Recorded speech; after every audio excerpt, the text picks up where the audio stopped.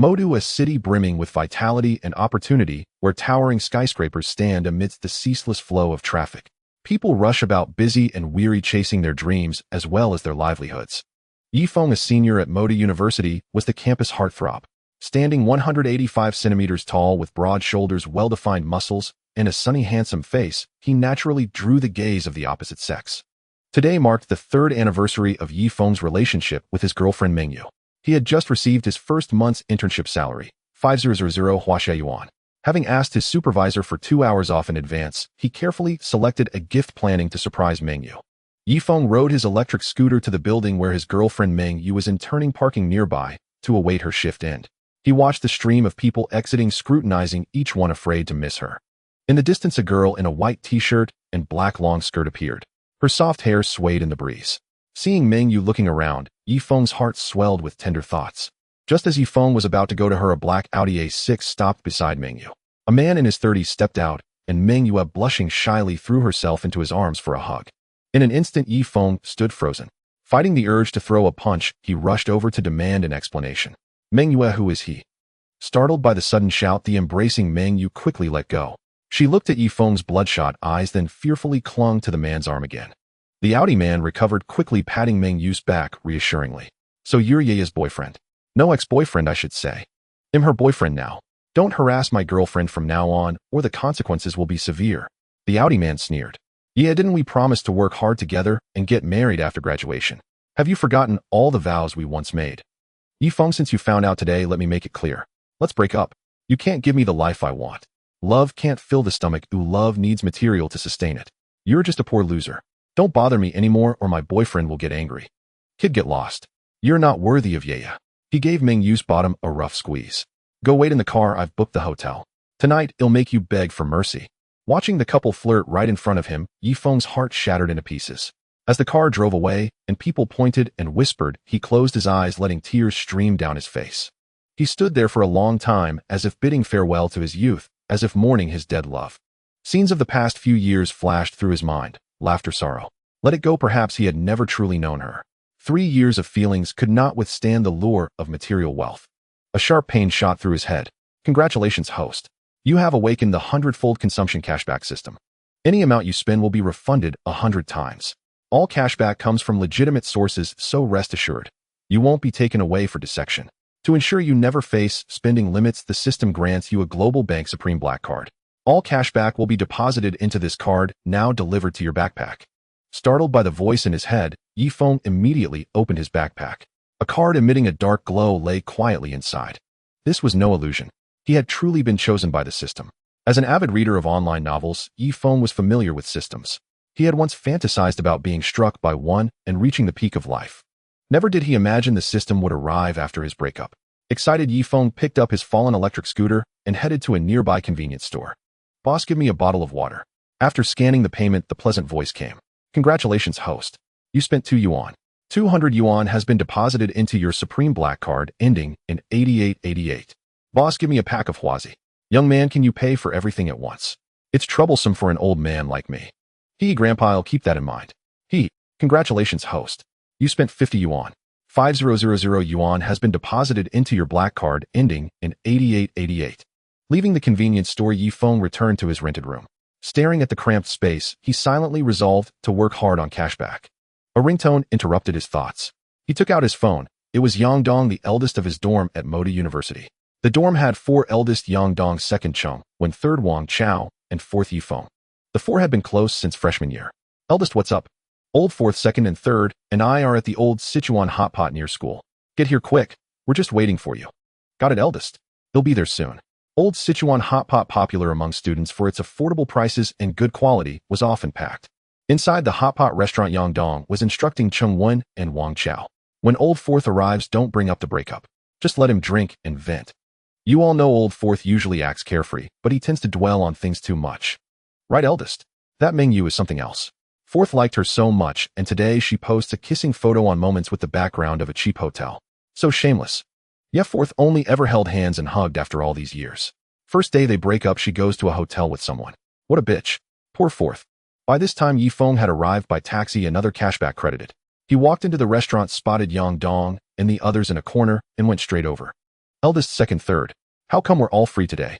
How's the internship going? I just got my first month's pay. Nobody fight me on this, my treat. Saying that, Yifeng pulled out a chair, sat down, and expertly opened a bottle of beer, filling his glass. The three exchanged glances, surprised. Had Old Fourth not seen the moments? Did he not know yet? The four clinked glasses first down the drink. Eldest Yang Dong said, Old Fourth, we didn't order much. If you want more, just add. Yifeng called the waiter over and added tripe duck intestines and a few plates of lamb. Graduation's coming soon. What are you all planning? He raised his glass again and drained it. Yang Dong drank with him. My family has arranged something. He'll go straight to work at one of our family companies after graduation. Chungwen adjusted his glasses. I plan to go back to my hometown for the civil service exam. My parents are getting older and I'm the only child, so I want to go home. Seeing the atmosphere turn somber after Chungwen's words, Wang Chao spoke up. Don't worry, your bro, Chao, isn't going anywhere. I'm planning to buy a place at Thompson Riviera someday. The others laughed and cursed at Wang Chao for showing off, shouting, get lost. You want to buy a place at Thompson Riviera? You couldn't even afford a bathroom if you sold yourself. As time passed, empty bottles piled up beneath their feet and their faces flushed red. Wang Chao looked at Yifeng and slowly asked, Lao Si, did you and your girl break up? Yeah, we broke up today. Then why do you look like nothing happened? Sai, what's the use of looking upset? I'm glad I saw her true colors. Breaking up is for the best. Cutting losses in time, Yifeng said slowly. Come on, let's drink. Today we drown our sorrows, tomorrow, well, face tomorrow's worries. Seeing everyone getting tipsy, Yifeng excused himself to the restroom, went to the counter, ordered another case of beer, and paid the bill. Congratulations, host. You spent 650 yuan and received a rebate of 65000 yuan, which has been deposited into your black card ending in 8888. Back at the table, he handed each of them a beer. The four reminisced about the past, 4 years of living together now about to go their separate ways. They all lamented the passage of time. They kept clinking glasses and drinking as the night grew darker. The four of them held each other up, singing, friends walk together for life, those days are gone, a one sentence, a lifetime, one friendship, a toast. It was already past 11 when they returned to the rental apartment. He splashed water on his face, randomly laid down on the bed, and fell into a deep sleep. The next morning, the alarm clock woke the sleeping Yifeng. He rubbed his groggy head, drank a large glass of water, struggled to get up, and began to wash up. After getting dressed, Yifeng rode his small electric scooter to the company. Arriving at the company, he greeted the receptionist and walked to his desk. His fellow intern Zhang Tao approached and said, Yifeng, have you heard? There's an early permanent position for one of us interns because our previous project was well done. I overheard the team leader say the spot should be yours. Huh, for me? Yeah, you're the strongest among us. If not you, who else? All right, if I get it, I'll treat you to a meal. Although with the system, Yifeng didn't care about the permanent position, he was still very happy to have his abilities recognized. Just then, the supervisor Wang Gang walked out of his office and came to the work area. Everyone pause what you're doing. I have 2 announcements to make.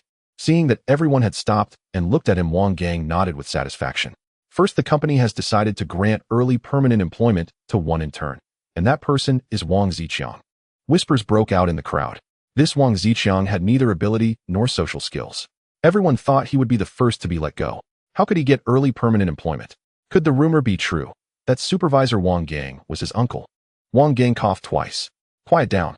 Now the second matter, because Yifeng offended our client, causing great dissatisfaction, the company has decided to terminate his internship early. Yifeng, you can pack your things and leave now. Yifeng stood up. Wang Gang, everyone says that trash Wang Ziqiang is related to you, and now it's clear. A worthless piece of garbage who can't do anything gets the first permanent spot. Do you really take us all for fools? Whatever. You say I offended a client. How could I have offended a client? In the whole month I've been here, I've never even met a client. I'm not taking the blame for this. Pack up and get out now. This is rebellion. Wang Gang, exposed in public, was furious. Yifeng simply packed his things, then said to Wang Gang, I've wanted out for a long time, you old bastard. Just you wait, your bad days are coming. As the crowd watched him leave with regret, Yifeng strode out. What a shame. Yifeng was diligent and capable. How could he be let go? I think Wang Gang made room for Wang Ziqiang. I heard a new team is being formed, and chances are his nephew will be the team leader. Just look at Wang Ziqiang's smug face, so nauseating. All right, stop talking. Rank beats rank. If they hear us, they might make our lives difficult. After leaving the company, he found a trash can and tossed in all the belongings he had packed. With the system, why would Yifeng ever work for someone else? He would never work again. Time to start enjoying life. He hopped on his electric scooter, deciding to buy himself a new phone first. His current one was painfully slow. He had been reluctant to replace it, saving money to buy gifts for Mengyu. Now it was time to treat himself better. Seeing a Huawei flagship store by the street, he walked in. As he entered, a sales assistant warmly greeted him. Sir, are you looking for a phone or a tablet? Yes, I'd like to buy a phone. Any recommendations? Sir, if you haven't decided on a model, you can try them out in the experience area to help you choose. He went to the experience area, tried several models, pointed at the Huawei Mate 60 Pro, and said to the clerk, "I'll take this one." Just then a mocking female voice came.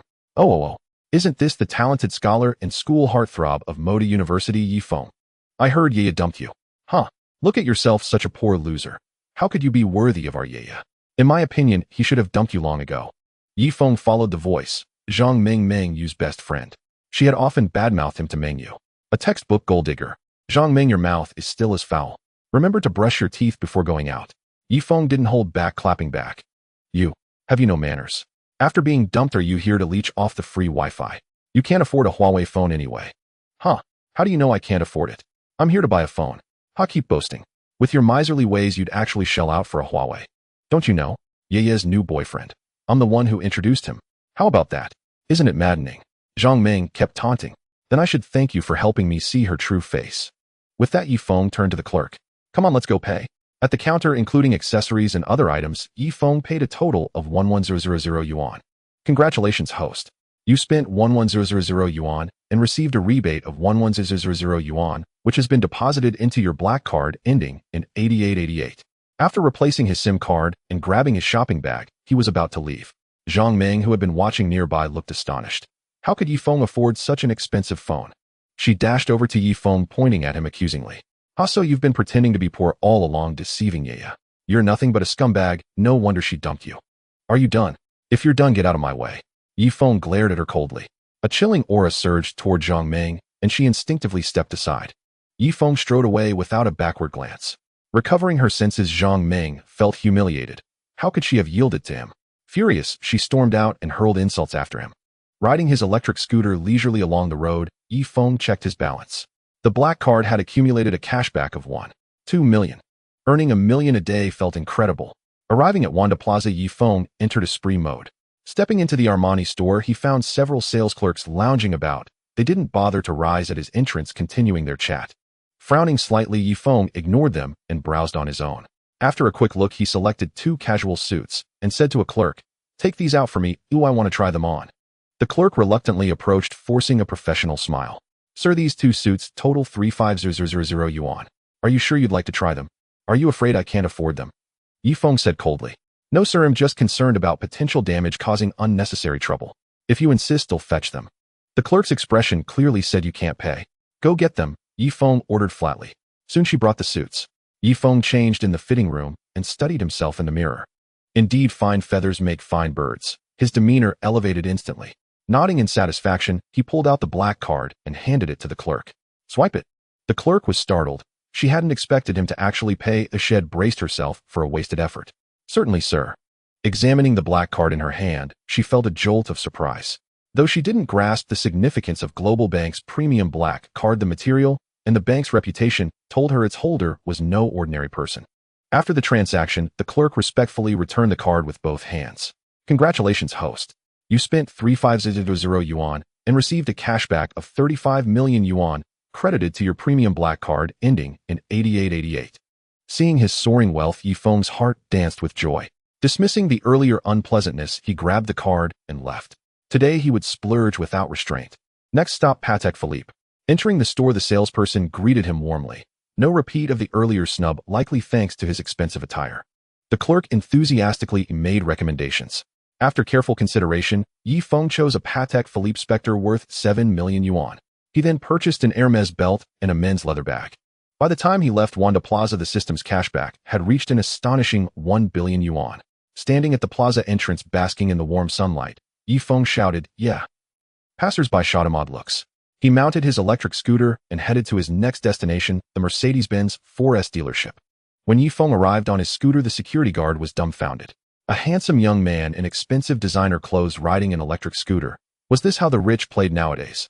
Inside, Yi Feng made a beeline for the G-Class. He had longed for this car, dreaming of driving it with the girl he loved on a road trip. Standing before the display, gazing at his dream car, his face lit up with excitement. Just then a jarring voice cut in. "Yeah, isn't that your broke ex-boyfriend? Look at that lecherous grin. One would think he's got the hots for the car, haha. Brother Wong, don't mention him. Yeah only has eyes for you now. That penniless loser is just here to loiter and mooch a free lunch, unlike you, who can actually afford a Mercedes. Looking at this shameless duo, Yifeng sighed. He should have checked the almanac before going out. Miss Salesperson, is this G-Class available in stock? He asked, ignoring them. Sir, we have a top-spec G-Class in store. If you purchase it, you can take delivery this afternoon, said salesperson Lenny. She had overheard their taunts and thought, these fools. This gentleman is decked out in luxury brands, and I caught a glimpse of that Patek Philippe on his wrist worth millions. He must be worth at least 100 million. Haha, Yifeng asking if there's a car in stock. Are you joking? You just lost your internship. You've probably got less than 5,000 yuan to your name. And you dare talk big about buying a G-Class. Do you have the means? Mocked Wang Yong.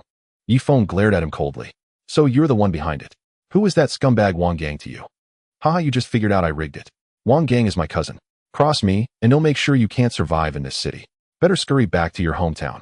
Wang Yong taunted with increasing arrogance. You think that's enough to break me? You underestimate me. Without the system, Yifeng wouldn't have had this confidence, but now he feared no one. Underestimate you? Ha, I've never thought highly of you. Do you dare make a bet with me? If I can buy this G-Class, you kneel and bark 3 times.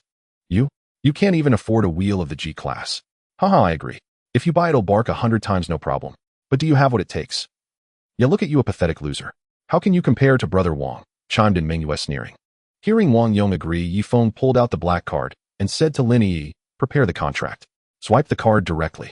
Lin Yi respectfully took the card. Mister, you please wait a moment. He'll handle it right away. 10 minutes later, Lin Yi returned with the contract. Mister, the contract is ready. Once you sign, you can pick up the car anytime. After signing, the system's cashback notification arrived. Congratulations, host. You spent 1 million yuan and received a cashback of 210 million yuan credited to your black card ending in 8888. Wang Yong and Meng Yu stared in disbelief. How is this possible? How can you afford it? You must be in cahoots with this saleswoman. You've teamed up to scam me. Lin Yi looked at the two who were clearly being dishonest, a look of utter contempt on her face. Sir, Madam, Mister, Yi has indeed paid in full for this Mercedes-Benz G-Class. I swear on our century-long reputation at Mercedes. Besides, given Mr. Yes status, buying a car worth 1 million is effortless. Just look at that watch on Mr. Yes wrist. That's a Patek Philippe classic model, the Phantom, valued at 7 million. Staring at the two people frozen in place, Yifeng said coldly, fulfill your bet now. Kneel down and bark like a dog. This is impossible. How could you afford it? Were you lying to me all along? You're clearly so wealthy, why did you pretend to be so poor? If I had known, I would never have left you. At that moment, Meng Yu's heart was a tangled mess. She had truly liked Yifeng, handsome, robust, and outstanding in his abilities. Wherever he went, he was the envy of all. But these qualities couldn't put food on the table. For a better life, she had heeded the advice of her best friend Zhang Meng, abandoned Yifeng, and chosen Wang Yong. Now, however, everything seemed so absurd. She had cast away a gem. Wang Yong, his face flushed with rage, slapped Meng Yu hard. Shut up. Come with me. He would never kneel and bark like a dog. All he wanted now was to escape this place of humiliation. Kid, don't think just because you have some money you can measure up to me. The world turns, and we'll see each other again. With those harsh words, Wang Yong dragged Meng Yu away in a frantic retreat. Watching them leave, Yifeng felt a pang of disappointment, not for Meng Yu, but for his past self. Had he been blind to have chosen such a materialistic woman as his girlfriend? Mister Yi, are you just letting them go like that? In Lin Yi's view, such people deserved nothing less than a thorough humiliation and revenge to satisfy her sense of justice. Let them go. Moda may be small, but it's not vast either. There will be plenty of opportunities. Driving his beloved G-Class, Yifeng left the 4S dealership, cruising through Moda's scenic streets. He couldn't help but sigh. Man, not having to work is damn great. Haha, not working and still having money is even more damn great. His phone rang. Yifeng picked it up and pressed the answer button. A melodious voice came through. Brother, guess who this is? Yifeng listened with a smile on his face. It was his sister Yilin. Ever since childhood, the bond between them had been incredibly strong, and she was very dependent on him. Let me guess. Is it our little piggy, Lin? Oh, you. Annoying brother, always teasing me. Hey brother, I've got good news and bad news. Which one do you want first? Yilin said playfully. Let's hear the bad news first. Bro, why don't you ever follow the script? There's no bad news. The good news is my admission letter arrived. Guess which university? Could it be Jing University? He looks like our family has produced a talented scholar. No, silly brother. I got into Moda University. Now I'll get to see you soon. Aren't you excited for your adorable little sister to arrive? Not really. You little imp, always full of mischief. Once you're here, I bet you'll drive me crazy. Oh brother. Mom and Dad are throwing me a graduation party in a few days. Can you come? Of course. I wouldn't miss our little princess party. Yay? You're the best brother. Gotta go now. Mom and Dad are calling me for dinner. Don't forget to eat too. Yifeng hung up with a broad smile. He adored his sister. When they were kids, every time Yilin got into trouble and their mom was about to scold her, she would run behind, Yifeng sticking her tongue out at their mother with a smug look. And he often got caught in the crossfire. Meanwhile, Yilin bounced out of her room after the call. You girl, you're this grown up and still so impulsive. Not a shred of femininity. Come eat. Their mother set the table while nagging. Old, you wash your hands and come eat. You spend all your time after work fussing over those plants and never lend a hand in the kitchen. Coming dear. You're so capable, UID, only be in the way, their father said flatteringly. You old charmer, all talk. Come on, let's eat. Their mother smiled pleased. Mom, Dad, I just called my brother. He said he'll come to my party. You silly girl. Your brother is still interning in Modu. How could he have time to come back? He's just humoring you. When school starts, you'll be in Modu too, so stop bothering him. Their mother worried about her son alone and without support in a strange city. As parents unable to help much, the least they could do was not add to his burdens. My brother will come. He never lies to me. You girl, they say daughters favor their fathers, but you've changed the rules. You're all about your brother. This old father's heart is breaking. Seeing Yilin pout, their father teased her. Meanwhile, Yifeng was feeling homesick. Since starting his senior year internship, he hadn't been home for over half a year. This time for his little sister's party, he would definitely stay for a few days. Thinking about Yilin coming to Modu for school, Yifeng decided it was time to buy an apartment. After all, he still had 1.2 billion in his account. More than enough for a place in Modu. Plus with the system's cashback he would go house hunting tomorrow. Just then a loud grumble came from his stomach. Yifeng's body was protesting. Had been so busy buying things all day that had forgotten to eat. He pulled out his phone and found a highly rated ancient-style restaurant nearby. Scrolling through the reviews, which were overwhelmingly positive, he decided to give it a try. He opened the navigation and set off for the ancient-style restaurant Phoenix Pavilion. 10 minutes later, Yifeng arrived, parked his car, and stood before the entrance of Phoenix Pavilion. The antique-style wooden door was intricately carved with exquisite patterns, and 2 golden door knockers swayed gently, producing a pleasant sound. Stepping inside, he was greeted by rustic tables and chairs, carved screens, delicate lanterns, and walls adorned with landscape paintings and calligraphy. It was as if he had been transported to the glorious Tang dynasty. The clamorous city outside, the prosperous Tang within. The stark visual contrast struck Yifeng profoundly. Truly, a great reputation is never undeserved. Having arrived relatively early, the crowd was still sparse, and Yifeng easily secured a table. Honored guest, what would you like to order? A server approached him and spoke. The term honored guest caught him off guard for a moment. Honored guest at Phoenix Pavilion, our decor follows ancient style, and our forms of address do too. If you need service, just call out Xiaoer waiter. Yifeng had never encountered such a style before and found it quite novel, but he quickly adjusted his demeanor. Waiter, bring me some of your signature dishes and a pot of tea. Right away, sir. They'll have the kitchen prepare them immediately. After ordering, Yifeng quietly watched a gracefully figure in ancient costume playing the guzheng in a corner. Her light green silk long dress and white gauze veil accentuated her delicate charm and mystery. Pouring a cup of tea and listening to the beautiful zither music, it was truly a delight. No wonder the ancients often indulged in romance and poetry. Gradually, the restaurant filled with patrons, and a long line formed outside. Senior Yifeng, over here. A voice caught his attention. Following the sound, he saw a sweet-looking girl in a white t-shirt and blue jeans waving at him. After thinking for a moment, he still had no recollection of her. Seeing Yifeng look over, the girl pulled a slightly plump, bespectacled girl over to him. Senior Yifeng, I'm Li Xiaona, a sophomore at Moda University. This is my roommate Shernan He. When we first enrolled, you gave a speech as the student representative. Your impassioned address made many of us new students idolize you. Li Xiaona looked nervously at Yifeng. She had been captivated by his demeanor and eloquence back then, but later learned he had a girlfriend and buried that feeling. When she recently heard he had broken up, her fervent emotions could no longer be contained. Yet after searching the campus for a long time, she still couldn't find him. O2 junior students, is there something you need? Senior Yifeng, we arrived a bit late and would have to wait a long time for a seat. Could we possibly share a table with you? Li Xiaona finished looking at Yifeng with hopeful eyes, her expression saying she would cry if he refused. Don't just stand there, have a seat. Today, senior is treating you to a meal. Yifeng smiled. He saw a shadow of his younger sister, Yilin, in Li Xiaona, the same mischievous spirit. Li Xiaona happily pulled Shernan to sit down. Waiter, bring us 2 more sets of utensils. Why isn't anyone responding? Yifeng explained with a smile. This is an antique-style restaurant, you have to speak like the ancients. Li Xiaona pondered for a moment, then said, Waiter, bring 2 more sets of bowls and chopsticks. Right away, sir. Senior Yifeng, this restaurant is really fun. I love it. The three enjoyed the delicious food, and Yifeng found the relaxed and carefree atmosphere very pleasant. Senior Yifeng, I know I shouldn't ask, but I still want to know. Did you and senior sister break up? Li Xiaona clenched her fists, staring intently at Yifeng, a mix of nervousness, anticipation, and fear in her eyes. She was nervous he might get angry, anticipated the answer, and feared losing the chance again.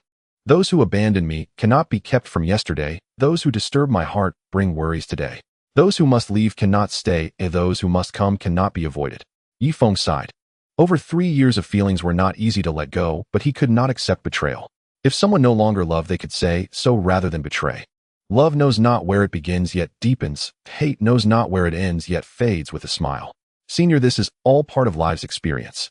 Take it easy. If time is the best remedy, it can make you forget and also make you meet anew. Gazing at the figure deep in her heart, at this moment, there was only heartache. Among the myriad ailments of life, only lovesickness has no cure. Yifeng murmured. 2 chien of 9-leaf Paris, 1 chien of winter solstice cicada, pupa boiled in snow from the previous year. This can cure worldly lovesickness. Li Xiaona argued. Paris has 7 leaves and 1 flower. Where would a winter solstice pupa come from? How can one gather last year's snow? How can lovesickness be cured? Dried self-heal becomes 9-leaf Paris, dig 3 feet deep to find the winter cicada. Snow on New Year's Eve falls on the previous year's ground. After the time of parting, lovesickness can be cured.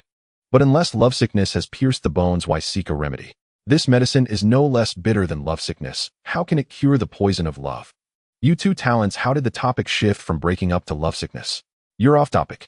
Say something we simpletons can understand, okay? Think of us academic underachievers. Shernan, sitting nearby, quickly tried to steer the conversation back. This Li Xiaona was truly worrying. Clearly liking senior yet still talking about lovesickness, silly girl. Haha, wasn't I just acting lovesick? The past is past. Am not that fragile, no need to comfort me, little junior. Yifeng laughed heartily, shaking off the gloom. He hadn't expected to chat so much with a junior he just met. Senior, could I add your WeChat? Today I not only took your seat, but also let you treat me to a meal. Another day he'll treat you. Li Xiaona smiled happily. She could have split the bill, but letting the senior treat this time meant she could invite him out alone next time. Just thinking about it made her happy. Yifeng opened his WeChat QR code. After Li Xiaona and the other girl added him as a friend, they went to pay the bill. Successfully getting the cash back and seeing it was getting late, he said to the 2 girls, "Junior students, are you going shopping? We're heading back to school." After discussing, they said, "Senior, we'd better go back to school. It's getting late. Then I'll take you back." Yifeng led the 2 out of Fengming Pavilion. In front of the big wagon, Li Xiaona looked at Yifeng in surprise. "Senior, is this your car?" "Yes, I just picked it up today." "I heard. That's right, I was dumped because I was poor. How maybe that's fate." In the car, all 3 were silent. Li Xiaona watched Yifeng's profile through the window reflection, momentarily dazed, her thoughts drifting back to their first meeting. That big boy, always with a smile, so youthful and sunny, making one feel like a spring breeze. Now the smile had faded, replaced by a resolute look. Perhaps this was growth. At the school gate, after saying goodbye, Yifeng didn't leave, but returned to the dormitory he hadn't visited in a long time. "Old Fourth, why are you back? Got something on your mind? Tell your big bro Chow, and let me have a laugh." Wang Chao teased, seeing Yifeng, who hadn't been back in ages. Chengwen also sat up and looked at Yifeng. "No way, Old Fourth, did you win the lottery? This whole outfit is designer brand. It's not cheap." Wang Chao also noticed Yifeng's change. After scanning him, his eyes locked onto Yifeng's wrist. "Holy crap, a Patek Philippe. Old Fourth, you've hit it big. Tell me, did some rich woman take a liking to you? Hook me up too." Wang Chao joked. "Get lost, what rich woman? I just picked it up from the sky while walking. Ha. Godfather, you've gone bad. I just checked, that Patek Philippe of yours costs 7 million. Spill the beans, what's going on? If you don't talk, my halberd will taste blood." Yifeng looked at the 2 excited men, unsure how to explain. The secret of the system could certainly not be revealed. After a moment of thought, he said, "After the breakup, I was packing up things in the rental room and found an old hard drive with 200 bitcoins on it. I cashed them out yesterday." "Lao Si, you've just achieved a small goal. Comparing people really does drive one to death. You have to treat us." Wang Chao exclaimed excitedly, his eyes devoid of jealousy, holding only a trace of envy and joy. "A blessing in disguise, Lao Si. Getting rich after the breakup proves your true love hasn't arrived yet. Mengyu wasn't your soulmate. But you must stay true to yourself, not squander your fortune just because you have money now, lest you burn through your blessings." Chengwen patted Yifeng on the shoulder, offering earnest advice. "Lao Er, I think you shouldn't go back to your hometown for the civil service exam. You should stay and teach at the university, always spouting principles like a preaching scholar. If I had a small goal, I'd enjoy life and experience what it's like to be rich." Wang Chao didn't agree with Cheng Wen's words. He believed that once one achieved financial freedom, one should enjoy life, otherwise the struggle was meaningless. All right, Lao, Sin, don't worry. I have my own plans. You two wait here while I go to the school's supermarket to buy some things for us to drink. Yifeng first ordered some barbecue on his phone, then went downstairs to the supermarket, which was just a few minutes walk away. Isn't this Yifeng? Long time no see. How have you been? Is the internship going well? Supermarket owner Zhao Li greeted Yifeng with a warm smile. The two were fellow townsmen from Tianjin. Since people from Tianjin rarely drifted far from home, they felt a special kinship, and over time, they had become friends. Brotherly, long time no see. My internship ended early. I came back to school today. Are you here all by yourself today? Isn't sister-in-law here to help? Ah, the little one is sick. Your sister-in-law is at home taking care of him. What do you want to eat? Brotherly will give you a discount. Great'll go pick out some snacks then. Soon Yifeng returned with an armful of snacks. Brotherly, give me a case of beer too. How much will that be? 158. Just give me 150. Drink less, kid. Come visit Brotherly more often in the future. Once you graduate, we won't have many chances to meet. Don't worry, Brotherly. Even after I graduate, I'll still come to see you. Ahem, off now. My roommates are waiting for me. Talk to you later. Picking up the barbecue, Yifeng returned to the dormitory. He set the things on the table. The three young men sat around it, each holding a bottle of beer, as moonlight streamed through the window onto their youthful faces. As time passed, the mild intoxication from the alcohol prompted the three to begin recounting their own stories. Lao Sen, Lao Si, I actually didn't want to leave Shanghai. But my parents had me late in life, and I'm their only child. To support my education, they had to go out and work. I remember once my father cut his hand at a construction site. To save money, he had to give up a finger. When I saw it, he was still comforting me, telling me not to worry. At that moment, my heart felt like it was shattering into pieces. I hated that I was growing up too slowly. I hated being a burden on my family. From then on, I studied like crazy. I knew that was the only way to change my fate. Sometimes you guys tease me saying a big man from Shandong is as stingy as a miser from Shaanxi. I just know the value of money. It was bought with my father's fingers. I can't waste a single cent. Now I'm about to graduate. I want to do my part for this family. I want to go home and take over my father's burden, let him rest, let him know his son has grown up, can be his support, and can shield him from the wind and rain. Looking at the tear-streaked Cheng Wen, Yifeng didn't know how to comfort him. Life is full of disappointments, and few can be shared. He raised his glass and said to Cheng Wen, "Hey, race to you, second brother. You're truly a man of Shandong, responsible. Bottoms up. Second brother Lao Si, you usually see me laughing and joking. Do you think I'm very carefree? That's just a facade. My parents divorced when I was young. After they each remarried, I lived with my grandparents. I was always mocked by classmates as a kid without a dad or mom.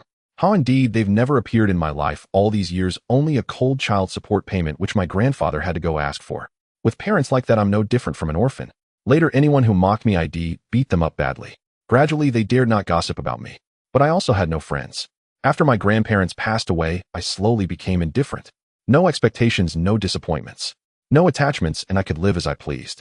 But who knows, on that rainy night, a little boy's desperate screams couldn't call back the retreating figure's despair. The three drank, heartily living for the moment, letting tomorrow's worries take care of themselves.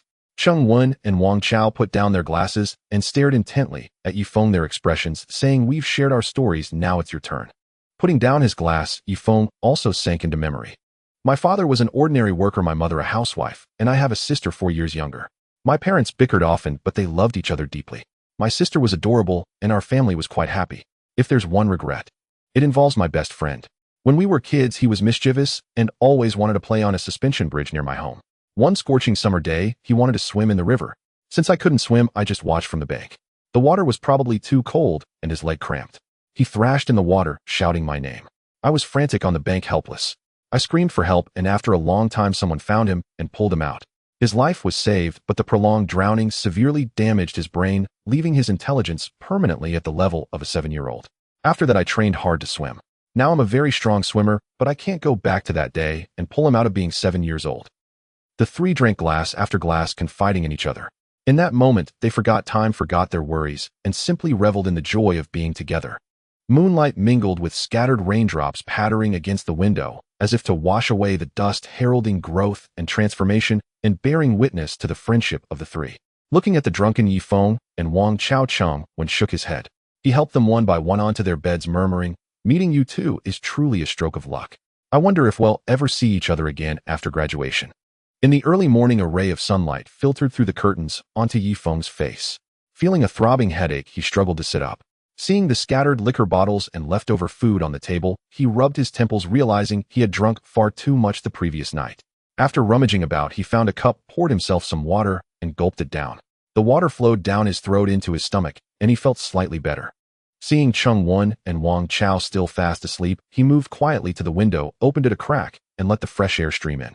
Dragging his weary body back to the table, he placed the scattered bottles back into the box bag. The leftover food, found a rag to wipe the table, and satisfied with the tidiness, picked up the trash and left the dormitory. He tossed the trash away on his way and headed straight for the cafeteria. Entering the cafeteria, he went directly to a counter and said, "Annie, give me a bowl of millet porridge." The cafeteria lady filled the bowl, and Yifeng took out his phone to pay. Looking down, he saw the battery was dead. He had forgotten to charge it after drinking too much the night before. Just as he was feeling awkward, a successful payment sound broke the embarrassment. "Good morning, Senior Yifeng. I didn't expect to see you again so soon." Yifeng looked up to see a cute smiling face before him. It was his junior schoolmate Li Xiaona. "Good morning, Junior. My phone's dead. Lucky I ran into you, or I'd have been so embarrassed." "Oh, so that's why you didn't reply to my message yesterday. I thought you didn't want to talk to me, and I was upset for ages." "Senior, let's not stand here. Let's go to that table over there, or the porridge will get cold." The two sat down at the table. Yifeng took a sip of the millet porridge, feeling a warm current spread through his body, restoring some of his strength. Seeing Li Xiaona staring intently at him with her hands propping up her chin, he asked, "What's wrong? Is there a flower on my face?" Li Xiaona blushed deeply and stammered, "No. No, Senior. I was just thinking, with such a handsome face, it's a shame you're not a movie star." "I admit I'm a bit handsome, but becoming a movie star is a bit of a stretch, don't you think? By the way, why aren't you in class today? Little Junior, you're turning into a troublemaker." Yifeng teased, looking at her flushed cheeks. "Senior, you're too modest. You have no idea how many junior girls see you as their dream man. We don't have class this morning, and this afternoon, we only have one Taoism class. I'm a good student. Why would I skip class?" "Senior, you can call me Xiaona. Calling me Junior is too formal. Can I call you Brother Feng?" Seeing the hopeful look in Li Xiona's eyes, Yifeng nodded in agreement. "Brother Feng, Brother Feng." Li Xiaona called out happily. "Brother Feng, there's a new movie premiering tonight. Would you go see it with me? Pretty please." Yifeng thought about it, and having nothing planned for the evening, nodded in agreement. "Great. If my roommates find out that the campus heartthrob of Modi University went to a movie with me, they'll be so jealous." Li Xiaona giggled dreamily. Yifeng found her excitement amusing and took his leave. "Xiaona, I have some errands to run. He'll catch you later. He'll pick you up tonight." "Don't forget, Brother Feng." After parting ways, Yifeng went to his car, found a power bank, and charged his phone. In modern society, being without a phone truly made everything difficult. Once the phone rebooted, Yifeng called the agent from whom he had previously rented an apartment. Lu Wei had been a great help with his old rental place. "Brother Wei, it's Yifeng. Do you have any listings for sale at Thompson Riviera?" Yifeng: "Struck it rich, have you? Looking to buy a place? There are 2 large apartments at Thompson Riviera, but they're pricey given the reputation." "Brother Wei, let's meet at the Thompson Riviera entrance in half an hour." "Yifeng, are you serious? Those apartments cost nearly 100 million. You're not joking, are you?" "Don't worry, Brother Wei.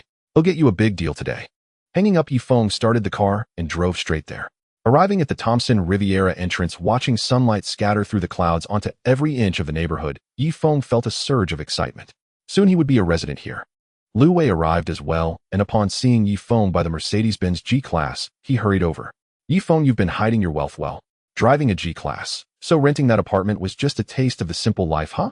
You really know how to have fun. Come on, let me show you the place." Entering the complex, lush trees and meticulously trimmed lawns complemented each other, creating a harmonious scene.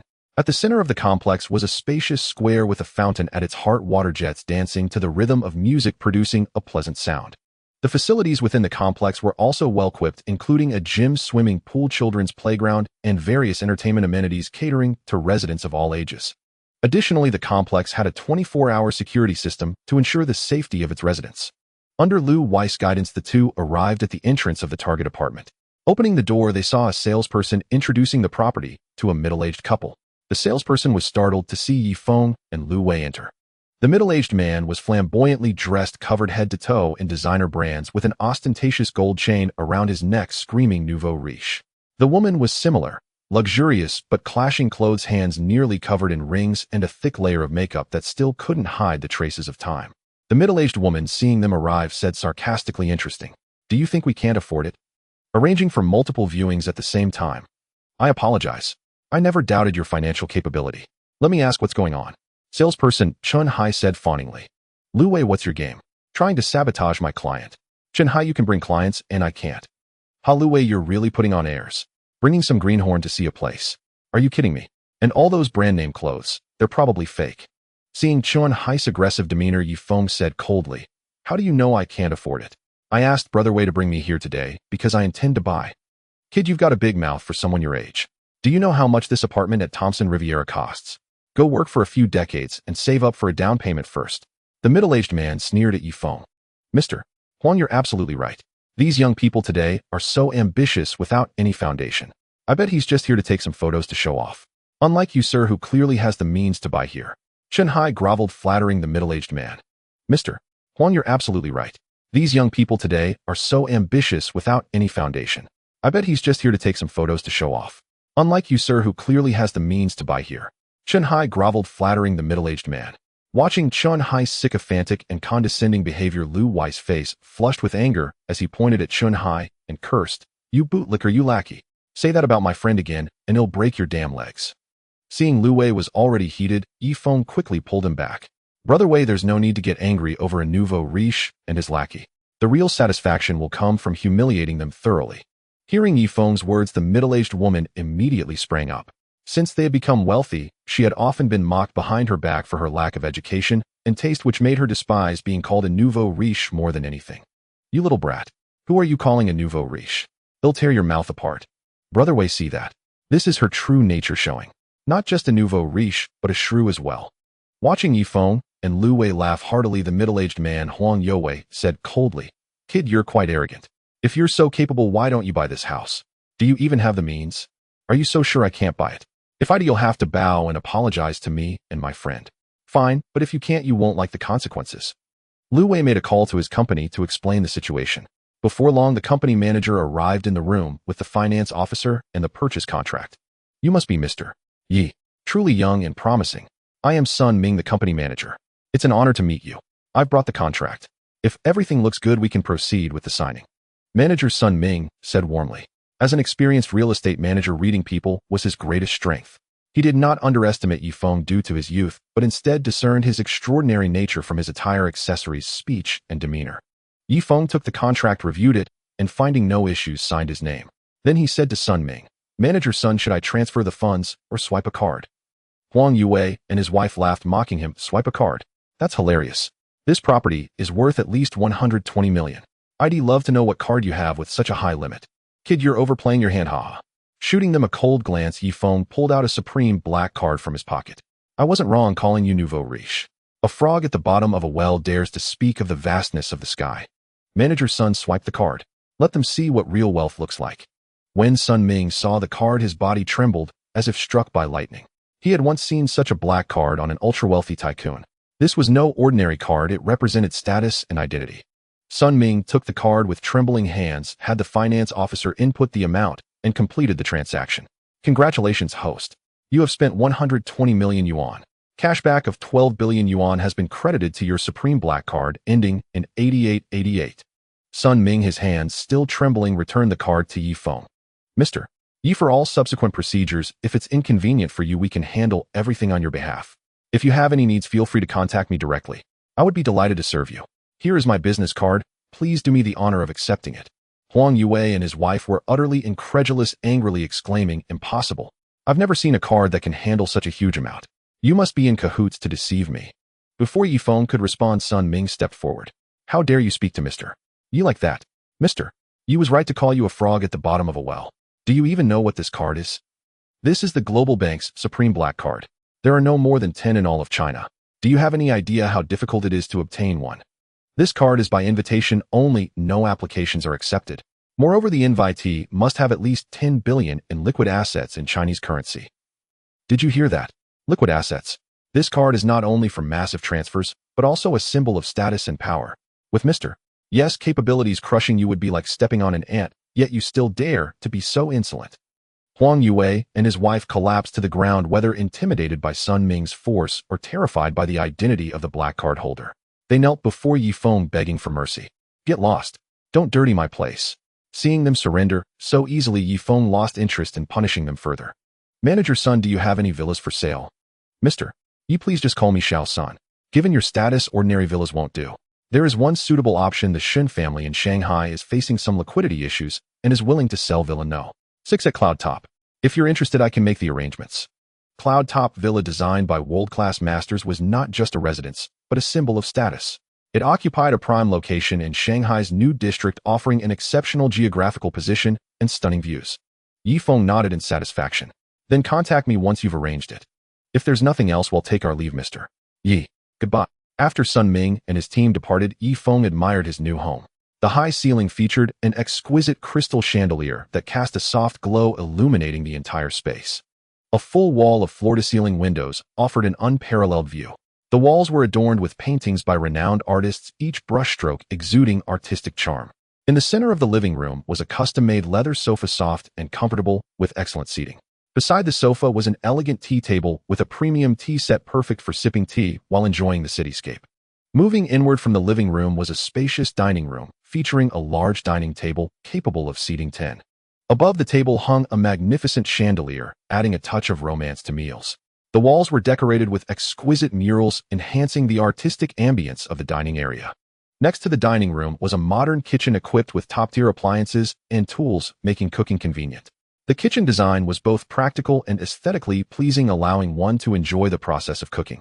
Gazing contentedly at his new home, Yi Feng looked forward to his younger sister, Yi Lin's arrival. She would surely love it here.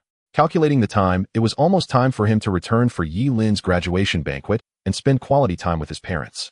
Checking the time, he figured Li Xiaona would be done with class soon. Yi Feng drove away from Thompson Riviera toward Shanghai University. Arriving at the school gate and seeing Li Xiaona hadn't arrived yet, he went to a nearby bubble tea shop and bought 2 cups of milk tea. Most girls would probably like that. As he walked back, he saw Li Xiaona standing by the car looking around. Yi Feng jogged over. "Brother Feng, tell me the truth. Were you off looking at pretty girls?" Li Xiaona blinked her big eyes and said playfully. Watching Li Xiona's adorable demeanor, Yi Feng couldn't help but gently ruffle her hair with his hand, causing her face to flush crimson instantly. Sensing that his gesture might have overstepped, Yi Feng immediately apologized. "Sorry, Xiaona, I didn't mean to. I noticed you hadn't arrived yet, so I bought 2 cups of milk tea. I'm not sure if you'll like it." "Thank you, Fengge. How did you know I love milk tea?" "Hee, I wasn't angry just now." Being given a head pat by the renowned campus heartthrob of Modi University, countless people would die of envy. At this moment, Li Xiaona inwardly regretted her flushed cheeks, which had made Fengge so awkward. If only she could have snapped a photo, she could have preserved that moment forever. "Fengge, I've already bought the tickets. It's at 1 Cinema. Let's go." Yi Feng opened the car door, and they both got in. They sped off and soon arrived at their destination. While Li Xiaona was collecting the tickets, Yi Feng headed to the snack area. The salesgirl's eyes lit up at the sight of him, and she greeted him warmly. "Handsome, what would you like to buy?" "A bucket of popcorn, please. Make it a large one." The salesgirl filled the bucket to the brim and handed it to Yi Feng. Her cheeks flushed as she asked, "Are you alone, handsome? I get off work at 9. If you don't mind, we could grab a drink." Yi Feng shuddered. "Lady, don't you look in the mirror before you go out." He took the popcorn and fled in panic. Seeing Yi Feng rushing back with a bucket of popcorn, Li Xiaona asked curiously, "Fengge, why are you running? You're sweating so much. Hey, race a tissue, wipe it off." Yi Feng took the tissue and wiped his sweat. He couldn't admit that he had fled from a woman's harassment. That would be too embarrassing. So he fabricated a white lie. "Xiaona, I was afraid we'd miss the start of the movie, so I hurried back." Seeing that Li Xiaona didn't suspect anything, he quickly wiped off more sweat. Went out and about. A guy had to learn to protect himself. They queued up, had their tickets checked, and entered the dimly lit cinema. In the faint glow, they found their seats, surrounded by the low murmur of other viewers. As the lights in the screening room gradually dimmed and the screen began to flicker, they both became immersed in the film. The story was about a romance during their school days. They worked hard together, striving to get into the same university. But just as they were about to walk down the aisle, the female lead passed away unexpectedly. The male lead insisted on completing the wedding, only to spend the rest of his life in melancholy and solitude. After the movie, Li Xiaona was sobbing uncontrollably. She clutched Yi Feng's arm, wiping her tears continuously as he tried to comfort her. "Xiaona, let's go eat. My stomach is starting to protest. You need to eat something too, or you won't have the energy to keep crying." Li Xiaona laughed through her tears. Who comforted someone like that? She hadn't expected Fengge to be such a straight man. They didn't go far. Instead, they found a barbecue restaurant in Wanda and began to eat. The charcoal fire burned slowly in the stove, crackling softly. As the slices of meat tumbled endlessly on the grill, a rich aroma soon filled the air. Li Xiaona picked up a slice of beef, placed it on a lettuce leaf, evenly spread the dipping sauce, added a few slices of garlic, rolled it up skillfully, and handed it to Yifeng. Feng Ge, thank you for accompanying me to the movies today. As a token of my gratitude, I've personally rolled this barbecue for you. Give it a try. Ordinary folks don't get to taste this, you know. Taking the rolled barbecue, Yifeng tasted it. Looking at Li Xiaona, whose eyes had crinkled into crescents from smiling, he nodded earnestly and praised. Xiaona, it's delicious. The tender, juicy beef, the refreshing vegetables, and the garlic slices. What a delight. Most girls wouldn't add garlic. How did you come to like it? Seeing Yifeng finish eating, Li Xiaona said happily, I saw it online too. Isn't there a saying, eating meat without garlic cuts the flavor in half? Later I tried it, and it really hit the spot. It's just that the aftertaste lingers a bit. They savored the food slowly. During the meal, Li Xiaona shared many amusing anecdotes from her life, while Yifeng listened quietly, occasionally chiming in with a few words. Xiaona, keep eating. I'm going to the restroom. They'll be right back, Yifeng said. Just as he stood up to leave, Li Xiaona called out to him. Feng Ge, wait a moment. Li Xiaona rummaged through her bag, pulled out a pack of tissues, and handed it to Yifeng. Staring at the tissues, Yifeng was baffled. What did this mean? I'm just going to the restroom. Why give me tissues? After a 3-second pause, they both realized the awkwardness. Yifeng looked at Li Xiaona, whose face was as red as an apple, took the tissues, and mumbled a thank you. Feng Ge, please don't misunderstand. I just thought you might need to dry your hands after washing them. That's all. Don't overthink it. Li Xiaona wished she could crawl into a hole. How mortifying. If her roommates found out, they'd never let her live it down. How embarrassing. Seeing Li Xiona's flustered attempts to cover up, Yifeng smiled and headed to the restroom. This junior was adorably silly. In the restroom, Yifeng straightened his clothes and then went to the cashier to settle the bill. After smoothly receiving the cash back, he was walking back when he noticed a woman with exquisite features and stylish attire standing beside Li Xiaona. The two seemed to be arguing. Yifeng hurried over and looked at the visibly upset Li Xiaona. Xiaona, what happened? Li Xiaona explained the situation, her voice tinged with grievance.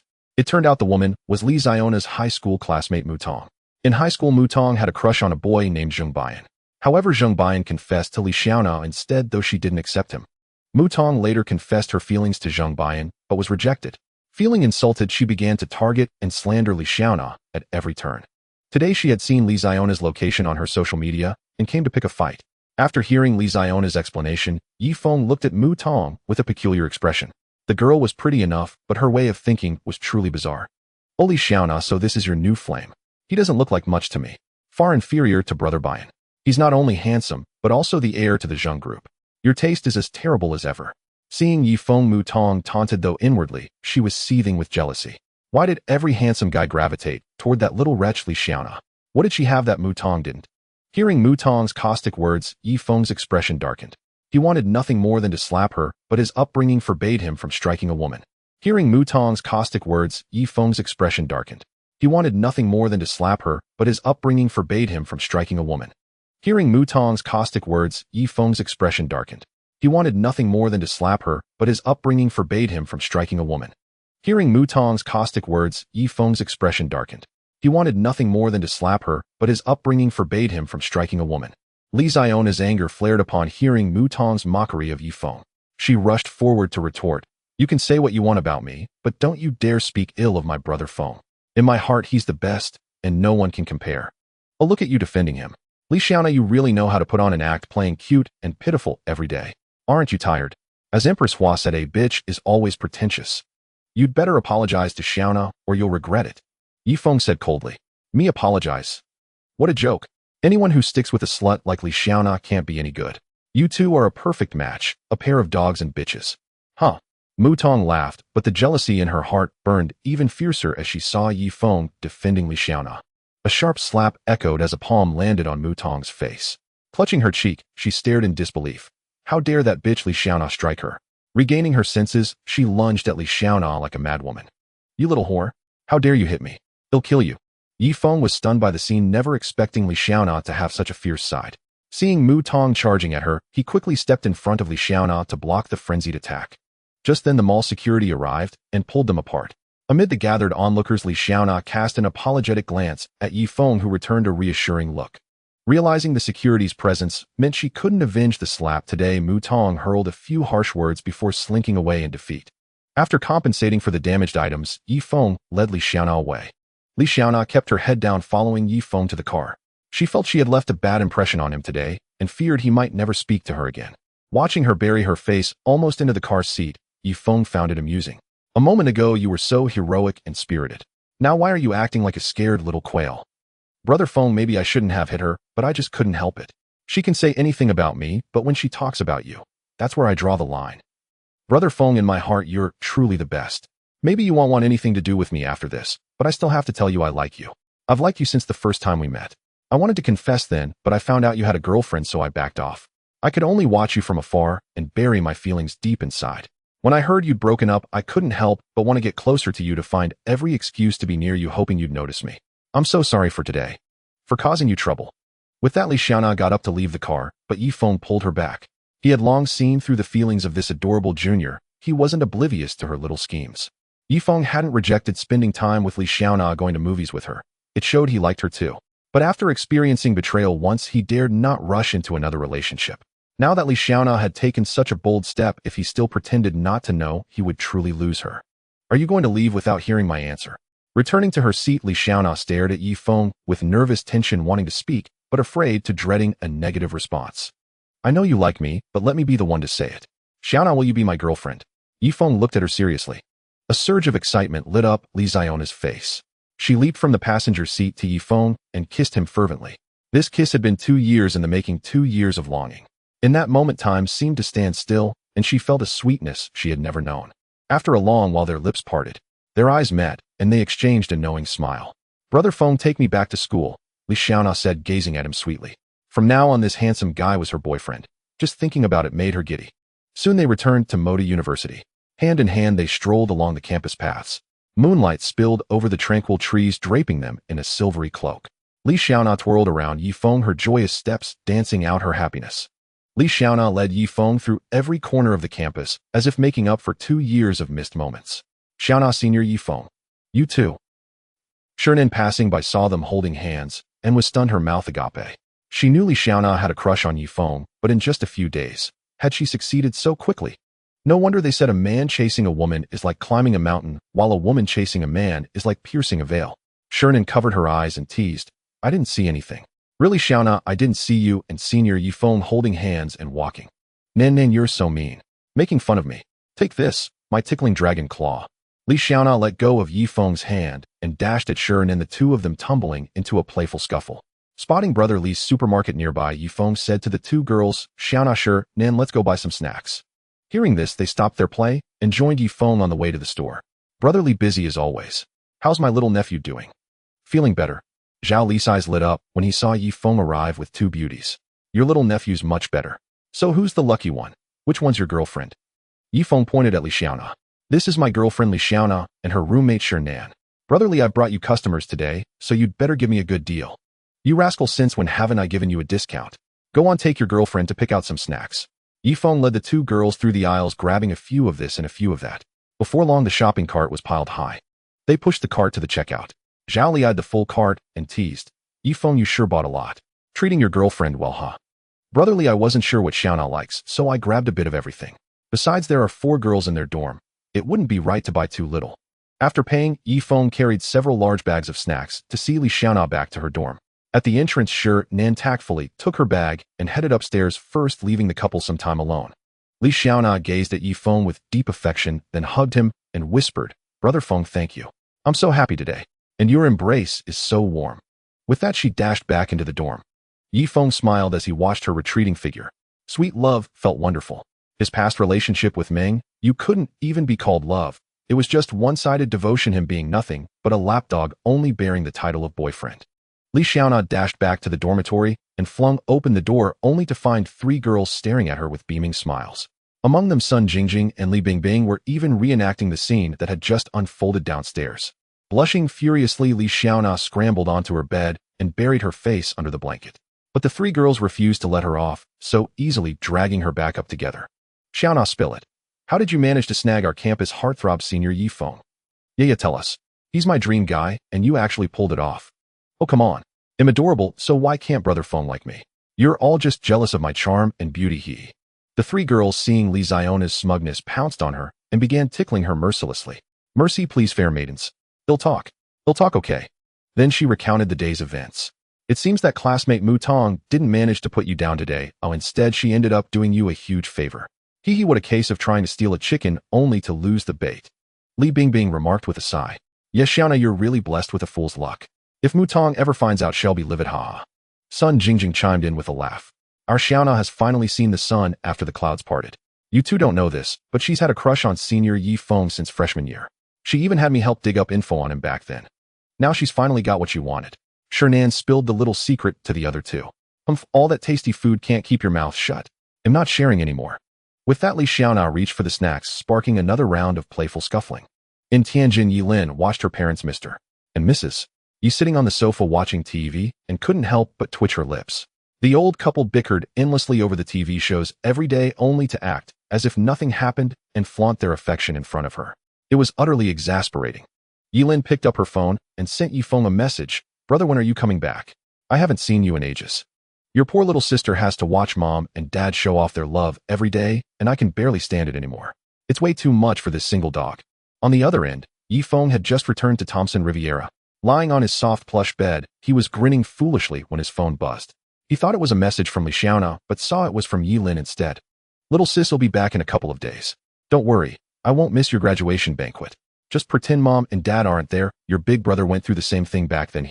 As long as the old folks are happy, that's what matters. Just then a call came in. Yifeng glanced at the number. It was Sun Ming. He pressed the answer button. Mr. Yi, I'm terribly sorry to disturb you so late. Regarding the Shen family's cloud villa we discussed last time, I've already made the arrangements. Patriarch Shen would like to invite you to the cloud villa tomorrow morning for a detailed discussion. Would that be convenient for you? Yifeng thought for a moment. He had nothing planned for tomorrow, so he agreed. After setting the time, he hung up. He hoped the cloud villa's price would be raised a bit tomorrow. Then the cashback would be quite substantial. After washing up, Yifeng returned to bed, chatted briefly with Yilin and Li Xiaona, and then fell asleep. Sunlight streamed through the floor-to-ceiling windows, warming Yifeng's face as he gradually woke up. What a stroke of luck, another day alive. He drew back the curtains and gazed at the bustling people outside, all rushing about for their livelihoods. A wave of emotion washed over him. He had once been one of them. But since the system arrived, his life had undergone a dramatic transformation. He now possessed unimaginable wealth and had found sweet love. Money was indeed a wonderful thing. It could solve 99 of the world's troubles. After washing up and changing clothes, Yifeng stood before the mirror. Gazing at the spirited young man reflected there, he narcissistically murmured, "So handsome." Glancing at the time, Yifeng headed downstairs to set off. Being late for the appointment with Patriarch Shen wouldn't do. He got into the car, turned on the navigation, set the destination to Cloud Villa, and hit the road. Having avoided the morning rush hour, the drive was fairly smooth, and he soon arrived at his destination. Sun Ming, standing at the entrance, spotted Yifeng approaching and jogged over to open the car door. With an enthusiastic smile, he said, "Mr. You're here? Please wait a moment, they'll get in touch right away." Sun Ming went to the security booth at the main gate, explained the purpose of their visit, and after the guard confirmed with Patriarch Shen, they were let in. Following Sun Ming's guidance, Yifeng drove to the entrance of Villa No. 6 at Cloud Villa parked, and Sun Ming pressed the doorbell. Soon the door swung open, and a little girl of about 10 peeked out, her big eyes filled with curiosity as she stared at Yifeng and Sun Ming.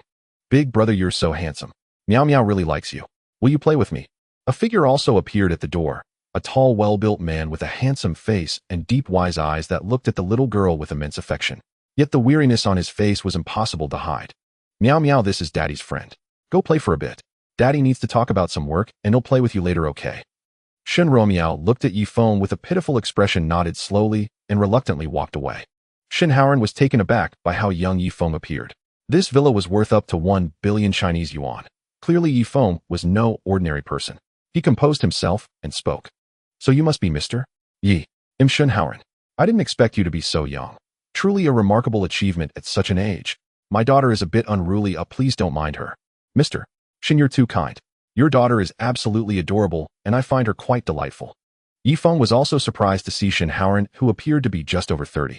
He had assumed the family patriarch would be at least 50. Clearly there was a rich story behind this man. Shen Haoran led the two into his study, served them tea, and got down to business. "Mr. Yi, I hear from Sun Ming that you're interested in purchasing this villa. Are you familiar with it?" Cloud Villa is the most prestigious property in all of Magic City.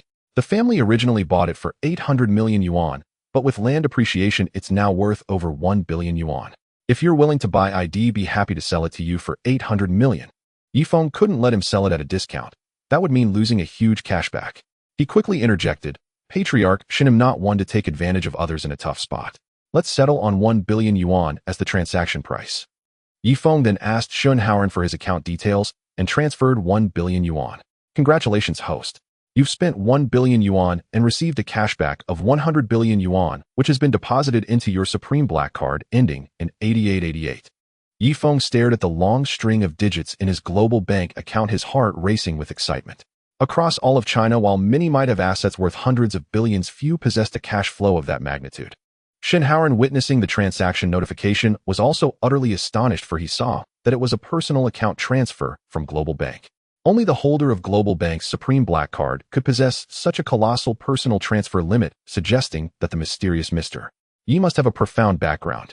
Yifeng also entrusted the property transfer to Sun Ming. He was quite satisfied with Sun Ming, who was competent in handling affairs, albeit overly obsequious towards him. Patriarch Shun, I heard from Sun Ming that the Shun family's capital chain has encountered problems. If you don't mind sharing, perhaps I could be of some assistance. Now wielding a substantial amount of funds, Yifeng also desired to acquire some assets. Moreover, he couldn't pass up such an excellent opportunity to exploit the system's benefits. Shen Haoran's eyes lit up. He knew that Yifeng possessed formidable cash flow and intended to leverage his strength to rescue the Shen family. Mr. Yi, I am a few years older than you, so I'll presume to call you Brother Yi. This is a long story. In the past few years, our Shun family prospered smoothly, reaching a scale of 50 billion Chinese yuan. All this credit goes to my younger sister Shen Haoyue. She has exceptional foresight and extraordinary business acumen, doubling the company's market value in just 2 years. When the Fang family of the 4 great clans in Magic City saw my sister's talent, they planned to have their good-for-nothing youngest son Fang Zhiping marry into our Shen family. My father vehemently opposed this. On one occasion, when Fang Zhiping harassed my sister, she kicked him in the groin, rendering him impotent. Consequently, our Shun family suffered relentless retaliation from the Fang family. Our various industries were ruthlessly suppressed, and my father died of a sudden heart attack. In short, our Shun family shares a deep-seated enmity with the Fang family. Brother Yi, if you help our Shun family, you will surely incur the Fang family's enmity. So you must think it over carefully. Seeing Shen Haoran's sincerity, Yifeng had no more reservations. He was also quite curious about the prodigious young woman Shen Haoyue. As for incurring the Fang family's enmity, he had no fear. After all, he possessed a system, being overly cautious would be an insult to it. Brother Shen, I have decided to invest in the Shen family. How much capital do you need? Shen Haoran's spirits lifted. He hadn't expected Yifeng to invest after his confession. Going against the formidable Fang family for the sake of the Shen family was extremely unwise. Brother Yi, I am truly grateful. The Shen family's current market value is around 35 billion Chinese yuan. If you invest 10 billion Chinese yuan, I am willing to give you a 35% stake. Brother Shen, have the legal department draft the contract. My investment can be transferred at any time. Shen Haoran promptly contacted the legal team to draft an equity transfer contract, which was then delivered to Cloud Villa. Yifeng reviewed the contract, found no issues, signed his name, and immediately transferred 10 billion Chinese yuan. Brother Yi, I am extremely grateful. Rest assured, I will not betray your trust. At this moment, Yifeng was puzzled. He had spent 10 billion Chinese yuan, yet the system had not reacted. System, why is there no cashback? Host, the system provides cashback on consumption. Investment and equity acquisition do not fall under consumption, so no cashback will be granted. Why didn't you say so earlier? Host, you didn't ask. You ingrate. Tell me, how can investment and acquisition be considered consumption? Host, once the cumulative cashback reaches 10 trillion and the system upgrades, all your expenditures will be counted for cashback. The cashback will then be distributed in the form of points. For every 100 million Chinese yuan spent, you will earn 1 point. A points mall will also be unlocked. Please continue to work hard, host. Ending the conversation with the system, the three left the study. Seeing Yifeng appear, Shen Ruomiao rushed over and hugged him. Big brother, are you done talking with dad? Can you play with me now? Shen Haoran looked at his daughter and said, Meow Meow, daddy has sold this house to Uncle Yifeng. We need to pack up our things and move to another home. Big brother, can I still come here to play? Seeing Shen Ruomiao's expectant eyes, Yifeng crouched down, stroked her head, and said, Meow Meow is welcome anytime. Big brother will always welcome you. Brother Shen, no rush. You can take your time packing. I won't be moving in anytime soon. Big brother, you're so kind. Shen Ruomiao gave Yifeng a kiss on the cheek. After playing with little Meow Meow for a while, Yifeng took his leave. Returning to his car, he opened his phone and checked the flights from Magic City to Tianjin. After some consideration, he booked a first-class ticket for 10 a.m. the next morning. Thinking of his long-absent parents and younger sister whom he would soon see, Yifeng felt a surge of excitement. He decided to pick out some gifts first. Driving to Wanda Plaza, he went straight to the familiar Patek Philippe store. The saleswoman Mo Qingqing saw Yifeng arriving and greeted him warmly. He had left a deep impression on her last time he had casually bought a 7 million Chinese yuan Patek Philippe Phantom.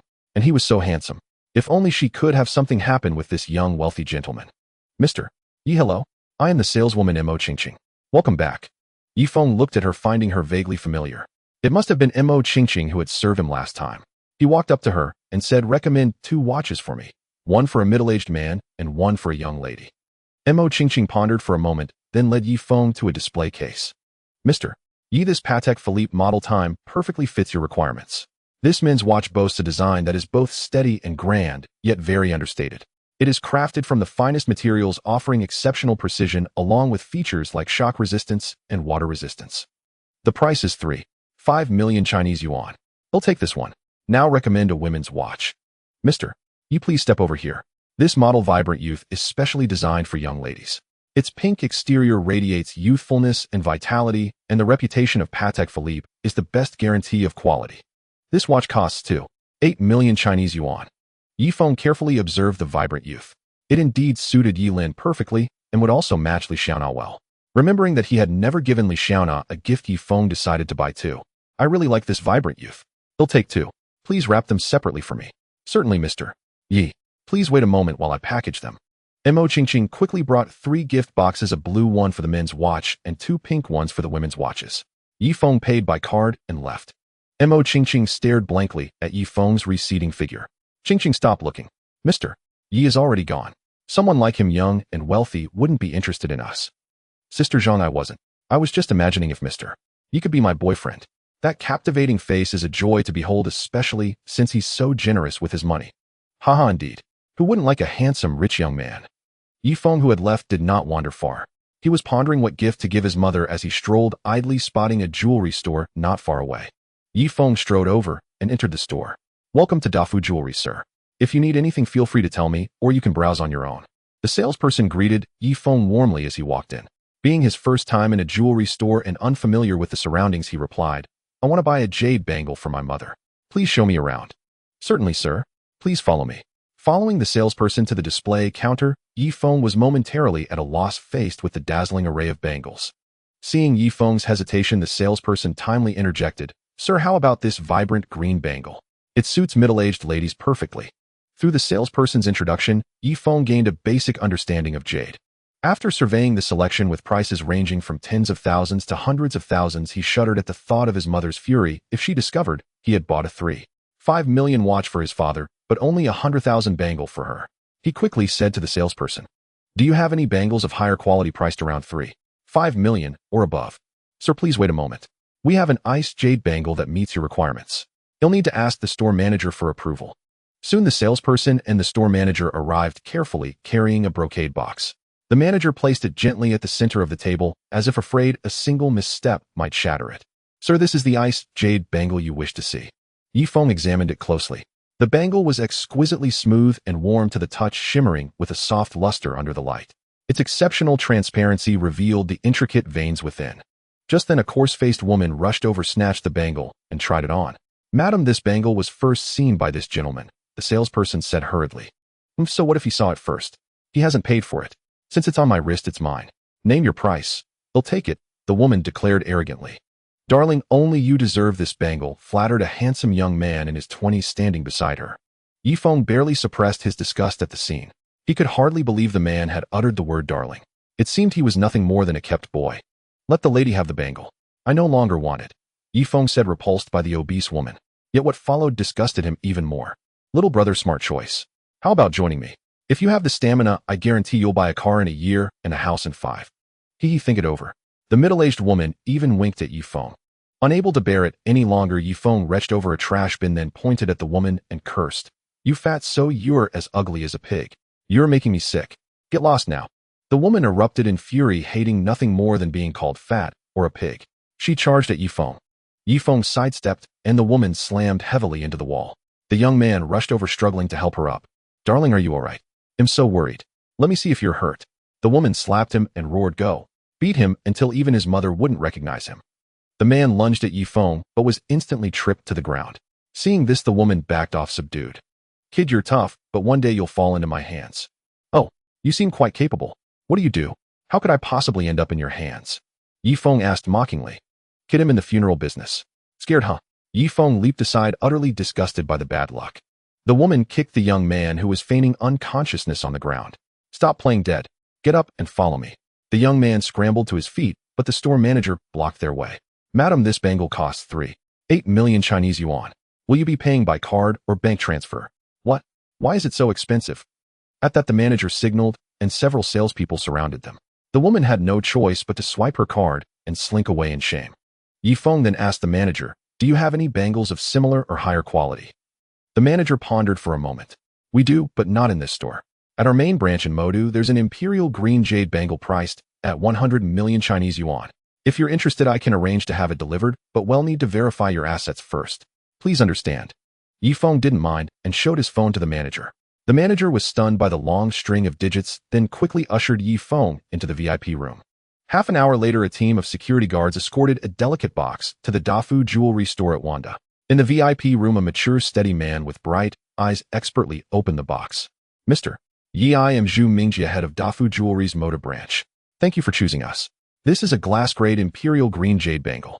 Please take a look. Yi Feng stepped forward. The bangle was nearly transparent, radiating a rich green hue, its surface smooth as a mirror resting in the box like a piece of art. Yi Feng knew instantly that this was the one. He turned to Zhu Mingjie and said, Mr. Zhu will take this bangle. He'll pay by card right now. This bangle is absolutely perfect. Yi Feng pulled out a black card, tossed it to Zhu Mingjie, and continued admiring the bangle. Congratulations, host. You have spent 100 million Chinese yuan and received a cashback of 10 billion Chinese yuan credited to your Supreme Black card ending in 8888. Yi Feng took back the card from Zhu Mingjie, secured the bangle, and left. Back in the car, he carefully stored away the gifts he had bought, leaving only a pink gift box on the passenger seat, then drove to Moda University. Arriving at the dormitory entrance, Yi Feng sent a message to Li Xiaona. Soon she ran out joyfully and threw herself into his arms. Fenggo, I missed you so much. After a long embrace, Yi Feng handed her the gift. Guess what's inside?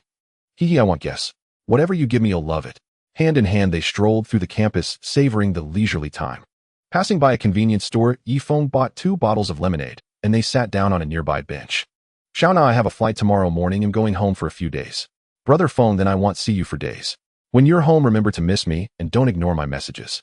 Yi Feng looked at Li Xiaona with affection and gently patted her head. It felt wonderful to be missed by someone. Don't worry, how could I ignore your messages? You're so adorable. Ooh, I can't stop missing you. Li Xiaona smiled softly and nodded, leaning on Yi Feng's shoulder, her face brimming with happiness. Brother Feng, I wish I were older. If I were the same age as you, I could have met you earlier and married you sooner. Yi Feng tightened his arm around her waist. This silly girl. Don't worry. To me, all others are but grass and trees. Only you are the mountain. No matter what happens in this life, I will never give up on you. The two of them nestled together in silence. At that moment, silence spoke louder than words. 2 hearts drawing close surpassed 1,000 words. As the sky gradually darkened, they exchanged a smile and said in unison, let's go eat. They both laughed. Some people know each other for years, yet feel worlds apart. Others meet for the first time, yet feel like a millennium has passed. Brother Feng, since you have a flight tomorrow, let me treat you to the cafeteria today. I've always dreamed of eating at the cafeteria with you. I eat a lot, so you'll have to spend big today. The two walked hand in hand toward the cafeteria, drawing admiring glances from passers-by. A handsome man and a beautiful woman, a match made in heaven. Brother Feng, what would you like to eat? Yi Feng thought for a moment and said, He'll have a basket of soup dumplings and a bowl of egg drop soup. Then, esteemed guest, please wait. Your humble servant will be right back. With that, she skipped away. What a lively one. He imagined that after marrying, her life would be filled with joy. Esteemed guest, your soup dumplings and egg drop soup are here. Please enjoy. She sat down across from Yi Feng and began eating. Xiaona, do you like soup dumplings too? Seeing the same food on the table, Yi Feng asked with surprise. Didn't girls usually prefer things like snail noodles or rice noodles? I wanted to taste what Brother Feng likes. Too bad there's no Jianbing from Jincheng here, otherwise I'd definitely try it. Looking at her earnest expression, Yi Feng felt a wave of warmth. After dinner, at Li Xiaona's repeated insistence, Yi Feng walked her back to the dormitory and obediently went home to sleep. After all, he had to catch a flight early the next morning. When Li Xiaona returned to the dorm, her 3 gossipy roommates immediately surrounded her. Xiaona, aren't you going to share your date impressions? You tell us, did you kiss the senior? Shernan spotted the pink gift box in her hand, and her eyes lit up. Xiaona, is that a gift from Senior Yi Feng? Open it quick. Under the trio's pressure, Li Xiaona obediently opened the gift box, revealing an exquisite pink watch. Li Bingbing immediately recognized the brand and stared at Li Xiaona in shock. "Xiaona, this is a Patek Philippe, the ultimate luxury among watches." Sun Jingjing quickly pulled out her phone and searched. "Xiaona, this is a new Patek Philippe model dancing youth priced at 2.8 million Chinese yuan. Xiaona, I never knew Senior Yi Feng was such a rich guy. You have to treat us to something delicious. I want snail noodles with pig trotters." Li Xiaona was equally stunned. 2.8 million Chinese yuan. Brother Feng was so extravagant. "Bingbing Shernan Jingjing, I think I can't accept this gift. It's too valuable. I want to return it to Brother Feng. I'm not with him for these things." Hearing her words, the three nodded in agreement. At that moment, Yi Feng, lying in bed scrolling through short videos, received a message from Li Xiaona. "Brother Feng, the gift you gave me is too precious. Oh, I can't accept it. I want to return it to you." Yi Feng frowned at the message. He hadn't expected his first gift to Li Xiaona to be rejected for being too expensive. Organizing his thoughts, Yi Feng replied, "Xiaona, I don't know if you're rejecting the gift or rejecting me. When I chose this watch, my first thought was that it suited you perfectly, not because of its value. I want to give you everything I encounter that suits you. It's not about money, it's because you're my girlfriend and I want to share with you. Brother Feng, I'm not rejecting you. It's just too valuable. If I accept it, I'd feel like I'm with you for your money. Xiaona, I know your character, so I won't think you're with me for money. If you don't accept it, I'll have to give it to someone else. You wouldn't want that, would you?" After much persuasion from Yi Feng, Li Xiaona reluctantly accepted. Women are so hard to understand. Forget it, time to sleep. Early the next morning, Yi Feng got up, packed his things, hailed a taxi, and headed straight for the airport. After smoothly passing security, he was guided by a flight attendant to his seat. Yi Feng took out his phone, adjusted the angle, snapped a selfie, and sent it to Li Xiaona. "Xiaona, I've boarded. Don't worry." Putting away his phone, Yi Feng reclined in his seat and rested quietly. Nearby, a few flight attendants in uniform were chatting. "Lily, I just saw a handsome guy in first class. Those deep eyes, that straight nose. He's really captivating. If I didn't have a boyfriend, I'd chase after him. Are you interested? Want to switch shifts?" "Hong Jia, really? He'll go check him out later. I love looking at handsome guys. I guarantee he'll charm you.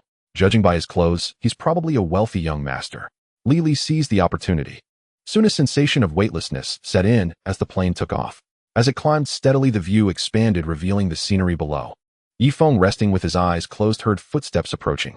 He slowly opened his eyes to see a delicate, yet slightly alluring face. Her features were like finely carved art, and she smiled warmly as she said softly, "Sir, would you like something to drink? We have tea, red wine, orange juice, and cola." Yi Feng studied the vaguely familiar face and asked tentatively, "Mo Li?" Mo Li now looked closely at his face and exclaimed in surprise, "Yi Feng." Yi Feng smiled and said, "Old classmate, long time no see. Indeed, it's been almost 4 years since graduation. Looks like you've made it big. Armani all over. You're a tycoon. Don't tease me. So are you here for an internship through the school?" "Yeah, just 3 months into the internship. He'll officially join after graduation." "Old classmate, let's exchange contacts. I want to cling to the tycoon's leg." After exchanging contact information, Molly handed him a glass of orange juice, and having arranged for him to treat her to a lavish dinner, took her leave. Yi Feng sank into contemplation. He and Molly had been classmates and even deskmates during those bustling, youthfully fervent high school days. They became the best of friends, helping each other and teasing each other in equal measure. However, after Molly's confession to Yi Feng was rejected, compounded by her parents' divorce, her personality gradually grew withdrawn, and their relationship became increasingly distant. On the other side, seeing Molly return, Sister Hong approached and asked, "Isn't he handsome? Molly, you should seize the opportunity." Molly gave a wry smile. "The falling flowers languish for love, while the running water brooks no affection. He was my deskmate, and I once confessed my feelings to him only to be rejected. He said he only saw me as a friend. After graduation, we had no contact for 4 years. Now that we've met again, I've finally let it go. Being friends is fine too." 2.5 hours later, the plane landed safely at Jin City Airport. Yi Feng exchanged a brief farewell with Molly and left. Exiting the airport, he breathed in the air of his hometown. Though it wasn't fresh, it was filled with nostalgia. Home was the anchor of every wandering soul. No matter where one roamed, a deep longing and affection for home remained in the heart. Composing himself, he got into a car and headed home. Arriving at his doorstep, he calmed his excited emotions and knocked on the door. His mother's nagging voice came from inside. "Who is it? Right at noon, eh? And what perfect timing. I've just finished making lunch." Opening the door and seeing Yi Feng standing there, his mother froze for a moment. Regaining her senses, she pulled him inside. Looking at her eldest son, whom she hadn't seen for half a year, she chided, "You little rascal, coming back without telling me in advance. Think you've grown wings, have you? You haven't eaten yet, have you? Come, I've just made egg noodles. Eat first, and I'll see what else I can whip up." Seeing his mother about to head back to the kitchen to cook, he quickly stopped her. Mom, no need. I haven't had your egg noodles in ages. This is more than enough. All right then. What do you want for dinner? They'll make it for you. That girl Yilin will be over the moon when she finds out you're back today. You have no idea. She talks about when you'll return every single day, driving me crazy. His mother grumbled, but a blissful smile never left her face. Mom, you don't need to fuss. We'll eat out tonight. My treat. Your son has struck it rich. Son, aren't you still interning? How did you get rich? His mother looked at him with confusion. Mom, I had some Bitcoin earlier, and the price was good recently, so I sold it. How much could that be worth? Keep it for yourself. Mom has money. He'll treat you tonight. His mother had little understanding of cryptocurrency and didn't take it seriously. Mom, where's little sis? That girl is always out playing. She never helps me around the house. Today I think she went to the beach with her classmates. After finishing the egg noodles, Yifeng lay down on the sofa. This was the bed he had slept on for years. The home wasn't large, 90 square meters, 2 bedrooms. When they were young, his parents had one room, and he and Yilin shared the other. As Yilin grew older, Yifeng moved to the sofa. After all, even siblings needed some boundaries. Later, worried about his sleep quality, his parents suggested he move into their room, but Yifeng refused. Eventually, they replaced the sofa with a sofa bed. At night, he would pull out the lower section, and it turned into a bed. Now, with over 100 billion Chinese yuan in his account, he planned to take his parents and little sister to buy a villa tomorrow. He also needed a car. Checking the time, it was still early. Yifeng decided to go buy a car right away. Mom, I'm heading out. They'll be back before dinner. You just got home and you're already leaving. Be careful. Leaving home, Yifeng took a taxi to Jean City Luxury Car Gallery, a large luxury car dealership spanning 2 floors, each about 500 square meters. Inside, there were few customers, probably because it was a weekday. Yifeng strolled around casually. Yifeng, you're back? You didn't even contact me. We could have grabbed a drink together. By the way, why are you here? Thinking of buying a car. I work here as a salesperson. Tell me which one you like, and I'll ask my boss for a discount. Yifeng recognized the newcomer and gave him a hug. It was his childhood friend Wei Liang. I just got home today. I didn't expect to run into you while taking a stroll. Come on, let's walk and talk. He'll introduce you to the cars. If the boss sees me slacking off, he'll get fined. Liang, what luxury cars do you have here? Show me around.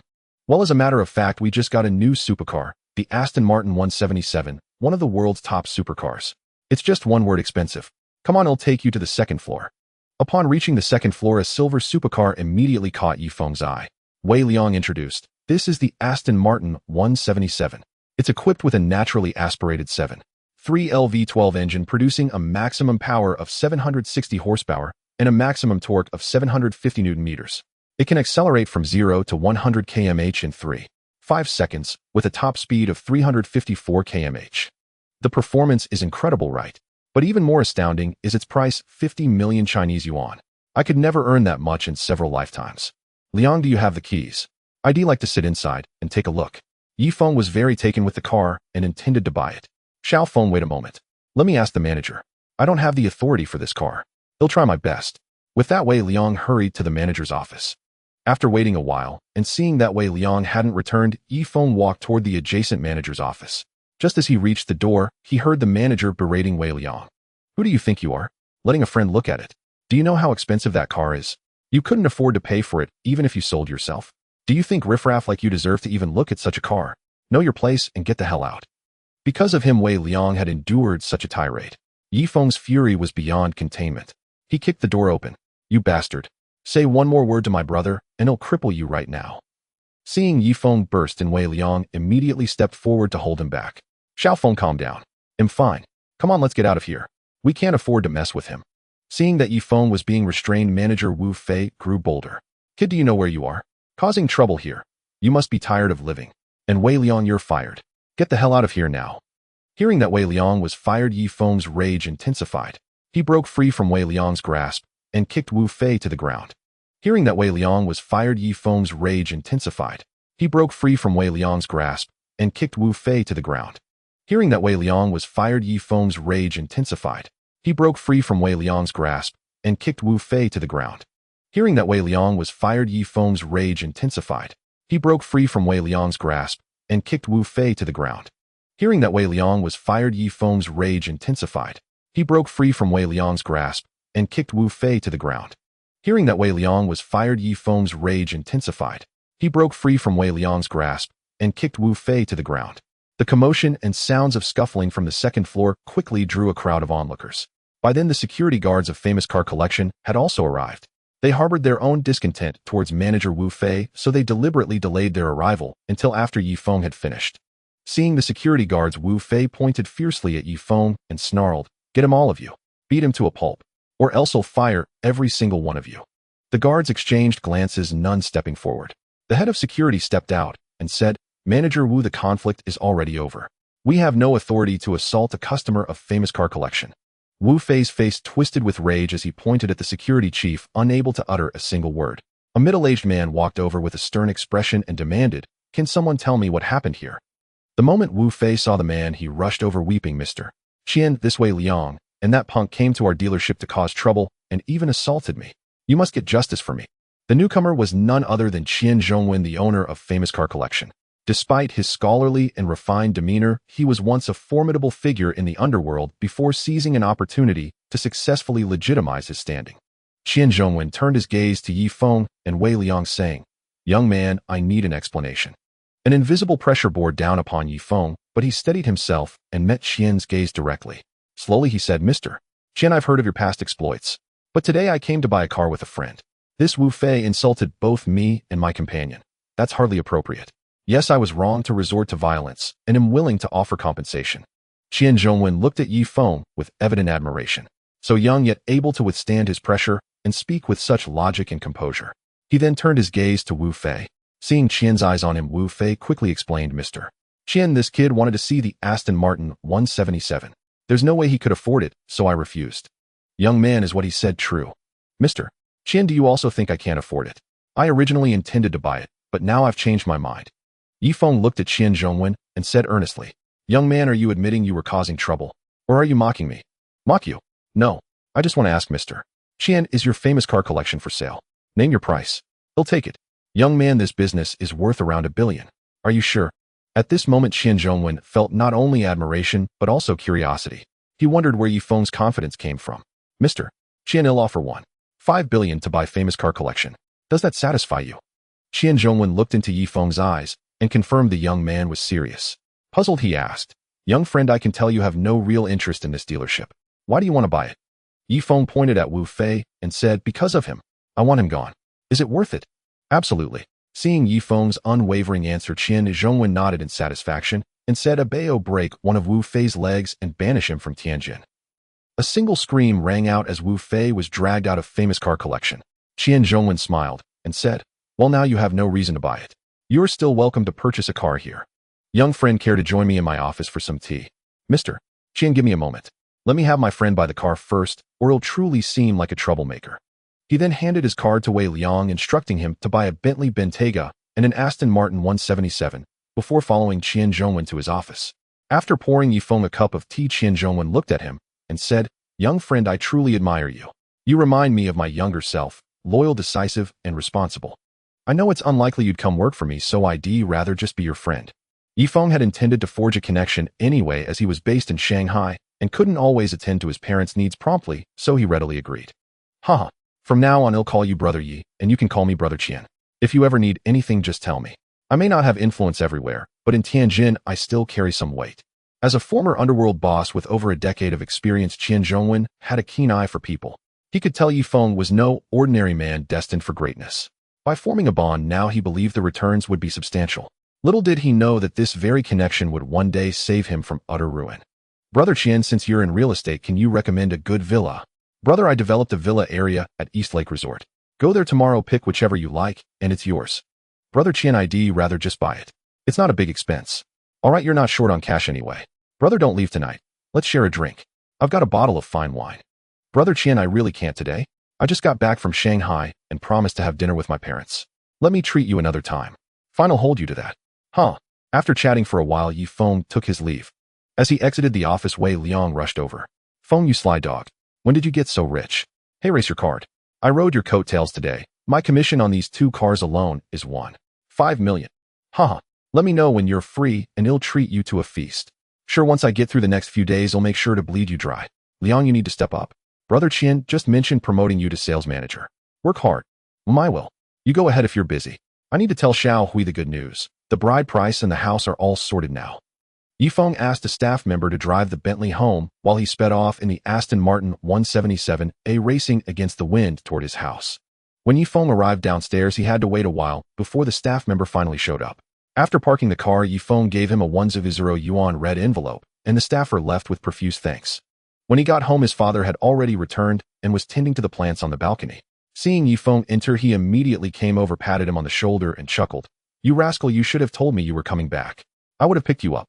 His mother, who was doing laundry, shouted, "Old man, you just finished with the flowers, and now you're touching my son. If you get his clothes dirty, you're washing them." Hearing this, his father slunk off to wash his hands, making Yifeng burst into laughter. Soon after, Yilin opened the door and came in. Spotting Yifeng, she immediately rushed over and hugged him. "Stinky brother, you didn't even tell me you were coming back. If I'd known, I wouldn't have gone out today. All right, I brought you a gift. Want to see it?" Yilin let go and said eagerly, "Where is it? Show me." "Hee, I knew you were the best brother ever." Yifeng retrieved the gifts he had prepared from beside the sofa and placed them on the table. His parents Yifu and Yimu gathered around as well, and Yilin's eyes sparkled at the sight of the 3 exquisite gift boxes. "Brother, is this pink one for me?" "Hee, I love pink." With that, she snatched it into her hands. "Dad, Mom, these are your presents." The elderly couple accepted the gifts, looking at Yifeng with gratification. Their son had grown up and knew how to give back to his parents. Meanwhile, Yilin had already opened her box. She took out the exquisite wristwatch, unable to put it down, and snapped several photos to post on her social media, boasting about her brother's affection. "Dad, Mom, open yours too. Look how beautiful my watch is." Yifu and Yimu opened their boxes in turn. Yifu put on his watch, unable to conceal his joy. Yimu opened her box, revealing a jade green bracelet before the 3 of them. Yimu put it on, cherishing it deeply, but soon took it off and said, "Xiaofeng, this must be very expensive. I'm old, I don't need such things. Return it and keep the money for your future bride. And old, you take yours off too. You're an adult, why are you taking things from your child?" Yifu reluctantly removed his watch and placed it back in the box. Just as Yifeng was racking his brains on how to persuade his parents, Yilin cried out, "Brother, my classmate said this watch you gave me is a Patek Philippe, worth 2.8 million Chinese yuan. Yilin stared at Yifeng in astonishment. "Not just yours. Dad's watch is the same and even more expensive." Yimu looked at Yifeng nervously and said, "Xiaofeng, you mustn't do anything illegal. Don't worry, it's all perfectly legitimate." Little sister explained Bitcoin to Mom and Dad. When Yifu and Yimu learned that a single Bitcoin could peak at nearly 2 million Chinese yuan, they found it utterly unbelievable. Just then, Yilin leaned in mysteriously and asked, "Brother, how much did Mom's bracelet cost?" "A small goal," Yifeng replied, then called the family to go out for dinner. Yilin looked at her mother, stars in her eyes. This was a walking small goal. When they reached the ground floor, Yifeng called out to his parents, who were heading out. "Dad, Mom, I bought Dad a car this afternoon. Let's drive there." "Brother, which car is it?" Yifeng gestured with his chin. Following the direction Yifeng indicated, Yilin immediately ran over. "Brother, it's a beetle." Seeing his sister clinging to the beetle and groping it endlessly, Yifeng was speechless. He strode over, grabbed her ear, pressed the car key, and a white Bentley Bentayga beside them lit up. Yilin looked at him aggrievedly. "Brother, that hurts."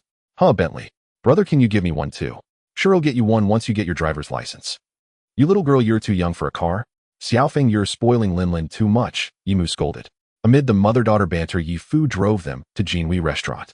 Jinhui Restaurant was one of the top Chinese restaurants in Jinsheng, excelling in various cuisines, Chinese, Western, all outstanding, and its decor was incredibly luxurious. At the front desk, Miss Wed like a private room. Sir, private rooms have a minimum spending requirement. If your party isn't large, I'd recommend the main hall, the receptionist said politely. "Let's take a private room. I prefer a quiet atmosphere." The 4 entered the room, and Yifeng, too lazy to order individually, simply chose a set meal, costing 188 yuan. True to its reputation as a top restaurant, Jinhui served the dishes quickly. Faced with the array of exquisite food, Yilin's mouth watered. Yimu looked at Yifeng reproachfully for his extravagance, while Yifu sat there beaming. At the table, Yifeng kept serving his parents. "Mom, Dad, eat more. The food here is really good. Try this wagyu, Mom, and have your bird's nest soup. If you like it, I'll order more." Beside him, Yilin stabbed the roasted suckling pig with a lobster claw, staring at Yifeng with a resentful look, as if asking why he wasn't serving her. "Mom, Dad, I plan for us to go look at houses tomorrow. I've already arranged a visit to East Lake Resort. I bought the car so you can get around more easily when you live there." "All right, let's go take a look tomorrow. It's time to pick out a wedding house for you anyway. If you keep spending like this, you'll run out sooner or later," Yimu said with deep agreement. Yimu nodded in firm agreement. "Brother, you have great taste. My classmate lives over there. It's really nice. There's a resort and amusement park and a hot spring hotel. Hee, so much fun stuff." And it's only half an hour from the city center, super convenient. Plus my classmate said the subway is already planned to reach there and construction starts next year. You sure know a lot. Mom will transfer some money to you. You're always reluctant to spend. Your son is rich now, so feel free to use it. When it's gone, I'll send more. With that, Yifeng transferred 20 million Chinese yuan to his mother, not because he didn't want to send more, but because he worried too much might overwhelm her. Yifu frantically signaled him from the side. Yifeng gave him a reassuring look, then transferred 2 million yuan to his father as well. Seeing Yilin looking at him expectantly, Yifeng couldn't bear it and transferred her 5,000 yuan. It wasn't good for a young girl to have too much money on her. After the meal, Yimu wanted to pack the leftovers, but Yifeng stopped her. Now that he was worth hundreds of billions, how could he let his mother eat leftovers? Back home, Yifu and Yimu went to bed early while the siblings sat on the sofa chatting.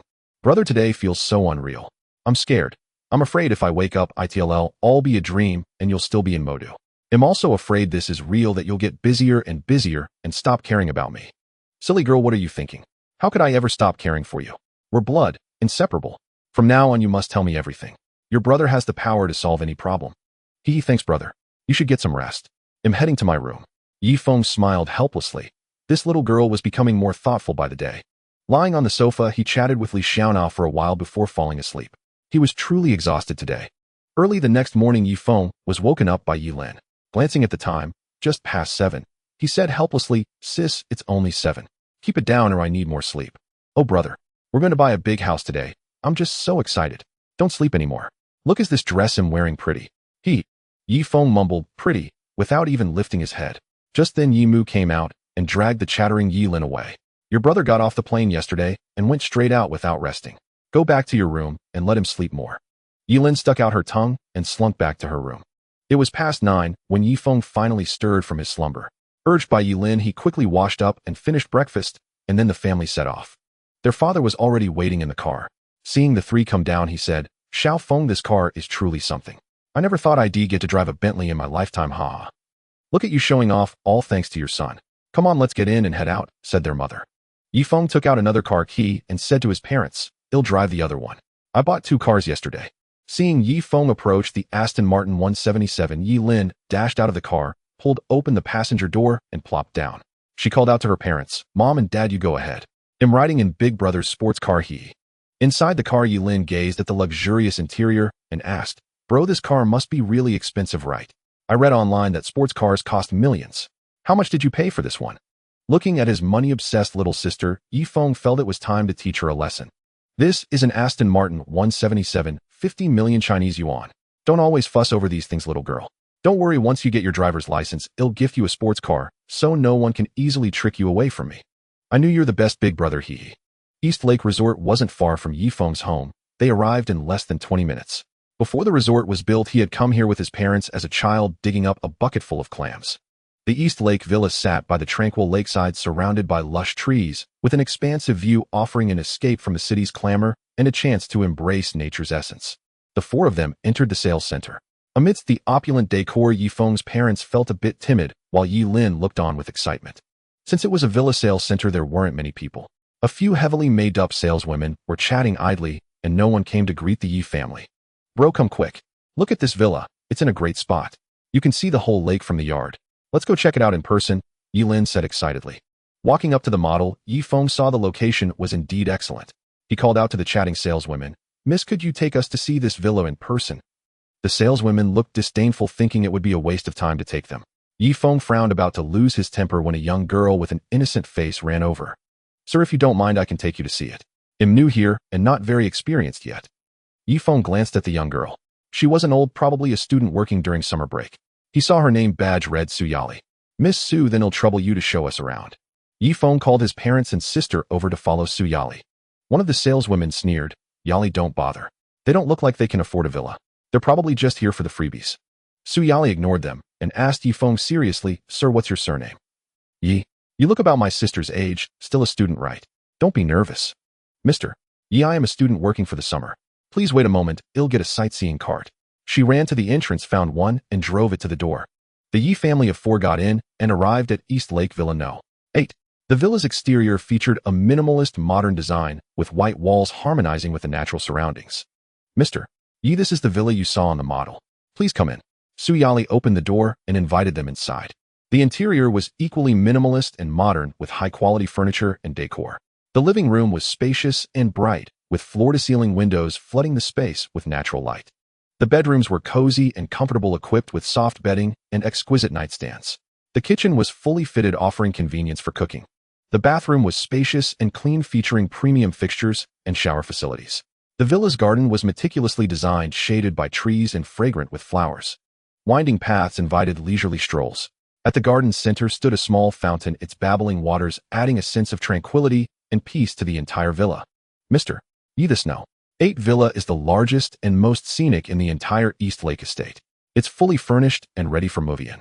All materials and appliances are top-notch. That's also why it's priced high and hasn't sold yet. Yifeng's parents said nothing, but their eyes showed their fondness. Yilin, of course, was already dashing around the house, touching everything. Yifeng made the decision on the spot. Miss Su, this is it. Let's go back and sign the contract. Su Yali, doubting her ears, asked earnestly, Mr. Yi, do you mean you want to buy this villa? Yes, I'll take it. Let's go sign. They'll pay in full. Su Yali jumped up in excitement. This was her first deal, and a massive 50 million won at that. Now her tuition fees were covered, and she could improve life for herself and her mother. Realizing her outburst, Su Yali blushed and quickly explained, Mr. Yi, I'm so sorry, I'm just too happy. This is my first sale. It's fine. Let's go. I'm counting on you to drive us back, but don't get too excited behind the wheel. I don't fancy taking a dip in East Lake, Yifeng joked. Soon they returned to the sales center. When the other saleswomen saw Su Yali back, their mockery resumed. Back so soon. But they were scared off by the luxury of Villa No. 8. Exactly, just getting a look at such a villa is a blessing from their past lives. Sister Zhao No. Mr. Yi has decided to buy Villa No. 8. We're back to sign the contract. The saleswomen were stunned, then envy surged within them. Soon Su Yali with the contract ready came before Yifeng alongside sales manager Wang and Mr. Yi, am Wang and the sales manager. The contract is prepared. Please come with me to the finance office to sign. At the finance office, Yifeng transferred the 50 million yuan and signed the contract. Manager Wang, the sales commission goes to Miss Su, right? Yifeng asked as he was about to leave the office. Wang and looked at Yifeng and said, Mr. Yi, rest assured the commission will definitely be given to Su Yali. Yifeng, concerned that Su Yali, a temporary salesperson, might have her performance credited to manager Wang himself, was quite fond of this self-reliant and independent young woman. He reminded manager Wang, Mr. Qian and I are friends. I hope you keep your word. After Yifeng left, Wang and immediately dialed Qian Zongwen's number. Mr. Qian, today a young man named Yifeng came to our villa sales center and purchased Villa No. 8. After he paid, I learned he was your friend. I failed to offer the maximum discount. Please punish me for my negligence. Oh, Brother Yi is truly decisive. He mentioned it yesterday and went today. Well, it's not your fault. It's fine, he doesn't lack the money. Has he left? Never mind, I'll call him myself. Wang and hung up and wiped the sweat from his forehead. He had nearly offended a formidable figure today.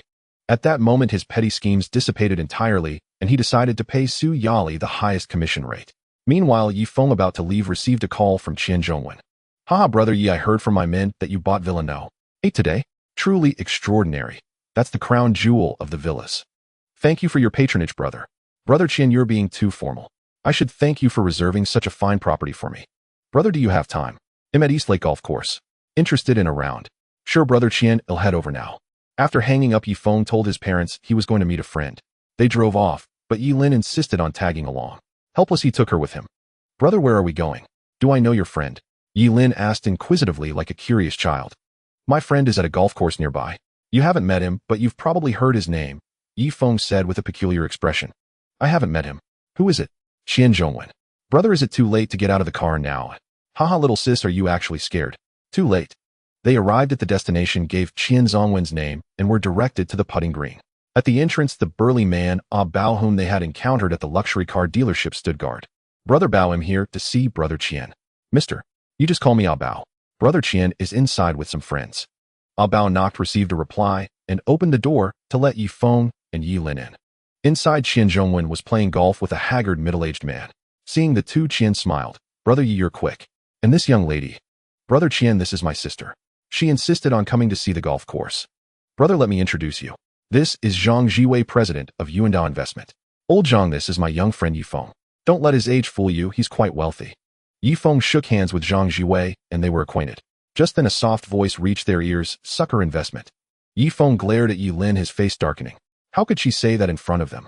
This little rascal. Qian Zhongwen burst into laughter. You and investment sucker investment. Haha, I'm dying laughing. Yifeng, your sister is adorable. Old Zhang, with your recent bad luck, maybe it's the name. Being called sucker every day can't be good, right? Zhang Jiwei nodded thoughtfully. At his age, he was quite superstitious about such things. Little sister, you've truly enlightened me.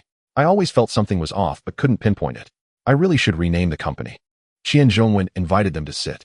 Sensing they had business to discuss, Yi Lin grabbed a club and went to a distant spot to practice golf. Old Qian, I want beat around the bush. I'm stretched thin with that land in the free trade zone. Can you inject capital for joint development, or I'll transfer it to you directly? Zhang Jiwei said helplessly. He had originally spent 3 billion renminbi to acquire the plot, planning to build a large logistics and trade center.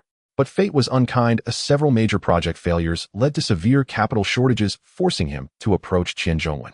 Old Zhang, this project will likely require an investment of 10 billion renminbi. To keep my own projects running, I can only free up 3 billion. You can probably contribute 2 billion. That leaves a 5 billion gap. It's a tough situation. When Qian Zhongwen had gone legitimate, Zhang Jiwei had helped him immensely. He desperately wanted to return the favor, but the funding shortfall was too enormous. Just as the two were at their wits' end, Yifeng spoke up. Brother Qian, brother Zhang, don't worry. He'll cover the 5 billion. If it's not enough, I can add more. The two stared at him in shock. Qian Zhongwen had assumed Yifeng's net worth was at most around 1 billion. But 5 billion in cash meant his wealth was staggering. He realized he had thought he was befriending a rising star, only to discover it was a blazing moon. Brother Yi, how much more can you add? Zhang Jiwei asked quietly. 100 billion. If that's not enough, we'll find a way, Yifeng replied casually. The two exchanged glances at a loss for words. This was beyond extravagant. They finally agreed Zhang Jiwei would contribute 2 billion plus the land for a 40 stake. Yifeng would invest 5 billion for 35, and Qian Zhongwen would put in 3 billion for 25. Zhang Jiwei would oversee the project's execution. Brothers will just provide the funds and take dividends. I'm too lazy to handle the project details, Yifeng said. He would soon return to Shanghai and didn't want to be tied down. Why not enjoy life instead? Brother Yi, dinner is on me tonight. Well, drink to our heart's content. Old Qian, you always boast about your fine wine. Tonight I'll finally taste it. They agreed to meet at Qian Zhongwen's East Lake Hotel. Yifeng then took his leave with Yi Lin. On the way home, Yi Lin looked at Yifeng curiously and asked, Brother, Qian isn't as scary as the rumors say. He seems quite refined, like a professor. Brother Qian was forced by circumstances back then. If he hadn't been ruthless, he wouldn't have survived. This is his true self. Upon returning home, Yi Lin immediately began boasting to her parents about her golfing experience, her exaggerated expressions eliciting hearty laughter from them. Dad, Mom, guess who I met today? It was Qian Zhongwen, the legendary big shot. Yimu nervously asked Yifeng. Xiaofeng was the friend you met today, Qian Zhongwen. How do you know him? You mustn't go astray. Yifeng shot a reproachful glance at Yi Lin, then explained, Mom, I got to know Brother Qian when I was buying a car. He's in legitimate business now, so rest assured. Yeah, Mom, Brother Qian was so amiable today, as refined as a professor, not at all as frightening as people say. Yi Lin chimed in to help explain. Hearing this from both her children, Yimu realized she had been overthinking. Her children had grown up with their own thoughts and paths to walk. Seeing that it was almost time, Yifeng set off for Donghu Hotel. The drive was smooth, and after parking, a young man approached, his eyes gleaming as he stared at Yifeng's car. Bro, is this an Aston Martin 177? It's absolutely stunning. There are only 5 of these in the country. Could I take a photo? Looking at the forthright young man, Yifeng generously tossed him the keys. Meeting his fate. Go ahead and take photos inside, you can even take it for a spin. The young man thanked him profusely, took several photos inside, then started the car and drove a lap nearby. Bro, weren't you afraid? Idaho, drive off with it. And honestly, the performance is incredible. Nice to meet you. I'm Zhao Peng from the capital. Sensing the confidence radiating from Zhao Peng, Yifeng felt that his background was anything but ordinary. Yifeng from Tianjin. Feng Gu will be off then. If you ever come to the capital, I'll definitely treat you to a feast. As Zhao Peng departed, Yifeng entered the hotel. In the private room, Zhang Jiwei greeted Yifeng with a hearty laugh. Brother Yi, you're late. You'll have to punish yourself with a drink. Qian Zhongwen chimed in, 1 drink won't cut it. It has to be 3. Haha, I brought 2 bottles of 76 5-star Mount Ai today, so you'll have to drink plenty, brother. Yifeng didn't dampen the mood and readily agreed. Once the 3 were seated, the waitstaff began serving the dishes. Yifeng filled a glass and stood up, addressing the 2 men. Brothers, I was late today, so I'll punish myself with a drink. Cheers. Good. Brother Yi is indeed straightforward. Thank you both, Old Qian and Brother Yi, for today. Otherwise, I'd have had to sell that piece of land at a loss. Enough said. If you ever need me, Zhang Jiwei, I won't refuse. Cheers. After downing 2 drinks in a row, Yifeng quickly ate some food to settle his stomach. It was his first time drinking so much liquor. Seeing his discomfort, the other two slowed their pace. Brother Yi, I heard from old Qian that you're heading back to the Magic City soon. I've heard that the Fong family and the Shun family, two of the four great clans there, are at war again. It's quite a stir. Any news on that? Hearing Zhang Zhiwei's words, Yi Feng knew that Shun Haoran had begun his move. The only question was whether the prodigy Shen Haoyue had made her move yet. Brother Zhang, this is a retaliatory strike by the Shen family. With a fresh injection of capital and Shun Haoyue's involvement, the Fong family will surely lose a significant chunk. I didn't expect the Shun family to secure more funding, but the Fong family is powerful. I think if the Shun family can't get another infusion of capital, they might end up being swallowed by the Fong family. Having spent years in the business world, Zhang Zhiwei was well-versed in corporate warfare, yet he remained pessimistic about the Shun family's chances. Brother Zhang, rest assured, the Shun family won't lose. If worst comes to worst, it'll inject more capital into Shen Haoran. I'm also curious to see how Shun Haoyue plans to defeat the Fong family. So it was your doing, Brother Yi. Then the Fong family is in for a tough time. Still, you need to be wary of their retaliation against you. You two, with such a lovely evening, why not drink and recite poetry instead of discussing the Fong and Shen families? Come, let's toast. Qian Zhongwen raised his glass and downed it in one gulp. The other two followed suit.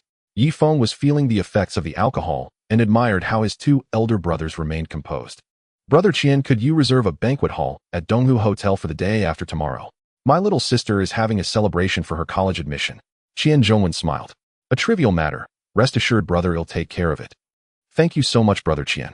The three continued drinking for a while until Yi Feng was completely drunk. Seeing this, Qian Zhongwen arranged for him to stay at Donghu Hotel. At the table, Zhang Zhiwei looked at Qian Zhongwen and asked, Old Qian, this Brother Yi is no ordinary man. I estimate his assets are no less than 20 billion renminbi, all in cash. He's a bit green, but he'll surely become a dragon among men. Indeed. That's why I chose to befriend him. And you've already secured an investment from him. Old Qian, I did some digging on Brother Yi. His parents are ordinary and he was just a regular student until recently. But in the past half-month, he's suddenly amassed astonishing wealth, all from overseas sources. Brother Yi's identity is no simple matter. Qian Zhongwen's face grew stern as he fixed his gaze on Zhang Zhiwei. Old Zhang, I advise you not to pry too deeply into others' secrets, or you'll invite disaster. Just maintain a good relationship with Brother Yi. Don't play any tricks. The only reason he's befriending us is to have someone look after his family. Fulfill that, and we're good. Old Qian, you see things clearly. I've learned my lesson. I'll punish myself with a drink. Zhang Zhiwei raised his glass and downed it.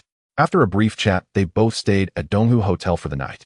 Morning sunlight fell on Yi Feng's face as he slowly opened his eyes, greeted by a throbbing headache. Sensing his Buddhist weakness, he shook his head helplessly, trying to recall the previous night's events, but his memory was as hazy as if washed away by alcohol. Struggling to the bathroom, he saw his pale reflection in the mirror and couldn't help but force a bitter smile. He splashed cold water on his face to sober up. After drinking a bottle of water, he returned to bed, texted his mother, and drifted back into a deep sleep. At the Yi household, Yi Mu was grumbling about her son, while Yi Lin cheerfully packed her belongings. Ever since returning home yesterday, she had insisted on moving to the Donghu villa. Helpless, her parents agreed and decided to pack lightly and move that morning. Mom, tomorrow's my celebration banquet. Where is it? You little rascal, your brother just told me he's booked it at Donghu Hotel. Happy now? He spoils you too much. Hurry up and pack. I still need to inform the relatives about the address. You little rascal, your brother just told me he's booked it at Donghu Hotel. Happy now? He spoils you too much. Hurry up and pack. I still need to inform the relatives about the address. Gazing at the packed belongings, Mother Yi felt a headache coming on. She had initially assumed there wasn't much, and that Father Yi could simply drive them away, but now there were bags and bundles everywhere, especially Father Yi's collection of plants, which made her want to hit someone. In the end, to avoid being caught in the crossfire, Yi Lin found a moving company online. Soon the movers arrived and began carrying the packed boxes downstairs one by one, while Mother Yi greeted the neighbors downstairs. Majuan, are you moving? Yes, Xiaofeng made some money outside and insisted on getting us a bigger house. No matter how I tried to stop him, he wouldn't listen. Our kids these days are so disobedient, they don't know to save money for a wife. Mother Yi complained, but the smug expression on her face was undeniable. Your child is filial, you should be happy. Both of your children graduated from prestigious universities, you'll enjoy a comfortable life from now on. As long as the kids are doing well themselves. Sister He, I have to go now, old Yi is calling me. Come visit when you have time. Under the envious gaze of the crowd, she left the home where she had lived for half her life. Arriving at Eastlake Villa, Mother Yi directed the movers to place the items in the living room on the first floor. Father Yi settled his plants in the courtyard and then sat in the gazebo admiring the flowers, utterly content. He imagined inviting a few old friends for tea sipping and appreciating the blooms. What a delightful prospect. Mother Yes call interrupted his reverie, and he reluctantly rose and returned to the villa. Seeing Father Yi return, Mother Yi said, "Old Yi, hurry up and take the clothes to the second floor. You can tend to your flowers after that." Yi Lin chose a room on the third floor, placed her dolls on the bed, and arranged her photos on the nightstand. After finishing, she lay on the soft bed, occasionally laughing to herself. Around noon, Yi Feng woke up again. Feeling a bit better, he got up to wash up. Driving away from East Lake Hotel, Yi Feng's eyes lit up as he passed a residential area and spotted a breakfast cart. It had been a long time since he had a jianbing, and he was craving one. He got out of the car, walked up to the cart, and said to a woman in her 40s, "Sister, give me a jianbing and a carton of breakfast milk." The woman skillfully made the crepe, and soon Yi Feng took the finished jianbing, scanned the QR code to pay 10 yuan, and returned to his car. The familiar aroma brought a look of pure enjoyment as he took a bite. It was just as he remembered. After being away so long, this was what he craved. Finishing quickly, Yi Feng drove toward East Lake Villa, wondering if his parents had finished unpacking. Arriving at the villa, he found Father Yi tending to his flowers. "Dad, how about I buy you a plot of land to start a flower base? As the master once said, those who know it are not as good as those who love it. Those who love it are not as good as those who delight in it. You do great." Father Yes' eyes lit up for a moment, then dimmed. "I'm too old for that. He'll just keep some flowers in the yard." Seeing the shift in his father's expression, Yi Feng knew he was tempted. It seemed he would need to prepare a surprise for him. Mother Yi, watching TV in the living room, called Yi Feng over as soon as she saw him. "Xiaofeng, when you're out, I don't mind you drinking, but you must do so in moderation. It's no good if something goes wrong. And never drink and drive." "Don't worry, Mom. I know what's important." "Mom, I was thinking of hiring 2 maids, one for cleaning and one for cooking. What do you think?" Mother Yi knew her son was being thoughtful, but she felt she was still capable. "Son, I'm still healthy enough. Let's not hire maids for now. When I'm older and can't manage, we'll look into it. You're about to graduate, so find a wife soon and give me a grandchild." Li Ziona's image flashed through Yi Feng's mind. Mom would surely like her, and Yi Lin would probably become best friends with her. He couldn't help but smile at the thought.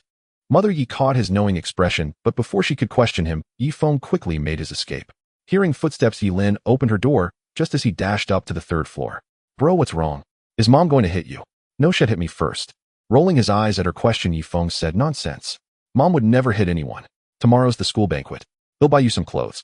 Hearing this, Yi Lin showered him with flattery and urged him to leave immediately. The siblings drove to Yansha Town. Unlike a typical mall, each brand here had its own independent European-style storefronts connected like a miniature town. The areas were clearly divided, making it easy to find what you needed, and with benches everywhere, it was a godsend for men.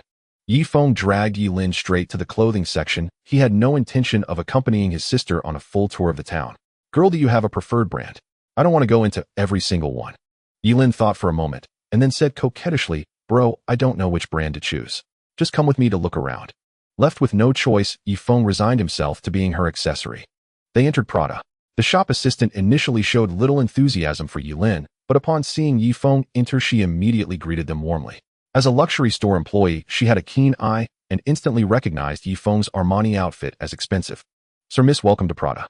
Please let me know if you need anything. We'll be happy to assist you." Yi Feng pointed at Yi Lin. "Find her a few outfits." Then he found a seat.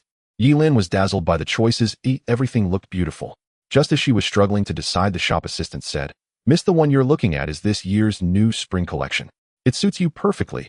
Youthful and vibrant, especially with your fair complexion. It would be a perfect match. Why not try it on?" In no time, Yi Lin tried on 3 outfits. She loved them all and was torn when a girl who looked like a student walked into the store. She was surprised to see Yi Lin there. "Yi Lin, what are you doing here?" Yi Lin frowned at the newcomer. It was her classmate Zheng Guogua, and they didn't get along. Yi Lin was puzzled as to why Zheng Guogua always tried to compete with her in studies, fashion, even friendships. If she lost, she would spread rumors to discredit Yi Lin. Yi Lin frowned at the newcomer. It was her classmate Zheng Guogua, and they didn't get along. Yi Lin was puzzled as to why Zheng Guogua always tried to compete with her in studies, fashion, even friendships. If she lost, she would spread rumors to discredit Yi Lin. Yi Lin frowned at the newcomer. It was her classmate Zheng Guogua, and they didn't get along. Yi Lin was puzzled as to why Zheng Guogua always tried to compete with her in studies, fashion, even friendships. If she lost, she would spread rumors to discredit Yi Lin. Yi Lin frowned at the newcomer. It was her classmate Zheng Guogua, and they didn't get along. Yi Lin was puzzled as to why Zheng Guogua always tried to compete with her in studies, fashion, even friendships. If she lost, she would spread rumors to discredit Yi Lin. Yi Lin frowned at the newcomer. It was her classmate Zheng Guogua, and they didn't get along. Yilin was puzzled as to why Zheng Guogua always tried to compete with her, in studies, fashion, even friendships. If she lost, she would spread rumors to discredit Yilin. "I'm here buying clothes with my brother, is that not allowed?" Yilin retorted irritably. "Brother? Lover boy more likely. I heard your brother hasn't even graduated yet. Can he afford Prada for you? I heard you were showing off a Patek Philippe watch on your moments the other day. I thought you just found a picture to fake it, but now it seems this lover boy gave it to you too. Who would have thought that our class model student Yilin would end up being kept by someone?" Hearing Yilin so slandered, Yifeng slapped Zheng Guogua across the face, staring coldly at her and saying, "Apologize." Clutching her swollen and aching cheek, Zheng Guogua was utterly incredulous. She had been hit. Never in her life had even her parents struck her, yet today she was slapped because of Yilin. Glaring at Yifeng with venomous hatred, she said, "You dare hit me? Do you know who my godfather is? Just you wait." She pulled out her phone, made a call, and immediately began sobbing and complaining. Yilin looked worriedly at Yifeng and said, "Brother, maybe we should leave. Don't bother with this crazy woman." Yifeng shook his head. He knew that if he didn't teach Zheng Guogua a lesson today, she would surely take revenge on Yilin later. He couldn't always stay by Yilin's side, and if she got hurt because of this, he would regret it for the rest of his life. Before long, a pot-bellied middle-aged man arrived, comforted Zheng Guogua for a moment, then bellowed, "Which reckless fool dares to lay a hand on my goddaughter Chintai? If you've got the guts, step forward." Yifeng walked up to Chintai and said coldly, "I did. Got a problem. Ill fucking. Young Master Yi, what are you doing here?" Recognizing the person before him, Chintai broke out in a cold sweat. This bitch Zheng Guogua had somehow offended this big shot, someone who was on brotherly terms with Master Qin himself. "You know me?" Yifeng asked in confusion. He had never seen this man before. "Young Master Yi, in the general manager of Donghu Hotel. Last night, when you had dinner with Master Qian and got drunk, I was the one who took you to rest. Don't you remember?" Chintai said, cautiously terrified of offending Yifeng. He had blacked out last night and had no memory of how he ended up resting. "So how do you want to settle this?" Even though Chintai knew him, Yifeng still intended to teach Zheng Guogua a lesson. "Zheng Guogua, come over here," and kowtow to young Master Yi to apologize. Chintai dared not shield his goddaughter any longer. He had no desire to go down with her. By now, Zheng Guogua was terrified. She knew who Master Qian was, the one Chintai had mentioned. She immediately fell to her knees and apologized.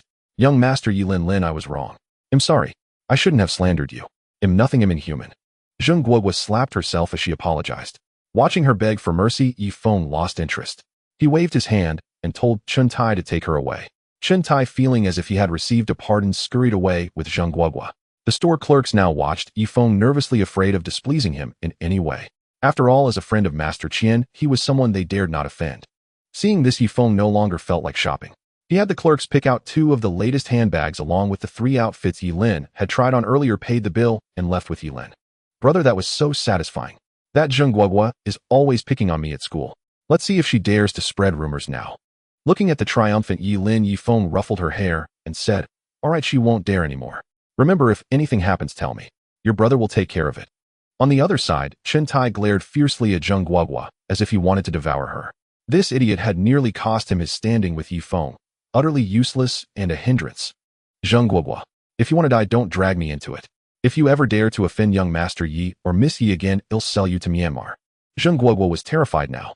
She couldn't understand how Yilin, an ordinary girl, and Yifeng, just a student, could be on brotherly terms with a big shot like Master Qian. Having offended Yilin so badly, she feared retaliation, and a wave of dread consumed her. Leaving Prada, the siblings were heading home when a dessert cart caught Yilin's eye. "Brother, I want some egg waffles. Will you buy them for me?" "You little rascal, if you want them, just buy them yourself. You have money on you." No. They taste better when my brother buys them." Yilin pouted playfully. Unable to resist, Yifeng led her to the dessert cart. "Boss, 1 strawberry egg waffle, a serving of takoyaki, and 2 cups of lemon black tea." "Coming right up." "Miss, there are 2 orders of egg waffles ahead of you. Feel free to sit at the tables over there and rest. They'll call you when they're ready." There were 4 simple plastic tables and chairs next to the cart. The siblings found an empty spot and sat down. "Brother, how are things with your girlfriend Mengyu?" "We've already broken up." "What? Broken up?" "Brother, don't be sad. I think you should have broken up long ago. Even though I've never met her in person, from your photos and how you 2 interacted, I can tell she never really liked you. She just treated you as a backup, the kind you can toss away anytime." Yifeng sighed. Even his own little sister could see it. How had he been so blind back then, mistaking her coldness for a test? "Brother, don't sigh. You're so handsome. He'll introduce you to someone later. Your sis has several pretty best friends, you know." "Miss, your order is ready." Hearing the vendor's call, Yifeng quickly got up to fetch the food, eager to avoid listening to his sister's rambling. He scanned the QR code to pay, brought the food to the table, and as Yilin was about to continue, he cut her off. Stop, no need to say more. I already have a new girlfriend. Hearing this, Yilin's eyes lit up, and she was about to press further when a timid voice interrupted her. A cute little girl about 6 or 7 years old stood beside her and said, "Big sister, I want some egg waffles." Seeing the adorable child, Yilin's sympathy overflowed. She imagined all sorts of scenarios of abandonment, handed the egg waffles to the little girl, and told her to eat slowly, and that she could buy her more if she wasn't full. Yilin leaned in and whispered, "Brother, do you think this little girl has been abandoned? She's so pitiful. How about we take her home?" Yifeng looked at her as if she were an idiot. Her imagination was running wild. Look at her clothes. They may not be designer brands, but they're very clean and neat, which shows her parents care for her. And see how she eats, small delicate bites. That shows she has good upbringing and doesn't look like she's gone without food for long. She probably just got separated from her parents recently. Yilin nodded in agreement, offering an awkward smile. Brother, your observation is so sharp. I didn't even notice. Turning to the little girl, she put on what she thought was a gentle expression and asked, "Little sister, what's your name? Why are you here all alone?" The little girl paused her movements, gazing at Yilin as if trying to discern whether she was a threat. She glanced at the egg puff in her hand, as though mustering great resolve. "Sister, my name is Nyonyo. I came here with my dad today. He took a call a while ago, and I was playing nearby waiting for him. Then I saw the egg puffs here and came over." As she spoke, Nyonyo seemed to realize something and burst into tears. "I lost my daddy. Boo-hoo, I lost my daddy. How am I supposed to explain this to Da Huang? Da Huang loves daddy the most." Yilin asked curiously, "Nyonyo, who is Da Huang?" "Your grandfather." "No, Da Huang is my doggy, super adorable," Nyonyo said earnestly. Yilin couldn't hold back her laughter anymore. Children's minds truly worked in ways no adult could fathom. "Nyonyo, would you like sister to help you find your daddy, eh?" Thank you, sister. You're both beautiful and kind. Da Huang, and I will be so grateful." "Oh my Nyonyo, you're such an honest child. Sister adores you so much." Listening to their exchange, Yifeng struggled to suppress his amusement. His sister was like a child herself, a real live wire. "Nyonyo, where did you get separated from your father?" Yifeng asked gently. Nyonyo lowered her head in thought. "Big brother, I just remember a big Mickey Mouse, and next to it was a big drum. I was playing over there, and some big brother beat the drum. I got scared and ran far away, and then I couldn't find my way back." Yifeng pondered for a moment, but had no recollection. He walked over to the floor plan of Yansha Town nearby and studied it carefully. It seemed to be the square between the clothing and food districts. Moreover, the town service center was also there, and they could seek help from the staff. "Little sister, let's head to the square to help Nyonyo find her father. She probably got lost from there." Yilin took Nayunia's hand and followed Yifeng toward the small square. "Sister, it's here? This Mickey Mouse. I was playing here just now." The three began searching the vicinity, scouring nearby shops, and even the restrooms, but Nayunia's father was nowhere to be found. Nayunia's eyes gradually reddened, tears welling up and threatening to spill. The sight tugged painfully at the siblings' hearts. "Nyonyo, don't cry. Big brother still has an idea." "Big brother, what idea?" "Daddy's lost. Will he go hungry? Will he be mad at Nyonyo? Nyonyo shouldn't have run off." "Boo-hoo. Nyonyo, don't cry. How about we get more people to help you find your daddy?" Watching Nyonyo gradually stop crying, the siblings took her to the service center of Yansha Town. They explained the situation to the staff, who took it seriously. After comforting Nyonyo, the staff used a walkie-talkie to contact the town's broadcast system. The staff told Nyonyo they would broadcast a message to find her father. Soon the town echoed with announcements searching for Nayunia's dad. Before long, a man in his mid-30s wearing a blue shirt and black trousers rushed over frantically. When he saw Nyonyo, relief washed over his face. He hurried to her side and embraced her tightly. "Nyonyo, I'm sorry. It's Daddy's fault for not noticing you were gone. I'm terrible. Forgive me, okay?" Nayunia's face glowed with emotion. In her heart, so different from ordinary children, she was surrounded by love. Perhaps it was a deliberately crafted love, or perhaps it was genuine, but none of that mattered. "Daddy, Nyonyo lost you. Don't cry, Daddy. Nyonyo found you, didn't she?" If Daddy got lost, not only would Nyonyo be very sad, but Da Huang would be heartbroken too. Watching Nayunia's father hold her tightly, Yifeng felt a stir in his heart. A man in his prime with gray hairs sprouting at his temples like bamboo shoots after spring rain. Perhaps he too was a man with a story. "Daddy, big brother, and pretty sister helped me find you. They were so kind to Nyonyo. They gave me egg puffs and helped me look for you. Nyonyo really likes them." The man approached the siblings, bowed deeply, and said solemnly, "Thank you both for finding Nyonyo. Yi Wuhui has no way to repay this kindness. Please allow me to pay my respects." Seeing Yi Wuhui's seriousness, Yifeng stopped his sister, who was about to intervene, and accepted the bow. "Brother Yi, I am Yifeng. I cannot accept such a grand gesture. Nyonyo and my siblings share a natural affinity. Today's meeting was fate. If you have time, brother, could we find a place to chat? Today's great kindness is beyond repayment. I'll follow your lead, brother Yi. The four of them arrived at East Lake Hotel.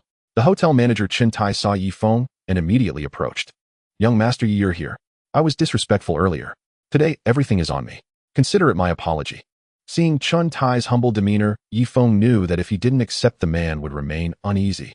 Since Chen Tai was under brother Qian, there was no need to hold a grudge over a trivial matter. He said, Manager Chen, let bygones be bygones. I'm having a simple meal with friends today. Just arrange a private room for us. Hearing Yi Feng's words, Chen Tai felt a weight lift from his shoulders. He had feared Yi Feng wouldn't accept. Rest assured, young Master Yi. Old Chen will take care of everything. The four entered the private room, and shortly after they sat down, dishes began to arrive. Seeing the array of top-tier delicacies on the table, Niunia's eyes sparkled. Many of the ingredients were things she had never seen before. Yi Wuhui looked embarrassed while Yi Lin tactfully moved to Niunia's side. The two of them ate with unbridled joy. Observing Yi Wuhui's unease, Yi Feng spoke up, Brother Yi, how about a drink? I rarely drink, but today, having received such grace from you, brother, I'll gladly keep you company. As they clinked glasses and the wine flowed, Yi Feng voiced the question on his mind. Brother Yi, I have two questions. I'm not sure if I should ask. Yi Wuhui paused, his chopsticks hovering over a dish, and said slowly, Brother, you're wondering about Niunia's mother and why my speech leans toward the archaic, aren't you? Yi Feng nodded.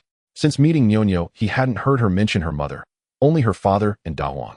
Moreover, a man in his 30s like Yi Wuhui shouldn't speak like someone from ancient times. Though not laden with classical particles, his words seemed to echo from a bygone era. Yi Wuhin remained silent for a long time before finally speaking. Have you ever heard of warriors, Brother Yi? Yi Feng shook his head, but at this moment a storm surged within him as if a door had been opened, revealing things that would overturn his worldview cultivated over 20 years. Brother Yi, do warriors really exist? Why have I never heard of them? Not having heard of them does not mean they do not exist. Families with legacies spanning hundreds of years all have warriors among them. They are simply not known to the public. Just like in hundreds of years when parrots and tigers became extinct, only a fragment of text remained in Huaxiao. There were birds of colorful plumage speaking human language. In the mountains were giant beasts resembling cats, with a kingly character on their heads, their bodies as large as cattle, the lords of all beasts. People might think what is written is false. Yi Feng nodded in agreement, thinking that if he were in their shoes, he would not believe it either. My mother Niunio was a warrior. During a conflict, she was severely injured and left us forever. After that, I distanced myself from the world of warriors, continuing to take care of Niunio. At this moment, Yi Feng felt a mix of sadness for his unfortunate encounter and attraction to the term warrior. He had harbored a dream of being a martial artist since childhood, wielding a sword and wandering the world. Brother Yi, can you tell me about the ranks of warriors? If it's not convenient, just forget it. Yi Wuhin looked at him earnestly. He had already said a lot today and was not concerned about saying a little more. Warriors are generally divided into four major realms: external strength, internal strength, acquired, and innate. The acquired is also known as master, while the innate is referred to as grandmaster. The world of warriors is far more brutal than the ordinary world, Brother Yi. I advise you to avoid too much contact with it. Yi Feng also calmed down. As an ordinary person, if he were to participate in the world of warriors, even 800 lives would not be enough. It was better to stick to his cashback endeavors. Brother Yi, what do you do for a living now? I work as an investment manager at an investment company, but I was just notified today that I have been laid off. Otherwise, I wouldn't have noticed that Niunio was missing. Hearing Yi Yuan's words, Yi Feng immediately perked up. This was a warrior and one who had achieved the position of investment manager, indicating remarkable capabilities. Such talent was rare. Brother Yi, would you be interested in working with me? I can offer you two options. One is to be my full-time bodyguard with an annual salary of 5 million Huaxiao coins. The other is to start an investment company under your full management with the same annual salary of 5 million Huaxiao coins. You can think about it. Niunio, don't worry. Oh, I like her very much. I can have my parents help take care of her or hire someone to look after her. Yi Wuhin felt tempted. His Achilles heel was Niunio. Previously, caring for her had consumed too much of his energy, leading to his boss' dissatisfaction and his layoff. Yet he did not regret it, for his daughter was his everything. Brother Yi, I want to join the investment company, but I have one request. I hope to bring Niunio to work with me. I don't want to miss her growth, otherwise I will have to give it up. Yi Feng thought he would propose some condition, but it turned out to be this. He immediately agreed and waved his hand to transfer 20 billion Huaxiao coins to Yi Wuhin. Brother Yi, take this money to start the company and invest in projects, but I hope you can fully acquire some companies as much as possible. Before, the system upgrade investments would not yield cashback, but acquisitions were different. They could bring substantial returns and accelerate the system upgrade. Yi Wuhin was left speechless upon seeing the account information. A full 20 billion Huaxia coins were just transferred to him. Was he not afraid that he would run away with the money? Calming himself, he said seriously, "Thank you for your trust, Brother Yi. I will not fail my mission. You can arrange the company matters as you see fit, Brother Yi. Don't worry about funding. This 20 billion is just the first batch, and there will be more funds injected later." After discussing some details, they noticed that Nyonyo looked a bit sleepy, so they decided to end the conversation and concluded today's meal. Originally, Yifeng planned to have the two of them stay at the Donghu Hotel, but seeing that his parents refused, he did not insist. After booking a room for himself and Yilin, he went to rest as the graduation banquet would be held there tomorrow, so he would not go home. Lying in bed, Yifeng stared at the ceiling and softly said, "System, you say warriors exist, or do the legendary celestial beings also exist? Host, no entities with power beyond this realm have been detected. Will the system mall have items related to warriors or cultivators after the upgrade? Host, the system mall contains everything. If you can imagine it, it has it. There are countless top-tier items from various realms within the mall. Please upgrade the system as soon as possible." Hearing this, Yifeng grew more curious about the system mall that would open after the upgrade. It seemed he needed to work hard for cashback. The next day, Yifeng woke up feeling puzzled. Why hadn't Yilin come to call him for the graduation banquet? This was unlike her character. After finishing his morning routine, he stepped out of the room, and the waiter outside saw him come out and immediately approached him saying, "Mr. Yi, Manager Chun asked me to inform you that the graduation banquet is arranged in the Chuyang Hall, and Miss Yi has already gone ahead. Would you like to go now?" So Yilin had already gone, and no wonder she hadn't disturbed him in the morning. He nodded at the waiter and followed him to the Chuyang Hall. Inside the banquet hall, the lighting was soft, reflecting the carefully arranged environment. Colorful ribbons and balloons adorned the walls, creating a festive atmosphere. On either side, there were 4 tables set with exquisite tableware, and at the front was a gigantic display screen displaying a bright red couplet. Upper line, scholarly family nurtures talents.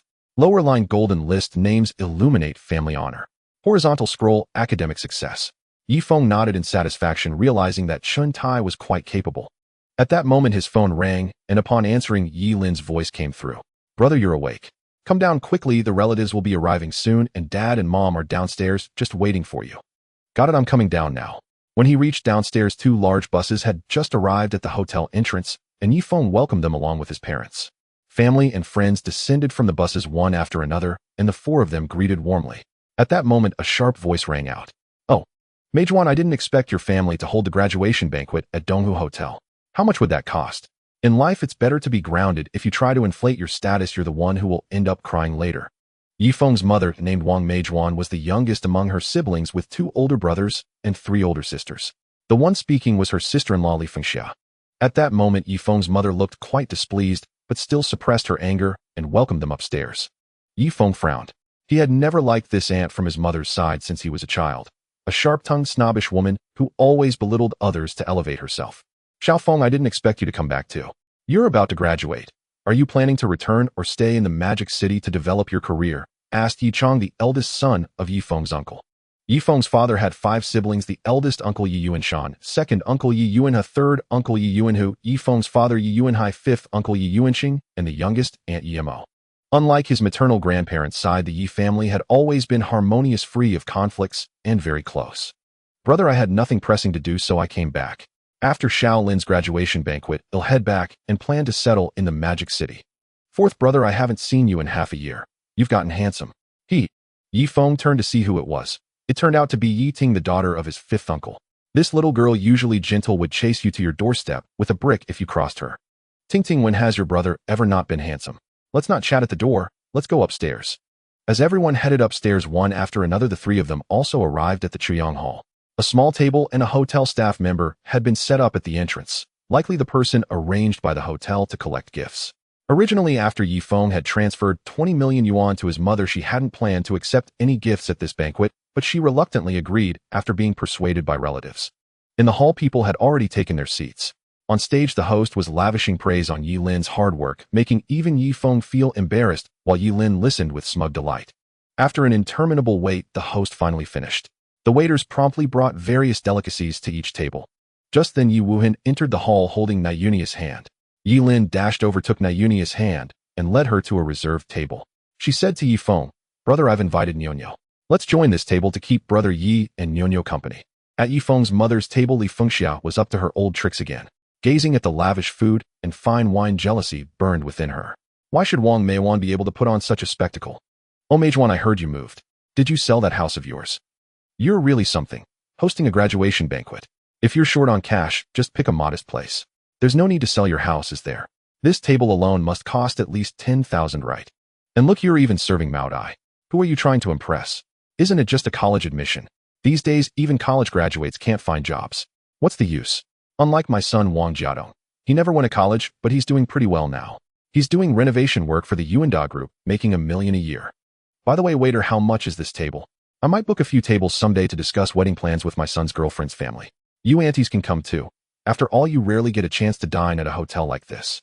Madam, this table excluding drinks costs 8 RMB. If you'd like to book, you can pay a deposit now, and he'll reserve it for you in advance. Everyone at the table looked at Yi Feng's mother in disbelief. This banquet must have cost at least 800 RMB. Majuan, have you lost your mind? Spending so much, did you really sell the house? Don't worry, big sister. Xiao Feng made some money in the Magic City and arranged this banquet. Your brother and I didn't pay a cent. We didn't sell the old house either. Xiao Feng bought us a new one. How is that possible? How could a student who hasn't even graduated afford a house and such an expensive banquet? He must have gone astray. I've heard that many graduates get brainwashed into joining pyramid schemes. You'd better be careful. Soon he'll probably try to sell us products or investments and then run off with the money. Li Fengxia declared with absolute certainty, as if she had witnessed it herself. In her eyes, no one could succeed except her son Wang Jiadong. Yi Feng's mother's expression turned cold. She hadn't wanted to stoop to her sister-in-law's level, but the woman kept pushing. Just as she was about to explode, the door was pushed open and two middle-aged men walked in, each carrying a suitcase. The newcomers were Qian Zhongwen and Zhang Jiwei. Brother, you were not too late, are we? Haha, it's all old Zhang's fault. He insisted I wait for him. Or I'd have been here much earlier. Brother Qian, brother Zhang, come sit with us. We haven't started yet. Yi Feng greeted them warmly. Brother Yi, hold on. Let us pay our gift first. Don't refuse. It's a matter of courtesy. Otherwise, we won't sit down. The two men opened their suitcases on the table, revealing stacks of cash. Zhang Jiwei, chairman of Yuanda Group, gift 8 RMB. Qian Zhongwen, chairman of Fuyu Group, gift 8 RMB. Hearing their names, the guests were stunned. These were two titans of Jincheng, especially Qian Zhongwen, whose reputation preceded him. Brother Qian, brother Zhang, your presence alone is a great honor. And you've given such generous gifts. Please come sit. I have something to discuss with you both. Li Fengxia, meanwhile, was gripped by panic. She had offended Yi Feng's mother plenty. Forcing an ugly smile, she tried to ingratiate herself. Majuan, I never imagined Xiao Feng would be so capable. Don't mind what I said earlier. I see he's on good terms with Chairman Zhang of Yuanda Group. Could you put in a good word for Jiadong? After all, he's your nephew. Yi Feng's mother continued eating, ignoring Li Fengxia. She knew this woman too well. Even if she helped, Li Fengxia would badmouth her behind her back. Better not to help at all. At the other table, Yi Lin politely greeted Brother Qian and Brother Zhang, then began eating with Nyonyo. Brother Qian, Brother Zhang, I plan to set up an investment company to be fully managed by Yi Wuhan here. He'll need your support. Qian Zhongwen looked at Yi Wuhan.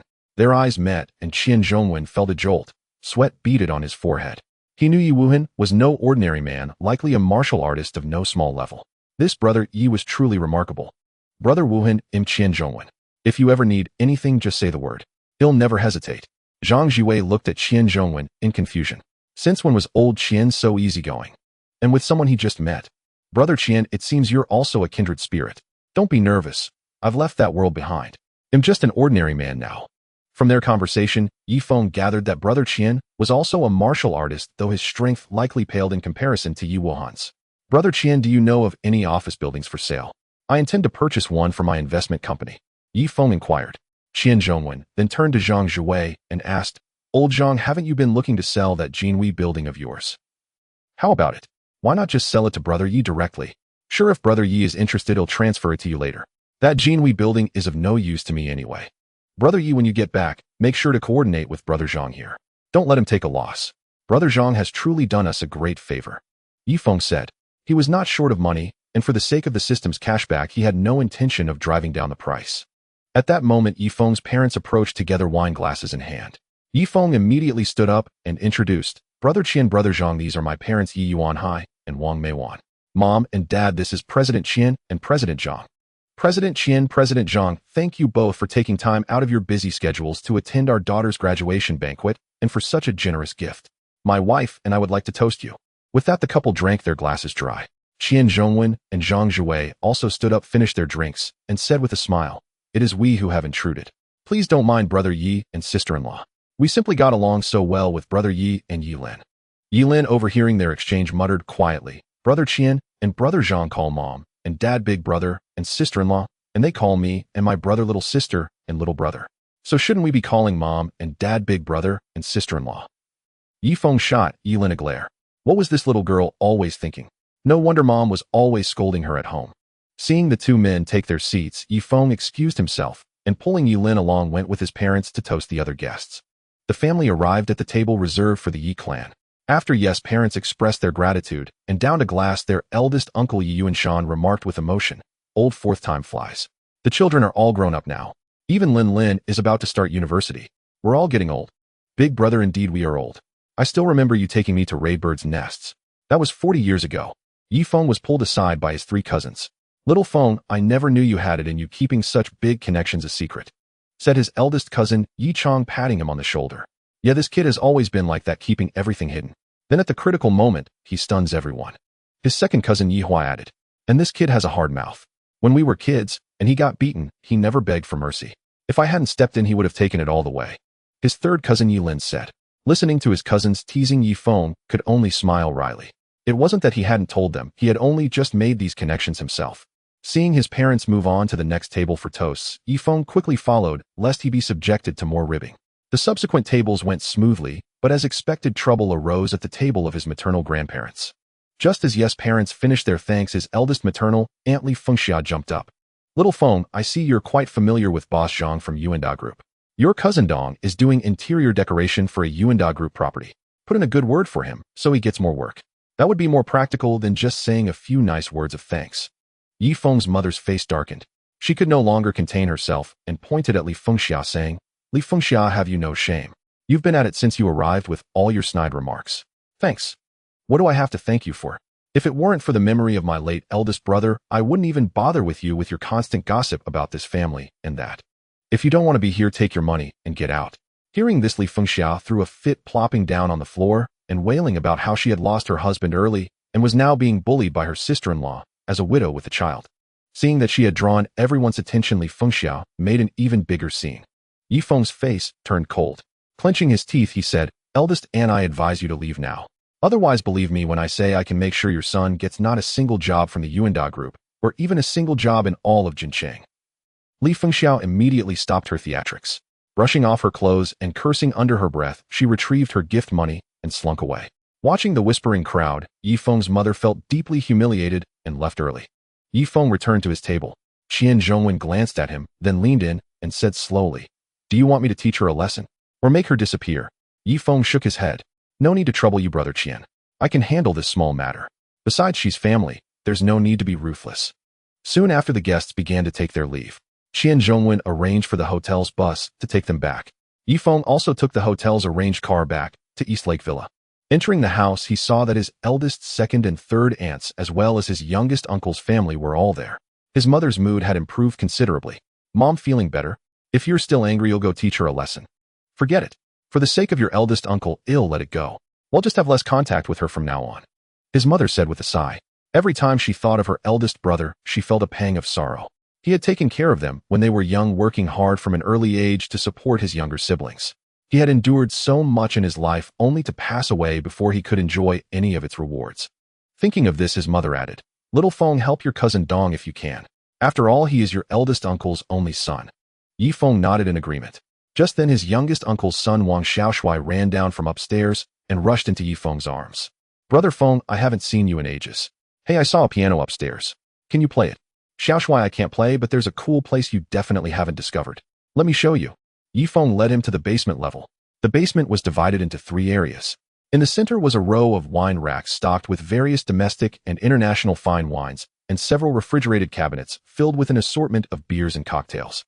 On the left was a KTV room that could accommodate about 10 people, fully equipped with state-of-the-art facilities and top-tier lighting and acoustics, updated and inspected every 3 months by professionals.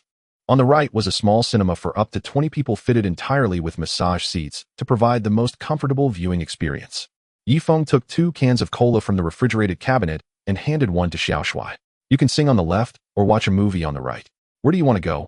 Wang Xiaoshui opened the cola, took a sip, thought for a moment, and said, "Brother Feng, can I watch Boonie Bears first and then go sing for a bit?" Yifeng laughed. You little rascal, you want both, huh? Fine, I'll put on Bunny Bears for you.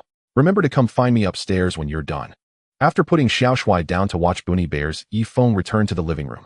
Seeing him come back alone, Mother Yi asked, Why are you back by yourself? Where's Xiao Shuai? He's watching a movie in the basement. He'll come find me when he's done.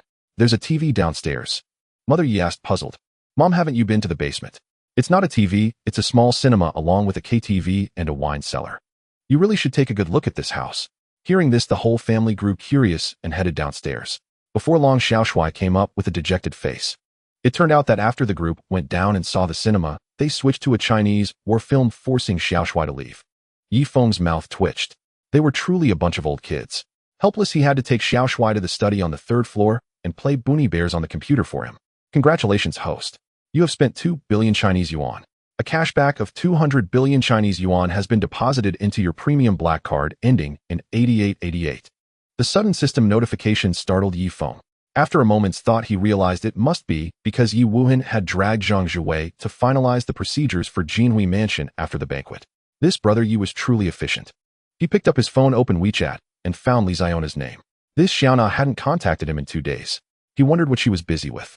Xiaona, have you been busy these 2 days? Don't you miss me? After sending the message, he received a reply shortly. Brother Feng, I miss you every day, but I knew you had important things to take care of at home, so I didn't dare disturb you. I'm so happy to get your message today, because it means you miss me too. Silly girl, if you miss me, just reach out. My business here is almost done. He'll be back in a couple of days, and he'll take you out for a big meal. Mom, brother Feng, I want to go to Fengming Pavilion again. That's our lucky place. Mom, wait for me to come back. Putting down his phone, he saw that it was almost dinner time, but his mother and the others hadn't come up yet, so he called Chen Tai. Old Chen, it's Yifeng. Prepare a meal for 20 people and deliver it to No. 8 Donghu Villa. Young Master Yi, rest assured. He'll arrange it immediately and have it there within half an hour. Only then did Chen Tai's heart settle. He had been worried that Yifeng would retaliate, especially after Master Chen himself had attended the banquet today with generous gifts. If young Master Yi had mentioned anything today, he might have already been on a train to Siberia to dig potatoes. After hanging up, Chen Tai immediately instructed the kitchen to prioritize Yifeng's order. Then he personally drove to No. 8 Villa with 2 staff members. After scrolling through short videos for a while, the doorbell rang. Yifeng opened the door, and seeing Chen Tai asked curiously, Old Chen, why did you come yourself? You could have just sent someone. As Chen Tai directed the staff to place the dishes on the 1st floor dining table, he said, Young Master Yi, it's no trouble. Serving you is my honor.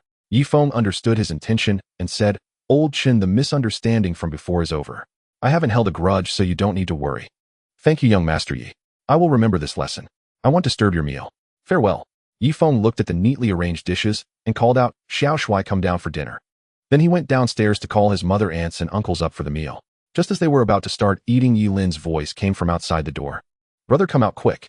Dad's drunk, and I can barely hold him up. Yifeng hurried out to take over their father and asked, Where did you two go again? After the banquet, Dad insisted on going to Uncle's place. Once there, he spent a long time reminiscing. Brother, you wouldn't believe it. Dad told so many embarrassing stories from his childhood. Haha, like when Grandpa told young Dad to scratch his back and Dad spent ages searching on the ground before asking Grandpa where his back was. Haha, Grandpa was so furious he beat him with a stick. Yifeng nearly choked with laughter. So his dad had been like that as a child. To avoid dying of laughter, he quickly sent Yi Lin to eat, while he helped his father into the 1st floor elevator and took him to his 2nd floor room to rest. When he returned to the dining room, Mother Yi asked, How's your father? How much did he drink today? That old fool, doesn't he know his own age, drinking so much? Mom, don't say that. Dad was happy today, so let him be. You can deal with him properly when he wakes up tomorrow. Yi Lin, never one to miss a chance to stir up trouble, fanned the flames from the side. After dinner, it was already dark outside and a light rain had begun to fall. Mother Yi said to them, Big sister, 2nd sister, 3rd sister, and big brother, don't leave tonight. Stay here. There are plenty of empty rooms upstairs for all of us. Yifeng also urged, Yeah, you don't get to see Mom often. Stay tonight. They'll turn on the KTV later, and you can all have some fun. When you're tired, just go upstairs and rest. After persuasion from both Mother Yi and Yifeng, they finally agreed to stay. Mother Yi led them upstairs to assigned rooms, while Yifeng went downstairs to turn on the KTV. He prepared a fruit platter and some drinks before returning to his own room. Back in his room, Yifeng took out his phone and called Yi Wuhan. Brother Wuhan, you work fast. The Jinhui Mansion deal was completed so quickly. I just saw that old Zhang wasn't too drunk, so I dragged him back to the company to finalize the procedures. By the way, is there something you need me to do? Yes, there is something. About 5 kilometers west of Donghu Resort, there's a ginseng flower base. Have you heard of it?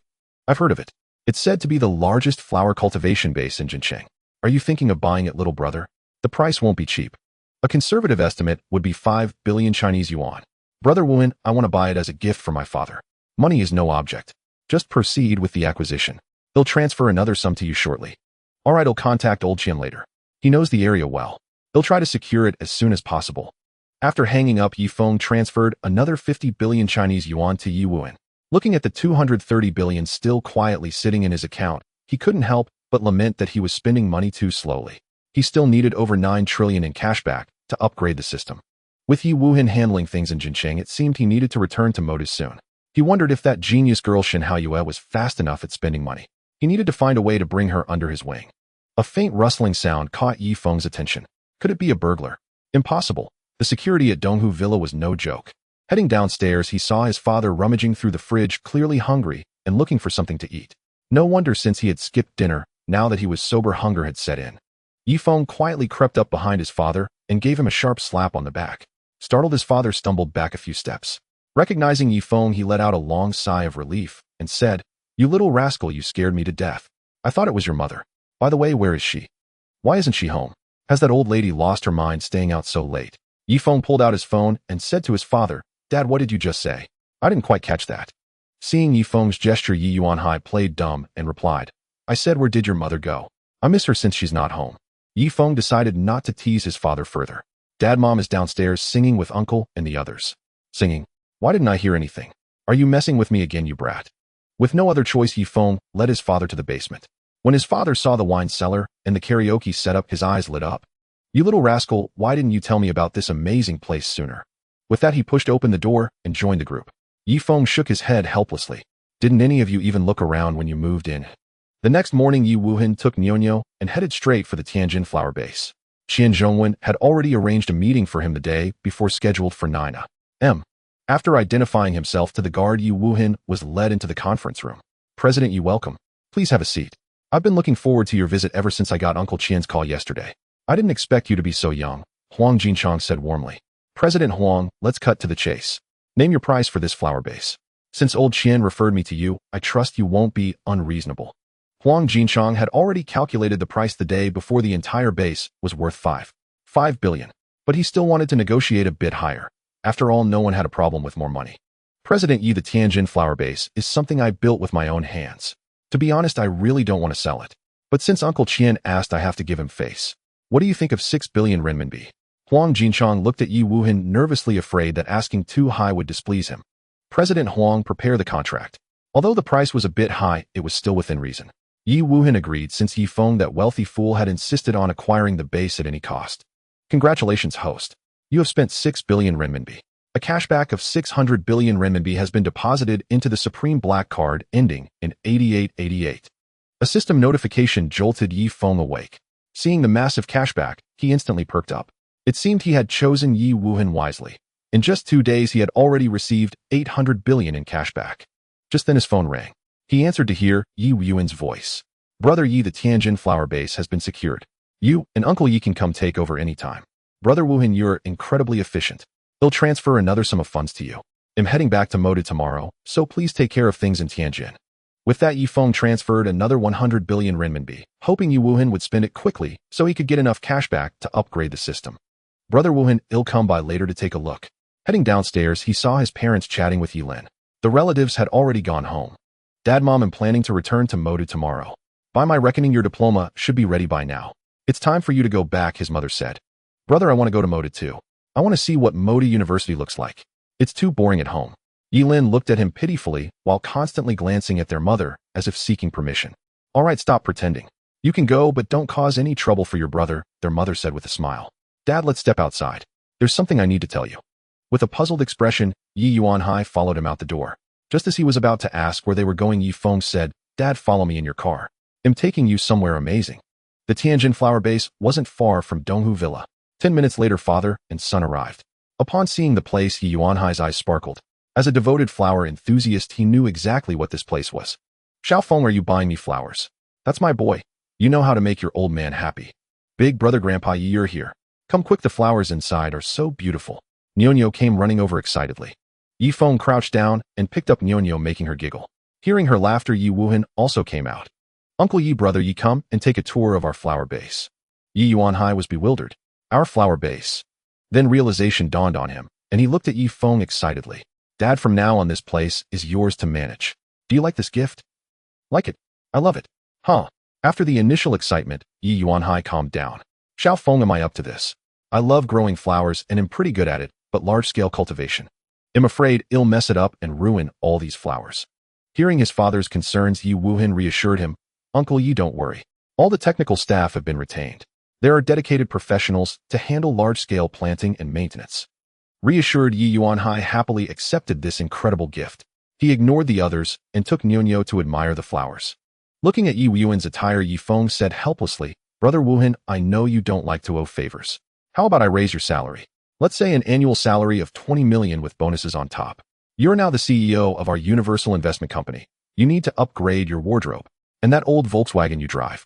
Time for a change, or people will think our company is struggling. Also hire a secretary and an assistant to share your workload and help take care of Nyonyo. This isn't a suggestion, it's an order. Get it done this afternoon. And buy Nyonyo some new clothes. Put it on the company account. Brother, you really, it's not necessary. As a martial artist, you know I don't care about such things. You may be a martial artist, but Nyonyo isn't. You have to think about her. She'll be starting school soon. You don't want her classmates to look down on her, do you? Brother Wuhan, don't refuse. If you do, you're not treating me like a brother.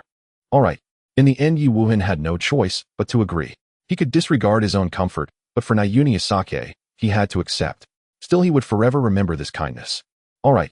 In the end, Yi Wuhan had no choice but to agree. He could disregard his own comfort, but for Nayuni Asake, he had to accept. Still, he would forever remember this kindness. All right. In the end, Yi Wuhan had no choice but to agree. He could disregard his own comfort, but for Nayuni Asake, he had to accept. Still, he would forever remember this kindness. All right. In the end, Yi Wuhan had no choice but to agree. He could disregard his own comfort, but for Nayuni Asake, he had to accept. Still, he would forever remember this kindness. All right. In the end, Yi Wuhan had no choice but to agree. He could disregard his own comfort, but for Nayuni Asake, he had to accept. Still, he would forever remember this kindness. All right. In the end, Yi Wuhan had no choice but to agree. He could disregard his own comfort, but for Nayuni Asake, he had to accept. Still, he would forever remember this kindness. Yi Feng drove back alone while his father chose to stay, unwilling to leave the beautiful sea of flowers. After booking 2 plane tickets to the Magic City online, Yi Feng pushed open the door and returned to the villa. Seeing several suitcases piled up in the living room, Yi Feng asked his mother, Mom, have we got relatives visiting? Why so much luggage? His mother replied with a hint of exasperation, It's all because Yi Lin wants to go with you to the Magic City. These are the things she insists on bringing. Yi Lin, hugging a large plush toy, was just coming down the elevator. Spotting Yi Feng, she immediately said, Brother, look, is there anything else I need to bring? This is my first time leaving Jincheng, and am not sure if I've prepared enough. Yi Feng was speechless. Seeing her determination to move the entire house, he walked over, tapped her on the head, and said, You little girl, why bring so much? I have everything over there. Put it all back, just bring a change of clothes. Yi Lin held her head, looking at him with grievance, and reluctantly began returning the luggage piece by piece. Lin, you're the only one who can handle her. Xiao Feng, when you get to the Magic City, keep an eye on her, and don't let her go astray, their mother instructed. Don't worry, Mom. With me around, she won't cause any trouble. Lin may seem impulsive, but she's actually quite opinionated and knows right from wrong. She's just a bit clingy to home, which makes her act silly. Days at home are always fleeting, especially after growing up. People rush about in their busy lives while home remains a quiet anchor in their hearts, guiding them forward. At Jincheng Airport, amidst their parents' reluctance, Yi Feng and his sister boarded the plane to the Magic City. Brother, this is my first time on a plane. I heard they have free food and drinks. I'm definitely going to try them all, Yi Lin chattered like a lark. What a coincidence. I didn't expect to run into you, a voice interrupted Yi Feng's thoughts. Molly didn't expect to see you again. Molly, sister. I'm Yi Lin. Do you remember me? We met when my brother took me out to play when we were kids. Little Yi Lin. After all these years, the little girl has grown into a stunning beauty. Sister Molly, you're the real beauty. With looks like yours, you must have many suitors, right? Glancing at Yi Feng, Molly said slowly, No, I still prefer being alone. The plane is about to take off. Little Yi Lin, fasten your seatbelt, or you might fall over. 2 hours later, the plane landed safely. The siblings took a taxi and left. Brother, where are we going now? You have to take me out to have some fun. You little girl, always thinking about fun. Let's go home first, then I'll take you to see Magic City University. Soon they arrived at Thompson Riviera. Seeing the name of the complex, Yi Lin's eyes sparkled. Brother, you don't have a place here, do you? I've seen online that the apartments here are incredibly expensive. You like it? When you get married, he'll give you one as a gift. Well, stop it. I'm still a baby.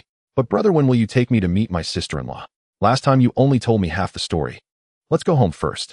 When we head to Magic City University, later you'll see her. At the door, Yifeng registered Yilin's fingerprint and iris for convenience. Entering the room, Yifeng put away the luggage and grabbed the car keys. Just as he was about to call Yilin, he saw her wandering around like a curious child. Brother, I absolutely love the round bathtub in the bathroom, and this huge floor-to-ceiling window is so beautiful. My dear brother, can your adorable little sister make a tiny request? Could you let me have your bedroom? I love that room so much, This little bandit wanted to take over his room on the very first day. But since she was his own sister, Yifeng had no choice but to agree. Yay, I knew my brother loves me the most. Seeing Yilin so happy, Yifeng couldn't help but smile. Lin, when school starts, will you live here or in the dormitory? Yilin thought for a moment and said seriously, brother, I think I'll stay in the dorm. A college life without living on campus isn't complete. I can come back on weekends, All right, whatever you say. Find some time to get your driver's license. When you do, we'll buy you a car to make things easier. Don't worry, brother. He'll get my license as soon as possible, He'll have to pick carefully and make you spend a fortune. Fine, pick whatever you want. Now let's head to Magic City University. As Yifeng drove past a flower shop, Yilin called for him to stop. He looked at her with confusion. Brother, you're not going to see your sister-in-law empty-handed, are you? And what else? You're such a clueless man. I don't know how you managed to win her over. Get out and buy her a bouquet of roses. Realizing his mistake, Yifeng immediately got out of the car and walked into the flower shop. The shop owner was a woman in her 30s, not exceptionally beautiful, but exuding an intellectual charm. Seeing a customer, she greeted warmly. Handsome, looking to buy flowers. Ma'am, I'd like a bouquet of red roses, Yifeng said. Offer your girlfriend, I presume. Wait a moment, UITLL, be ready soon. The owner deftly brought out a vibrant bouquet of roses and said, Handsome, these are freshly arranged. May your love bloom like these roses, enduring and beautiful. Yifeng thanked her, scanned the QR code to pay, returned to the car, handed the roses to Yilin in the passenger seat, and drove off toward Magic City University. Arriving at Magic City University, Yifeng held a bouquet of roses in one hand, while his other arm was linked with Yilin's. Brother, Magic City University is really beautiful. Look at that library. It's so cool. And that teaching building is so modern. And the restroom. Never mind about the restroom. Seeing Yifeng's darkening expression, Yilin wisely stopped talking. Feeling a bit thirsty, Yifeng took Yilin to the convenience store. The owner, Zhao Li, was leisurely listening to music. Seeing Yifeng, he smiled and said, Long time no see. You've been busy lately. And who's this? Noticing Zhao Li's puzzled look, Yifeng knew he must have misunderstood and began to explain. Brother Li, this is my sister Yilin. She's about to become a student at Magic City University too, so I brought her for a preview. You scare me, kid. I thought you'd changed girlfriends. With that bouquet of roses, anyone would get the wrong idea. Unbeknownst to Yifeng, he and Yilin were spotted on campus by Li Ziona's roommate Shernan. In the girls' dormitory, Li Xiaona sat lost in thought. When will brother Feng return? He's been gone for days. Does he miss me? By my count, he should be back by now. Shernan burst into the dormitory, flustered and speechless at the sight of Li Xiaona's lovesick expression and the startling scene he'd just witnessed. After composing himself, Shernan decided to tell her. Xiaona, I saw Senior Yifeng on campus just now. What? Brother Feng is back. Where is he? Li Xiaona exclaimed, elated, only to be abruptly pulled back by Shernan as she sprang up to leave. Xiaona, listen carefully. I saw Senior Yifeng at the supermarket entrance just now, holding a bouquet of roses with a girl. Don't get upset. Perhaps I misjudged the situation. Wait for me. Li Xiaona dashed to the supermarket entrance, where she spotted Yifeng and the girl seated by the door, and overwhelmed, burst into tears. Yilin glanced at Li Xiaona, puzzled, then turned to Yifeng. Brother, that girl seems strange. She's staring at us and crying. Yifeng turned, and upon recognizing Li Xiaona, rushed toward her. But before he could reach her, Shernan stepped forward and blocked his path. Senior Yifeng, so you're a cat after all. Xiaona adores you, yet you juggle two relationships. How can you face her? What good is your feigned concern now? Go tend to your little girlfriend instead. Xiaona, let's go. This man doesn't deserve your sorrow. Yifeng stood flustered, desperately trying to restrain Li Xiaona. Just as he opened his mouth to explain, Yilin hurried over and said, Brother, is this my sister-in-law? Brother? Li Xiaona froze, gaze shifting from Yilin to Yifeng. Before he could speak, Shernan interjected, Young lady, that's a rather feeble excuse. Caught red-handed, you suddenly claimed siblinghood. Then explain the roses. You say he's your brother. Prove it. Though usually carefree, Yilin was shrewd in this moment. She pointed to the roses on the table. These were bought by my brother, for his fiancée. As for our kinship, that's even simpler, brother, hand me your ID card. She retrieved her own ID from her bag and placed it beside Yifeng's, handing both to Li Xiaona. Sister-in-law, see for yourself. The registered addresses match. We're full siblings sharing both parents. Yifeng discreetly gave Yilin a thumbs up. Had he been left to explain, it would have taken far more effort. Li Xiaona stood embarrassed before the siblings, realizing her grave misunderstanding. Beside her, Nan too recognized her false alarm, and murmuring an apology fled in haste. Sister-in-law, come. Let's sit over there, not stand like statues. The three settled onto nearby chairs, and Yifeng gently placed the bouquet before Li Xiaona. Xiaona, these roses are for you. Do you like them? She accepted them, radiant with joy, then whispered softly, Brother Feng. Lin, I'm so sorry. I misunderstood everything. Sister-in-law, don't give it another thought. Free time this afternoon. Let's go shopping, and let big brother foot the bill. Haha. Their rapport warmed steadily. When Li Xiaona learned Yilin would soon enroll at Moda University, her delight deepened. Not only would she learn more about Brother Feng, but she could also cultivate a warm bond with her future sister-in-law. Watching them laugh together, Yifeng quietly reserved a table for dinner that evening at Fengming Pavilion, just as Shenhaoren's call came through. Brother Yi, you've invested heavily in my Shen family, yet never once asked for updates. Brother Shen, I trust you implicitly. Besides, it wasn't much, and what brings this call today? The Cloudtop Villa is fully prepared. You may move in any time.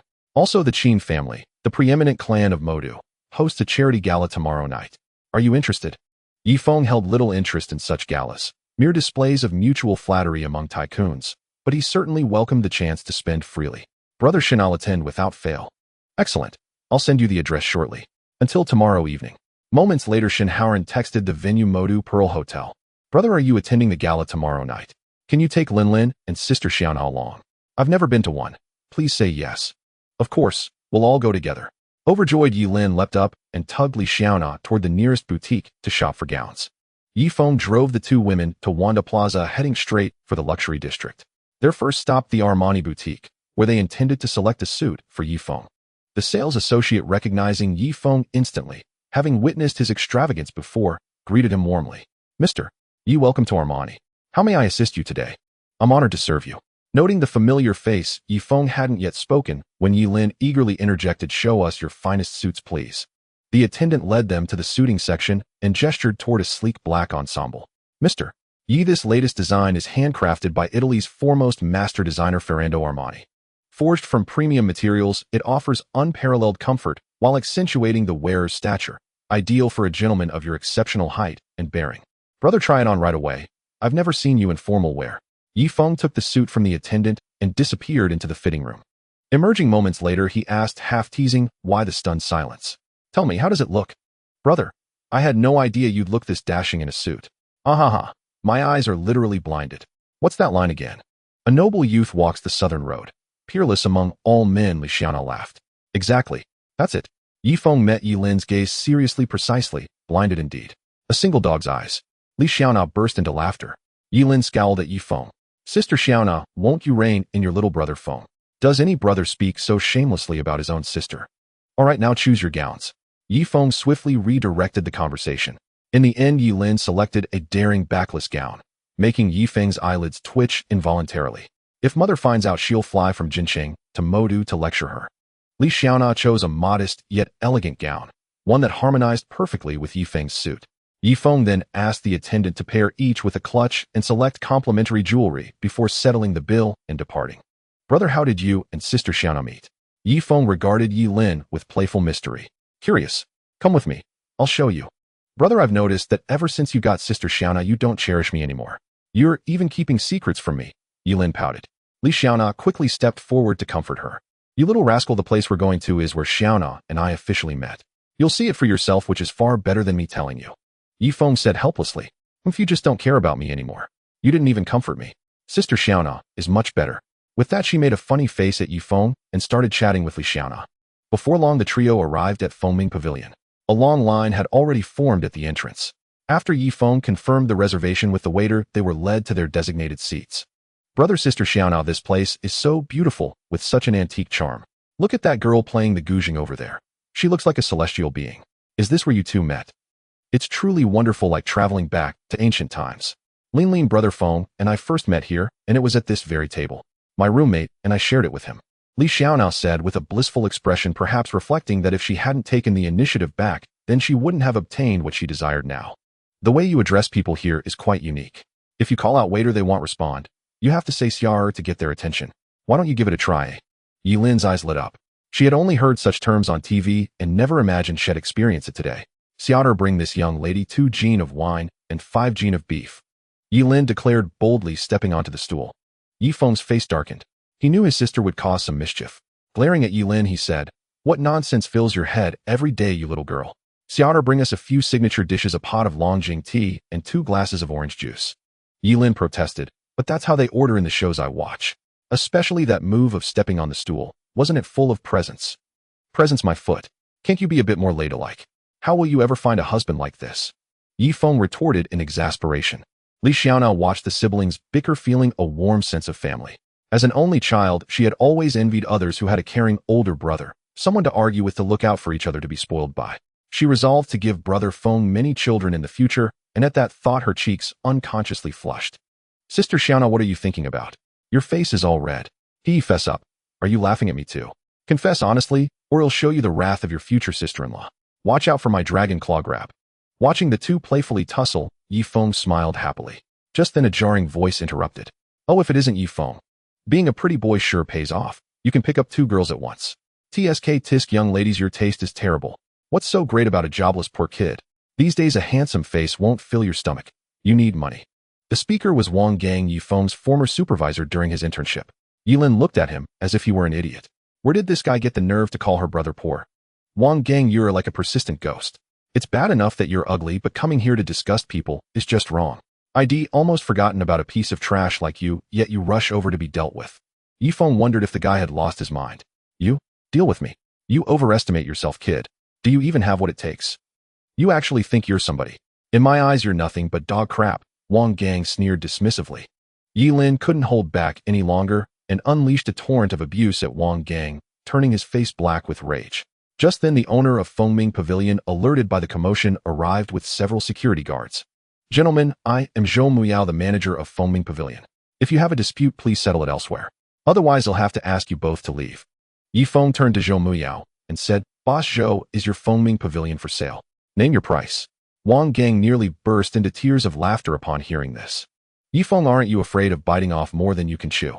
You're going too far. You want to buy Fengming Pavilion? That's hilarious. Do you even know what it's worth? At least 80 million Chinese yuan. With your pathetic state, you can't even afford a table." Yi Feng ignored Wang Gang and continued speaking to Zhou Muyao. 100 million Chinese yuan. "Sir, I have no intention of selling Fengming Pavilion. Please don't joke like this," Zhou Muyao said, not believing Yi Feng could actually buy it. "Haha, Yi Feng, you're acting like a clown right now. Keep performing. If you can buy Fengming Pavilion, Wang Gang will crawl out of here today." 150 million Chinese yuan, Yi Feng pressed on. "Mr. Yi, it's not that I don't trust you, but I don't want to sell. I built this place with my own hands. I have an emotional attachment to it. Don't wanna. That doesn't mean you can't. Boss Zhou, 200 million Chinese yuan, and you'll continue to manage Fengming Pavilion." Zhou Muyao was quite satisfied with the price, but he still doubted whether Yi Feng could afford it. "Mr. Yi, if you can indeed produce 200 million Chinese yuan, then Fengming Pavilion is yours." Yi Feng asked for Zhou Muyao's account number, transferred 200 million yuan, and then calmly watched him. Upon receiving the bank notification, Zhou Muyao said respectfully, "Boss, from now on Fengming Pavilion belongs to you. What are your instructions?" Yi Feng cast a cold glance at the stunned Wang Gang and said icily, "Help him fulfill his earlier promise." Wang Gang snapped back to reality, utterly bewildered. How could that poor kid he once pushed around now have 200 million yuan to buy Fengming Pavilion? It defied logic. Just as he tried to flee, 2 security guards grabbed him and pinned him to the ground. Shooting Yi Feng a venomous glare, he crawled out of Fengming Pavilion in utter humiliation. "Boss, any further instructions?" Zhou Muyao asked deferentially, realizing that spending 200 million yuan just to vent his anger meant Yi Feng's power was terrifyingly immense. "From now on, you'll be the manager here. Fengming Pavilion remains under your charge, and I won't interfere. Also, today's expenses are on the house, to celebrate Wang Gang's crawl-out." After Zhou Muyao announced, the free-for-all cheers erupted from the crowd. The prices at Fengming Pavilion were steep, so this saved them a considerable sum. Some keen observers posted the incident online, stirring up quite a buzz in Magic City. "Brother, you were so cool just now. The way Wang Gang crawled out was hilarious, like a big turtle. I can't stop laughing," Yi Lin said dramatically. Li Xiaonao looked at Yi Feng with adoration in her eyes. What woman wouldn't want to see her man exude such majestic dominance? "Xiaonao, Lin, let's eat. Don't let irrelevant people ruin our mood." The three began to enjoy their meal. Throughout it, Yifeng kept picking dishes for Li Xiaona, which sparked intense dissatisfaction from Yilin. In the end, he could only serve as a utensil for serving food. When they were nearly full, Yilin mysteriously said to Li Xiaona, "Sister Xiaona, how about we go hang out at my brother's place later? My room is really beautiful, and we have the charity gala tomorrow night. It's not convenient to keep the gowns at school." Alright, I'd also like to see Brother Feng's home. I hear guys' places are always messy. I wonder if we'll find his stinky socks he. Seeing Li Xiaona agree, Yilin winked at her brother, as if to say, "You better thank your adorable sister." The three left Fengming Pavilion and sped toward Thompson Riviera. At the doorstep, Yilin had Yifeng register Li Xiona's fingerprints and iris, claiming it would make it easier for Sister Xiaona to visit her later. As for the real intention, it was obvious. "Sister Xiaona, come with me. Let me show you my room. I went through a lot of trouble to get it from my brother." Yifeng watched helplessly as Li Xiaona was dragged away by Yilin. He smiled wryly, thinking his little sister was going to create an opportunity for them, only to find himself left alone in the living room. He had no choice but to lie on the sofa and scroll through short videos. Opening Douyin, he saw his old username Fengshui Yagairen and found it amusing now. But it was just a name, so he let it be. A video suddenly caught his attention. It was about the incident at Fengming Pavilion earlier. Scrolling through the comments, opinions were mixed. Some praised his generosity and bold spending, while others accused him of being overbearing and unforgiving. After a while, he skipped to another video. A live stream appeared featuring a girl with delicate features who was singing. Yifeng recognized her. She was his college classmate Fang Qi. The stream had fewer than 50 viewers, and the gifts were pitiful, just a few scattered lollipops. "Host, you can't just sing like that. You need to dance and show off your figure." "Yeah, host, with such an impressive cleavage, a dance would be truly breathtaking." Two old pervs above, case closed. "Little sis, sing 18 touches, and he'll send you a rocket." Just then, a PK invitation appeared on the screen, and soon a seductive, enchanting woman joined the stream. It's Sexy Kitten. She's a big streamer with 2 million fans. "Host, this is your chance at a windfall. She's ranked 9th in the Son Gandans category." "Little Chi-Chi, want to start a PK?" A sultry voice came from the stream. Fang Qi knew that opportunities to connect with big streamers were rare. This was a chance to gain followers and fame. "Hello, Sister Kitten. We can start the PK," Fang Qi said excitedly. "Alright, let me set the penalty first. The loser must remove their makeup and turn off the beauty filter." Kitten didn't think she would lose. Against a novice, how could she possibly be defeated? So she set a very harsh penalty. "Okay, Sister Kitten, let's begin." The PK started. Kitten began a seductive dance with alluring moves and flirtatious glances. Rockets and sports cars flooded her stream, and soon the gap in their scores widened significantly. Little Kiki's stream, however, remained bleak, with only a few lollipops and hearts. "System, if I send gifts in a stream, can I get cash back?" Host, to prevent malicious cashback schemes, livestream tips are not eligible for refunds. Yifeng had hoped to find a quick way to earn cash back, but it was a pity. Still, with his massive wealth, spending a small fortune was no pressure. He topped up 10 million Chinese yuan and started making moves. After all, she was his classmate and he intended to help her out. Fengshui Yagairen sent Carnival X10. Fengshui Yagairen sent Carnival X50. Fengshui Yagairen sent Carnival X100. Little Kiki's score instantly surpassed Sexy Kitten's, and the stream erupted. "Whoa, a big shot has arrived. Bow down. 100 carnivals in one go. Boss, do you need a sidekick? Boss Fengshui is incredible. Single-handedly decimating the other side's 500 fans." Sexy Kitten noticed the anomaly and panicked as she was overtaken. If she had to turn off the beauty filter and remove her makeup, her image would be utterly ruined. She pulled down her top, thrust out her chest, and boldly made all sorts of provocative poses, seducing the big shots in her stream. This move caused her score to rise and overtake again. Yifeng made another move. Fengshui Yagairen sent Carnival X200. Fengshui Yagairen sent Carnival X500. Fengshui Yagairen sent Carnival X1000. Little Kiki's score completely crushed Sexy Kitten's. The opponent had no will to resist, but Yifeng didn't stop. Fengshui Yagairen sent Carnival X1300. Fengshui Yagairen sent Carnival X1600. Fengshui Yagairen sent Carnival X2000. Only after spending the full 10 million Chinese yuan did Yifeng stop. By then, Little Kiki's viewer count had soared to over 100, and her follower count had reached 5000. Little Chi-Chi kept thanking Yifeng profusely.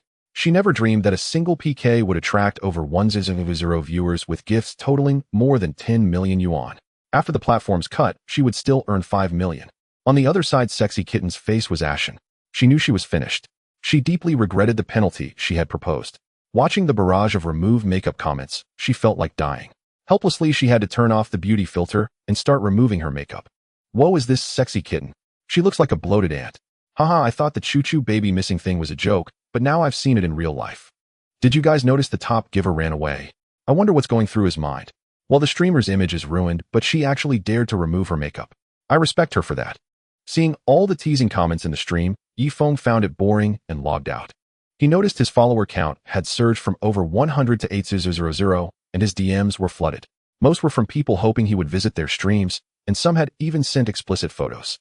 Fangqi also sent a private message saying she wanted to treat him to a meal to express her gratitude in person. Yifeng did not reply directly, exiting the application. As he watched the sky gradually darken, he reckoned that Xiao Na would not be leaving today. It was a pity that her first visit to his home was not a private affair for two, with Yilin acting as a third wheel. Brother-sister Xiao Na is not leaving today. She's staying in my room. We're going to have a good chat tonight, so don't you disturb us. Watching the two emerge from the room, Yifeng asked, "Do I need to prepare another quilt for you?" "Brother, I'll just get one from the guest room later, Don't forget to take sister Xiao Na back to school tomorrow morning." With that, Yilin pulled Li Xiao Na along, grabbed the quilt, and returned to the room. "Sister Xiao Na, there's a big bathtub in the bathroom. They'll go run the water first, and we can soak together later, They'll lock the door tight, just in case that pervert brother tries to barge in. Brother Feng won't come in. He's always been a gentleman. How could he be a pervert?" Li Xiao Na explained, recalling that in her time with Yifeng, she had always been the one to initiate hugs and kisses. He had never taken the lead. Was her charm insufficient? "What are you thinking about, Sister Xiao Na? Don't tell me you'd rather sleep with my brother than with me." "You little Yilin, how dare you tease your future sister-in-law? Taste my dragon claw grasp." For a moment, the room was filled with spring scenery. Unfortunately, Yifeng could not see it. He was currently taking a shower in the other bathroom, as his room, unlike the one Yilin had commandeered, did not have its own private facilities.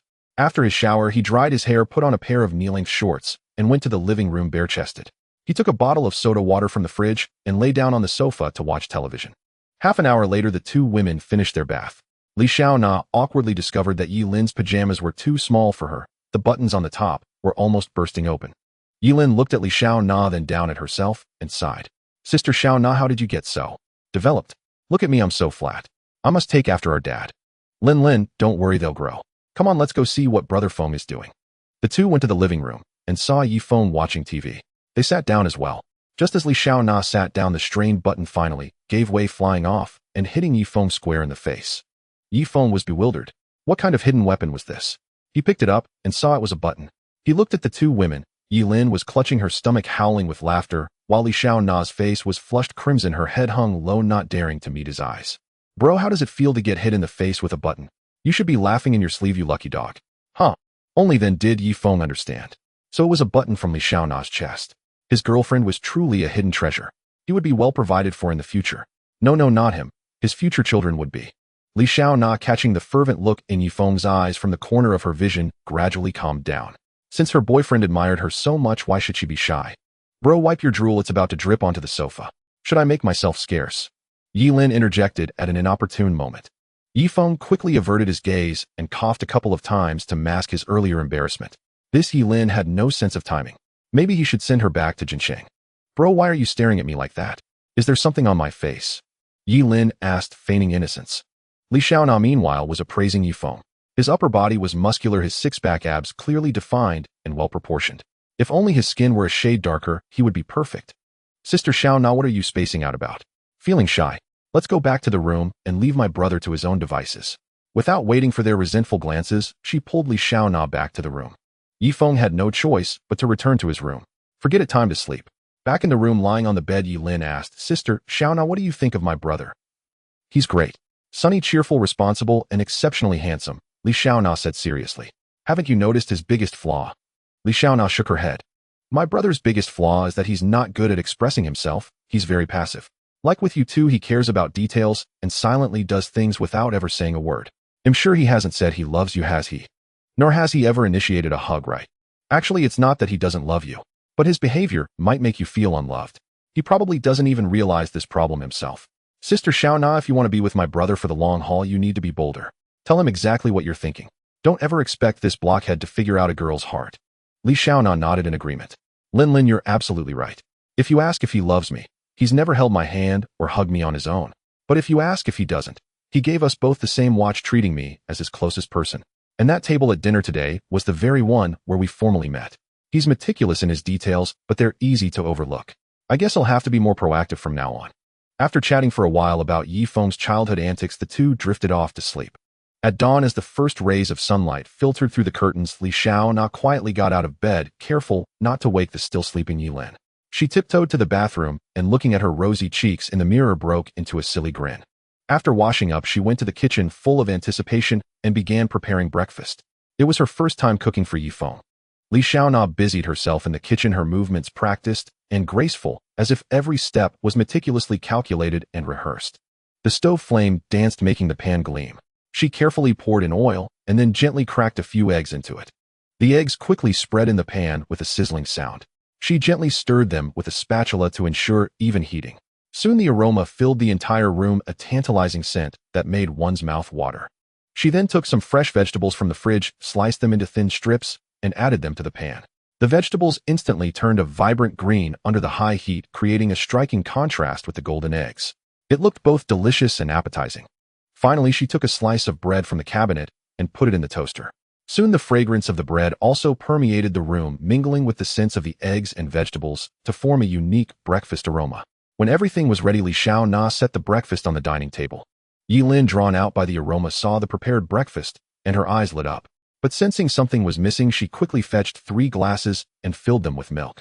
"Now it's perfect," Yi Lin declared triumphantly. A knock sounded at the door. Yi Feng opened it to find Yi Lin beaming with excitement. "Brother, get up quickly. Xiaona and I have prepared breakfast for you. Hee, it's absolutely delicious." Yi Feng felt a sense of anticipation. Aside from his mother, no one had ever made breakfast for him. He quickly got up and headed to the dining room. At the table, a plate of perfectly prepared fried egg sandwiches greeted him. Golden eggs, verdant greens, and bread toasted to a flawless crisp. "Brother Feng, come and eat breakfast," Li Xiaona said with a radiant smile. "Yes, sit down and give us your review," Yi Lin urged. Yi Feng picked up the sandwich and took a bite. The fragrance of the egg and vegetables burst in his mouth, each bite brimming with a sense of happiness and satisfaction. A warm current surged in his heart. This, he thought, must be the feeling of being loved. At that moment, he wanted to hold Li Xiaona tightly in his arms. "It's very delicious. Thank you. This is the happiest day of my life." Hearing Yi Feng's praise, Li Xiaona's heart swelled with joy. Being affirmed and recognized by the one she loved made her feel immensely happy. "Brother, try the milk I poured for you. It must be delicious too. Praise me as well." Yi Lin chimed in, eager not to be left out after hearing Li Xiaona receive compliments. Yi Feng's eye twitched. This girl, she just poured a glass of milk. Was it really that big a deal? But seeing her expectant gaze, he reluctantly offered a compliment. After a pleasant breakfast, Yi Feng escorted Li Xiaona back to Magic City University, while Yi Lin opted to go out and enjoy herself on her own. As he was about to leave after dropping her off at the dormitory, Li Xiaona said, "Brother Feng, can you hold me?" Yi Feng turned and embraced her tightly. "Xiaona, you are so wonderful. Through you, I have truly come to understand what love feels like. It's a sweetness that fills my heart. I am so fortunate to have met someone as amazing as you." With that, he kissed Li Xiaona deeply. They lost themselves in the embrace as if time had stopped, and they were the only two people in the world. Two hearts entwined spoke louder than 1,000 words. "Ahem, you two students, do be mindful. Look, the entrance is crowded with onlookers," the dormitory matron said, seeing the growing crowd, and felt compelled to intervene. Li Xiaona's face flushed crimson, and she fled back into the dormitory without looking back. Yi Feng thanked the matron for her reminder and hastily departed. Back in the dormitory, Li Xiaona was surrounded by her roommates, all grinning mischievously. "Xiaona, you didn't come back last night. Did you stay with Senior Yi Feng?" "Yes, come clean. I just saw a certain couple passionately kissing downstairs." Pressed by her roommates, Li Xiaona had to explain, "I stayed at Brother Feng's place last night, but I shared a room with his sister Yi Lin. Don't get the wrong idea. So you didn't sneak into Senior Yi's room. Tell us, is Senior Yi impressive? Did he conquer you? Jingjing, what's going on in that head of yours? It's nothing like what you're imagining. Brother Feng is a perfect gentleman. I just chatted with Yi Lin in her room for a long time and nothing happened. Please don't spread rumors." Seeing their skeptical expressions, Li Xiaona gave up explaining and let them think what they would. Meanwhile, Yi Feng drove to Cloud Villa. After parking, a woman in her 30s approached him. She exuded a mature charm, her demeanor elegant and composed. Her smile was both warm and reserved, instilling a sense of comfort and ease. "Mr. Yi, my name is Bai Jia. I am the butler of Cloud Villa No. 6. Welcome back. Sister Bai, you can call me Yi Feng or Xiao Feng. He'll need your help from now on. Could you give me a brief introduction? It is our duty to take care of you. The villa has 3 staff members for cleaning, 2 chefs, 2 gardeners, and myself. 8 people in total, responsible for your daily needs. The total cost is 2 million Chinese yuan per year." Yi Feng took out his phone and transferred 20 million Chinese yuan to Bai Jia. Sister, by starting now, double everyone's salary. I won't be staying here often, so please take care of the daily expenses and salary disbursements. Bai Jie stared at Yi Feng in astonishment. He was incredibly generous, doubling their wages right after arriving, and so amiable. Work here would probably be quite relaxed. On behalf of all the staff, I thank you for your generosity, Mr. Yi. I will do my utmost to repay your trust. They entered the villa, and Bai Jie announced Yi Feng's decision. All the staff were overjoyed. Their salaries were already considerable, and doubling them made it even more substantial. Yi Feng, Mr. Shen left 2 invitation letters for you before he departed. They are in the study now. Would you like to see them? Sure, take me to get them. They went to the study where 2 invitation letters lay on the table. Opening them as expected, they were for the charity gala hosted by the Qin family, the premier family of Magic City that evening. Yi Feng put them away and asked Bai Jie, Sister Bai, do you all live in the villa? Yes. Except for me, all the staff live on the first floor. If you find it inconvenient, I can arrange accommodation elsewhere. No, it's fine for them to stay here. It's more convenient if anything comes up. Why don't you live here, Sister Bai? My husband and I live in the suburbs. I have a room here too, and I stay when he is away on business. Yi Feng, will you be staying here tonight? They'll have the chefs buy ingredients in advance. Sister Bai, I have plans tonight, so I won't be staying. After a quick tour of the villa with Bai Jie, Yi Feng drove away. He still needed to pick up Li Xiaona for the evening's banquet. On the way to Magic City University, Yi Feng received a call from Wang Chao, his third roommate. Old Fourth, what are you up to? We've been ing you in the group chat for ages, and you didn't respond. Tomorrow we get our diplomas. The eldest suggested we have dinner together tonight. Don't you dare say you're busy. Even if you have to crawl, you'd better make it tomorrow. If Wang Chao hadn't mentioned it, Yi Feng would have forgotten that he was graduating tomorrow. He quickly replied, Third, don't worry. He'll definitely be there tomorrow. He'll drink you all under the table. Keep bluffing. You're always the first to pass out. Anyway, don't forget tomorrow. I'm hanging up now. After hanging up, Yi Feng fell silent. 4 years of university had passed like a dream, and now it was coming to an end. During this time, he had made 3 good brothers. They studied, played, and shared joys and sorrows together. Now that university life was drawing to a close, each of them was about to embark on a new journey, uncertain if they would ever meet again. Yi Feng shook his head, forcing the thoughts away. Even if reluctant to part, he had to face the farewell. Arriving at the dormitory building, he sent a message. Soon Li Xiaona bounded down happily and skillfully settled into the passenger seat. Fengge, why do you seem a bit down? It's nothing. Tomorrow is graduation, just a little melancholy. All right, let's head back and change first. You can ask Yilin if she's home. If not, we'll pick her up together.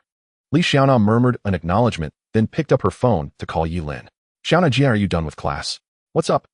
Fengge asks if you're home. If not, we'll come get you. Don't forget we have the charity gala tonight. Oh, I actually forgot. You 2 go home first, I'll just take a cab back. See you later. Hearing that they didn't need to fetch Yilin, Yi Feng drove straight back to Thompson Riviera. Once home, they each went to their rooms to change. Yi Feng found the suit he bought yesterday, put it on swiftly, then went to the living room, poured a glass of water, and sat quietly on the sofa waiting. Soon Li Xiaona emerged in her gown. Coming to the living room, she said to Yi Feng, Fengge, am I beautiful? Turning to look bathed in the sunset, she wore a pure white gown, like a blooming lily. The sunset draped over her, cloaking her in a golden halo that made her even more dazzling. Her smile was warm and sweet like spring sunlight, bringing boundless warmth and joy. At that moment, Yi Feng was deeply captivated. A subtle tremor in his heart moved him to step forward involuntarily. He wrapped his arm around her slender waist and murmured softly, Xiaona, you are so beautiful. This moment will be etched in my heart, like an eternity. Their eyes met, hearts racing. Their gazes intertwined as if time stood still. He slowly leaned in, and she closed her eyes, awaiting that sweet instant. Their lips gently touched, feeling each other's breath and warmth. In that moment, they seemed to merge as one, sensing their fervent love. Yet the tranquility was shattered by an abrupt sound. Yilin's footsteps echoed in the living room. She curiously peered in and happened to witness the scene. Yi Feng and Li Xiaona froze mid-motion, a flicker of awkwardness crossing their faces as if a dream had been rudely interrupted. Yilin stood at the doorway, eyes wide, staring in astonishment. A subtle awkwardness hung in the air as if time itself had paused. Bro, Xiaona Jie, go on with whatever you were doing. I saw nothing. How come I can't see anything anymore? Then Yilin, pretending to be blind, groped her way into her room. Yi Feng let out a soft sigh and said to Li Xiaona, looks like it's time to send this girl back to Tianjin. They exchanged a smile, feeling both embarrassed and sweet. Li Xiaona straightened Yi Feng's clothes, then called toward the room. Lin, it's almost time to go. You need to hurry up. Yilin poked her head out, saw no embarrassing scene, and walked out boldly. Bro, Xiaona Jie, I've been ready for ages. Let's go. The 3 drove to the Oriental Pearl Hotel. Yi Feng parked, opened the door for Li Xiaona, and gallantly helped her out. She naturally linked her arm through his, and they walked toward the Oriental Pearl. Still in the car, Yilin was baffled. Was that it? She was still in the car. That despicable brother forgetting his sister for a girl. Wait until I tell Mom. She quickly got out and chased after them. Yifeng handed over the invitation. The security guard glanced at it and let them pass. Seeing Yifeng enter the ballroom, Shen Haoran warmly approached. Brother Yi, it's been days I've missed you. Come, let me introduce you. This is my sister Shen Haoyue. Yifeng studied the legendary business prodigy. Her face was sculpted like fine art, her brows exuding confidence and strength. Her bright, piercing eyes seemed to see through everything, and her straight nose gave an impression of resolve and decisiveness. Her lips curved slightly upward, showing poise and composure. Her well-defined features and smooth lines radiated a commanding presence. Tall and elegant, her every move brimmed with confidence and power. Wherever she stood, she was impossible to ignore. They shook hands lightly. Thank you for your help to my family, Mr. Yi. Haoyue is grateful. Miss Shen, you're too kind. I hit it off with Brother Shen right away. Yifeng turned to Shen Haoran and said, Brother Shen, these are my girlfriend Li Xiaona and my sister Yilin. The two women greeted Shen Haoran and then quietly stayed by Yifeng's side. Brother Yi, being seen so close to me today will surely draw the Fong family's attention. Be careful. Congratulations, host. You have spent 3 billion renminbi. A cashback of 300 billion renminbi has been deposited into your Supreme Black card, ending in 8888. It seemed Wu Hin had struck again, truly his lucky star. Before Yifeng could finish his thoughts, another notification sounded. Congratulations, host. Your cumulative cashback has reached 1 trillion renminbi, triggering an additional reward. You have received Marrow Cleansing Pill 1, Primary Defense Talisman 10, can withstand a full force attack from a Grandmaster level martial artist for 10 minutes, and the Chaotic Genesis Sutra Introductory Chapter, allowing cultivation up to the Golden Core stage. Yifeng's heart churned like a storm. The rewards opened a new world to him, a world of immortal cultivators. Would he one day fly on a sword? Would he also achieve immortality? Brother Yi. Brother Yi. Shen Haoran called out twice when he saw Yifeng lost in thought. Worried he might be intimidated, he was about to offer reassurance when Yifeng snapped back. Sorry, Brother Shen, I was just thinking about something. Don't worry. If the Fong family dares to make a move, I won't hesitate to make them disappear from Shanghai. Hearing this, the Shen siblings were both startled. Did Yifeng truly have the power to destroy the Fong family? That was a behemoth with assets exceeding 200 billion renminbi and formidable social connections. Brother Yi, let's go rest over there. They went to a lounge area in the corner of the ballroom. Seeing they had matters to discuss, Li Xiaona took Yilin to sample various delicacies. Shen Haoran looked at Yifeng with some embarrassment. Brother Yi, our offensive against the Fong family was interrupted by interference from various parties. We had to pause. Though we've nibbled away at some assets, it hasn't had much impact on them. Yifeng understood that a major family couldn't be easily crushed. Besides, his investment in the Shen family was only 10 billion, a trivial sum to someone whose wealth had surpassed 1 trillion. Yifeng took a glass of red wine from a passing waiter and looked at the Shen siblings, saying, Brother Shen, I don't care about these things, and you don't need to feel guilty. Then Yifeng turned to Shen Haoyue and said, Miss Shen, am planning to establish an investment company in Modu. Would you be interested in serving as its CEO? Shen Haoyue's eyes lit up. The current state of the Shen family couldn't fully utilize her talents, and seeking revenge against the Fong family was a pipe dream. She desperately needed external help, but few dared to openly confront the Fong family, and fear of them left her constrained at every turn. Mr. Yi, may I ask the scale of your company? You should also understand that if I become the CEO, I will inevitably face suppression from the Fong family. Shen Haoyue said calmly. Yifeng understood her concerns, but none of this was a problem for him. He didn't need to make money. As long as he could spend it lavishly, enjoying the cashback would be more than satisfying. The initial investment is 200 billion Chinese yuan with no cap on subsequent funding. I won't interfere with any of your investments, and your compensation will be an annual salary of 100 million yuan plus 5 of the company's profits. Shen Haoran, standing nearby, was stunned, his mouth agape. Over 200 billion in cash flow. This placed Yifeng among the top elite in all of China. No wonder he dared to claim he could make the Fong family disappear if they targeted him. Brother Yi, if Haoyue joins your company, could you help the Shen family take on the Fong family as well? Shen Haoran asked cautiously. Yifeng laughed heartily and said, Brother Shen, as I said earlier, I won't interfere with any of Miss Shen's investments. You can rest assured on that. Mr. Yi, thank you for trusting Haoyue. I will not disappoint your expectations. After finalizing some details, Yifeng directly transferred 200 billion yuan to Shen Haoyue, entrusting her with full authority to establish the company. At that moment, a commotion not far away caught their attention. Recognizing Yilin as one of those arguing, Yifeng immediately walked over and asked, Lin, what happened? Yi Lin said angrily. Brother, they were so mean. Xiaona and I were eating here, and they shoved her aside, saying we were blocking their photos. I couldn't take it, and talked back. When Xiaona tried to pull me away, they tripped her. Yi Feng quickly checked on Li Xiaona. Fortunately, she was fine, only a slight redness on her arm. After comforting her, Yi Feng turned his icy gaze to the three women before him and slapped each one. 3 screams echoed through the venue, drawing everyone's attention. How dare you hit us? We're influencers with millions of followers. They'll expose you. That's right. We'll post this scumbag online and ruin his reputation.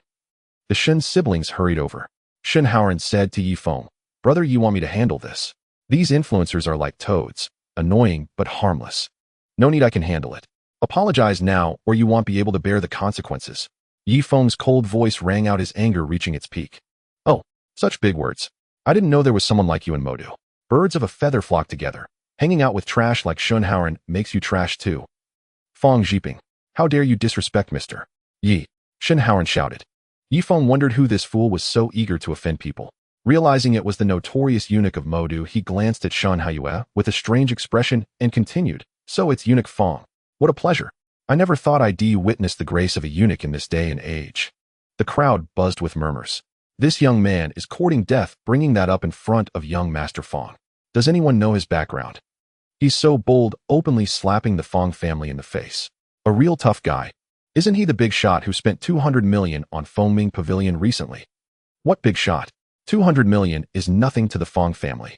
I bet this kid is done for. Feng Zhiping glared at Yi Feng with bloodshot eyes. This was his eternal pain. No one in Modu dared to mention it to his face.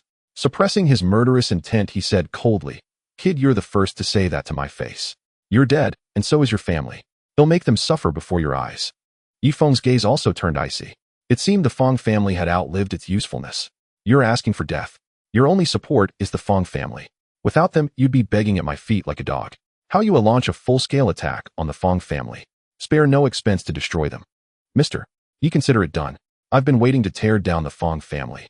Shen Haoyue said excitedly, her chance for revenge finally here. The crowd parted as 3 young men approached. The one in the middle looked at the tense standoff between Yi Feng and Feng Zhiping and said slowly, Mr.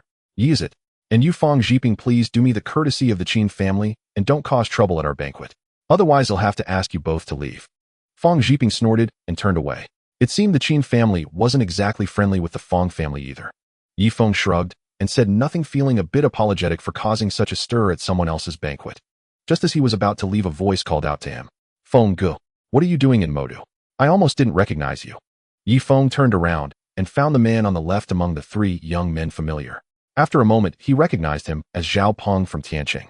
Zhao Peng, I didn't expect to see you in Modu. I thought you'd gone back to Jingdu. Hell, I had nothing to do, so I came to join the charity gala.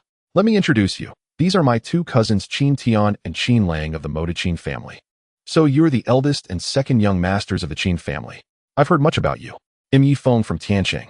Yi Feng introduced himself. Seeing that Yi Feng knew Zhao Peng, the 2 brothers relaxed their expressions. No one would look kindly on someone who caused trouble at their banquet. Since Brother Yi is friends with Peng, why not join us upstairs for a chat? Qin Tian invited. As the guest follows the host, he'll gladly accept your hospitality. Yi Feng followed the 3 to a reception room upstairs. Pushing open the door to the reception hall, a faint fragrance of sandalwood wafted through the air. Under Qin Tian's guidance, they arrived before a massive golden Nanmu tea table, which stood quietly in a corner like a work of art. Its surface was smooth as a mirror, exuding a subtle luster, as if narrating a 1,000-year-old tale. Yi Feng studied it intently, growing more fond of it with each passing moment.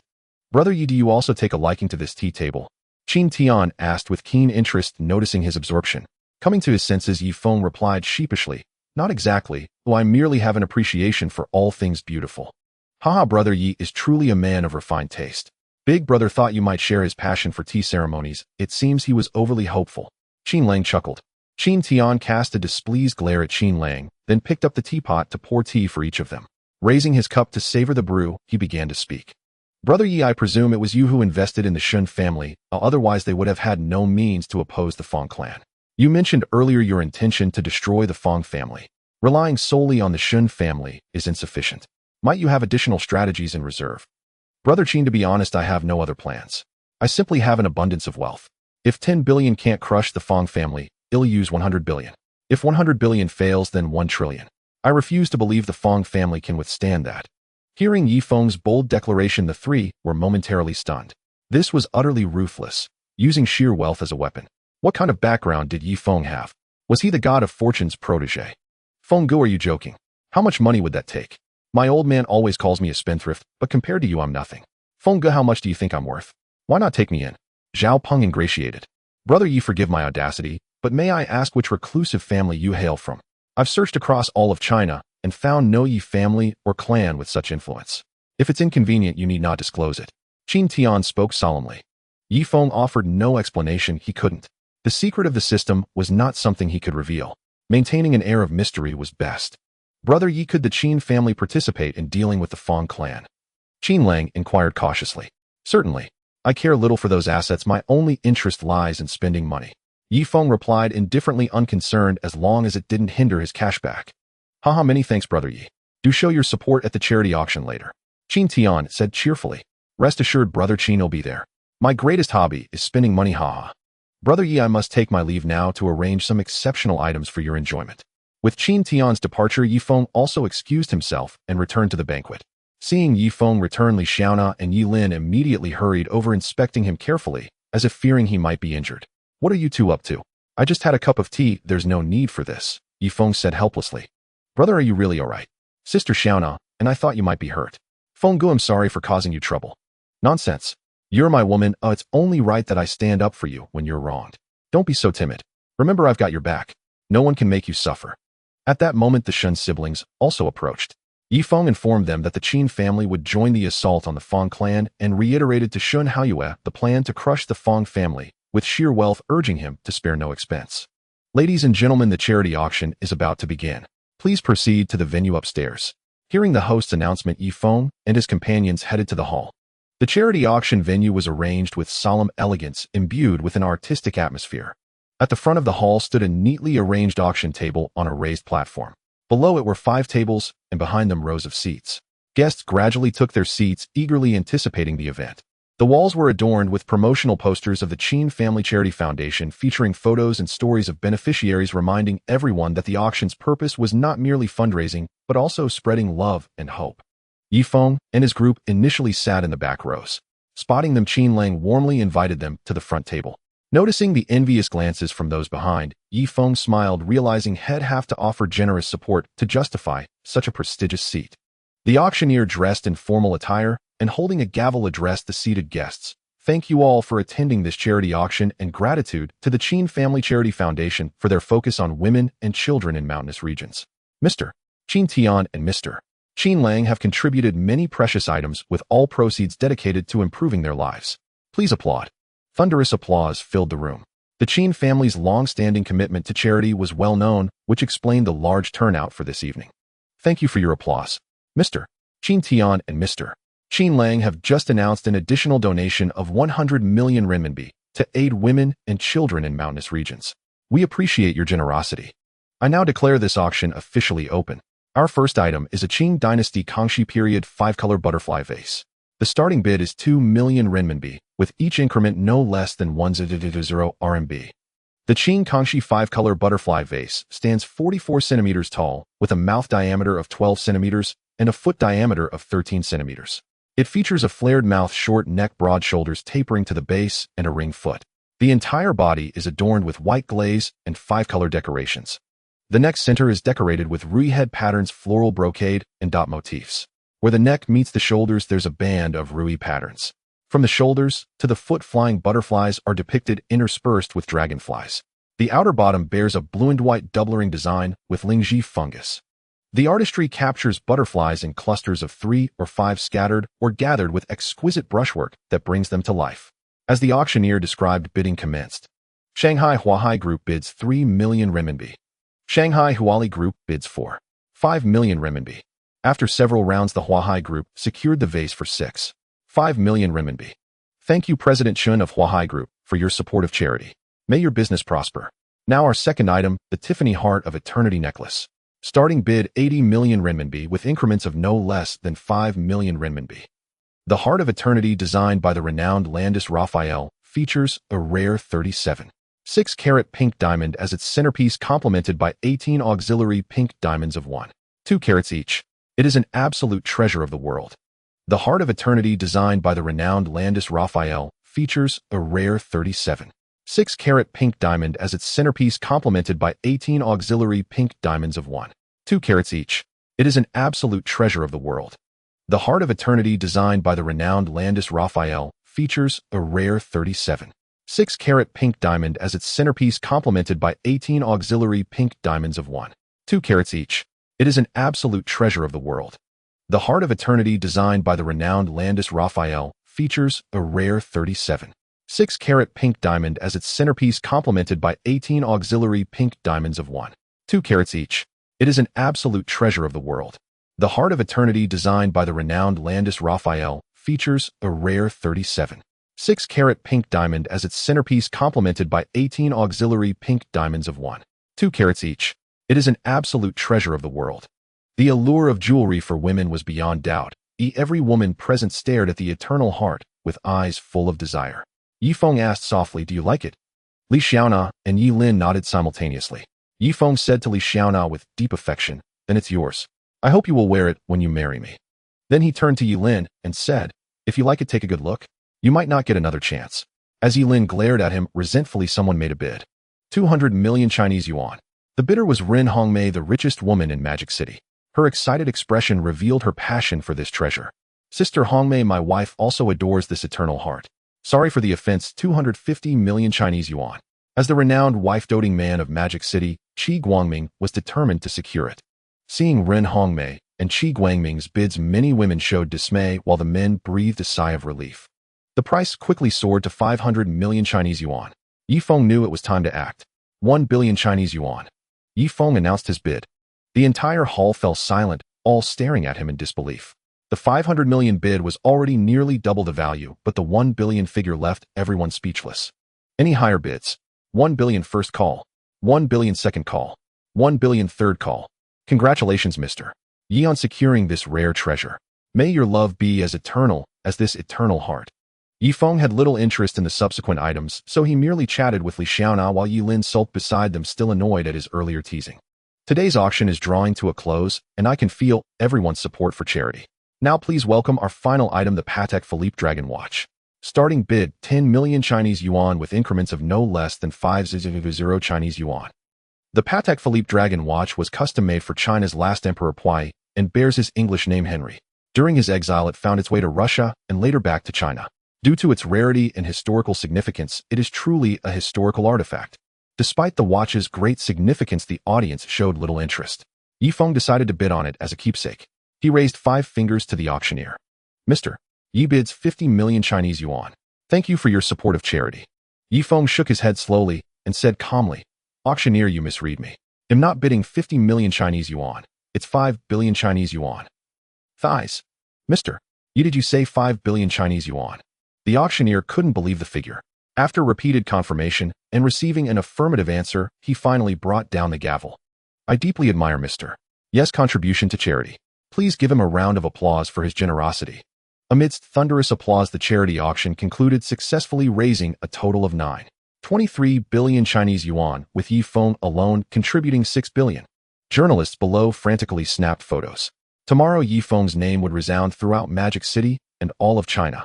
After settling the payment at the backstage and receiving the refund smoothly, Yifeng and his 2 companions were invited to the reception room by the Qin brothers. "Brother Yi, I can't thank you enough for your support. Today's charity auction will be etched in history. On behalf of countless women and children, I thank you for your kindness," Qin Tian said with emotion. "Brother Feng, you're absolutely awesome. Now I see the gap between us. You waste money on worthy causes while I just squander it. If I spent 5 billion on that Patek Philippe Dragon Watch, even for charity, my dad would still break my legs." Zhao Peng's words made Yi Lin laugh heartily. "Girl, mind your manners. If you keep this up, you'll never get married," Yifeng said helplessly. Brother Feng, I think Yi Lin has a great personality. She's genuine. I feel like we could become sworn siblings." "Ouch. Why did you hit me, cousin?" Qin Tian, seeing Zhao Peng's increasingly reckless chatter, gave him a slap on the neck. "If you can't speak properly, shut up. I think uncle hasn't disciplined you enough.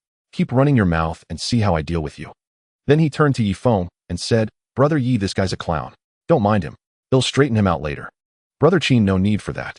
I can take a joke. If everything were so formal, life would be unbearably dull," Yifeng said with a smile. Zhao Peng, keeping his distance, chimed in exactly. Look at Brother Feng, and then at you, always so stiff. Where's the fun in life? Seeing the veins bulging on Qin Tian's forehead, Yifeng quickly took his leave. Zhao Peng, you're on your own. As Yifeng drove towards Thompson Riviera, a large truck rushed heat-in toward his Mercedes G-Class. Yifeng gripped the steering wheel tightly, swerving sharply to the right to avoid the truck. But despite his full effort, he couldn't escape the collision. Soon the wails of ambulances and police cars filled the road. Yifeng gradually regained consciousness and hastily checked on Li Xiaona and Yi Lin in the back seat. Seeing they were unharmed, he sighed in relief. He examined himself and found only a slight warmth in his chest with no other issues. Yifeng unbuttoned his suit jacket and discovered that one of the primary defensive talismans in his pocket had turned to ash. He realized the talisman had saved his life, though otherwise the consequences would have been dire. Seeing Yifeng awake, the police immediately called for emergency medical staff. The doctors were astonished to find that all three were completely unharmed despite the severe damage to the vehicle. They could only attribute it to a miracle. After the two women woke up, the trio was taken to the police station for statements. The police reviewed surveillance footage from the scene and found Yifeng and his companions bore no responsibility. The truck driver, who was drunk driving and ran a red light, was deemed fully at fault. Since the driver died in the accident, the case was closed. Yifeng called Qin Tian. Brother Qin, I need your help with something. Brother, you don't stand on ceremony. Just tell me, and I'll do my utmost. Yifeng briefly recounted the situation and shared his suspicions. Half an hour later, Qin Tian arrived at the police station, picked up the three of them, and drove back to the Pearl Hotel. He arranged for them to stay in the presidential suite on the top floor. After seeing the two women to their rooms, Yifeng went to the reception room, where Qin Tian had taken him before. Qin Tian invited Yifeng to sit down, poured him a cup of tea, and said slowly, Brother Yi, the Hitandran driver, received a transfer of 5 million Chinese yuan 2 hours ago from an anonymous overseas account. If I'm not mistaken, the Feng family has made their move against you. Yifeng's face turned icy cold. He pulled an envelope from his pocket and handed it to Qin Tian. Brother Qin, please deliver this envelope to Yi Wuhui, the head of Tiancheng Global Investment. I'm counting on you. Rest assured, Brother Yi. They'll have someone send it right away, and it will arrive by tomorrow morning. After seeing Yifeng off, Qin Tian looked at the envelope in his hands. Suppressing his burning curiosity, he summoned a subordinate and instructed him to deliver it immediately. Back in his room, Yifeng comforted the two women. He did not reveal the truth to them. It was better to keep them away from such dark realities. Yifeng took out 2 sachets, each containing a primary defensive talisman. Xiaona, Lin Lin, you must carry these sachets with you at all times. Remember this. The two women carefully put away the sachets and nodded earnestly. All right, don't overthink it. Get some rest early. Back in his own room, Yifeng recalled the car accident and a chill ran through him. He was not yet strong enough to protect himself or his family. Had it not been for the primary defensive talisman, his sister and Li Xiaona might have died on the spot. He had to eliminate the Feng family as soon as possible. He picked up his phone and called Shun Haoyue. Haoyue, it's Yifeng. Launch a full-scale attack on the Feng family starting now. Spare no expense. They'll transfer funds to you shortly. Do everything in your power to destroy the Feng family. Shun Haoyue's heart jolted. Although she had already formulated a plan, an all-out assault on the Feng family would require her to overturn many of her strategies. Something serious must have happened for Yifeng to be so resolute. Mister, what happened? Yifeng hesitated for a moment before replying, I was just in a car accident. The Feng family made their move. Mister, rest assured. They'll make arrangements immediately. After hanging up, Yifeng transferred 800 billion Chinese yuan to Shun Haoyue. In his room, Yifeng took out the marrow-cleansing pill he had received from the system today. Staring at the 3 crystal-clear pills in the jade bottle, he pondered whether to consume them. The path of cultivation might lead to glory, or it might be a road of no return. After a long deliberation, Yifeng undressed and resolutely poured a pill into his mouth, swallowing it. Soon a searing pain tore through him. Beads of sweat as large as beans rolled down his forehead. It felt as though millions of ants were gnawing at his body, the agony nearly driving him unconscious. Gritting his teeth, he endured the torment. He wanted to scream, but not a sound escaped his throat. As time slowly passed, the excruciating pain gradually subsided. A layer of black crystals formed on his skin, and a warm current surged within his body. He felt his strength growing, his meridians becoming more resilient and powerful. With a sudden movement, the black crystals shattered, revealing a smooth and delicate body in the room. Suppressing his excitement, Yifeng sensed the changes in his physique. Not only had his physical strength increased, but all 5 senses had been dramatically enhanced. Yifeng dumped the black crystals formed from his impurities into the toilet and flushed them away. He had no choice. The smell was overwhelmingly pungent. Though his body was now immaculate, he still took a shower, Perhaps it was just a psychological habit. After washing up, Yifeng returned to his room, lay on the bed, and called out to the system. System, learn the chaos true scripture. A sharp pain shot through Yifeng's head as a torrent of information flooded his mind. This cultivation art was rooted in chaos, allowing practitioners to master the power of chaos and reach extremely high realms. From the information, he also learned the major stages of cultivation: Qi, refining foundation, establishment, golden core, nascent, soul spirit transformation, unity, tribulation, transcendence, and great ascension. Sitting cross-legged on the bed, he ran the cultivation art through a full major cycle.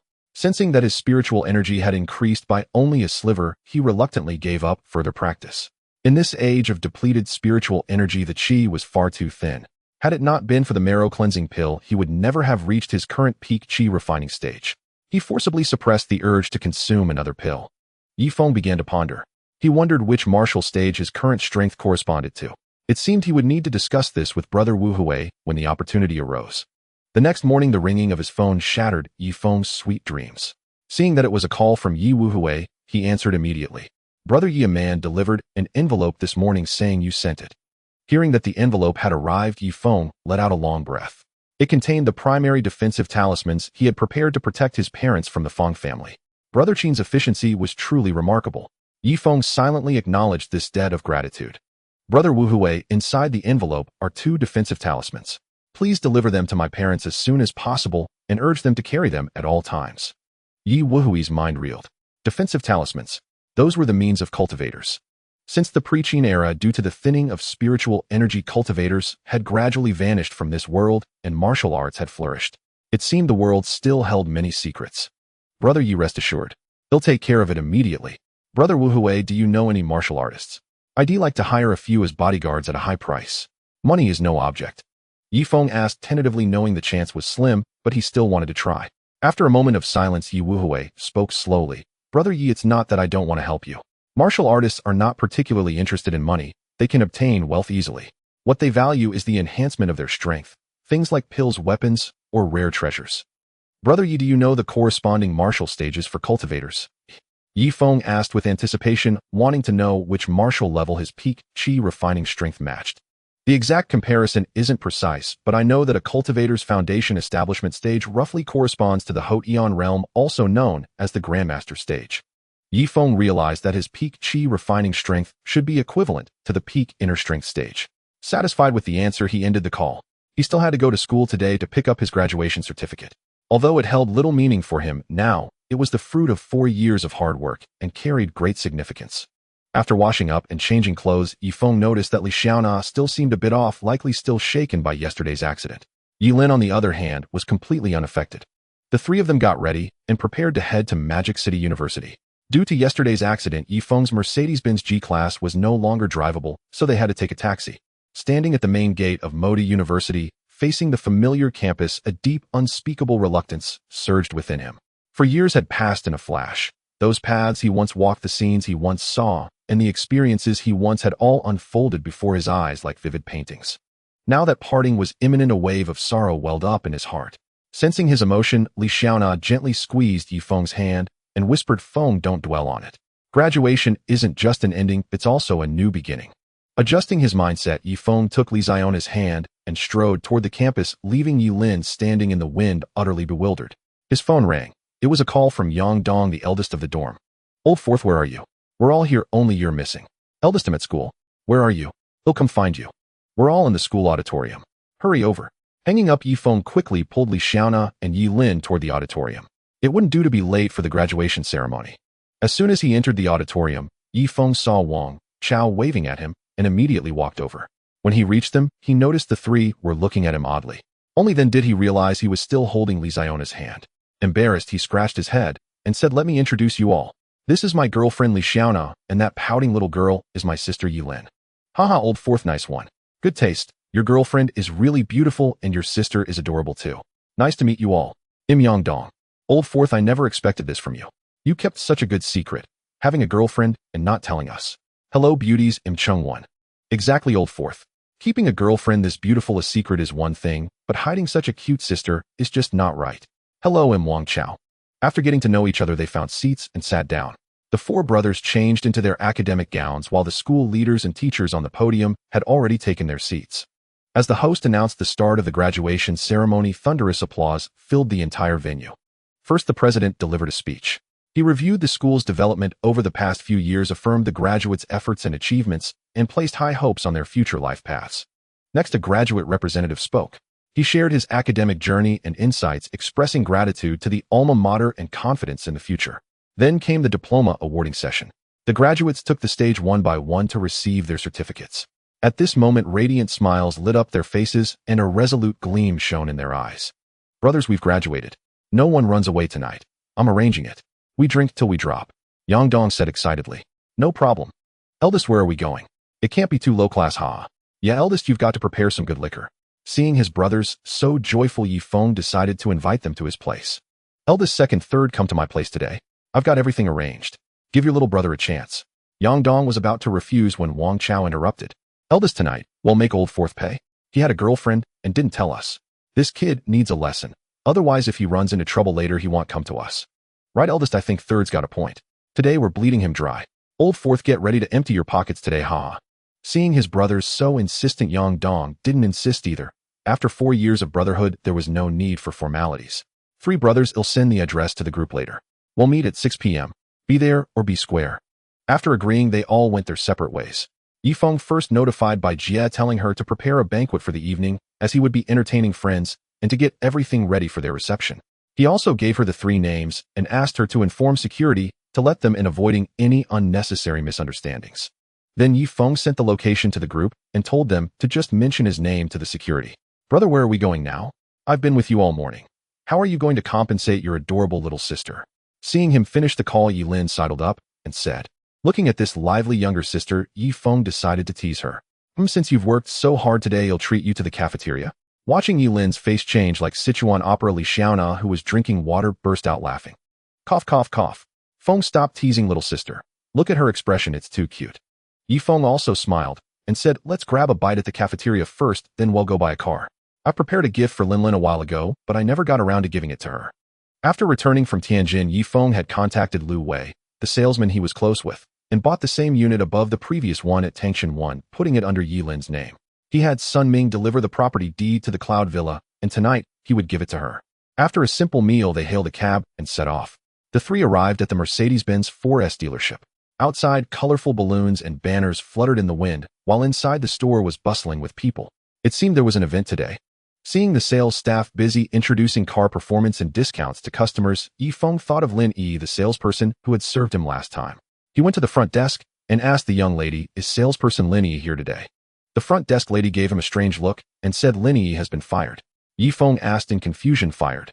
Wasn't her performance excellent? How could she be fired? The front desk lady lowered her voice and said it seems a customer kept complaining about her every day, and that customer had significant connections. So the boss had no choice but to let Sister Yi go. Now she works at Feichi Luxury Cars across the street, but I heard that customer keeps going there to cause trouble for her. After grasping the situation, Yi Feng decided to head over there and see what was going on.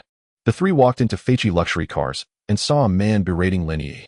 The bystanders, perhaps intimidated by the man's influence, dared not step forward to stop him. Seeing this, Yi Feng immediately strode forward. When he saw the man's face, rage instantly flared within him. It was none other than Wang Yong. Yi Feng delivered a swift kick, sending him crashing to the ground. He had even restrained his strength, otherwise with his qi refining peak cultivation, he could have kicked him to death. Wang Yong, you're a disgrace to men. If you've got guts, come at me. Picking on a girl. What kind of man does that?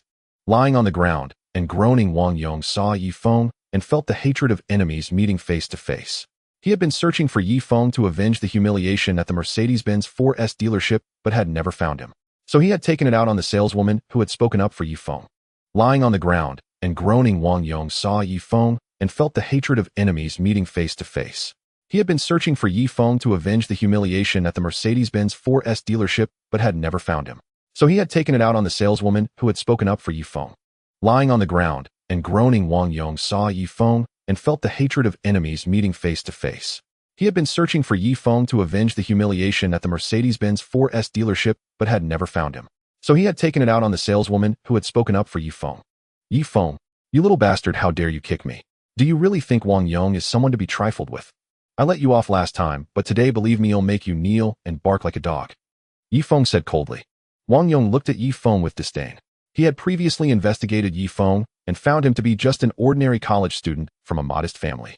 Though he couldn't figure out how Yifeng could afford a luxury SUV, it was still no match for Wang Yong's own wealth. Yifeng stopped pretending. Watch me deal with you today. Brothers, get him. Wang Yong's 3 underlings charged at Yifeng with fists raised. Yifeng smirked dismissively. With 3 swift kicks, the 3 men lay flat on the ground in perfect alignment. Wang Yong stared in shock. How was Yifeng so skilled in combat? When had he learned martial arts? At that moment, he cursed the underling who had investigated Yifeng for failing to report such crucial information. As Yifeng approached, Wang Yong, terrified, immediately knelt and began barking like a dog. Yifeng was taken aback by the scene. This wasn't how it was supposed to go. Shouldn't he have refused to yield, even under duress? Master Yi, I've finished barking. May I leave now? Wang Yong said tremblingly. You are quite a character, able to bend and stretch. Get lost. Wang Yong scrambled to his feet and bolted out without even glancing at his 3 fallen comrades.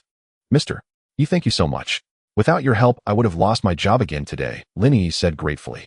She had been harassed by Wang Yong for days and had even considered leaving the city to return to her hometown. Don't mention it. This happened because of me in the first place, so I should be the one apologizing. Now please get back to work and introduce me to the cars. Yifeng felt guilty toward her and decided to buy several cars today to make amends. Of course, Mr. Yi. Would you like to look at sports cars or sedans? Let's see both. I need to buy several cars. Lin Yi led Yifeng and his companions to the luxury car section.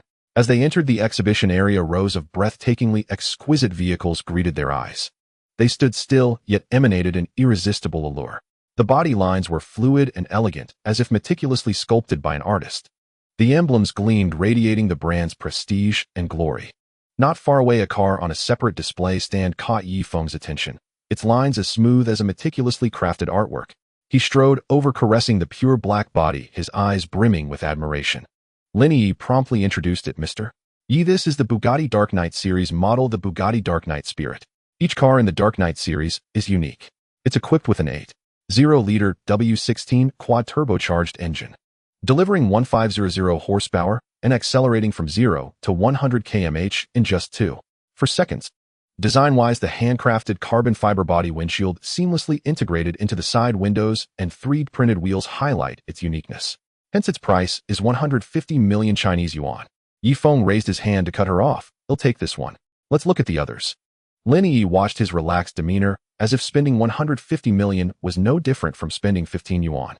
Was this the world of tycoons? Buying things without ever looking at the price, only at whether he liked them. Brother, come here quickly. Look at this beautiful car. Give it to Sister Xiaona. She has a driver's license, you know. Hee, then she can teach me too. Yilin's voice came from nearby. They approached, and Lin Yi introduced. This car is the Maserati Quattroporte. It's equipped with. Before she could finish, Yifeng said, no need for the introduction. They'll take this one too. Xiaona, don't refuse, or he'll be heartbroken. Yes, Sister Xiaona, it's so beautiful. You can't refuse. Later you'll have to teach me how to drive, Yilin added, persuading her. The siblings' words stifled her refusal, and she finally agreed. Lin Yi showed them several more cars, and in the end, Yifeng bought a Bugatti Dark Knight Spirit, a Maserati Quattroporte, a Rolls-Royce Cullinan, a Rolls-Royce Phantom, a Porsche Cayenne, and a Mercedes-Benz S350. Mr. Yi, you're incredibly extravagant. It feels like you're shopping at a market. If you like something, you buy it, unlike other customers who deliberate for ages. Lin Yi exclaimed. She had never seen anyone buy cars like this. Haha, you'll get used to it. Let me know whenever top-tier luxury cars come in. Yifeng said with a smile. Though he bought so many cars for daily use, it was also his way of repaying Lin Yi for the humiliation she suffered from Wang Yong because of him. After swiping his card and receiving the system rebate, Yifeng and his companions drove off in the Bugatti Dark Knight Spirit and Maserati Quattroporte, while the remaining cars were to be delivered directly to the Cloud Villa. Xiaona, they'll send you a location. Follow the navigation. They'll drive slowly ahead and wait for you. Remember, safety first. Nothing else matters. Yifeng instructed Li Xiaona, worried about her driving skills. Brother, will ride with Sister Xiaona. You drive slowly up front. The 2 luxury cars cruised slowly down the road, drawing the attention of many passers-by. Holy cow, a Bugatti. When did one of those show up in our city? This isn't just any Bugatti. It's the Bugatti Dark Knight Spirit, the only one in the world. But why is he driving so slowly? Shouldn't you floor it in a top-tier supercar? Brother, you don't get it. If a supercar goes slow, either the driver's a rookie or showing off. He's fishing for attention. See how the girls on the street are all wide-eyed. Brother, you see it clearly. Why didn't I think of that? See it clearly? Ha, I pulled the same stunt back in the day. Enough talk, him off to work.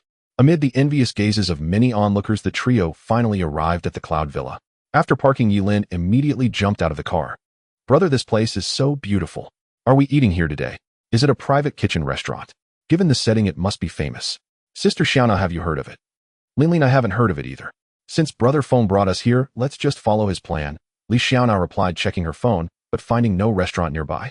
Just listen to Xiaona and follow my arrangements. Today you won't be disappointed. There are plenty of entertainment facilities inside, even a swimming pool. You'll love it. Yi Feng said confidently. He had spent a fortune on this place, and it was fully equipped with every amenity. Arriving at the grand entrance, Bai Jia led a group of staff members to welcome the three of them. Yi Feng noticed there were a few more people than last time, and after a moment's thought he understood that Bai Jia had specially arranged for additional servers for this banquet. Welcome home, Mr. Yi. The banquet is nearly ready but can commence at any time, Bai Jia said respectfully. Sister Bai, our friends haven't arrived yet.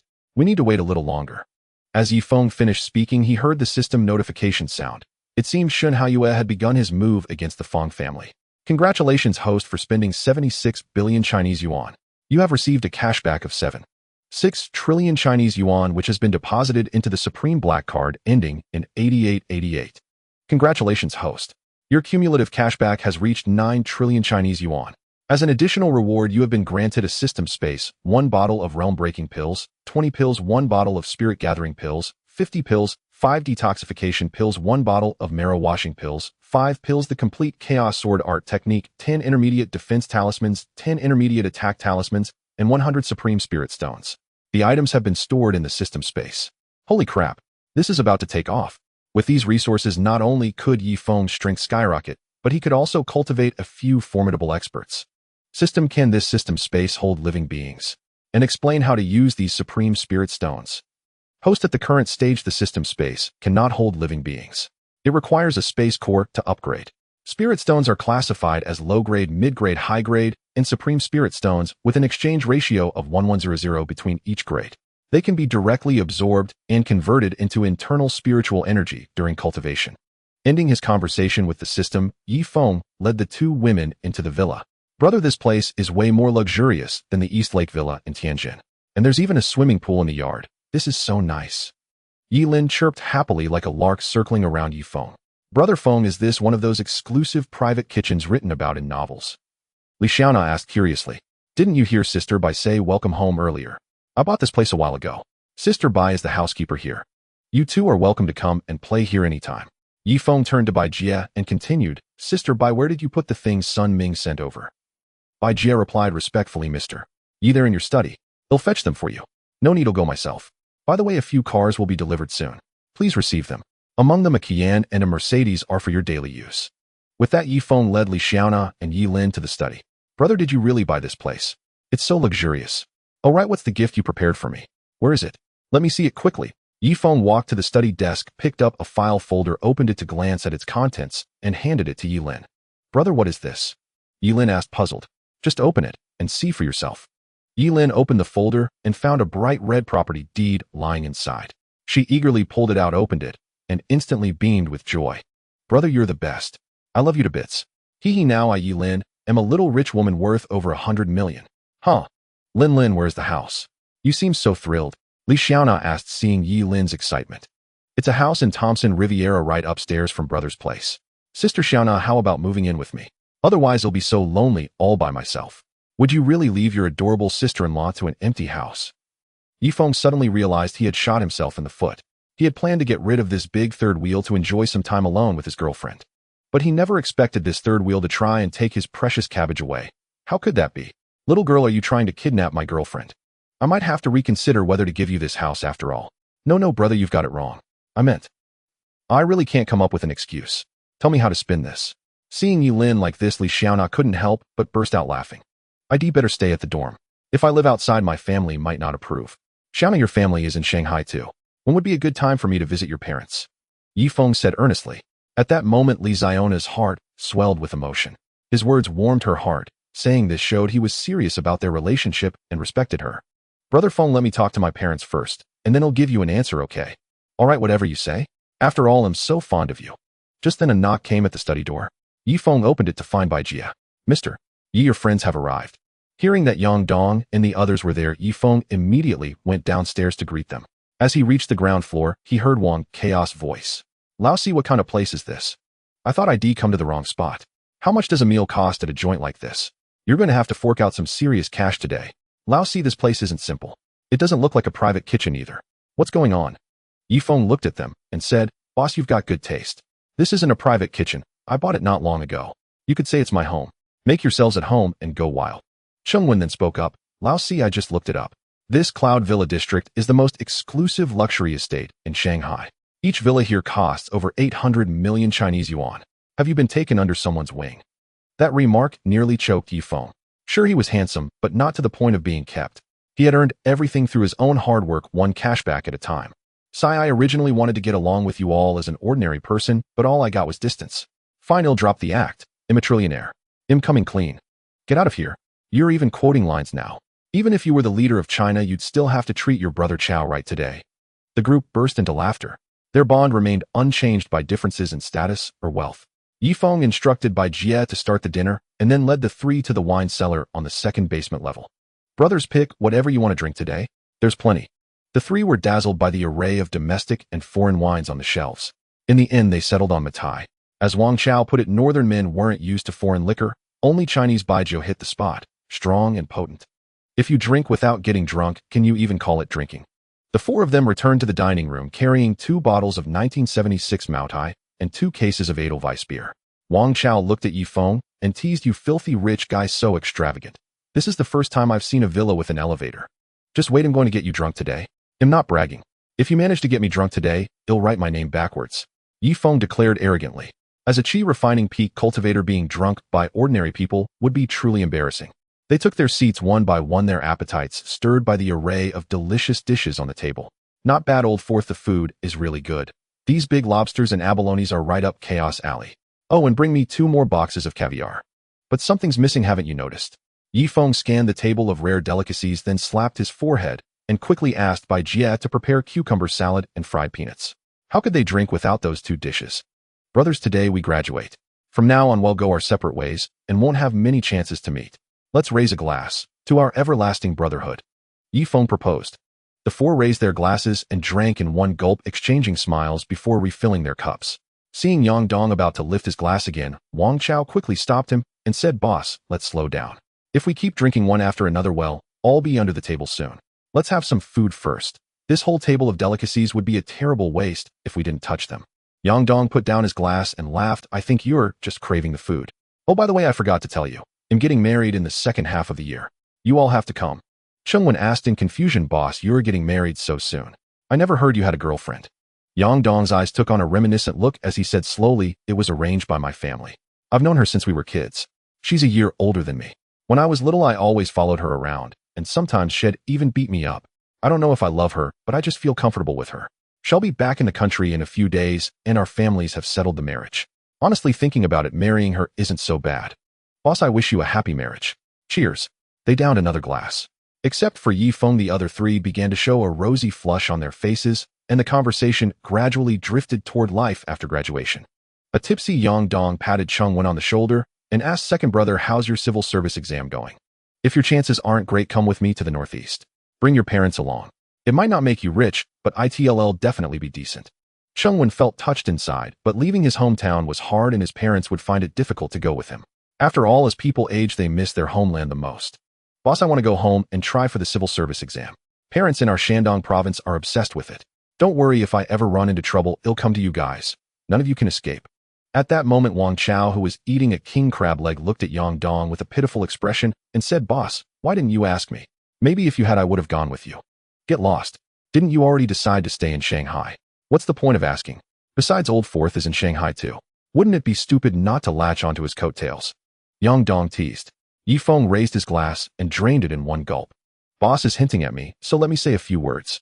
Forgive me if I don't speak well, brothers. We've been together for 4 years, supporting each other without ever parting ways halfway. I believe heaven gave us this brotherhood, a chance for us to choose our own brothers. So I'm saying this now, if any of you ever face trouble, and don't tell me you'll turn the world upside down. They'll slap you silly." Yifeng deeply valued these brothers. Brotherhood was a wordless understanding of force that walked side by side through storms, a warmth that supported each other in times of hardship. They might have different personalities and backgrounds, but they found resonance in one another. They had laughed, cried, and struggled together, experiencing life's ups and downs. When one needed help, the others would reach out without hesitation, no matter the obstacles ahead. Their friendship transcended blood, geography, and interests, becoming an unbreakable emotional bond. Even as time passed, their bond remained as strong as ever, their trust and understanding unwavering. Third brother, how about coming to work for me? I've set up an investment company in Shanghai. Think it over. Yifeng said seriously. Graduates from Shanghai University were highly sought after, and Wang Chao was his brother. If he let Wang Chao train under Shen Haiyue for a couple of years, he would surely become someone capable of standing on his own. Old fourth, I'm counting on you then. Try to arrange a pretty girl for me. I still don't have a girlfriend. Wang Chaos internship had been unsatisfying with constant bullying from his boss. When Yifeng offered him a job today, he readily agreed. Haha, there is a pretty girl, and she's a real beauty. It's up to you to win her over. They'll take you to meet her tomorrow. You'll be under her leadership. Haha, don't worry. You know Chaos Charm.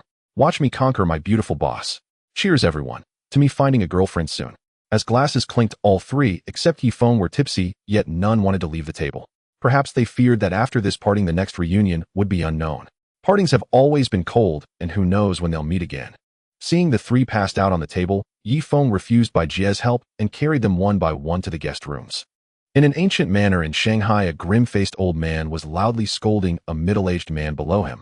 The old man was Feng Hongye, the head of the Feng family, while the middle-aged man was Feng Zhongyi, Feng Ziping's father. Do you know that the Feng family's assets have shrunk by nearly a third in just one day? 136 out of 200 downstream suppliers have stopped supplying us. Tell me why. Feng Zhongyi was drenched in sweat, terrified of his father. And this whole mess was caused by his youngest son. Father, we must have been attacked by the Shen family. Feng Hongye roared in anger. Must have. Is that how you handle things? The Feng family suffers such a huge loss, and you can't even be sure who's responsible. What use are you? How did I end up with such a useless son? With that, he grabbed a teacup from the table and hurled it. Feng Zhongyi didn't dare dodge. The cup struck him, and the scalding tea soaked his face, but he didn't make a sound. At that moment, a shrewd and capable woman pushed the door open and entered. Her gaze was as sharp as an eagle's, and she wore a crisp, commanding presence that exuded an undeniable aura of authority. She strode toward Feng Hongye with determined steps. This woman was none other than Feng Mingyue, the younger sister of Feng Zhongyi. Father, the situation has been thoroughly investigated. This attack was orchestrated by Shen Haiyue of the Shen family. She has completely acquired all 136 downstream suppliers, and negotiations with other suppliers are ongoing. The number will soon increase. Moreover, she has purchased over 15 of our family shares on the financial market. Feng Hongye's face darkened with fury. He abruptly stood up, glaring at Feng Mingyue like a predatory beast ready to strike. Impossible. The Shen family is merely a second-rate clan. How could they possess such financial power? Speak. What is truly happening? Feng Mingyue cast a sympathetic glance at Feng Zhongyi, but she dared not conceal anything under the old master's wrath. Father, at the charity banquet hosted by the Qin family yesterday, Ziping had a fierce conflict with a young man named Yifeng. Moreover, Yifeng is closely aligned with the Shen family. It is essentially confirmed that he instructed Shen Haiyue to target our family. Furthermore, I discovered that Yifeng was involved in a car accident last night, likely arranged by Ziping. Through certain connections, I also found that a massive influx of funds entered Shen Haiyue's account, approximately 1 trillion Chinese yuan. The old master Feng seemed to have all strength drained from his body, collapsing into his chair. 1 trillion Chinese yuan, 5 times the total assets of the Feng family, could easily annihilate the entire clan. His voice trembling, he asked Feng Mingyue, "Is there any way to save the Feng family?" Feng Mingyue shook her head. Faced with such a dire situation, she truly had no solution except to cut losses and survive. Father, I suggest liquidating all assets, selling off all shares, and relocating the entire family abroad. If we delay, the Feng family will be left with nothing. Upon hearing this, Feng Zhongyi immediately objected. I disagree. Our Feng family is one of the 4 great clans of the magic capital. How can we retreat without a fight? The old master Feng snapped silence. Our family has fallen to this state because of your worthless son. Then turning to Feng Mingyue, he asked cautiously, Mingyue, if I personally bring Ziping to apologize to Yifeng, could there be a turning point? Feng Mingyue did not answer immediately. After pondering seriously for a moment, she said, Father, it's not impossible, but you must be prepared to abandon Ziping, and the cost will be unimaginable. Very well, Mingyue, make the arrangements. Tell him I will personally apologize tomorrow. With that, the old master waved his hand, signaling for them to leave. In that moment, he felt as though he had aged decades. He never imagined that at his age, nearly with 1 foot in the grave, he would have to humble himself before a young man just to have a chance at saving the family. Outside the door, Fang Zhongyi glared at his sister with displeasure. He couldn't understand why, with so many allied families and the possibility of seeking official assistance, they had to grovel and apologize. Sensing his resentment, Fang Mingyue spoke. "Brother, as I mentioned earlier, Yi Feng was in a car accident last night. From the photos, the vehicle was severely damaged, yet the person inside was completely unharmed. Don't you understand yet?" Fang Zhongyi finally grasped her meaning. His voice quivered as he asked, "Is he a martial artist?" Fang Mingyue nodded. "I suspect he is a martial artist from a reclusive clan, and his cultivation level should be at the Grandmaster realm. Brother, we should be grateful that he is only using conventional methods against the Fang family instead of taking direct action. If father fails to secure forgiveness tomorrow, the Fang family is doomed." Fang Zhongyi stood frozen in place for a long time. When he finally snapped back to reality, Fang Mingyue had already left. He hurriedly contacted his eldest son Fang Jiwei, instructing him to keep Fang Zhiping under strict watch and allow him to go nowhere. At the Cloud Villa, after seeing off the 3 guests, Yi Feng returned to his room. He retrieved a bottle of realm-breaking pills from the system space. Tonight, he intended to break through to the Foundation establishment stage. Yi Feng opened the bottle. 5 translucent pills emanated a potent spiritual energy. He quickly poured one out and swallowed it. As time passed, a powerful force began to coalesce within his body. His meridians grew warm as though a scorching current was surging through them. His breathing became rapid and his heart pounded as if it might leap out of his chest. Suddenly, a violent tremor erupted from within as if something was shattering. A surge of immense power burst forth from his dantian, breaking through all restraints and instantly elevating his cultivation. Yi Feng took a deep breath, feeling the surging spiritual energy within him. Excitement filled his heart. He knew he had reached the Foundation establishment stage, a pivotal step from being a mere mortal to a true cultivator. His physical constitution, mental strength, and perception of the world's spiritual energy had all been greatly enhanced.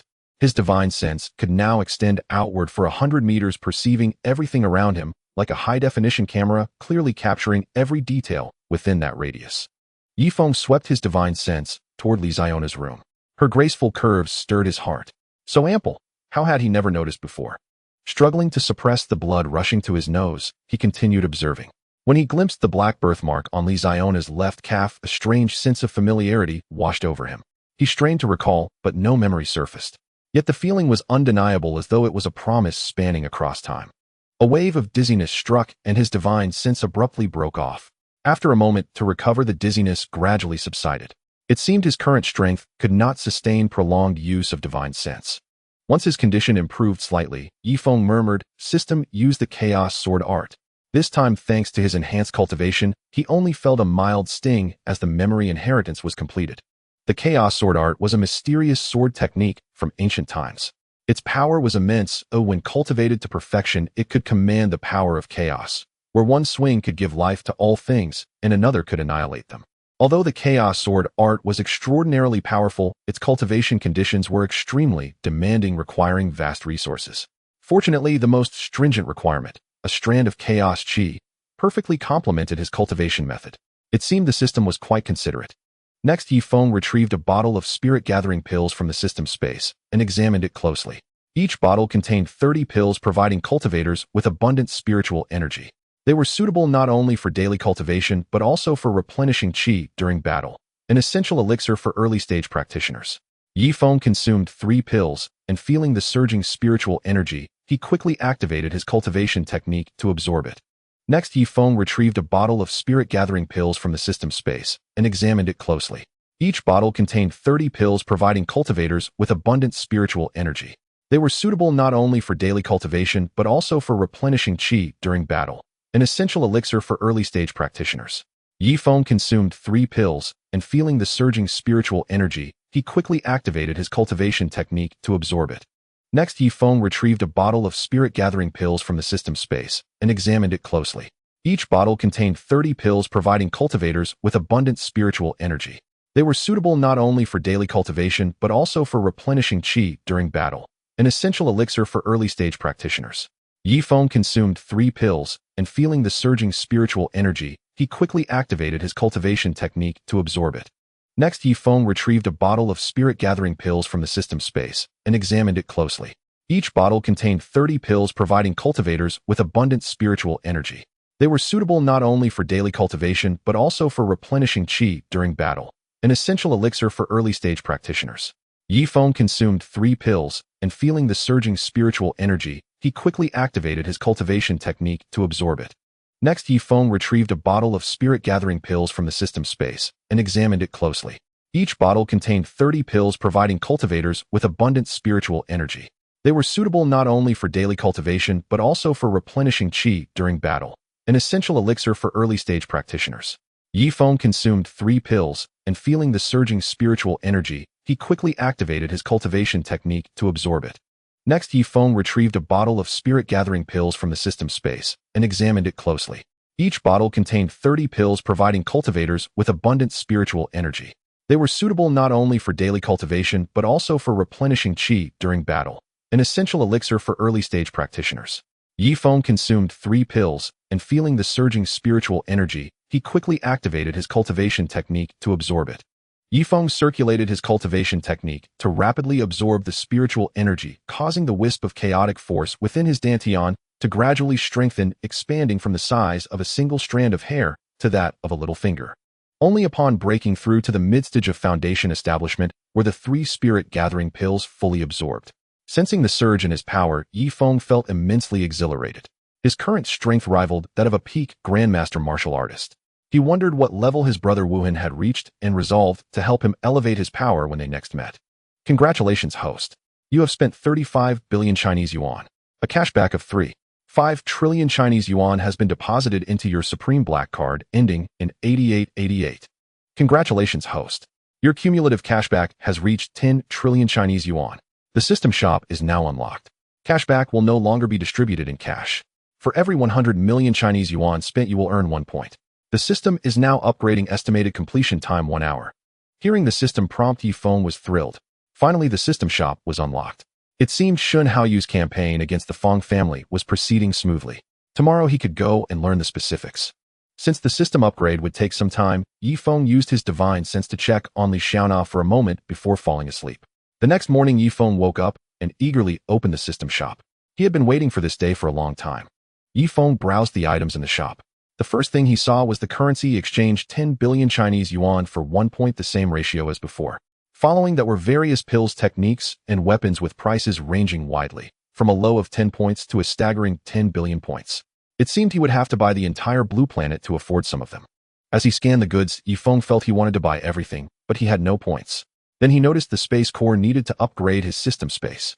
Its price made his eyelids twitch. 1 million points. Yifeng sighed. He would have to accelerate his spending. It was unbearable to see so many wonderful items and be unable to afford them. Just then, Yifeng discovered a commodity he desperately needed: shadow guards. A shadow guard possessed the strength of an early-stage grandmaster.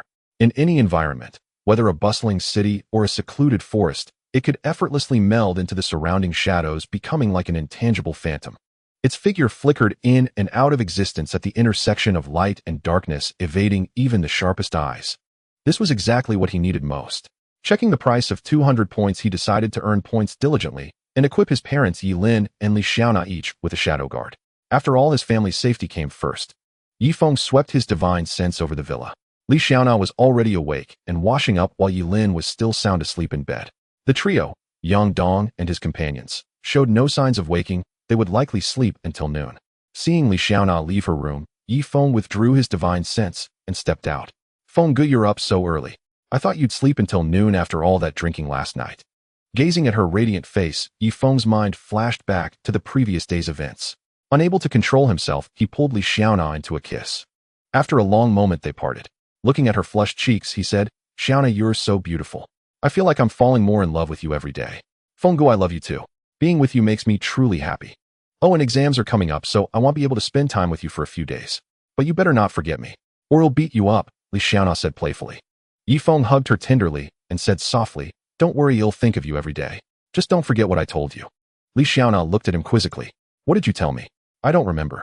"You little silly, you forgot that I said I wanted to visit your parents. Such an important thing, and you don't remember." Li Xiaona stuck out her tongue. She had indeed forgotten. It was the weekend, so she'd have to go home. Feng Gu will go home today and talk to mom and dad. Hee him off now. With that, Li Xiaona skipped away like a lively little rabbit. She drove the Maserati Quattroporte Yifeng had given her toward the suburbs, calling her mother along the way. Mom, your darling daughter is coming home today. Aren't you happy? My dear girl, so you finally remembered you have a home. What do you want to eat? He'll have your father go buy groceries and cook for you. Mom, no need to prepare anything special. I'm coming home to talk to you about something he. All right. Be safe on the road. We'll talk when you get home. Yifeng was eating breakfast when Yilin came downstairs. She grabbed a small bun and stuffed it into her mouth, mumbling, "Brother, where did Xiaona Jie go? I went to her room just now, but she wasn't there." Xiaona went home today? She just left a little while ago. Is something the matter? Nothing much. Since it's the weekend, I wanted Xiaona Jie to go shopping for clothes with me. Since she's gone home, I'll have to go alone. With that, Yilin rubbed her fingers together in a familiar gesture. Yifeng's mouth twitched. This girl was practically his own daughter. He sighed. What choice did he have? She was his own sister. He reluctantly transferred 20 million Chinese yuan to her phone. Upon receiving the money, Yilin bounced away happily, making his eyelids twitch again. When Xiona's break came, he would have to send this girl back to Jincheng to pester their parents. Finishing his breakfast quickly, Yifeng called Shun Haoyue. Haoyue, how's it going? Do you have enough funds? Need me to transfer more? On the other end of the line, Shun Haoyue rolled her eyes. Did Yifeng think too highly of the Fong family or too little of her abilities? With such a massive amount of funds, if she couldn't handle a single Fong family, she might as well go find a piece of tofu to smash her head against. Rest assured, Mr. Yi, everything is going smoothly and the funds are more than sufficient. With this amount of money, I could even take over Tencent, let alone deal with the Fong family. Yifeng's eyes lit up. Why hadn't he thought of that? Truly, Shen Haoyue was brilliant. He just imagined how many points he would earn by acquiring Tencent. Haoyue, it seems I was short-sighted. You're right. After we're done with the Fong family, let's prepare to acquire Tencent. Don't worry about funds. Tell me whenever you need more. Shen Haoyue could have slapped herself. She had only said it casually, but Yifeng took it seriously. That was Tencent. It wasn't that easy to acquire. Before she could speak, Yifeng continued. Haoyue, do you have time this afternoon? I want to entrust a friend of mine to you for training. Don't worry. You're still in charge of the company. You don't have to go easy on him just because he's my friend. Give him a good workout. Before she could speak, Yifeng continued. Haoyue, do you have time this afternoon? I want to entrust a friend of mine to you for training. Don't worry. You're still in charge of the company. You don't have to go easy on him just because he's my friend. Give him a good workout. Before she could speak, Yifeng continued. Haoyue, do you have time this afternoon? I want to entrust a friend of mine to you for training. Don't worry. You're still in charge of the company. You don't have to go easy on him just because he's my friend. Give him a good workout. Before she could speak, Yifeng continued. Haoyue, do you have time this afternoon? I want to entrust a friend of mine to you for training. Don't worry. You're still in charge of the company. You don't have to go easy on him just because he's my friend. Give him a good workout. After a moment of deliberation, Shun Haoyue said, Mr. Yi, I have acquired a building to serve as the headquarters of Universal Investments. Let us meet there at noon. I will send you the address shortly. Ending the call, Yifeng soon received a location Qingji building in the financial district of the new district of Modu. Checking the distance with his phone's navigation, he found it manageable, a half-hour journey. As noon approached, Yang Dong and the other two finally awoke. They stared in disbelief at Yifeng, who sat leisurely on the sofa scrolling through short videos. Old Fourth, I recall you drank no less than us yesterday. How are you completely unaffected? Yang Dong asked, puzzled. Indeed, you used to be the first to collapse. This time you've grown skilled getting all three of us drunk. I've brought shame to Shandong province, Chengwen chimed in. How dare you speak to my boss like that? It's only natural for Boss Yi to outdrink us three. Hell, Old Fourth, when do we head out to meet my stunning supervisor? Wang Chaos words immediately drew punches from Yang Dong and Chengwen. Third brother, you traitor. How are our massage skills? Comfortable. Old Fourth, you must train this rascal hard, or hell fall for a femme fatale with that attitude of his. Watching the three roughhousing, Yifeng smiled. Don't worry, third brother's easy days are over. His supervisor is a formidable woman. Big brother, where are you two heading later? He'll give you a ride. They declined, knowing he had to take Wang Chao to meet Shen Haoyue. Checking the time, Yifeng called out to Wang Chao, and they prepared to head to Qingji building. Arriving at the garage, Wang Chaos jaw dropped at the sleek black supercar. Old Fourth, is this a Bugatti? Damn, you're incredibly extravagant. Which model is this? Never mind, I'll look it up myself. He pulled out his phone, opened an app with car recognition, and after a few taps found the answer. Once they got in, Wang Chao said slowly, Old Fourth, I thought Big Brother's mining business was the peak among my acquaintances, but you're the real dark horse.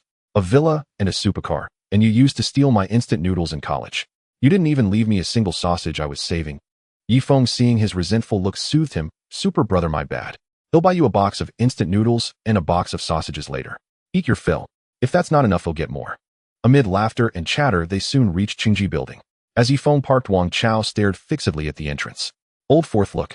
A beauty over there. figure and face at least 95 out of 100. Especially those long legs. I'm drooling. I'd kneel on a washboard every day if I could marry her. Following Wang Chaos gaze, Yifeng saw Shun Haoyue standing there. A peculiar expression crossed his face as he decided to set him up. Super brother, I think with your charm a single move will win her over. Go for it. Charge forward for love. I've got your back. Energized by Yifeng's words, Wang Chao smoothed his hair and got out heading toward Shun Haoyue. Yifeng watched from the car with a sly grin, thinking how priceless Wang Chaos' expression would be when he learned this beauty was his future boss. Observing with his divine sense, Yifeng saw Shun Haoyue's face darken and she looked ready to strike. He rushed over, recalling that Shun Haoran had mentioned she once kicked Fang Zhiping into impotence. Hastily reaching them, he said, Haoyue, this is my friend Wang Chao. He'll learn under you from now on. Wang Chao, this is Shun Haoyue, CEO of Universal Investments. Study hard under her. Wang Chaos' face alternated between pale and green. He ground his teeth. Old fourth, you set me up. Yifeng pretended not to hear. Seeing Shun Haoyue's unhappy expression, he said gently, Haoyue, it's hot out here. How about we talk inside? Chengji building had 23 floors. Under Shun Haoyue's lead, they reached the top floor CEO office. Noticing her still sullen face, Yifeng apologized. Haoyue, sorry about that. I was just joking, and it was also a way to show you Wang Chaos' personality. He's a bit lively. You'll need to be strict with him. Shun Haoyue's expression softened. She invited them to sit. Mister, let's let today slide. Please don't make such jokes in the future. I don't like them. Now for business, I've acquired 142 of the Fang family's downstream suppliers, and they've all cut ties. I've also bought 17 of the Fang family's shares. Their assets have shrunk by a third. If all goes smoothly, we can deal a fatal blow to the Fang group in about a week. To completely destroy them, it'll take at least a month. Haoyue, you've done well. What's the company's next step? Shun Haoyue pondered. Universal Investments was newly established with much to prepare. Without her drawing staff from the Shin family, she couldn't have completed so many acquisitions. Mister, you were still short on staff. I've engaged headhunters. For legal matters, I've partnered with Buyuan Law Firm, one of Moda's top 3.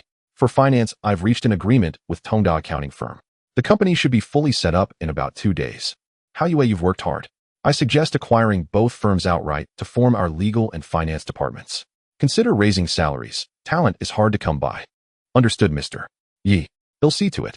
He'll assign Wang Chao to janitorial duties for a month. Any objections? Yifeng ignored Wang Chaos' protests and agreed.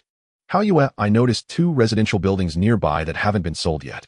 Contact them when you have time. Let's buy them as employee dormitories. Stipulate that if an employee works for 15 years, the property automatically transfers to them. No problem. I'll arrange for someone to make contact. Shun Haoyue called her secretary, instructing him to contact the developer immediately and take Wang Chao to the janitorial department. Seeing Wang Chaos' resentful look as he left, Yifeng felt helpless. He had said the company was under Shun Haoyue's full authority and couldn't go back on his word. Seeing Wang Chaos' resentful look as he left, Yifeng felt helpless. He had said the company was under Shun Haoyue's full authority and couldn't go back on his word.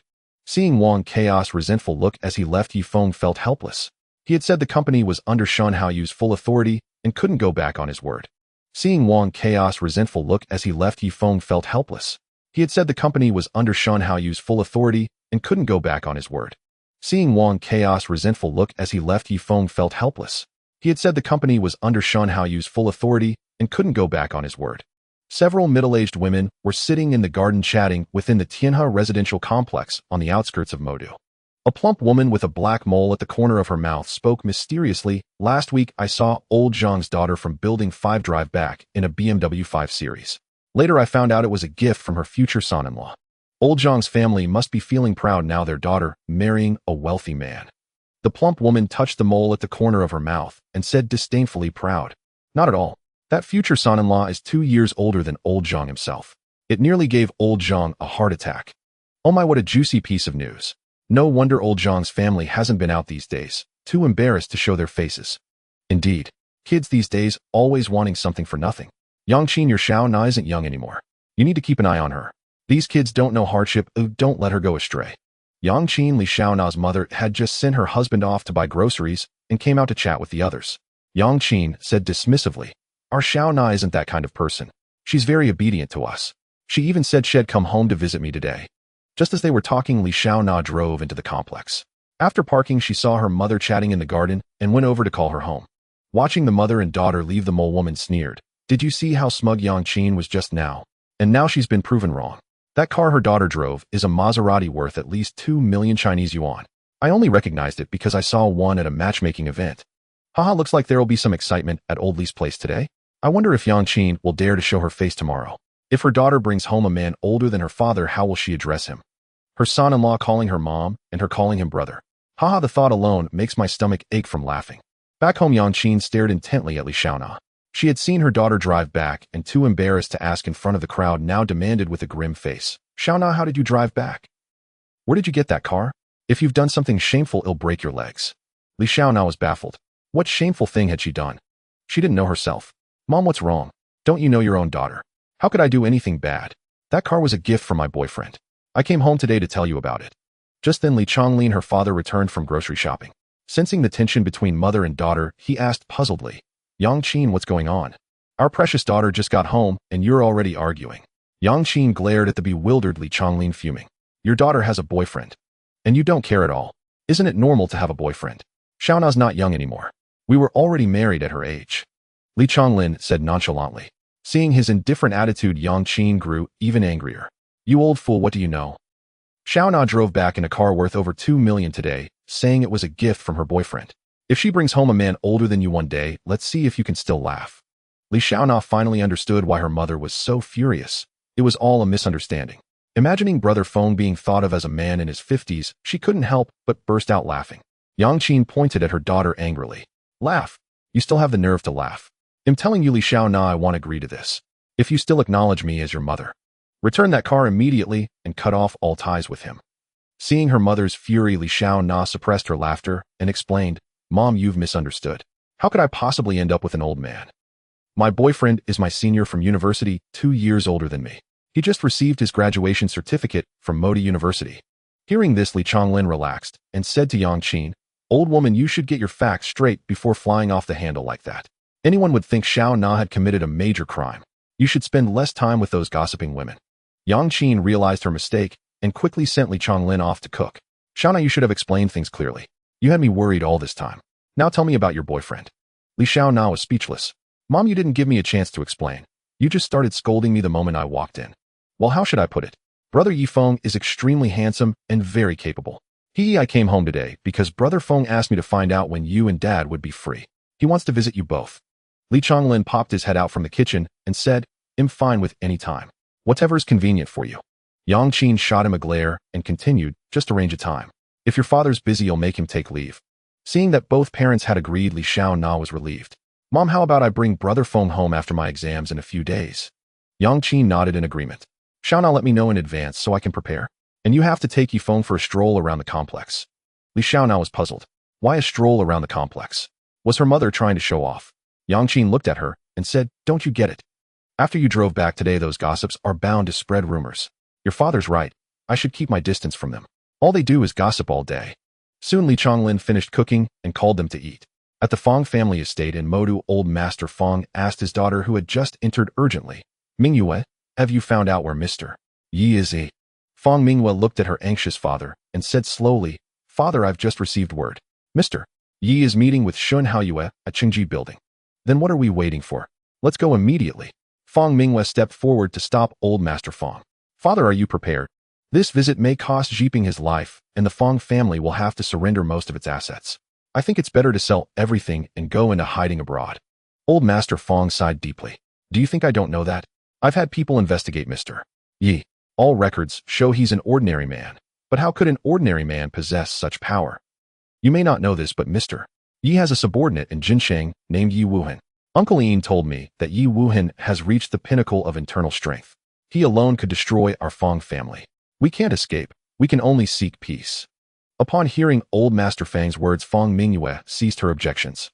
She was well aware of Uncle Ian, the head of a martial arts family that had endured for nearly 3 centuries, yet at over 70 years old, he had only reached the late stage of inner strength. This confirmed her suspicion. Mr. Yi undoubtedly possessed the power of a grandmaster. In the executive office of Qingji Tower, Shin Haoyue was recounting the next steps to Yi Feng when a knock echoed through the door.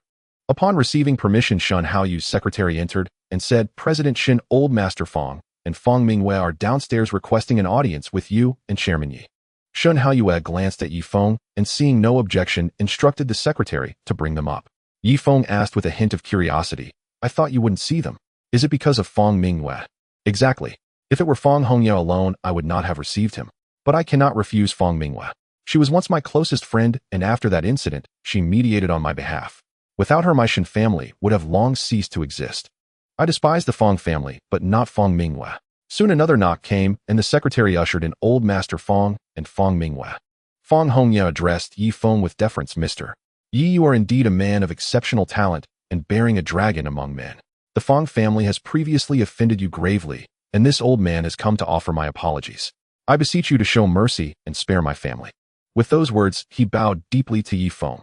Yi Feng raised an eyebrow and said coldly, Old Master Fang, you think a mere flick of your lips can make me let your family off? Isn't that too simple? If I weren't capable, I'd have died at your family's hands. Fang Hongye knew forgiveness wouldn't come so easily. He sighed and said, Mr. Yi, the car accident was solely the doing of Fang Zhiping. The rest of my family knew nothing. Fang Zhiping is now downstairs at your disposal. My family will not interfere. Additionally, I am willing to offer 90 of the Fang family's assets as recompense. Yi Feng glanced at Shun Haoyue, who nodded in agreement. He then said, Old Master Fang, I am a law-abiding citizen. I would never resort to murder and plunder. Rest assured, Mr. Yi, my family is willing to sell 90 of our assets to you for 1 Chinese yuan. As for Fang Zhiping, tomorrow he will take a yacht out to fish. As you know, the sea can be treacherous and accidents are inevitable. Yi Feng was quite satisfied with Fang Hongye's attitude, but the 1 yuan price puzzled him. Wasn't that hindering his chance to earn points? So he proposed his own plan. Old Master Fang, I will acquire all your family's assets at their full price, but you must use 90 of that sum for charitable causes. Otherwise, the consequences will be severe. After speaking, Yi Feng instructed Shun Haoyue to assess the Fang family's assets. Soon Shen Haoyue and Fang Mingyue presented a detailed list totaling over 130 billion Chinese yuan. Yi Feng waved his hand and instructed Shun Haoyue to transfer 140 billion yuan, delighting inwardly at the 1,400 points he had earned. Yi Feng opened the system shop and purchased 4 shadow guards, ensuring his family's safety. But he overlooked the fact that others were present. 4 black-clad figures, 2 men and 2 women, suddenly materialized in the office. Their chilling aura froze the 3 onlookers in place. Yi Feng, flustered, quickly regained his composure and barked, Shadow guards, restrain your aura and vanish. The 4 figures instantly disappeared from the room. After they vanished, the 2 women collapsed to the floor. Yi Feng hurriedly helped them up and guided them to the sofa. Turning to the trembling Old Master Fang, he said, My apologies for my lack of discipline startling you all. Old Master Fang steadied himself, thinking, lack of discipline indeed. This is a warning to me not to harbor any ill intentions. Yet he said flatteringly, Mr. Yi, it's no trouble. Your subordinates likely sensed danger and emerged to protect you. Do take care. Fang Mingyue, having recovered, asked cautiously, Mr. Yi, your men are incredibly formidable. Have they reached the Grandmaster realm? Yi Feng did not hide the truth and nodded. All shadow guards are at least at the Grandmaster level. So the Fang family had better not try any tricks, or you will regret it. Hearing Yi Feng's threat, the father and daughter dared not harbor any discontent and quickly took their leave. Shun Haoyue, pale and weak, murmured to the familiar yet strange Yi Feng, Mr. Yi, is this the power of a martial artist? Truly terrifying. In that moment, I felt as if my body was being torn apart. You know about martial artists? Given the Shun family's status, they shouldn't have been aware of such matters. Did the Shun family have other connections? I know a little. My father once told me that when he was young, he befriended a martial artist who could punch through a tree as thick as a person's embrace. Yi Feng nodded. That must have been an inner strength martial artist. Haoyue, the world of martial artists is brutal. Avoid it if you can. Your task now is to arrange for the takeover of the Fang family's assets. If any issues arise, call me. Also take good care of Wang Chao. Don't let him stay a janitor forever, or he'll never stop nagging me. I have matters to attend to, so he'll take my leave. Leaving Qingji Tower, Yi Feng had just gotten into his car when Zhao Peng called. Brother Feng, what are you up to? Let's go out and have some fun tonight. I found a great place. Interested in relaxing. Knowing you, it can't be anything decent. Is it some shady joint? Yi Feng said with a laugh. Brother Feng, you underestimate me. I may be a spendthrift, but am not vulgar. I wouldn't stoop to that. The place I'm talking about is like a high-end brothel from ancient times. Isn't that the same thing? You little rascal, ill tell Brother Qin to teach you a lesson. Brother Feng, that's no fun. Don't snitch. I think you misunderstand ancient brothels. High-class ones were about art, not flesh. The ladies there were masters of music, chess, calligraphy, painting, poetry, and song. Of course, if you impressed one with your talent, something more might happen. Intrigued by Zhao Peng's description, Yi Feng decided to check it out. They set a time, and Zhao Peng would pick him up in the evening. Yi Feng drove back to Cloud Villa. He lounged on the sofa, and Bai Jie thoughtfully brought him a cup of hot tea before leaving. He wondered how Xiaona was doing at home. What gift should he prepare? What gift should he prepare? Yi Lin's shout broke Yifeng's train of thought. Brother, come help me. I've got too many things I can't carry them all. Seeing his sister loaded with bags, Yifeng felt utterly speechless. How did she ever get into Magic City University with that brain? He hurried over to take some of the load. Lin, why didn't you have them deliver all this stuff directly here? Are you that foolish to carry it all yourself? Yi Lin blinked at him in confusion and said, Is that possible? No one told me. If I'd known, I would have bought even more. There's still so much I haven't gotten. Yifeng ignored her and asked Bai Jie to help take the things upstairs while he headed to the study. In the study, he summoned the shadow guards and 4 figures instantly appeared before him.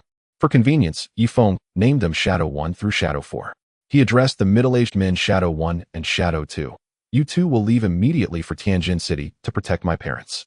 Make sure they come to no harm. Shadow 1 and Shadow 2 both cupped their fists before melting into the darkness and vanishing from the room.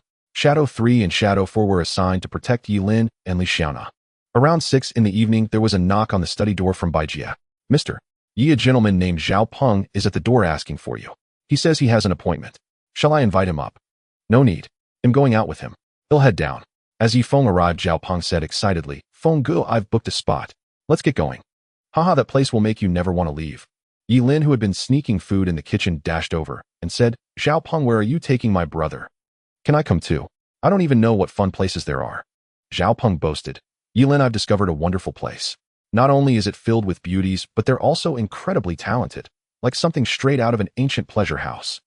Yifeng's face darkened as he looked at Zhao Peng. What a blundering teammate, blurting out everything, especially in front of his own sister. This was going to get him into trouble. Yi Lin stared hard at Yifeng and said, Big brother, you've really come up in the world. You're actually planning to visit a pleasure house. Do you want me to tell mom and sister Xiaona? I never thought you'd be this kind of person. At that moment, Zhao Peng realized he might have said something wrong and quickly explained everything to Yi Lin. Yi Lin said suspiciously, I feel like you two are trying to fool me. No way. I'm coming today too, or I won't believe a word, and he'll still tell mom and sister Xiaona. In the end, Yifeng had no choice but to bring her along. The 3 of them got into Zhao Peng's car and headed to a manor on the outskirts of the city. Arriving at the manor far from the city's hustle and bustle, it felt like a paradise.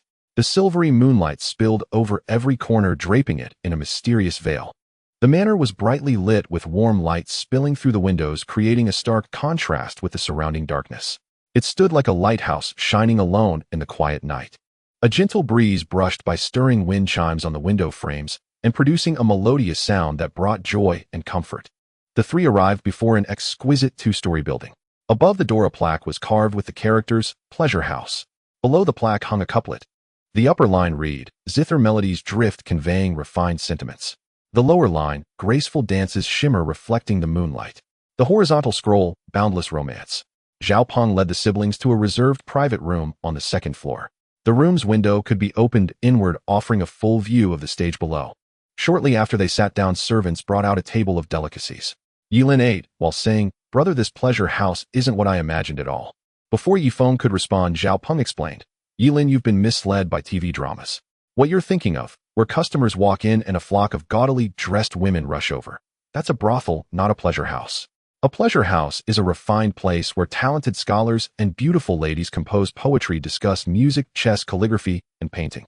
You might not believe it, but some of the ancient pleasure house courtesans weren't just stunningly beautiful. They also possessed the brilliance of a top scholar. Do you think someone like that would easily give herself to anyone? Yi Lin nodded thoughtfully and stopped asking questions, focusing on her meal. Yifeng and Zhao Peng chatted casually while drinking.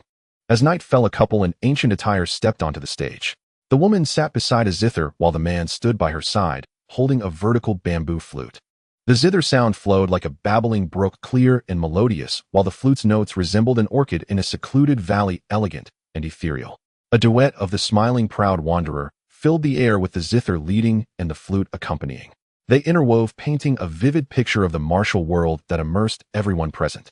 Yi Lin stopped eating and went to the window to look down, her face showing a look of enchantment. After the piece ended, the duo didn't leave, but instead performed A Laugh in the Sea. Hearing the music from below, Yifeng hummed along. This pleasure house was indeed intriguing, playing such martial world-themed tunes. When the performance concluded, a woman wearing a horse-face skirt, exuding an air of heroism, stepped onto the stage. Thank you all for coming to our pleasure house tonight. I am tonight's host Xie Xiaoqing. After that zither and flute duet, you should all know tonight's theme. That's right. Tonight's theme is the Jianghu. Let me start with a simple question. What is the Jianghu? Yilin stood by the window and shouted, I know. I know. Marshal Zhang said the Jianghu is not about fighting and killing. The Jianghu is about human relationships and social graces. Xie Xiaoqing looked up to the second floor and agreed. Thank you to that beautiful young lady for her answer. Indeed, since ancient times, China has been a society of relationships. The concept of human feelings runs through our entire history, from the soulmate bond between Boya and Ziki to the brotherly oath of the Peach Garden Oath. Now with Jianghu bonds as the theme, compose a poem. If any poem catches my lattice favor, she is willing to meet the poet. A murmur of discussion arose among the audience. Everyone had heard that the pleasure house's Lady Hualinger was stunningly beautiful, but no one had ever seen her in person. The prospect of finally glimpsing her true face filled the crowd with excitement. Yilin looked at Yifeng and asked, Brother, as the great talent of Magic City University, aren't you going to compose a poem and try to meet this courtesan? Stop right there. If I dared to meet her, you'd be running off to tattle. I'd like to live a few more years. Yilin gave him a look that said, You know what's good for you, and continued watching the performances below. Zhao Peng sidled up to Yifeng and said ingratiatingly, Feng Ge, how about you write one for me? I'd love to meet this courtesan. Lowering his head in contemplation, Yifeng murmured softly, Borrowing 2 ounces of mortal ink, I shall inscribe all the love and malice of the martial world. Then taking a single lamp from the sacred mountain, I shall let the glory of bygone days fade into oblivion. Having spoken, he began to drink on his own, while Zhao Peng, as if he had discovered a treasure, rushed to the table, picked up a brush, and swiftly transcribed the poem. Yilin also approached, scrutinizing the poem on the rice paper, and remarked, Brother, I must say Zhao Peng's skills are mediocre, but his ink-wash painting is truly impressive. Zhao Peng, scratching his head in embarrassment, replied humbly, Yilin, you flatter me. My work is nothing, it's Brother Feng's poem that is truly exceptional.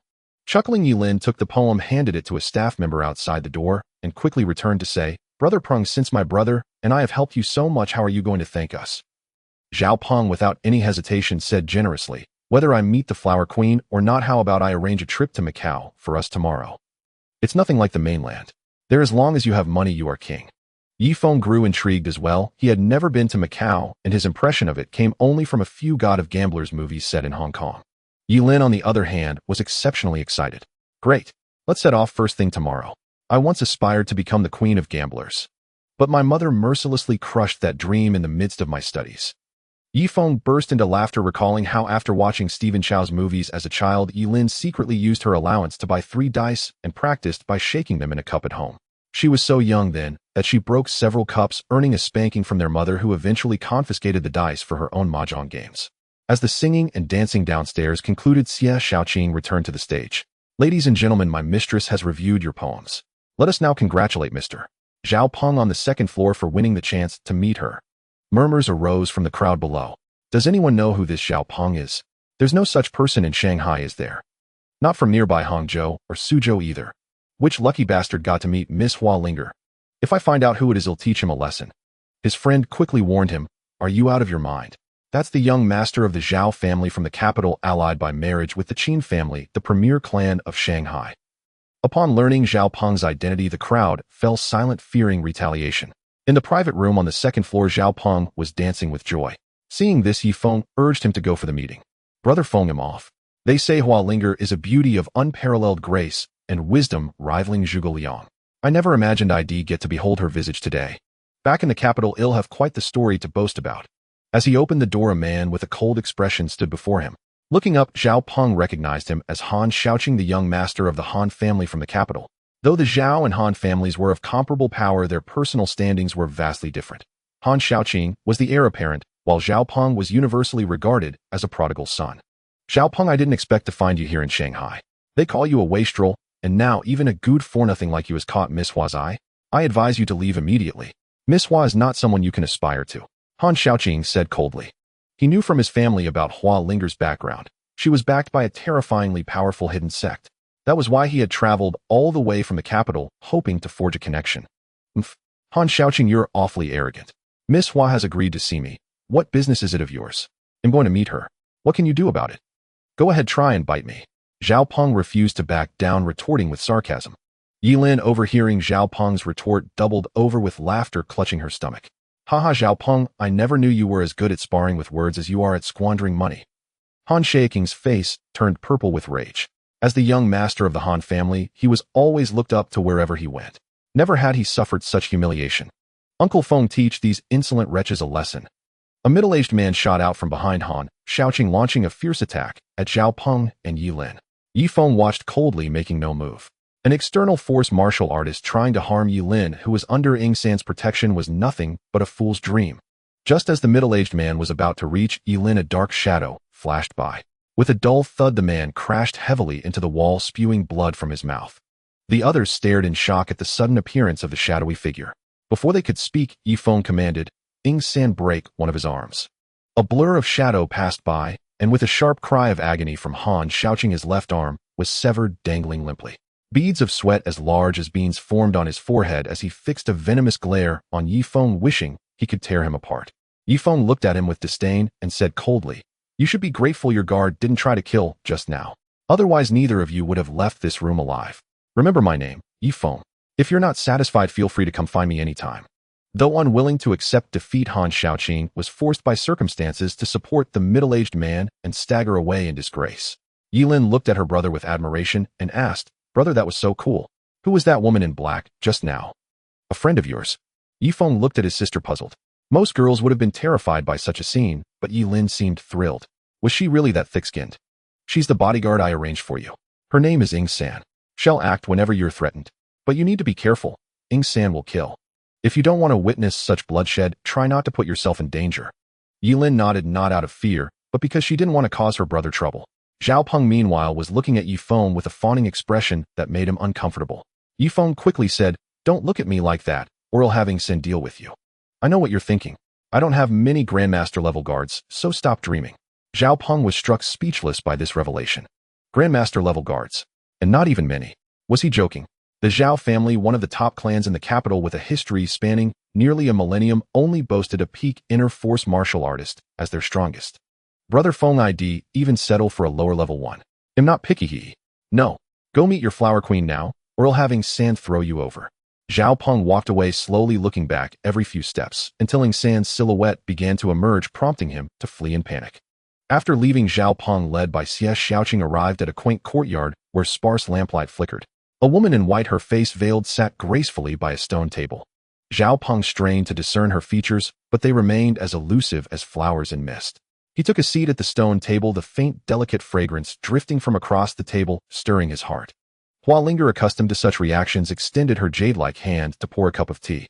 She gently pushed it toward Zhao Peng and said softly, Master Zhao, please have some tea. I have a few doubts. Would you be willing to enlighten me? Miss Hua, speak freely. Zhao Peng will tell all he knows without reservation. From what I understand, poetry is not your forte. How then did you compose such verses today? To be honest, Miss Hua, this poem was written by my brother Feng. He has no desire for contention, so he gifted it to me. Could it be the esteemed Yi Feng, Master Yi, who shares a close bond with you? Indeed. Brother Feng is truly a dragon among men. Should you have the chance to meet him, Miss Hua, you will surely gain much. Master Zhao, I am feeling weary today. I shall take my leave. Please do not take offense. Miss, go slowly. Zhao takes his leave. Xie Shaoqing escorted Zhao Peng back before returning to the courtyard. She addressed Hua Linger respectfully. Holy Maiden, Master, Zhao has been safely returned. Do you have any further instructions? Hua Linger was none other than the current Holy Maiden of the 100 Flowers sect, sent by the sect leader to undergo worldly trials and seek out talent. I am now quite curious about this Yi Feng. Investigate him. Xie Shaoqing acknowledged the order and withdrew from the courtyard with a bow. Elsewhere, Yi Feng noticed Zhao Peng's unusual demeanor upon his return. He immediately pressed a finger to Zhao Peng's forehead, channeling a thread of spiritual energy, and shouted, awaken. Zhao Peng's eyes gradually regained their luster, and he snapped back to clarity. Brother Feng, wasn't I just having tea with Miss Hua? How did I return? Yi Feng realized he had been enchanted. It seemed Miss Hua was no ordinary woman, likely a cultivator. Whether her power stemmed from her cultivation technique or her constitution remained unclear. Zhao Peng, you were brought back by Xie Shaoqing. Stop dwelling on it. We should head back too. Yi Lin chimed in. Yes, I'm really looking forward to tomorrow's trip to Aoqing. Zhao Peng decided to let it go, and the three of them quietly departed. At the first hospital of Mota Dean, Si Jingyang led a group of orthopedic specialists intently studying an X-ray. The arm in the image was fractured into over a dozen pieces. Si Jingyang's expression was grave as he asked, what have you concluded? Is there any way to save young Master Han's arm? None dared to respond. They knew that even if such severe damage could be treated, full recovery was impossible. Given the Han family's influence, they feared being held accountable later, so they all remained silent. Understanding their concerns, Xi Jingyang returned alone to the dean's office. After pondering for a long while, he took out his phone and called the Han family. Patriarch Han, this is Xi Jingyang. I sincerely apologize, but our capabilities are limited.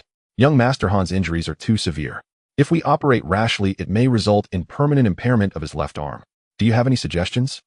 In the distant capital, Han Full's face turned icy as he said slowly, I understand. I will arrange for Xiaoqing to be transferred back to the capital. Until then, ensure his condition does not worsen.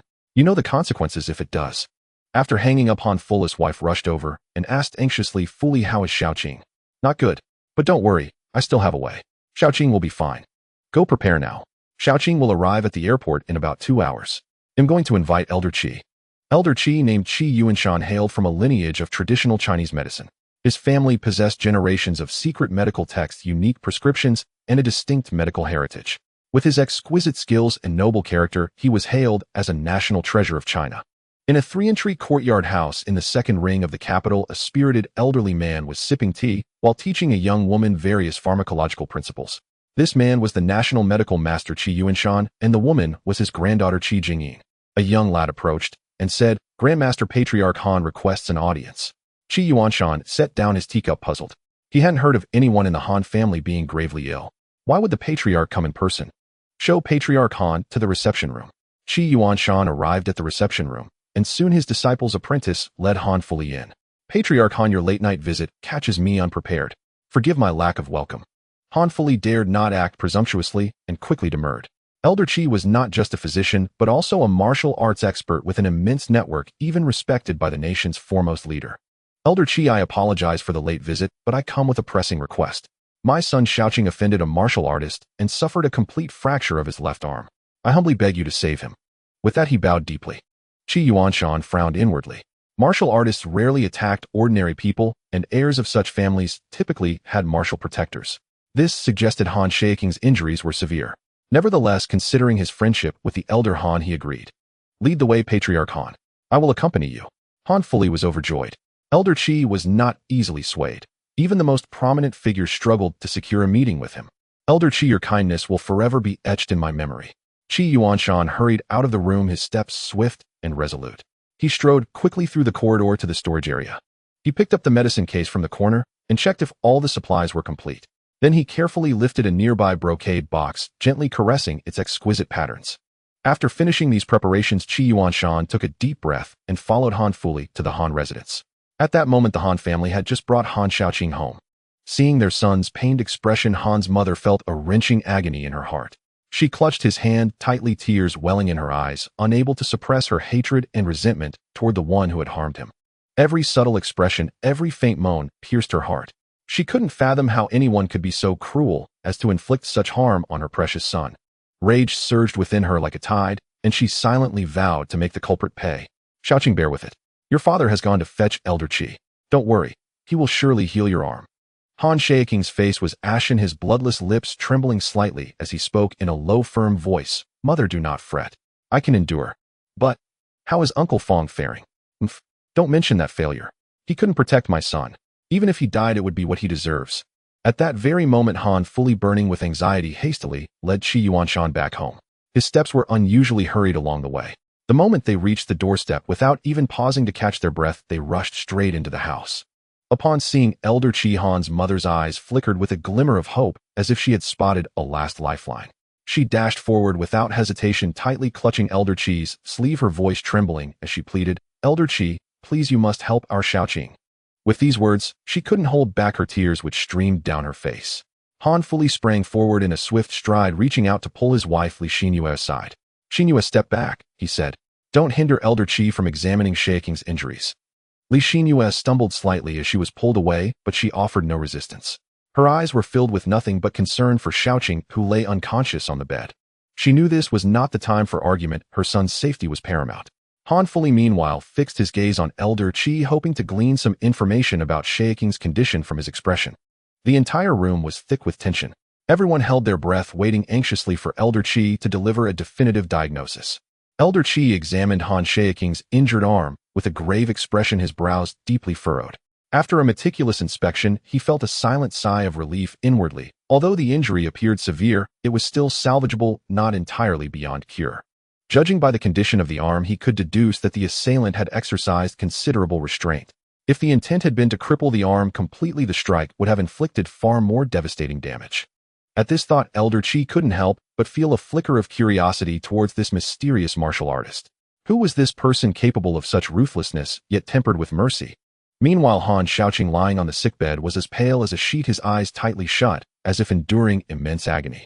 Qi Yuanshan, with a solemn countenance, began to apply his family's inherited medical skills, his movements deft and precise. He gently lifted the injured arm, carefully examining the location of the fractured bone.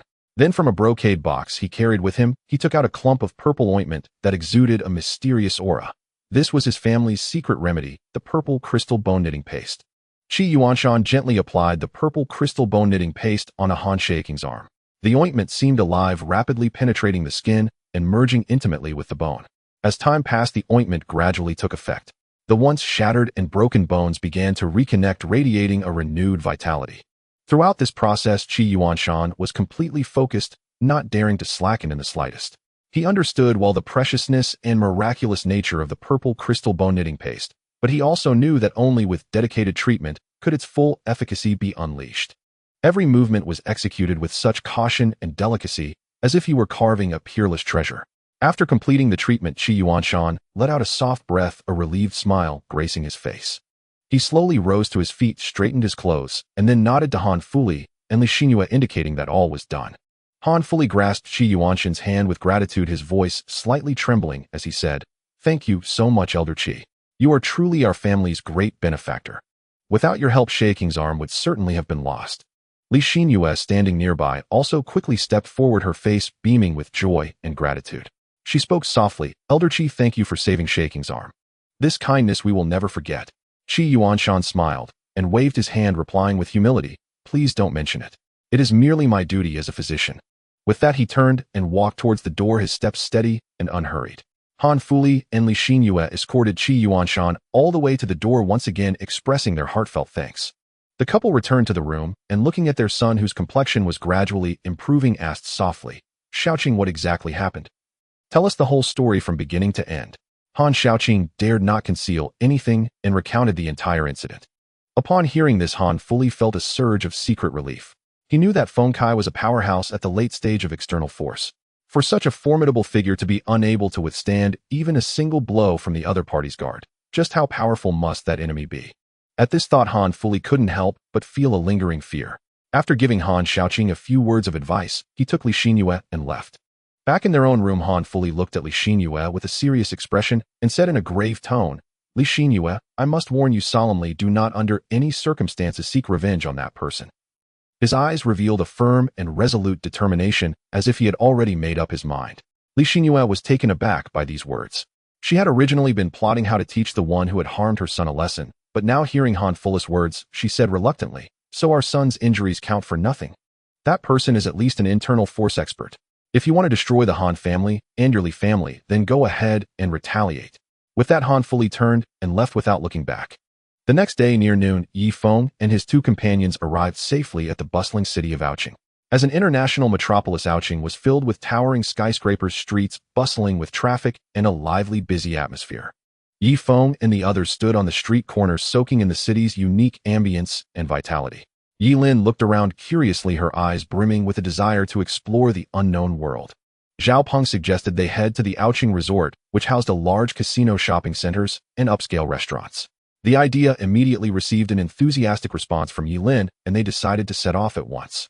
The trio took a taxi to the Aoqing Resort. Nestled along a picturesque coastline, the resort was surrounded by lush greenery, with a gentle sea breeze caressing their faces.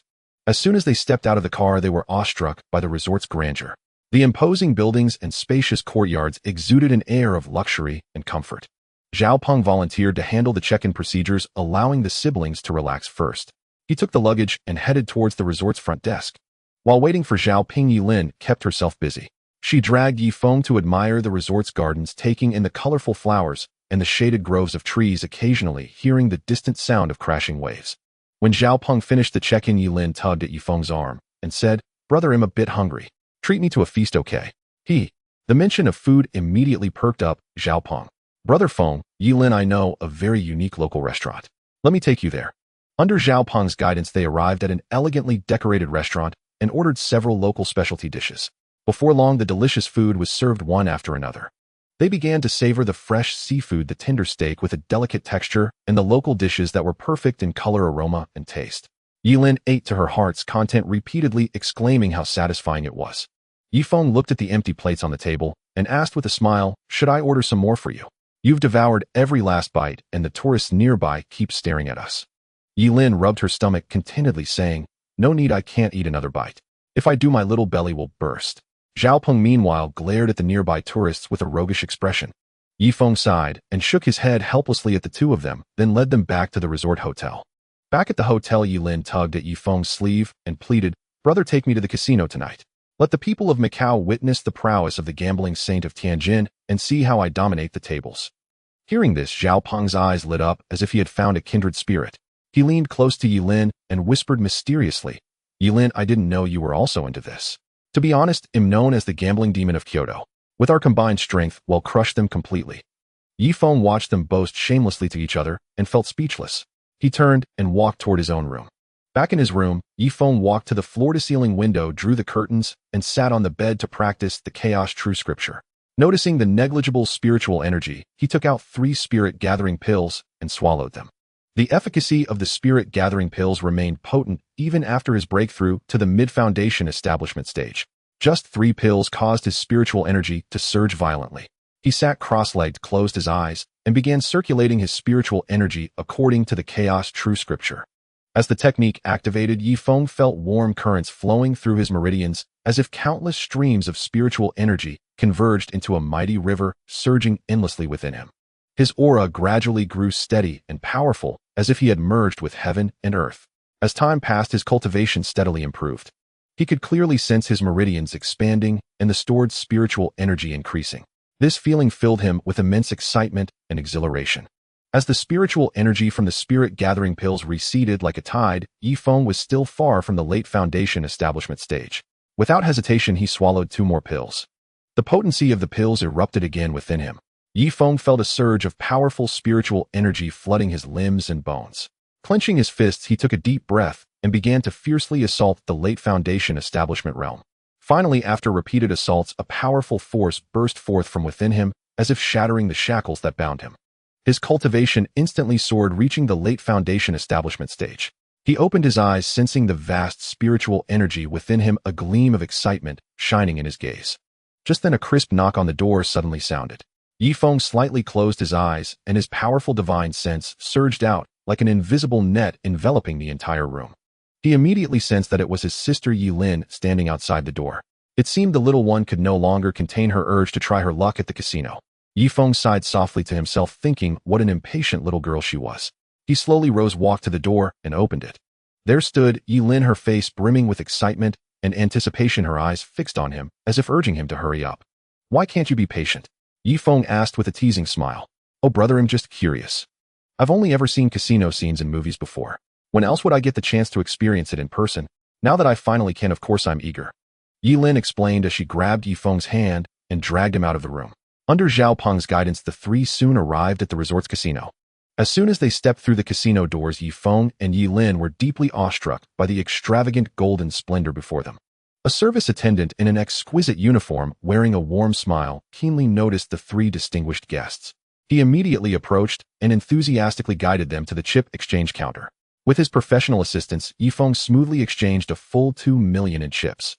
Yifeng carefully tucked 10,000 in chips into his pocket and said to Yilin, whose eyes were sparkling with excitement, "Ladies and gentlemen, the gambling gods, please begin your magnificent performance." Without waiting, Yilin dashed to the nearby American roulette table. She grabbed a $1,000 chip and unhesitatingly placed it on the number 4. "My lucky number is 4. Let me test my luck today." Yilin stared intently at the spinning wheel, her eyes gleaming with confidence and excitement. The experienced croupier skillfully spun the wheel, and the little black ball seemed to come alive, dancing merrily across the surface. Everyone's eyes were fixed on the tiny ball, as if time had frozen. Finally, the ball slowed and came to a stop on number 27. Yilin furrowed her brows slightly and muttered, Humph, this gambling saint was just warming up. I haven't even tried my best yet. Come on, Zhao Peng, let's go play dice. That's my specialty. She grabbed Zhao Peng's arm and eagerly headed toward the dice area. Watching the audacious and boastful Yi Feng smiled helplessly and followed. This time Yi directly wagered 10,000 chips on a triple. Zhao Peng was stunned, marveling at her audacity. Truly a gambling saint to bet on a triple right away. As the croupier lifted the dice cup, unsurprisingly, Yi lost again. But she refused to give up and bet on triples for 6 consecutive rounds. Zhao Peng watched in disbelief, thinking to himself, when it comes to reckless spending, I bow to no one but Yi. Gradually, Yi chips dwindled, and her face grew increasingly grim, like a frostbitten eggplant. Her competitive spirit wouldn't let her quit. She dragged the two of them to the baccarat table, silently vowing this time it's a 3-way bet. I can't possibly lose. Without hesitation, Yi pulled out 50,000 in chips and heavily placed them on the player. After receiving the right to open the cards, she rubbed them vigorously and slammed them on the table. 19 points. Banker 13 points, player 19 points. Player wins. As the croupier announced, Yi jumped for joy and crowed triumphantly, see that? This gambling saint was just warming up. Now watch me sweep the board. However, the good times did not last long. Before long, Yi had lost all her chips. Her eyes were wide, fixed on Yi Feng with anticipation, hoping he would exchange for more chips. Yi Feng could see at a glance that she had lost her reason. Without hesitation, he channeled a wisp of spiritual energy toward her head. In an instant, Yi snapped back to her senses, as if enlightened, her heart brimming with guilt. She looked down at Yi Feng and whispered, "Brother, I'm sorry." Yi Feng gently stroked her hair and comforted her. 9 out of 10 gambles end in loss. That's the essence of gambling. I brought you here today to teach you to restrain your desires. Never indulge in this. It's okay to lose. Don't take it to heart. Yi nodded obediently and replied in a low voice, "Brother, I understand. I won't act like this again. It's just, I still can't let it go. That was real money, all gone in just half an hour." Yi Feng smiled slightly, looking at her worried face, and reassured, "Don't be upset. Cheer up and watch me win back what you lost. Have you forgotten? I still have 10,000 in chips in my pocket." Yi Feng led the two back to the American roulette table. With a gentle wave of his hand, the 10,000 chip landed precisely in the 0 slot, like a well-aimed arrow. As the wheel spun, a faint, barely perceptible wisp of spiritual energy silently infused the black ball.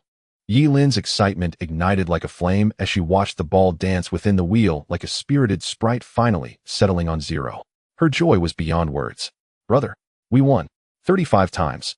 You're amazing." Yi Feng smiled, placed the pile of thick chips gently in her hands, and turned toward the dice area. His stride was steady and confident, as if everything was under control. This time it was even easier. With a slight sweep of his divine, since the dice values were clear as day, he directed Yi-Lin to place bets, each one precise. Before long, they had won back the full 2 million chips she had lost. Zhao Peng, standing nearby, looked at Yi Feng with profound admiration. His eyes fixed on him, he exclaimed excitedly, "Feng Gu, you're truly incredible. With your extraordinary gambling skills, even the legendary god of gamblers would have to bow to you." Yi Feng curled his lips into a playful smile and replied, "You two call yourselves the saint of gamblers and the demon of gamblers. How could I possibly teach you? Besides, this place is getting boring. Do you know any other interesting spots?" A glint of mystery flashed in Zhao Peng's eyes as he lowered his voice. "Feng Gu, have you heard of gambling on Rough Jade?" I recently heard there's a thrilling gambling den upstairs." Hearing this, Yi Feng grew intrigued. They say even immortals struggle to judge raw jade. He wondered if his divine sense could see the jadeite inside. The atmosphere of the gambling den was entirely different from the casino. There was no noisy clamor, only the occasional tapping and hushed conversations. Yi Feng, Yi-Lin, and Zhao Peng approached a stall where rough jade stones of various shapes lay on the table, silently waiting for their destined owners. Yi-Lin felt a surge of curiosity. She reached out and gently touched a stone, feeling its cold, hard texture. She turned to Yi Feng and asked, "Brother, why are there stones for sale here?" Before Yi Feng could answer, Zhao Peng eagerly explained, "Yi-Lin, these aren't ordinary stones. They're jadeite rough. You know jadeite, right? It's a precious gem known as the king of Eastern gems. These rough stones contain uncut jadeite.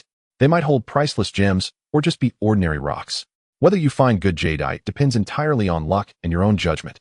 Seeing Yi-Lin's eagerness, Yi Feng couldn't help but laugh. He knew his sister was about to show her skills, so he said, "Go ahead and choose.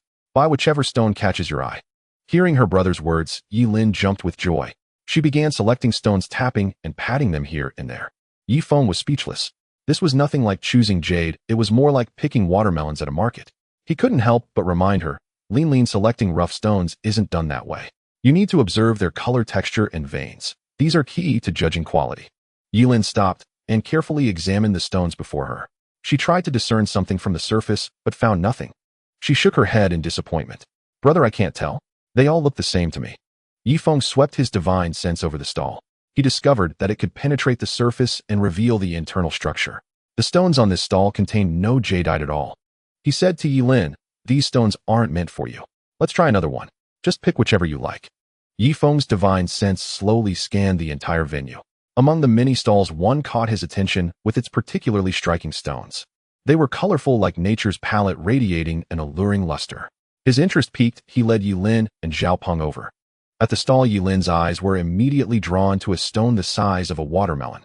Its surface was smooth as a mirror, polished by time, exuding a captivating sheen. She crouched down, examining it intently, as if sensing its mysterious power. Pointing at it, she said firmly, Brother, I want this one. I don't know why, but I just like it. Yifeng smiled slightly and probed the stone with his divine sense again. Moments later, he opened his eyes, a flicker of surprise in them. Inside the stone was indeed a fist-sized piece of red jadeite, vivid in color and pure in quality, priceless. He nodded, signaling Yilin to buy it. Then he selected 3 stones for himself. The stall owner, watching his 3 customers, was overjoyed. Having run this stall for years, he had seen many buyers, but a single purchase of 4 rough stones was rare. These 4 stones were worth a fortune. Clearing his throat, he calculated the price. After some tallying, he arrived at a satisfying figure. 3 guests, 4 stones, total 5 million. Upon hearing the price, Yifeng nodded with satisfaction. He was well aware of the jadeite hidden within the rough stone. Even if the price were 10 times higher, he would have purchased it without hesitation. After transferring 5 million to the vendor, the transaction finally concluded. The 3 of them, brimming with joy, borrowed a small cart from the stall owner and slowly made their way toward the stone cutting area. Xiaopeng, with his sharp gaze, quickly spotted the stone cutter. After a brief round of haggling, they reached an agreement and the cutting work officially began. The first stone to be cut was naturally the one carefully selected by Yilin. The cutter, focused and meticulous, gently placed the rough stone onto the cutting machine, securing it firmly. As a thunderous roar erupted, a dazzling red light burst forth from within the stone like a rising sun, ascending, blinding and mesmerizing all who beheld it. It's actually a glass-type red jadeite. The cutter's startled cry was like a boulder thrown into a tranquil lake, instantly stirring 1,000 ripples. People who had been busy with their own affairs were drawn over, and in the blink of an eye, the area was packed tight as a drum. Heavens! Such high-quality red jadeite. In all my life, I've never seen the like. Exclamations erupted from the crowd. Their eyes were wide, faces etched with disbelief, as if they were witnessing a miracle come to life. Observing the stunned expressions and gaping mouths of the onlookers, Yifeng mused to himself, if I were to cut out a few more top-grade yellow and purple jadeites later, I wondered just how mad they would go. He then raised his arm and gently waved his hand, signaling for the crowd to quiet down. Everyone, please remain calm. The master here still has 3 more stones to cut. Once all the cutting is finished, you can discuss it to your heart's content. As Yifeng's words fell, the previously noisy and chaotic crowd gradually settled down. The stone cutter took a deep breath, composed himself, and began the next round of cutting. Time ticked by, and after about half an hour, the 3 stones were finally fully split open.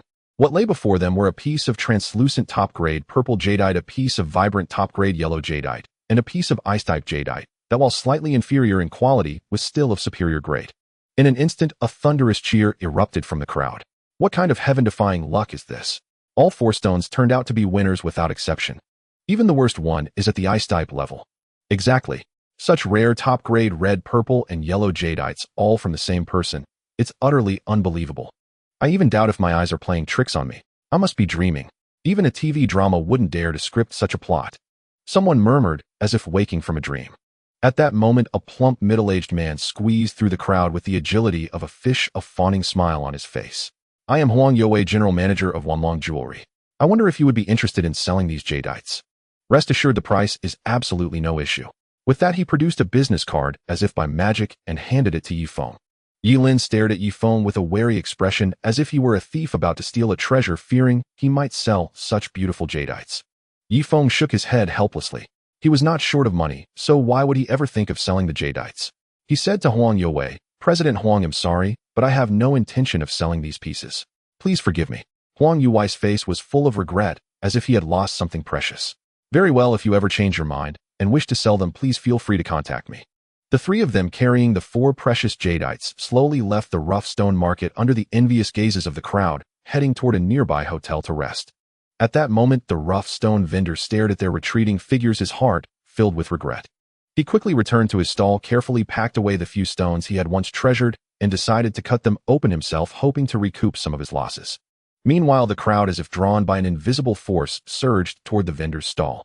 In the blink of an eye, all the stones on the stall were snapped up. Those who had bought stones were ecstatic, their faces beaming with joy. Those who had failed to secure their desired stones beat their chests and stamped their feet in bitter regret. The buyers rushed eagerly to the cutting area, vying to be the first to cut their stones. However, the results were deeply disappointing. Only a fortunate few managed to cut out some jadeite, and its quality left much to be desired. Just then the vendor also joined the cutting frenzy. He stared nervously at the cutter in his hand, and with one slice, an egg-sized, translucent piece of ice-type jadeite was revealed. This surprise sent the vendor into a frenzy of joy, leaving him almost speechless with excitement. Back at the hotel, Zhao Peng stared fixedly at Yifeng, making him feel so uncomfortable that goosebumps rose all over. Yifeng shook his head helplessly, then pulled out the piece of ice-type jadeite from his pocket and tossed it to Zhao Peng, saying with a hint of teasing, "Look at yourself. Where is the dignity of the young master of the Zhao family in the capital? If your father saw you like this, he'd give you a good thrashing for disgracing the family."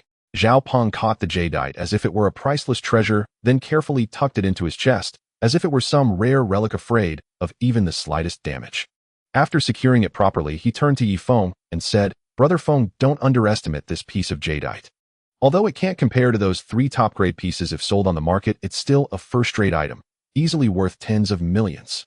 Yilin, who had been dozing off on the side, snapped awake at these words. Her eyes sparkled as she leaned in to ask Zhao Peng, "So how much is my piece of red jadeite worth?" Zhao Peng frowned and thought for a moment before replying, "Well, I can't say for sure, but it's definitely no less than 100 million Chinese yuan." Seeing Yilin's eyes glittering with thoughts of money, Yifeng quickly interrupted her reverie and promptly suggested they go for dinner. As expected, food always came first for Yilin. Having just been obsessed with the value of the jadeite, she now cast it to the winds and eagerly dragged the two of them toward the hotel restaurant. The 3 of them entered the restaurant, and although the peak dining hours had long passed, the place was still bustling with a lively crowd. Guided warmly by the waiter, they made their way to an empty table and sat down. Yilin eagerly took the tablet handed to her by the waiter, tapping away at it with swift fingers before passing it to Yifeng and Zhao Peng. After a quick glance, the two returned it to the waiter. Noticing their reaction, Yilin asked with a puzzled look, "Brother Zhao Peng, aren't you too hungry?" Yifeng's forehead creased with exasperation as he said helplessly, "You've already ordered enough for almost 5 people. What else could we possibly add? If you can't finish all this today, just wait and see how I deal with you." At that moment, Zhao Peng finally couldn't hold back his laughter, but when he caught the murderous look in Yilin's eyes, he immediately composed himself and explained, "Yilin, don't get the wrong idea. I'm not laughing at your appetite. It's just that I suddenly remembered my dog gave birth to puppies, so I'm especially happy." Hearing this, a faint, almost imperceptible blush crept across Yilin's cheeks. Before long, the waiters began bringing dishes to the table one after another. The 3 ate and chatted, the atmosphere light and pleasant. Just as they were immersed in the delicious food and cheerful conversation, a familiar figure suddenly caught Yifeng's eye. It was his extremely materialistic ex-girlfriend Meng Yue, whom he had broken up with long ago. Meng Yue was now dressed in extravagant designer clothes, her arm linked with a middle-aged man's as they walked toward an empty table nearby. At the same time, Meng Yue noticed Yifeng and stared back at him with a provocative glare. The middle-aged man seemed to sense the tension in the air and asked Meng Yue in a low voice, "Darling, do you know them?" A look of disdain flickered across Meng Yu's face as she replied, "Just a guy I dumped once. Don't worry, darling, you're the only one in my heart." Hearing this, Yilin immediately pouted and muttered, "I knew it." The air suddenly turned so foul. Turns out a sly vixen has shown up. Meng Yu's face darkened instantly. Pointing furiously at Yilin, she shouted, "You little wench, how dare you insult me?" Then, as if she had suffered a grave injustice, she threw herself dramatically into the middle-aged man's arms. The middle-aged man stared coldly at Yifeng and the others, his voice icy as he said, "I am Lu Fuda, chairman of the Fugong Group in Hong Kong. You brats don't be too arrogant.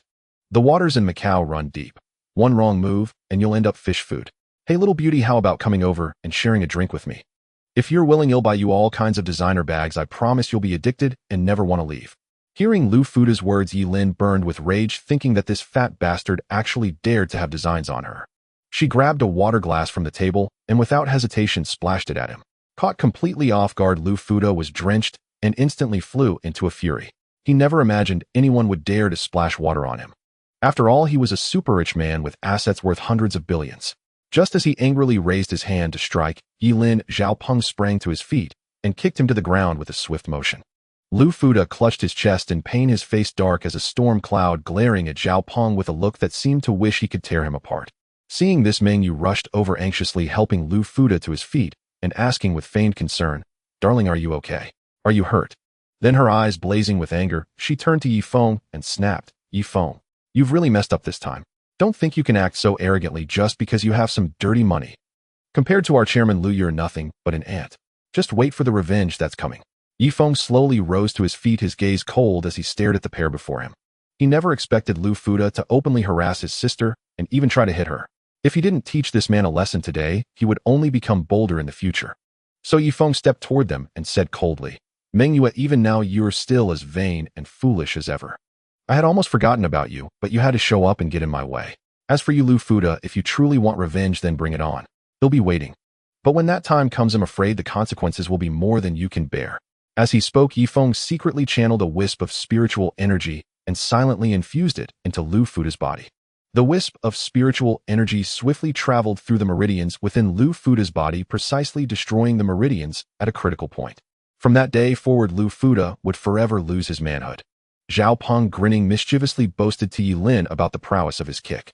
Seeing Yifeng teach the pair a lesson, he quickly chimed in provocatively, "Lu Fuda, right? Zhaopeng, come at me if you dare. If I so much as frown, I'll take your surname." Lu Fuda knew full well that he had been bested this time, but he could only wait until he got back to find another way to exact revenge. Clenching his teeth, he mustered all his strength to drag himself up from the ground, spat out a few threatening words, and then pulled Meng Yu away in haste. As soon as they returned to their room, Meng Yu began to sob. "Darling, they dared to treat you like this. We absolutely cannot let them off easy. We must teach them a harsh lesson." By now, Lu Fuda was also burning with rage, having never suffered such humiliation in his life. He gritted his teeth and replied, "Don't worry, I want rest until I've had my revenge. He'll make sure they pay. But for now, help me cool down." Hearing this, a flicker of barely concealed disgust passed over Meng Yu's face, but she quickly resumed her coquettish demeanor and knelt down to attend to Lu Fuda. Yet no matter how seductively she tried to arouse him, Lu Fuda remained completely unresponsive. His face turned darker than charcoal as he shoved Meng Yu away with force. He was baffled. His body had always been fine, so why had it suddenly failed him? On the other side, Yilin spoke to Yifeng with a guilty conscience. "Brother, was I too impulsive? Did I cause you trouble?"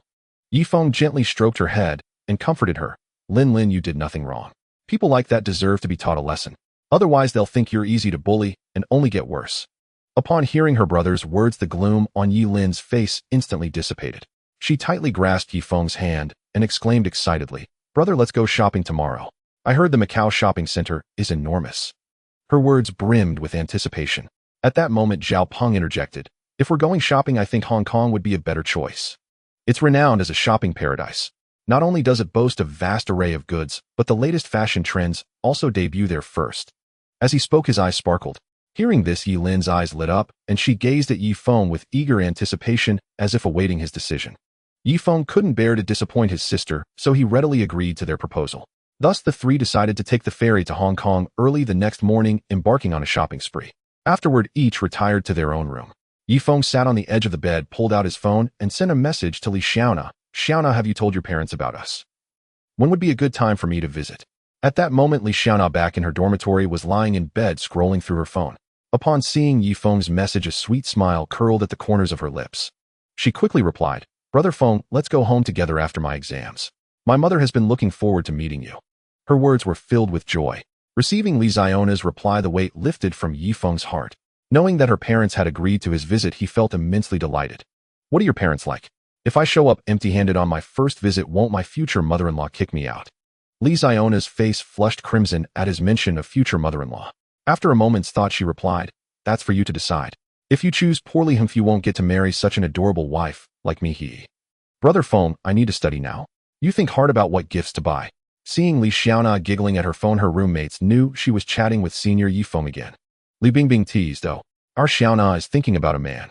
Why don't you just marry Senior Yifeng now? College students can get married, you know."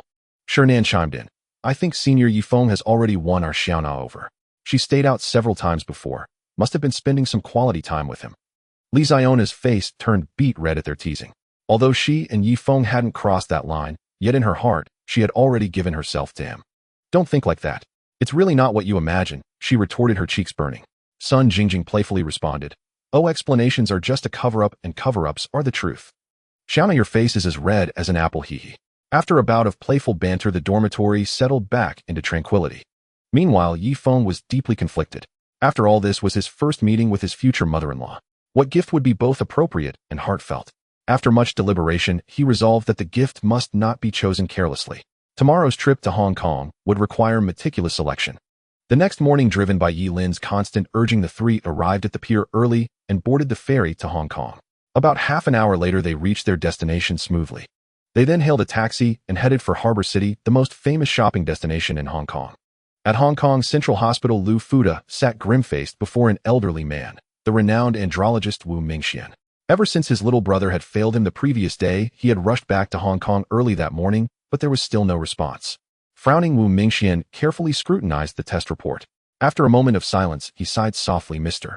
Lu, according to this report, all your bodily functions are normal with no abnormalities. Could it be that you've been overexerting yourself lately, or perhaps suffering from excessive psychological stress? Lu Fuda pondered thoughtfully. Indeed, he had been indulging in excessive pleasures with the enchanting Mengyu lately.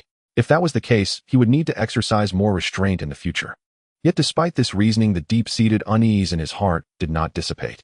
He felt this time was different. Though he was getting on in years and occasionally felt a lack of vigor, it had never been to the point of complete unresponsiveness. Dr. Wu, are you sure everything is fine? I still feel something's off. Why don't you prescribe some potent medication for me?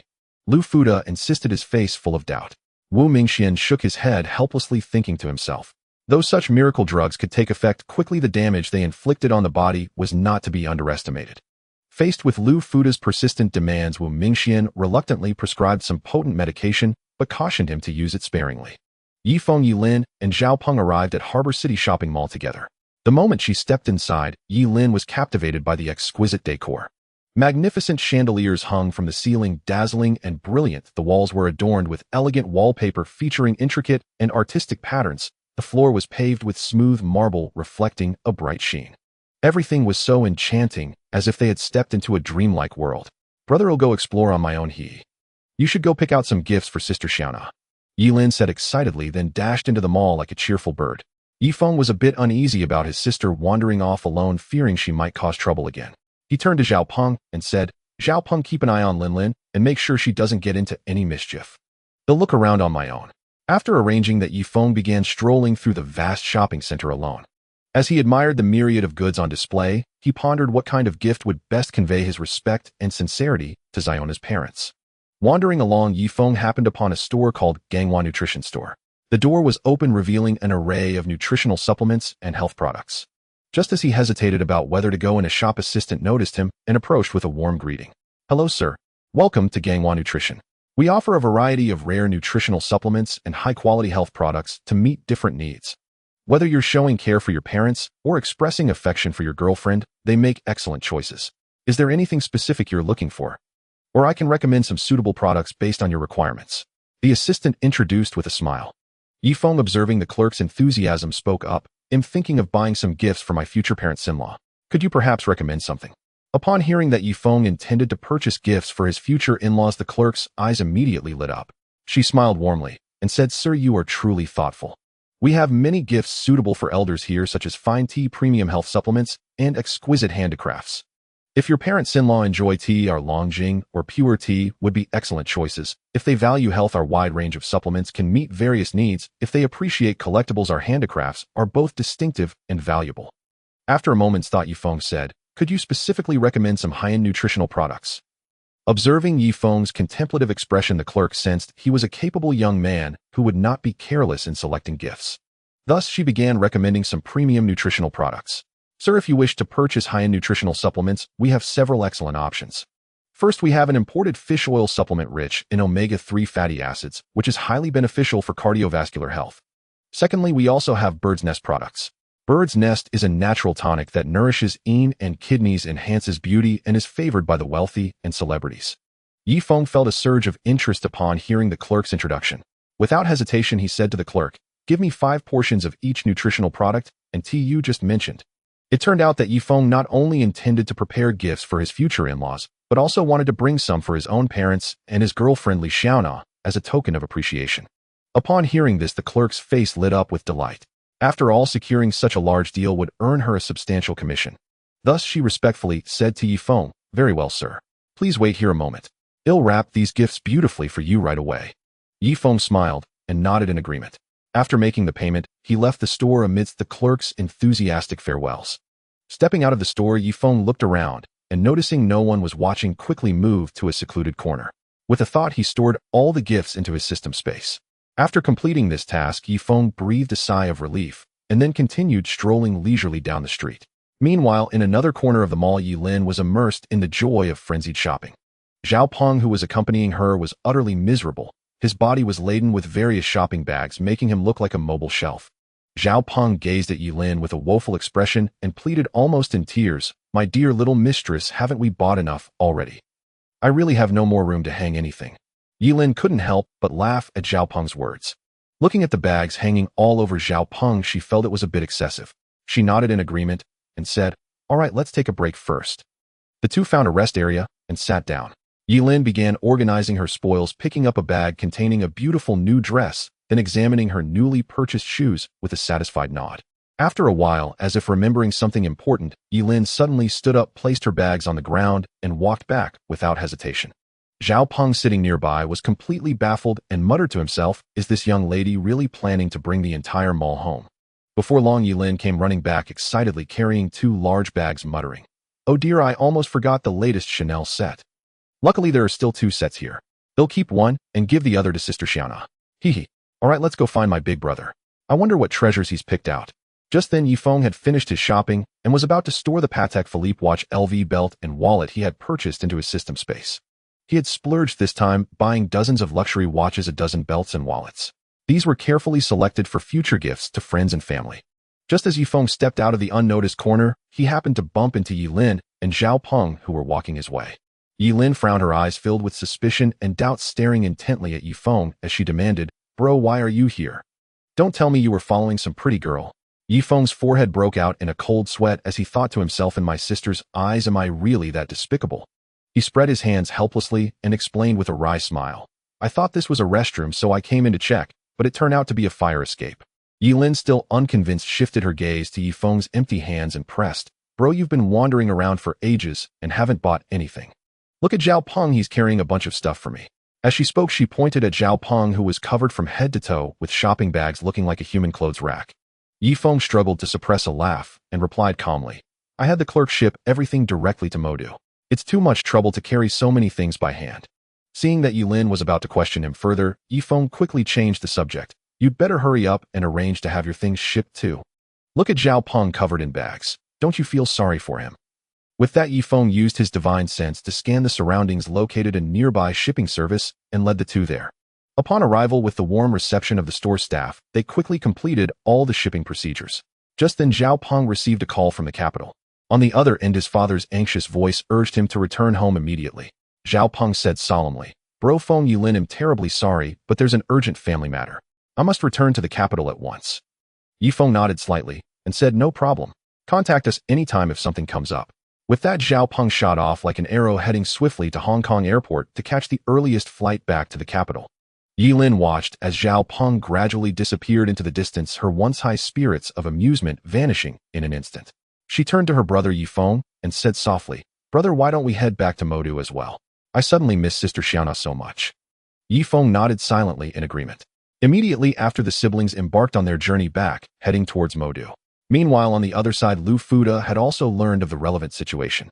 Burning with rage, he led a group of his men surging towards the Harbor City shopping center. Regrettably, they were ultimately a step too late. By the time they arrived, Yifeng and the other two had vanished without a trace. Perhaps for Lu Fuda, this was a stroke of luck. Had he truly encountered Yifeng, he might have lived to regret it. Turning our gaze to the Zhao family in Kyoto, the patriarch Zhao Jianqi stared solemnly at his eldest son, Zhao Xingyu, asking in a low tone, "Is the information you obtained truly reliable?" "Father, rest assured this news is absolutely true. My younger brother had a conflict with Han Xiaoqing in Modu. Although the Han family tried their utmost to suppress the news, the fact that Han Xiaoqing suffered a broken arm and severe injuries before being healed by Elder Qi was still leaked by the spy I placed within the Han household. Zhao Xingyu replied with earnest sincerity. Zhao Jinshi nodded slightly in agreement, then said with a grave tone, "Very well, let everything be decided once Xiaoping returns. For now, the most crucial thing is to keep a close watch on every move the Han family makes. We must not be negligent and must guard against any retaliatory actions they might take." At that moment, Modu International Airport was bustling with people. Yifeng and Yilin had just stepped off the plane. As they were about to hail a taxi for their return, a woman suddenly blocked their path. Yifeng looked up and focused his gaze, finding the woman somewhat familiar. She was none other than Xie Shaoqing from the Green Pavilion. Xie Shaoqing approached with a beaming smile and said to Yifeng, "Master Yi, what a fortuitous meeting. My mistress has long admired your talent and has sent me to invite you for a conversation. I earnestly implore you to honor us with your presence." Yifeng pondered inwardly. Ever since he witnessed Zhao Peng being enchanted last time, he had begun to suspect that Hua Linger might also be a cultivator. Driven by a desire to uncover the truth, he decided to go with the flow and accepted Xie Ziying's invitation. He instructed Yilin to return to Cloud Villa first while he followed Xie Shaoqing away. Approximately half an hour later, they arrived at a tranquil courtyard on the outskirts of the city. Hualinger had been waiting there for some time. Upon seeing Yifeng arrive as promised, she quickly bowed and said in a charming voice, "Master, yes, esteemed presence brings me boundless joy. I humbly request you to step inside where we may converse in detail." With that, she personally led Yifeng into the house. As they entered the room, Hualinger was about to speak when Yifeng abruptly interrupted, "Miss Hua, since you specifically invited me here, you must have already investigated and learned about my background. We are both straightforward people, so let's stop beating around the bush. If you have something to say, just say it directly." Seeing Yifeng's bluntness, Hualinger dropped her pretense of pleasantries. She smiled slightly and said, "I have always deeply admired and respected your literary talent. It would be wonderful if you could serve as our sect's representative in the Huaxiao region. However, after a thorough investigation, I discovered that you might very well be a powerful martial artist. My apologies, I was truly blind not to recognize your greatness. Please forgive me. May I ask what your current cultivation realm is, eh?" Yifeng used his divine sense to quickly scan Hua Linger's entire being. As he had suspected, this woman was indeed a genuine cultivator, and her realm had reached the peak of the qi refining stage. It seemed he might be able to glean some information about the cultivation world from her. "Well, I only recently succeeded in breaking through to the foundation establishment stage," Yifeng replied calmly. Hua Linger was astounded. She had assumed Yifeng was merely an ordinary martial artist, never expecting him to be a cultivator who had already stepped into the foundation establishment realm. Such aptitude was truly rare and remarkable. If she could recruit him into the sect, it would undoubtedly greatly enhance the sect's strength. Thus Hua Linger said to Yifeng with utmost sincerity, "Master Yi, having witnessed your extraordinary talent today, I am filled with profound admiration. On behalf of the 100 Flowers sect, I formally invite you to serve as our honorary elder. What do you think?" Upon hearing this, Yifeng did not immediately reply. Instead, he asked the system in his mind, "System, if I purchase the position of honorary elder of the 100 Flowers sect, does that count as a consumption? Also, if I use spirit stones to pay for the position, will I still receive the corresponding cashback?" The system quickly responded, "Host, rest assured. Purchasing a position falls under consumption. Furthermore, spending spirit stones will also grant you cashback. Specifically, for every 1 low-grade spirit stone spent, you will receive 1 point. For every 1 medium-grade spirit stone spent, you will receive 100 points, and so on." Hearing the system's reply, a satisfied smile spread across Yifeng's face. He had finally obtained the answer he wanted and could make his decision with confidence. Subsequently, he ended his conversation with the system and turned his gaze back to Hua Linger. "Miss Hua, is it possible to purchase positions within your sect?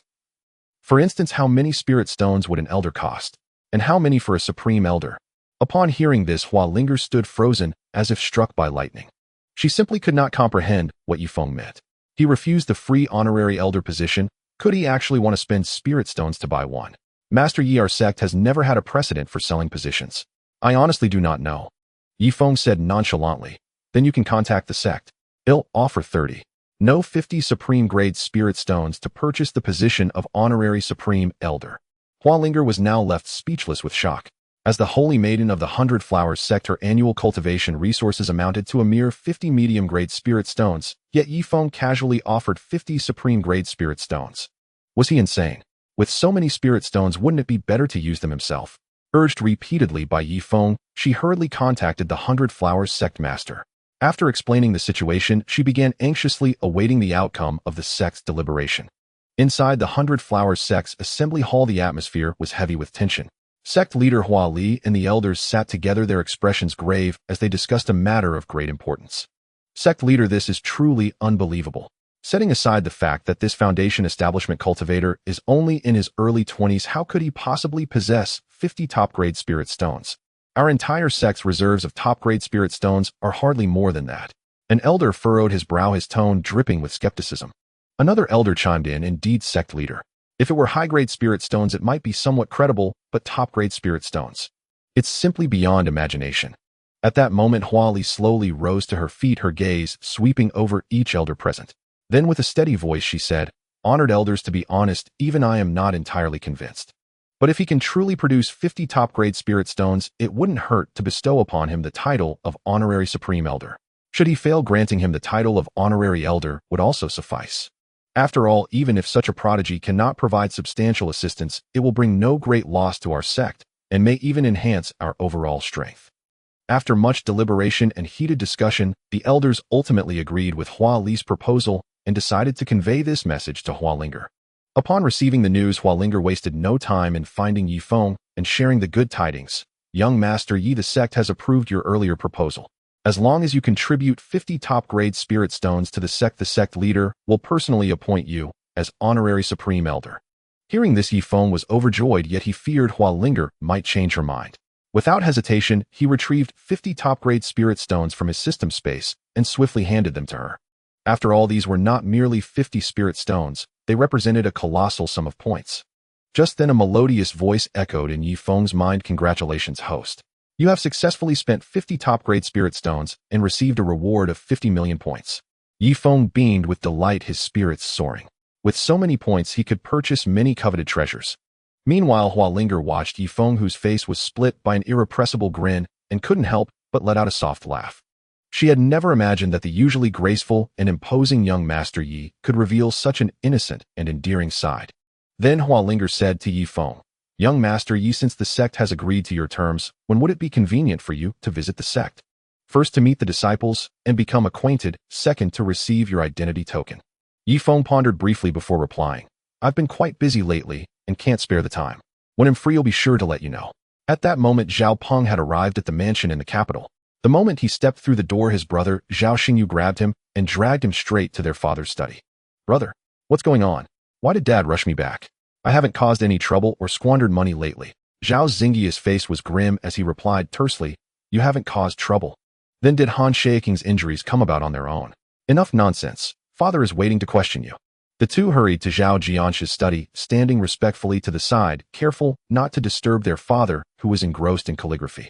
Zhao Jianxi admired his latest masterpiece with satisfaction, then asked in a calm tone, "Xiao Peng, tell me the truth about your conflict with Han Shaoqing." Seeing his father's stern expression, Zhao Peng knew he couldn't hide the truth. He recounted the entire incident, how he had gone to the brothel with Yi Feng and Yi Lin met Hua Linger, and how Han Shaoking's men had attacked Yi Lin only to be defeated and crippled by Yi Feng's guard. Upon hearing the full story, Zhao Jianxi was profoundly shocked. A guard at the Grandmaster level. Yi Feng's background was terrifyingly formidable. Han Shaoqing was fortunate not to have been killed on the spot. Then a warm, benevolent smile spread across Zhao Jianxi's face as he said softly, "Xiao Peng, how is your relationship with this Yi Feng? If you have time, invite him to our home as a guest." Zhao Peng proudly pulled out the iced jadeite from his pocket, showing it off. "My bond with Brother Feng is rock solid. He gave me this jadeite. If it weren't for your call urging me back, Brother Feng Yilin, and I would have stayed in Hong Kong City for a couple more days." Watching Zhao Peng bask in self-satisfaction, Zhao Xingyu couldn't help but find it amusing. This kid really was a fool with luck, managing to befriend such an extraordinary figure. Could it be that he too needed to learn how to squander money like his brother? Meanwhile, Yi Feng had returned to his cloud-top villa in the magic capital. In his study, he browsed the system mall, as if exploring an endless treasure trove. To his delight, he discovered that spirit stones could also be purchased in the mall with an exchange rate of 1100, an incredibly advantageous deal. It seemed he could now use spirit stones to acquire even more points. Finally, without hesitation, he exchanged for a space core and 500 top-grade spirit stones, spending a total of 6 million points. Other items were tempting, but he had no immediate use for them, so he refrained from purchasing. System used the space core to upgrade the system space. Yi Feng murmured softly. "Host, the system space has begun upgrading. Estimated time 12 hours. During this period, the system space will be unavailable." As the cold electronic voice faded, Yifeng knew he only had to wait patiently. But he had no intention of idling away the time. Once the upgrade started, he left the study. Passing through the living room, he called out to Yilin, and the siblings chatted cheerfully as they headed to the dining room. By now the dining room was filled with an enticing aroma. It turned out that Bai Jie had already instructed the servants to prepare a lavish dinner. The table was laden with exquisite mouth-watering dishes, making Yilin's mouth water. She rushed over and began to feast heartily. Yifeng stood by watching his sister devour her food with gusto, a fond smile spreading across his face. He thought to himself, this girl is an absolute little foodie. Whenever she sees something delicious, everything else is forgotten. And miraculously, no matter how much she eats, she never gains weight. Lin, slow down. No one's going to take it from you. Be careful not to choke. With such table manners, how will you ever find a husband? Yifeng teased half-jokingly. But Yilin paid no heed to her brother's words, mumbling through her food. If I can't get married, then so be it. I still have you and Sister Xiaona to take care of me, hee. With that, she picked up another piece of braised pork and stuffed it into her mouth, savoring every bite. After the siblings finished their meal, Yilin went upstairs to rest, while Yifeng felt a sudden urge to take a walk outside. It had been a long time since he had strolled through the streets like this, ever since he acquired the system. At this moment, beneath the dim, faint glow of the streetlights, he wandered aimlessly, his gaze sweeping over the figures still bustling about in the vicinity. Not long ago, he himself had been among these common folk, striving relentlessly and giving his all in pursuit of a better life. But times had changed, and now he possessed immeasurable wealth and had successfully embarked on the path of cultivation, transcending the mundane and standing above the masses. Unconsciously, Yifeng found himself before an elderly woman selling street snacks from a stall. As he approached, her face broke into a kind and gentle smile, and she asked softly, "Young man, what would you like to eat?" Yifeng smiled back and replied, "Granny, just pick a few skewers for me, please." The old woman responded briskly, pointing to a small stool beside the stall, and warmly invited, "Young man, take a seat and wait a moment. They'll bring it to you once it's ready." Soon after, the old woman approached with a big bowl, setting it gently before Yifeng, and said softly, "Young man, if it's not enough, just tell me, and he'll cook some more for you. Don't worry, it's on the house. No extra charge. You young people face so much pressure these days, and your salaries aren't high. I may not have much, but I can at least make sure you have a full meal." Gazing at the steaming bowl of spicy hot pot before him, Yifeng ate slowly. It wasn't particularly delicious, but it warmed his heart. Watching him finish the meal, the old woman beamed with joy. However, this harmonious scene was abruptly shattered by the arrival of several men with ferocious expressions. 3 young men covered in tattoos and with menacing faces dragged a boy of about 16 still in his school uniform to the stall like a pack of wolves. One of them with a vicious look roared fiercely, "Granny Wei, your grandson Wei Yuan just scraped my bike. I'm not asking for much, just 2,000 yuan. Otherwise, don't blame us for being ruthless." Seeing Wei Yuan in such a sorry state, Granny Wei cried out in panic, "Don't hurt my grandson. He'll pay for the damage." Without another word, she quickly reached into her bosom and pulled out a worn, faded handkerchief, carefully unfolding it. One of the young men snatched the handkerchief swiftly and began counting the bills inside. But when he found only a little over 300 yuan, his anger flared. "Old hag, you dare mock me? Looks like your grandson needs a lesson." With that, he raised his foot and kicked Wei Yuan hard in the abdomen. A blood-curdling scream rang out, sending chills down everyone's spine. In that critical moment, Yifeng acted decisively. The young man, as if struck by an invisible force, collapsed to the ground, clutching his foot. Yifeng rose slowly, turned to Wei Yuan, and said, "Now tell me what really happened." Wei Yuan quickly explained to his grandmother and Yifeng, "Grandma, big brother, it's not like they said. I didn't scratch their bike at all. They deliberately knocked me down while I was cycling home, beat me up, and dragged me here." Another young man glared at Yifeng with venomous eyes, gnashing his teeth. "Kid, mind your own business, or he'll deal with you too." Seeing no reaction from Yifeng, the 2 men lunged at him, swinging their fists. In an instant, Yifeng's figure flickered, and the 2 men were sent flying backward, as if struck by an unseen force, crashing heavily to the ground. Wei Yuan watched in stunned amazement, thinking to himself, could this be a legendary martial arts master? He had always been fascinated by martial arts novels, dreaming since childhood of becoming a peerless hero who would rid the world of all injustice. Yifeng's face remained impassive as he coldly barked at the 3 thugs, "Get lost. If you dare cause trouble again, I'll make sure you never get up." Seeing Yifeng drive away the men, Granny Wei quickly pulled Wei Yuan forward to thank him. But Wei Yuan, with a look of eager anticipation, asked, "Brother, would you take me as your disciple and teach me martial arts?" Yifeng was taken aback, thinking that Wei Yuan was quite an interesting fellow to want to become his disciple. After all, he was a cultivator, and not just anyone could walk the path of cultivation. So he asked the system, is there a way to check if someone is suitable for cultivation? Host, you can test another person's cultivation aptitude for 100 points. Hearing the system's reply, Yifeng pondered for a moment and decided to first check if Wei Ziyuan truly had the potential for cultivation. He then issued the command, system test Wei Ziyuan's cultivation aptitude. A moment later, the system returned the results: name Wei Ziyuan, aptitude high grade, comprehension high grade, fortune high grade. Seeing Wei Ziyuan's exceptional qualities, Yifeng mused that taking on such a disciple might be an interesting diversion. At that moment, Wei Ziyuan was staring at Yifeng with bated breath, his heart filled with anxiety and hope. He knew that this mysterious figure before him might be the key to changing his destiny, so he dared not be careless. Finally, after a moment of silence, Yifeng spoke seriously, "Are you truly determined to become my disciple?" Wei Ziyuan nodded eagerly, like a chick pecking at rice, indicating that he would never let this rare opportunity slip by. "Very well, since you are so sincere and resolute in wanting to be my disciple, I'll accept you." Yifeng agreed with a smile. Wei Ziyuan was overjoyed, jumping up and down like a child in excitement. As the day was growing late, Yifeng left his contact information with Wei Ziyuan and told him that he had some matters to attend to first. Once everything was settled, he would come back to guide his cultivation. With that, Yifeng turned and strolled toward the Cloud Villa. Wei Ziyuan, still immersed in joy, clung to Granny Weiss' arm and exclaimed excitedly, "Grandma, do you know? I finally have a master. From now on, I can learn powerful martial arts and protect you well." His words were filled with hope and anticipation for the future. Granny Wei looked at her grandson with deep affection and relief, her eyes glistening with tears. She smiled faintly, but said nothing. She knew that this child had finally grown up and was beginning to understand responsibility and duty. Perhaps this was the best arrangement fate could offer. Perhaps this was the best arrangement fate could offer. At the break of dawn the next day, Yifeng rose early. It was the final day of Li Ziona's exams, and he secretly planned to give her an extraordinary surprise. Yifeng strolled to the garage, his gaze sweeping over the parked vehicles before settling on the luxurious Rolls-Royce Cullinan. The engine roared to life, and the car shot out like an unbridled stallion heading toward a nearby flower shop. As he stepped into the shop, the young and beautiful owner greeted him with a smile, asking, "Handsome, what kind of flowers do you need?" Yifeng replied generously, "Red roses enough to fill my trunk."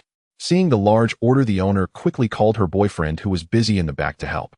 The two worked together, meticulously arranging the rose-filled trunk. After considerable effort, they finally completed the task. They skillfully arranged the vibrant red roses into a lifelike heart shape inside the trunk. Yifeng examined the creation with satisfaction, then gently placed the eternal heart necklace, won at a charity auction, atop the rose heart. After paying, he drove off toward Moda University. It was exam time, so the campus was quiet. Yifeng drove slowly to Li Ziona's dormitory building and waited patiently for her to appear. Half an hour later, the area outside the exam hall grew lively as students began trickling out. Among the crowd, a familiar figure caught Yifeng's eye, Li Xiaona, who had just finished her exam. She walked toward him with a smile and a light step. "Brother Feng, it's so wonderful to see you right after the exam," Li Xiaona said joyfully. Looking at the radiant girl before him, Yifeng smiled gently and led her to the back of the car. "I have a little gift for you." As he spoke, he gently opened the trunk. The lid rose slowly, revealing a meticulously crafted heart-shaped bouquet. The bright red roses formed a heart, exuding a captivating fragrance. Li Ziona's eyes widened, her face a mix of surprise and emotion. She couldn't help but throw herself into Yifeng's arms, hugging him tightly. "Brother Feng, thank you. I really love this gift." Feeling the warmth in his arms, Yifeng whispered softly in her ear, "Wait, look more carefully. There's another surprise inside." Hearing this, Li Xiaona loosened her embrace and turned her gaze back to the beautiful roses. She examined each petal closely, and suddenly her eyes fixed on the center of the heart. A dazzling necklace lay hidden there. It was the eternal heart necklace. Li Xiaona could hardly believe her eyes as she covered her mouth with her hand, too moved to speak. Li Ziona's roommates, standing nearby, witnessed the scene with envy in their eyes. Silently, they took out their phones to capture the beautiful, tender moment, careful not to disturb the blissful couple. A faint smile played on Yifeng's lips, his eyes soft with anticipation. He said gently, "Xiaona, shouldn't you go back to your dorm to freshen up? After all, you're on break now. It's time for you to take me to meet my future in-laws." Li Ziona's cheeks flushed a rosy red like a ripe apple. She lowered her head shyly, avoiding Yifeng's gaze, then darted back to her dorm like a startled deer. Once inside, she eagerly took out her phone and sent a message to her mother telling her that Yifeng would be visiting today. Then she quickly gathered her belongings. Upon receiving her daughter's message, Yang Qin was overjoyed and hurriedly informed her husband Li Changlin, urging him to take leave and come home. She herself rushed out to the market to buy ingredients. A few neighbors in the community garden seeing Yangqin out so early to shop were curious and asked, "Yangqin, do you have guests today? Why are you buying groceries so early?" Yangqin beamed with joy and replied, "Yes, Iona's boyfriend is coming today. I must prepare well or I can't afford to neglect him." However, after Yangqin left, the neighbors began whispering among themselves. "Look at Yangqin, so smug. If her future son-in-law turns out to be an old man, let's see if she can still smile then.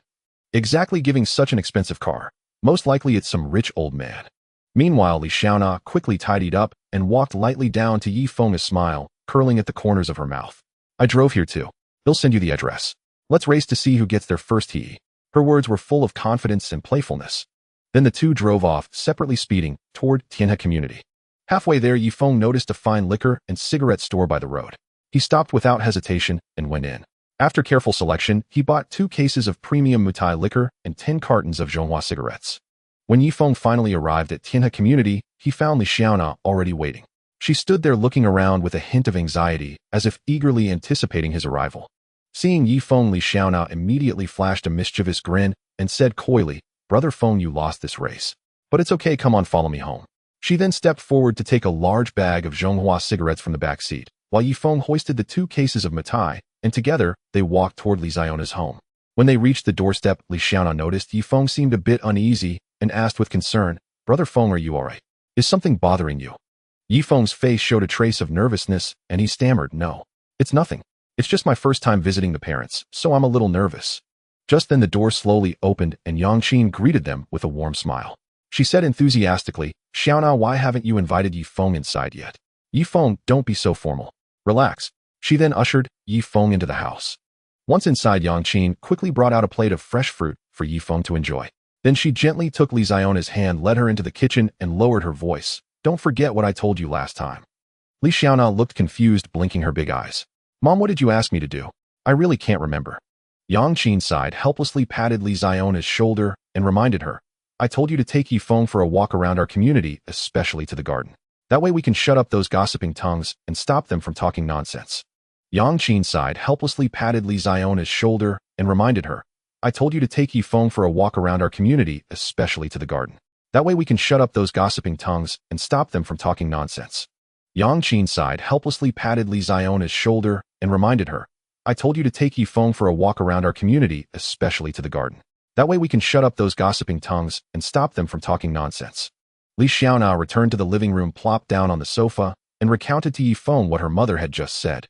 Yi Feng barely suppressed his laughter, silently thinking, "Isn't it just that I gave Xiaona a car? How did it get twisted like this? Xiaona, how about we take a stroll outside? ITLL, also let those people see that I'm no old man. Besides, there are still some gifts in the car that I haven't brought in." Yi Feng suggested. The two walked to the car together. Yi Feng retrieved the gifts from his system space and placed them on the back seat. Then he opened the car door first, handed a box of tea leaves and some nutritional supplements to Li Xiaona while carrying the other 2 portions himself. Next, he pulled 2 Patek Philippe watches worth $1 million each from the space and stuffed them into his pants pocket. "Xiaona, this one in your hands is for you. The 2 I'm holding are for my future parents-in-law. Hey, let's go, we'll take a turn around the community garden," Yi Feng said to Li Xiaona with a smile. At that moment, a group of middle-aged women were gathered in the community garden, chatting idly. When they spotted Yi Feng and Li Xiaona approaching, they perked up instantly. "Oh, Xiaona, is this your boyfriend?" one of the women asked first. Li Xiaona tightly held Yi Feng's hand and joyfully introduced him to everyone. "Hello, aunties. This is my boyfriend Yi Feng. He came specially to visit my family today." Just then a voice of admiration rang out from the crowd. "Oh my, look at the gifts he brought. They must be worth a fortune. Xiaona, your boyfriend is really good to you. He even gave you that luxury car you drive, right?" Upon hearing this, Li Xiona's face lit up with a brilliant smile, and she replied coquettishly, "Oh, I told him he didn't need to, but Brother Feng insisted on giving it to me anyway." As she spoke, her expression radiated happiness and contentment. Just then, Yi Feng politely greeted the elders present. "Hello, aunties. We'll be heading back now. Oh, we shouldn't keep the family elders waiting too long." With that, he turned and walked home with Li Xiaona. After they left, the surrounding women began whispering among themselves. "Tisk tisk, the Li family sure hit the jackpot. They found such a handsome and wealthy young man as a son-in-law." "Exactly. And what's more, he's incredibly generous, willing to spend so much on Xiaona." However, just as the chatter was at its peak, the woman with a dark mole at the corner of her mouth suddenly interjected in a strange tone, "Don't speak so highly of it. Even if he's not an old geezer, in my opinion, this relationship might not last long. In today's society, how many rich men aren't fickle and unfaithful? Over time, problems are bound to arise. She finished with a dismissive eye roll. The two entered the house, just as Li Chonglin, who had taken leave from work, arrived home early. He was walking out of the kitchen, and upon seeing Yifeng, greeted him with a beaming smile. He expressed great satisfaction with the pile of gifts Yifeng had brought. "Xiao Feng, it's enough that you came. Why did you bring all these things? Don't spend so much next time. Just come straight home without bringing anything." Yifeng's heart was filled with anxiety. As the saying goes, a daughter is her father's former lover in a past life and his close confidant in this one. So he was constantly worried that Li's father might not take a liking to him and would give him a cold shoulder. "Uncle, this is my first time visiting you and Auntie. I wasn't sure what you liked, so I took the liberty of preparing a few more gifts," Yifeng quickly explained. At that moment, Yang Qin hurried over, took the gifts from Yifeng's hands, and said with a radiant smile, "You two sit for a while, the dinner will be ready soon. Chongling, don't just stand there. Come help me out, and we can all chat over the meal." Before long, a table full of sumptuous dishes was prepared. Everyone took their seats, and the atmosphere was warm and pleasant. Then Li Chonglin hesitated slightly, turned to Yang Qin, and asked softly, "Dear, since Xiao Feng is visiting today, how about I have a little drink?" Yang Qin shot Li Chonglin a displeased glare and said, "For Xiao Feng's sake, I'll let you have a drink today, but you mustn't overdo it." Her tone carried a hint of reproach, but her eyes revealed deep concern. Hearing this, Li Chonglin immediately stood up, cheerfully retrieved a bottle of Maodai he had aged for years from the cabinet, and carefully opened it. Then with practiced ease, he picked up the bottle, poured a full glass for Yifeng, and filled his own. At that moment, the dining table was filled with the rich aroma of liquor. Yang Qin kept serving Yifeng dishes, each one a delicacy she had carefully prepared. Watching him eat with relish filled her heart with joy, as if she were envisioning a blissful future life. "Xiao Feng, don't be shy. Just tell Annie what you like to eat, and I'll help you. Xiaona, don't just focus on your own meal. Take care of Xiao Feng," Yang Qin said with heartfelt delight. Li Chonglin also smiled, raised his glass, gently clinked it with Yifeng's, and downed it in one gulp.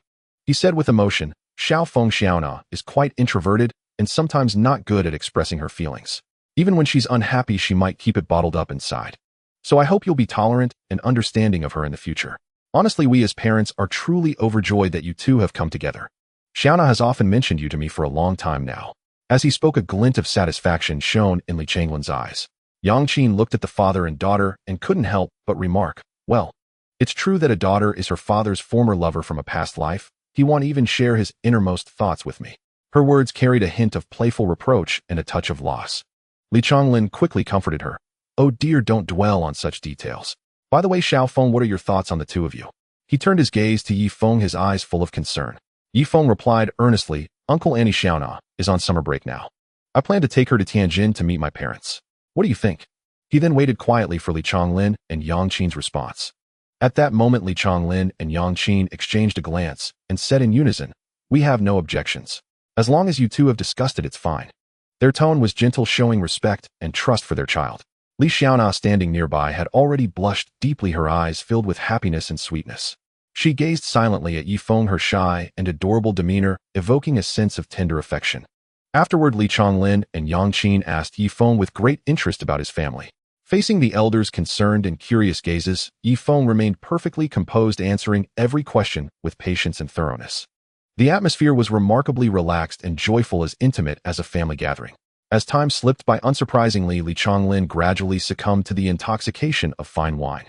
Seeing this, Yang Qin shot her husband a helpless glare, then carefully helped him into the room to rest. Witnessing this scene, Yifeng couldn't help but feel a hint of awkwardness. After all, making his future father-in-law drunk and lose composure on their first meeting was hardly appropriate. He looked at Li Xiaona with an innocent expression and asked softly, "Xiaona, will Auntie be angry about this? Maybe I should just slip away." Li Xiaona smiled gently and reassured him, "Don't worry, I'll be fine.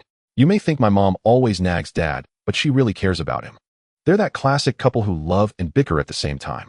Hearing this, Yifeng felt a bit more at ease and also grew curious about their unique dynamic. Then Yifeng took out two exquisite Patek Philippe watches from his pocket and handed them to Li Xiaona. "These are gifts I picked for your parents. I hope they'll like them. Please pass them on. It's getting late, I should head home."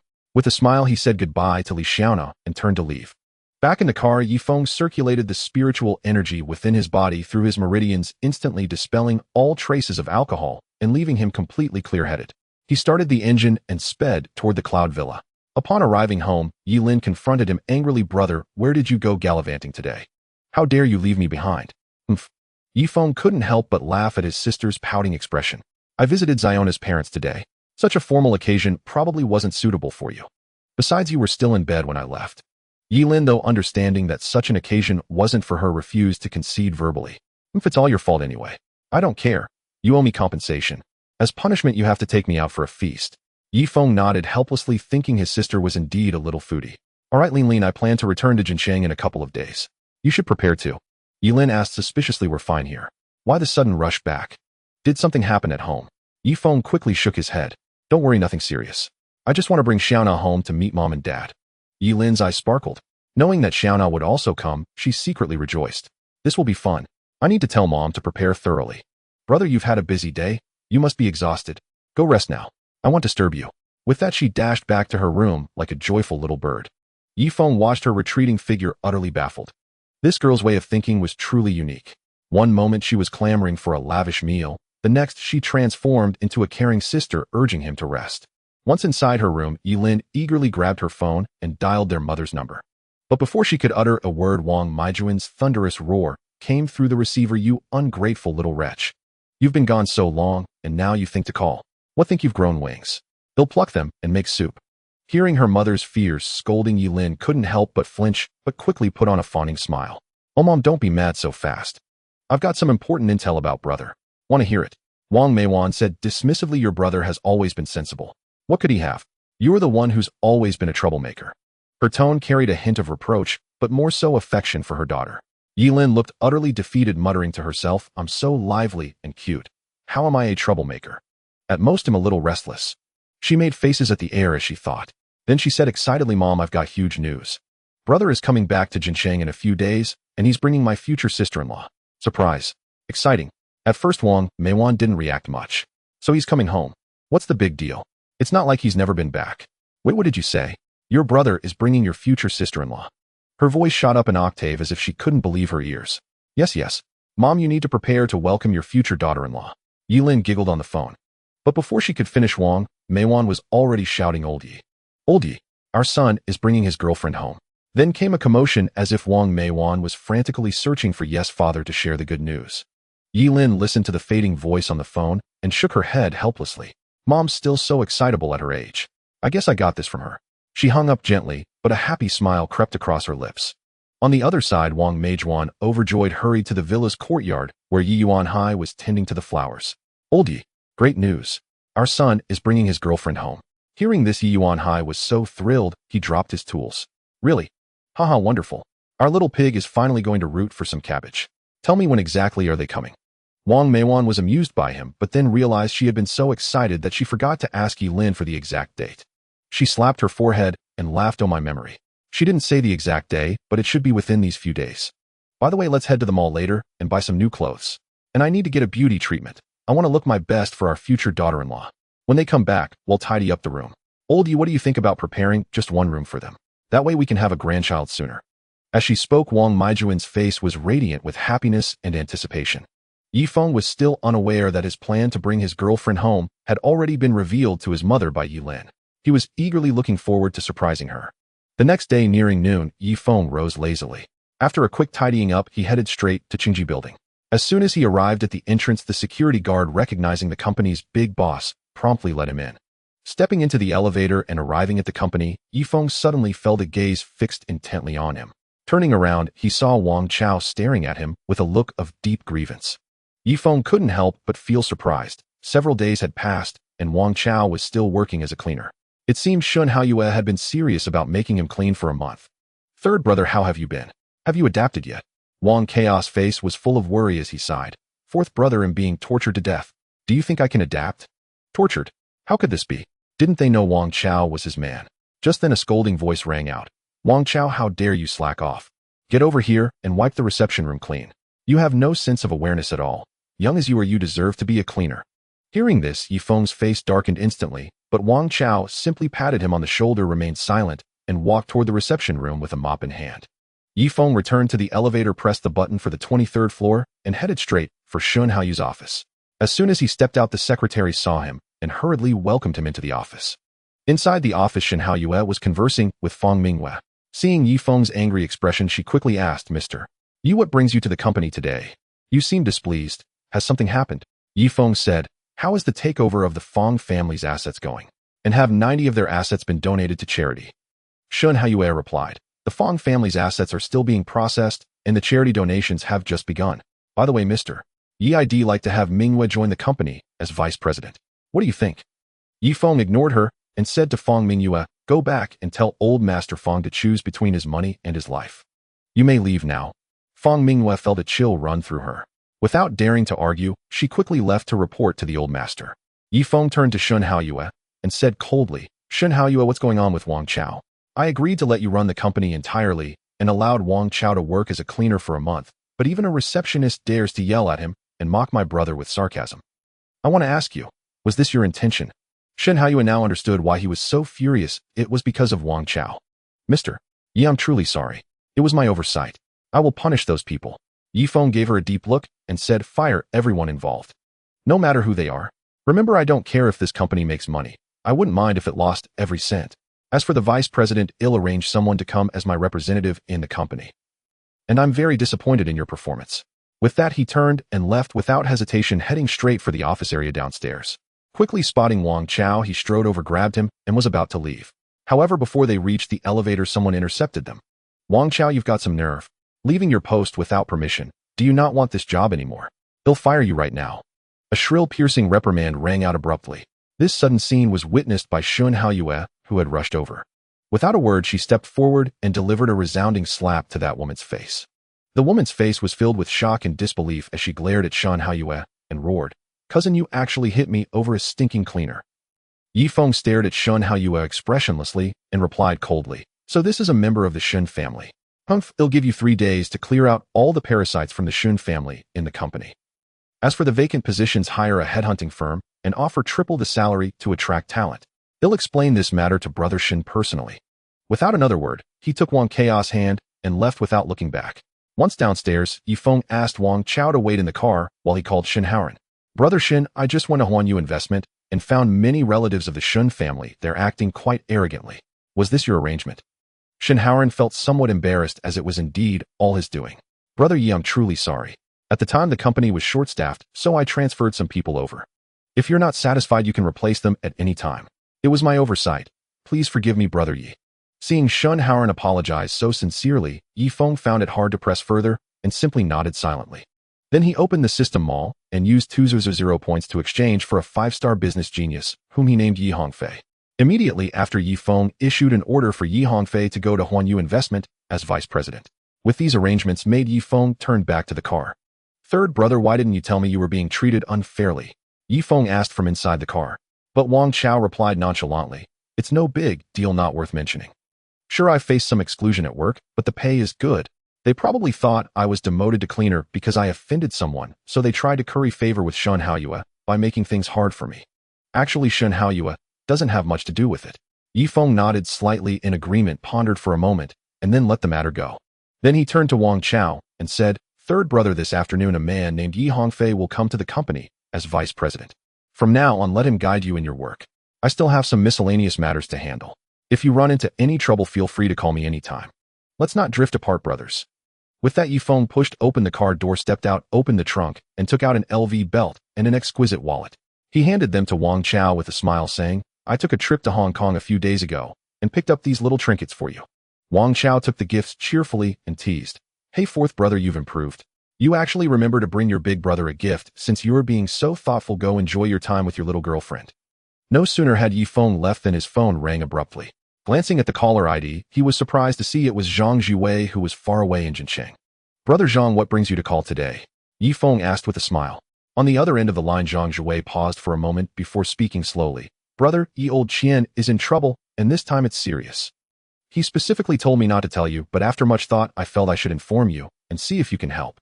Upon hearing this, Yi Feng's brow furrowed deeply. After all, Qian Zhongwen was a figure of considerable influence in Jincheng. It was rare for anything to trouble him. Clearly, this matter was no small affair. Brother Zhang, what exactly happened? Has the government intervened? Yi Feng asked anxiously. Zhang Zhuwei replied, Not quite. I'm not fully aware of the details, but I hear it's related to martial artists. This only deepened Yi Feng's concern. He realized he must rush back to Jincheng and speak with Brother Qian in person to understand the situation. Brother Zhang, I understand. He'll head back to Jincheng immediately. With that, Yi Feng ended the call and promptly contacted Li Xiaona and Yi Lin, preparing to depart at once. After a flight of over 2 hours, Yi Feng and his 2 companions finally arrived at Jincheng International Airport. Upon landing, Yi Feng instructed Yi Lin to escort Li Xiaona home to rest, while he himself hurried straight to Donghu Hotel. Worried about Qian Zhongwen's safety, Yi Feng strode quickly toward his office. When he pushed open the door, he was surprised to find Zhang Zhiwei there as well. Qian Zhongwen, startled by Yi Feng's sudden appearance, exclaimed, "Brother Yi, shouldn't you be in Modu? Why have you returned so suddenly?" Qian Zhongwen asked. Yi Feng gazed at the weary face before him and asked with concern, "Brother Qian, if Brother Zhang hadn't told me, I would still be kept in the dark. Please tell me what happened." Qian Zhongwen shot a helpless glare at Zhang Zhiwei, let out a long sigh, and began, "Alas, Brother Yi, you know, I was once a formidable figure in the underworld. But now disaster has struck from nowhere. That son of my old enemy Gu Feihu, whom I once eliminated, has come seeking revenge. What's worse, the brat has transformed into a powerful martial artist, having reached the initial stage of inner strength. As for me, I've barely touched the threshold of outer strength. If not for Brother Yuan's timely intervention last time, I would have lost my life." After hearing the full story, Yi Feng frowned in thought for a moment before decisively saying, "Brother Qian, don't worry. The first priority is to locate this man. Leave the rest to me." With that, Yi Feng took his leave. After all, Li Xiaona was at home, and he wondered how she was getting along with his mother. Once Yi Feng had left, Qian Zhongwen immediately mobilized every resource at his disposal, sparing no effort in searching for Gu Fei's whereabouts. At this moment, Zhang Zhiwei patted his shoulder reassuringly and said, "Old Qian, with Brother Yi stepping in, you can rest easy." However, Qian Zhongwen sighed deeply and replied, "I'm just afraid of causing trouble for Brother Yi. In my opinion, there's likely a mysterious sect behind Gu Feihu. If that's the case, even Brother Yi might get caught up in it." Meanwhile, as Yi Feng stepped through the door, he saw his mother staring at him with a stern expression, and his heart immediately raced with anxiety. Could it be that his mother didn't like Li Xiaona? Or had something happened between them? Just as he was about to ask, Wang Meiwan scolded him first, "You scoundrel! How could you do this? Xiaona traveled all the way from Modu, and you disappeared the moment she got off the plane. He'll teach you a lesson today." Just then, Li Xiaona, hearing the commotion, came out curiously. Seeing Wang Meiwan about to scold Yi Feng, she quickly called out, "Annie." Hearing her voice, Wang Meiwan froze, her stern expression vanishing, instantly replaced by a warm and amiable smile. She turned to Li Xiaona and said gently, "Xiaona, go rest for a while. This rascal is truly insufferable. How could he let you come alone on your first visit? If he keeps this up, it'll be chaos. So I must discipline him properly." Li Xiaona quickly defended Yi Feng. "Auntie, please don't be angry. Brother Feng told me earlier that he had matters to attend to. He also made sure Yi Lin took good care of me." Wang Meiwan shot Yi Feng a fierce glare and said dismissively, "Humph. Since Xiaona has pleaded for you, he'll let you off this time. Xiaona, if he ever bullies you, just tell me, and I'll deal with him." With that, she firmly took Li Xiona's hand and led her toward the room. Left behind, Yi Feng stood bewildered at a loss. Yi Lin, watching from the side, laughed at him. "Haha, big brother, now you finally know how it feels when mom scolds me." Yi Feng didn't respond to Yi Lin. He had been worried about whether his mother would like Xiaona. But from the look of things, his mother seemed quite pleased with her. "Brother, where are we eating tonight? Mom didn't prepare any food." How about Donghu Hotel?" Yi Lin teasingly suggested. Yi Feng nodded in agreement and quickly pulled out his phone to arrange dinner. Just then, Yi Yuanhai also rushed home. As soon as he entered, he eagerly asked Yi Feng, "Where's my future daughter-in-law? Tell me." Yi Lin couldn't help but chuckle, replying, "Mom pulled her into the room for a chat." Yi Yuanhai grumbled in dissatisfaction, "Your mother is something else. Why must she talk in the room? I rushed back in a hurry and haven't even seen my future daughter-in-law yet. All right, I'm going in to change." Watching their father enter the room, Yi Lin finally burst into laughter. "Brother, now that Sister Xiaona is here, your status in the family has plummeted. Ha ha ha." In the room, Wang Meiwan tightly held Li Xiona's hand and said earnestly, "Xiaona, you are the first girl Xiaofeng has ever brought home. It's clear that he truly likes you. If only you had graduated today, I could help arrange your wedding, and then I'd be able to hold my chubby grandson sooner." Hearing this, Li Xiaona shyly lowered her head, her cheeks flushed like the evening glow. She knew in her heart that Wang Meiwan was very satisfied with her, but discussing having children now seemed a bit too soon. Wang Meiwan continued, "I heard from that clever girl Yi Lin that Xiaofeng has already visited your parents. What do they think?" Li Xiaona replied softly, "My parents also like Brother Feng. They have no objections." Wang Meiwan smiled and nodded, then said, "That's good. After you return to Modu, your uncle and I will come to visit your parents. The two families can meet and discuss matters between you two." Just then, Yi Lin pushed open the door and walked in, exclaiming joyfully, Mom's sister Xiana, my brother, has already booked a table at Donghu Restaurant. It's time for us to go. They drove to Donghu Restaurant. As the car came to a stop and the door opened, Yi Feng stepped out with his family. The hotel manager Chen Tai, who had been waiting at the entrance, immediately approached them. Mr. Yi, everything is ready. Please follow me, Chen Tai said respectfully, leading the Yi family into the hotel. Entering the spacious and bright private room, everyone took their seats. Chen Tai quietly withdrew and went to the kitchen to urge the chefs to speed up the serving. Before long, plates of exquisite and delicious dishes were brought to the table one after another. Yi Lin eyed the food on the table eagerly, but as she was about to reach out her chopsticks to indulge, she was startled by her mother Wang Meijuan's stern gaze. She withdrew her hand, sheepishly looking at the feast with pitiful eyes. Wang Meijuan, with a radiant smile, turned to Li Xiaona and said, "Xiaona, try this chita braised pork. It's a famous dish from our Jincheng. And this bazhen tofu is also a local specialty." Li Xiaona carefully picked up a piece of braised pork and placed it in her bowl, then took a gentle bite. Instantly, a glint of surprise flashed in her eyes. "Wow, I thought such fatty meat would be greasy, but it's not at all. It's absolutely delicious." Hearing Li Xiona's praise, Yi Feng explained, "Of course. According to records, this was a signature dish of a royal chef from the late Qing dynasty, requiring over a dozen steps to prepare. It's one of Jincheng's intangible cultural heritages." Seeing Li Xiaona start to eat, Yi Lin's big, watery eyes instantly became pitiful. She pouted and asked her mother coquettishly, "Mom, can I eat now?" Upon receiving an affirmative answer, her face immediately lit up with a brilliant smile, and she began to wolf down the food eagerly. This adorable and amusing scene made everyone present burst into laughter. Wang Meijuan kept placing dishes into Li Xiona's bowl, urging her with concern to eat more. Faced with such warm hospitality, Li Xiaona felt both flattered and embarrassed. She quickly thanked her and said, "Thank you, Auntie, but that's enough. I really can't eat that much." However, Wang Meijuan waved it off and comforted her with a smile. "It's okay, have a little more. Don't worry about gaining weight. A bit of plumpness is even more beautiful and brings good fortune." Just then a crisp knock came at the door, and it swung open to reveal Qian Zhongwen, Zhang Zhuwei, and Yi Wuhan walking in together. Upon entering, Qian Zhongwen went straight up to Yi Feng and said with a hearty laugh, "Brother Yi, I just heard from Chen Tai that you were here, so I came over to see you. Could this young and beautiful lady be our sister-in-law?" Yi Feng quickly stood up and replied politely, "Elder brothers, today is my girlfriend's first visit to my home. How about I stay a bit longer at Brother Qian's place this afternoon?" Hearing this, Qian Zhongwen laughed heartily. "Haha, no problem. Since it's our sister-in-law's first visit, I won't intrude further.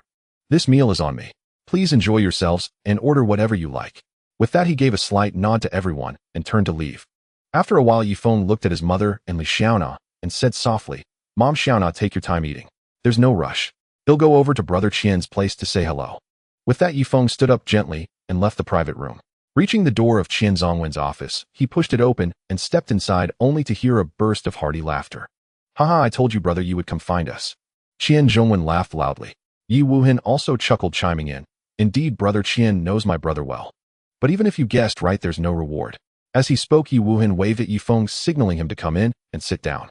Yi Feng quickly walked in and sat on the sofa, then looked at Yi Wuhan and asked, "Brother Wuhan, where's Nyonyo? Why didn't she come with you this time?"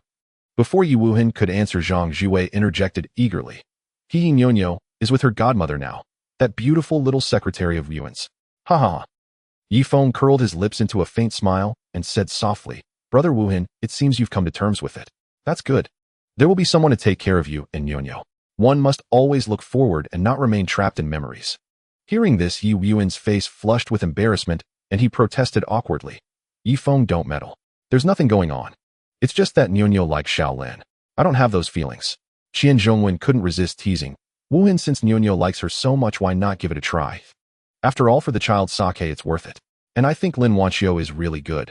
Not only beautiful, but also very caring toward Nyonyo. You should consider it." However, Yi Wuhan didn't pick up the thread, he just sat there silently. Yi Feng knew that Yi Wuhan still couldn't forget his deceased wife, so he changed the subject. "Brother Qian, have you found any leads on Gu Fei's whereabouts?" Qian Zhongwen frowned slightly and shook his head. "No progress yet. Since that day, that guy has vanished without a trace." Yi Feng couldn't help but furrow his brow, lost in thought.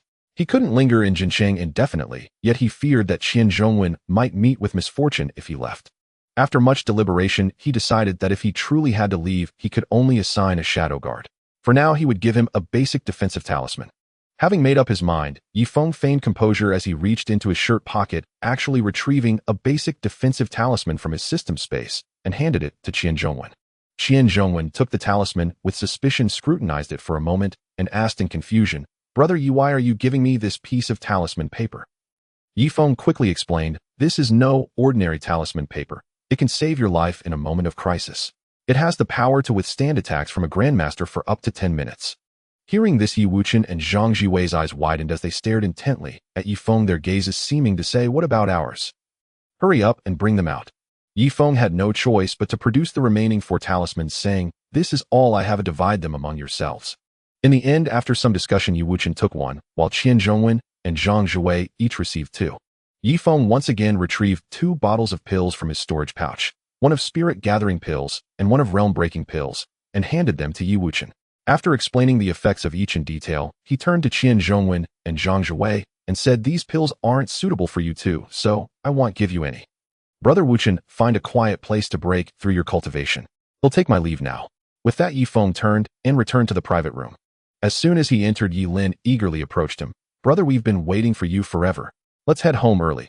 Thus the family of 4 left Donghu Hotel and returned home.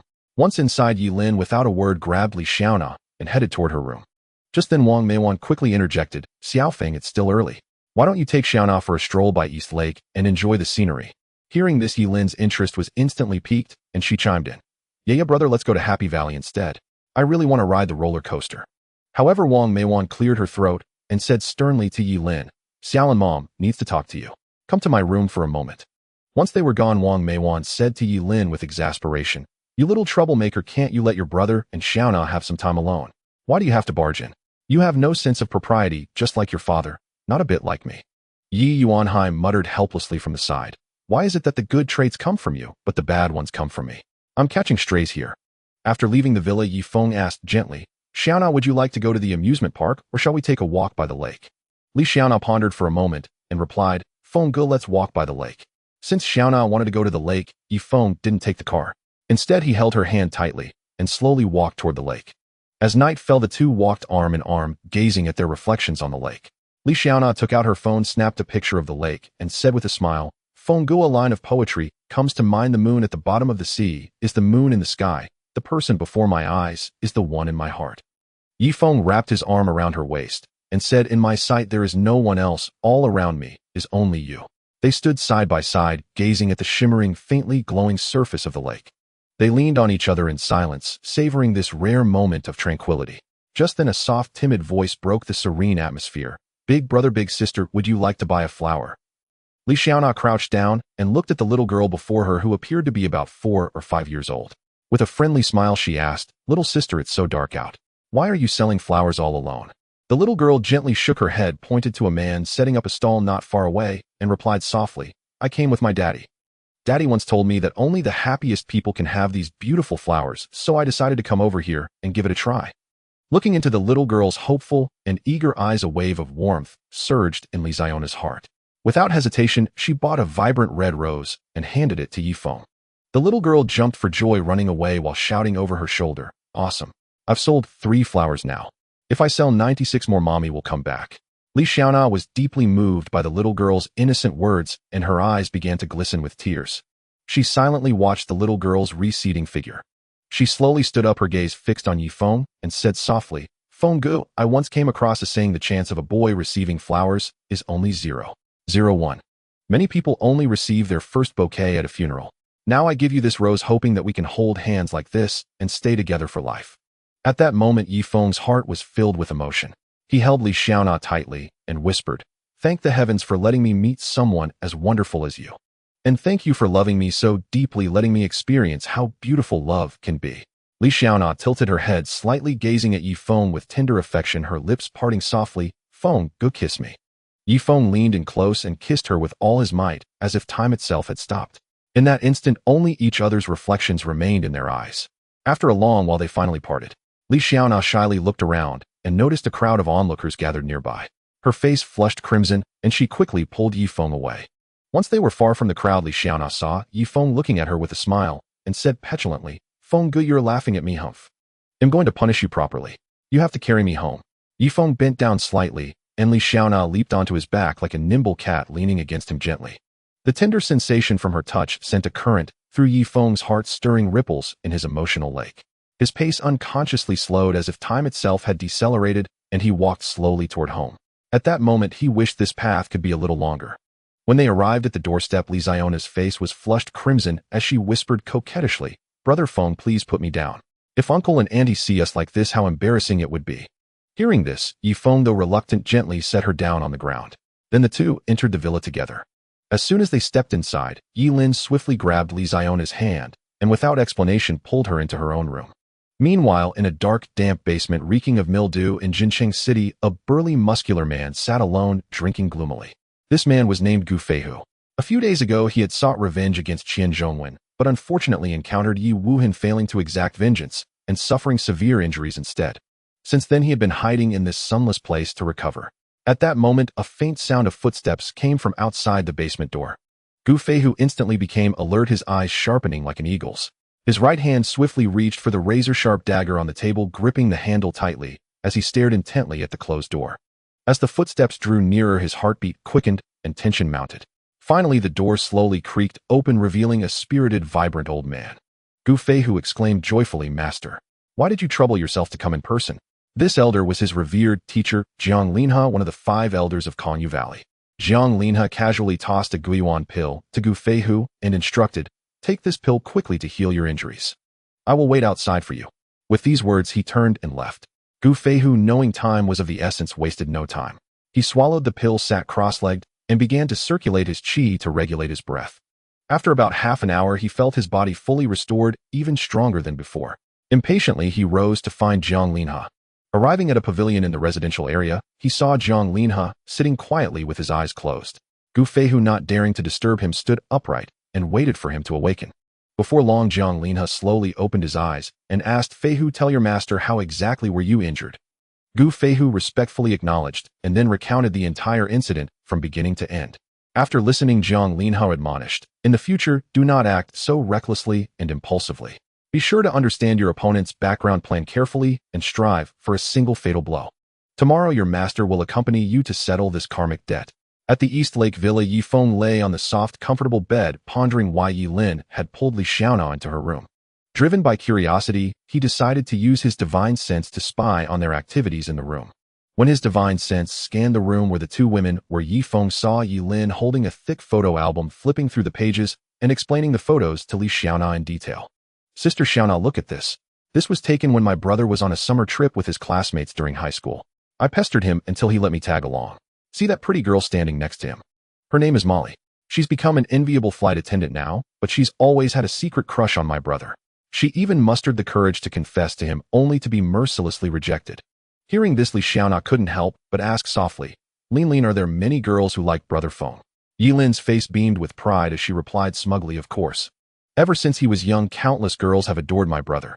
They've showered me with all kinds of snacks just to get information about him.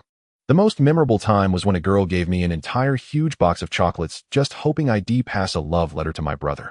Li Xiaona laughed uncontrollably. "You really sold your brother for food. Did you ever deliver that letter?" Yi Lin curled her lips into a smug smile. Of course not. If he really ended up with that girl, wouldn't that cut off my supply? I'm not that foolish." Hearing this, Li Xiaona laughed, even harder, nearly out of breath. She clutched her stomach and said, "You little rascal, how many of Brother Feng's romantic prospects have you ruined? Lucky for me, when I was dating Brother Feng, you were still in Jincheng, or else would have been torn apart by you long ago." With that, she playfully pounced on Yi Lin. After a bout of laughter and horseplay, Li Xiaona suddenly grew quiet and asked thoughtfully, "Yi Lin, do you know what Brother Feng likes?" Yi Lin frowned, pondered for a moment, then shook her head and said, I can't seem to think of anything he really likes. I always found him pretty boring, and he's such a dense guy. The first time he took me to visit Magic City University, I had to remind him to buy you flowers. Good heavens, I have no idea how someone so clueless managed to win you over." Then Yi Lin seemed to recall something and said playfully, "Sister Xiaona, I saw Mom only prepared one room. He looks like you'll be sleeping with my brother tonight. If you beg me now, I might consider letting you sleep here. Li Ziona's cheeks flushed like ripe apples, her eyes a mix of anticipation and trepidation. She stood frozen like a statue, motionless, until Yi Lin waved her hand in front of her eyes several times before she snapped back to reality. "You little imp, you're just teasing me. How could Annie have arranged that? You must be making it up," Li Xiaona said.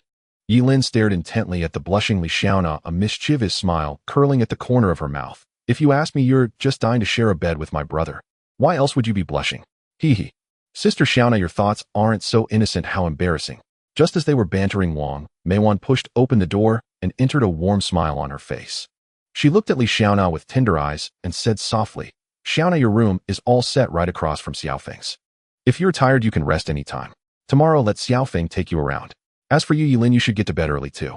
Tomorrow, remember to go sign up for driving school and work hard to get your license this summer vacation. Yilin still clung to a sliver of hope, yearning to join them in their outing. Yet just as she was about to speak, she met Wang Meijuan's stern gaze, which forced her to swallow the words that had risen to her lips. Helpless Yilin could only reply with a heart full of grievance. All right, Mom, I understand. I won't disturb brother and sister Xiaona from enjoying their time alone. Her voice carried a palpable dejection. Wang Meijuan, seemingly satisfied with Yilin's response, gave a slight nod before turning and leaving. Watching her mother's retreating figure, Yilin said to Li Xiaona with a face full of sorrow, Sister Xiaona, since that's the case, you should go find my brother. I need some time to be alone and emo. Li Xiaona smiled and comforted her. I think Annie makes a lot of sense, you know. You need to get your driver's license as soon as possible. After all, Brother Feng promised he'd give you a car once you have it. So don't be sad anymore. With those words, Li Xiaona turned and went back to her room. As she passed by Yifeng's door, she deliberately glanced inside, her eyes meeting Yifeng's. After their gazes locked, she walked into the room without hesitation and closed the door behind her. Once inside, Yifeng gently patted the edge of the bed, signaling Li Xiaona to come and sit. Li Xiaona obediently walked over and sat down, her cheeks flushing crimson under Yifeng's passionate and burning gaze. She gently closed her eyes, quietly awaiting his tender kiss. Yet as time ticked by, nothing happened. Finally, unable to contain her curiosity, she slowly opened her eyes to see Yifeng tiptoeing toward the door. At that moment, Yifeng suddenly flung the door open and Yilin tumbled into the room with a stumble. Dusting herself off awkwardly, she explained with an embarrassed expression, Brother, Sister Xiaona, don't misunderstand. I just saw a little ant crawl into the room, so I was eager to catch it. Don't you think that's a pretty good excuse? Yifeng shot her a glare and said irritably, Oh, come off it. I think you're the big ant who loves to eavesdrop. Now get back to your room, you little troublemaker. Yilin scratched her head sheepishly and said with a grin, All right, I'll take off now. You two carry on, he. With that, she scampered away. Li Xiaona, now deeply embarrassed, wished she could disappear into the floor. She quickly stood up and fled back to her own room. Gazing at the empty room, Yifeng could only heave a helpless sigh. Other people's sisters knew how to create opportunities for their brothers, but his own sister was nothing but a mischief maker, always stirring up trouble. The next morning, as the eastern sky began to pale with the first light of dawn, Wang Meiwan had already gone out to buy breakfast. Now she was carrying steaming hot breakfast dishes toward the dining table when she happened to see Li Xiaona coming to help. She quickly waved her hand to stop her, saying, Xiaona, don't bother yourself. Let me handle this. You go ahead and call Xiaofeng and Linlin down for breakfast. Just then, Yifeng, having finished washing up, was coming down the stairs. Hearing his mother's words, a smile curled at the corners of his mouth as he said, Mom, don't count on Linlin to get up early. She's always been a night owl who loves to sleep in. Let's just start eating without her. With that, he walked straight to the dining table. Looking at the array of breakfast dishes on the table, Yifeng couldn't help but exclaim, Mom, how much did you buy? Even if there were 5 more Yilins, they couldn't finish all this. Wang Meijuan, beaming at her son's words, explained, I wasn't sure what Xiaona likes to eat, so I bought a bit of everything. Xiaona, come sit down. Would you like some tofu pudding or soy milk? Oh, and this season millet mush might be new to you, but you can give it a try. Yifeng nodded and chimed in, Xiaona, come and try the jianbing guozi and the egg guozi. They're really quite good. But this big pancake roll, I'm guessing you might not be too fond of it, so we'll take care of it. With that, Yifeng picked up a piece of the big pancake roll and took a big bite. Wang Meijuan, sitting nearby, watched the two of them with a gratified smile on her face. She gently patted Xiona's hand and said tenderly, After you finish eating, have Xiaofeng take you out for a stroll. Staying cooped up at home all the time isn't good. Getting some fresh air is good for your health. But before Yifeng could respond, a sudden phone ring interrupted them. Yifeng picked up his phone. The screen showed it was Qian Zhongwen calling. A flicker of doubt crossed his mind, but he quickly answered the call. Qian Zhongwen's anxious voice came through the line. Brother Yi, it's bad. That guy Gu Feihu has shown up. He's asked me to meet him at an abandoned building in the outskirts to settle our scores. After Wuhan injured him last time, I didn't expect him to come knocking so soon. He's probably brought some powerful backup. Yifeng's heart tightened. He knew this was no ordinary situation. Since the opponent dared to provoke again, they must have something to rely on. But no matter what, he couldn't let Qian Zhongwen face such danger alone. Brother Qian, don't panic. He'll be there right away. Remember, don't go alone under any circumstances. Wait until I get there before making any moves.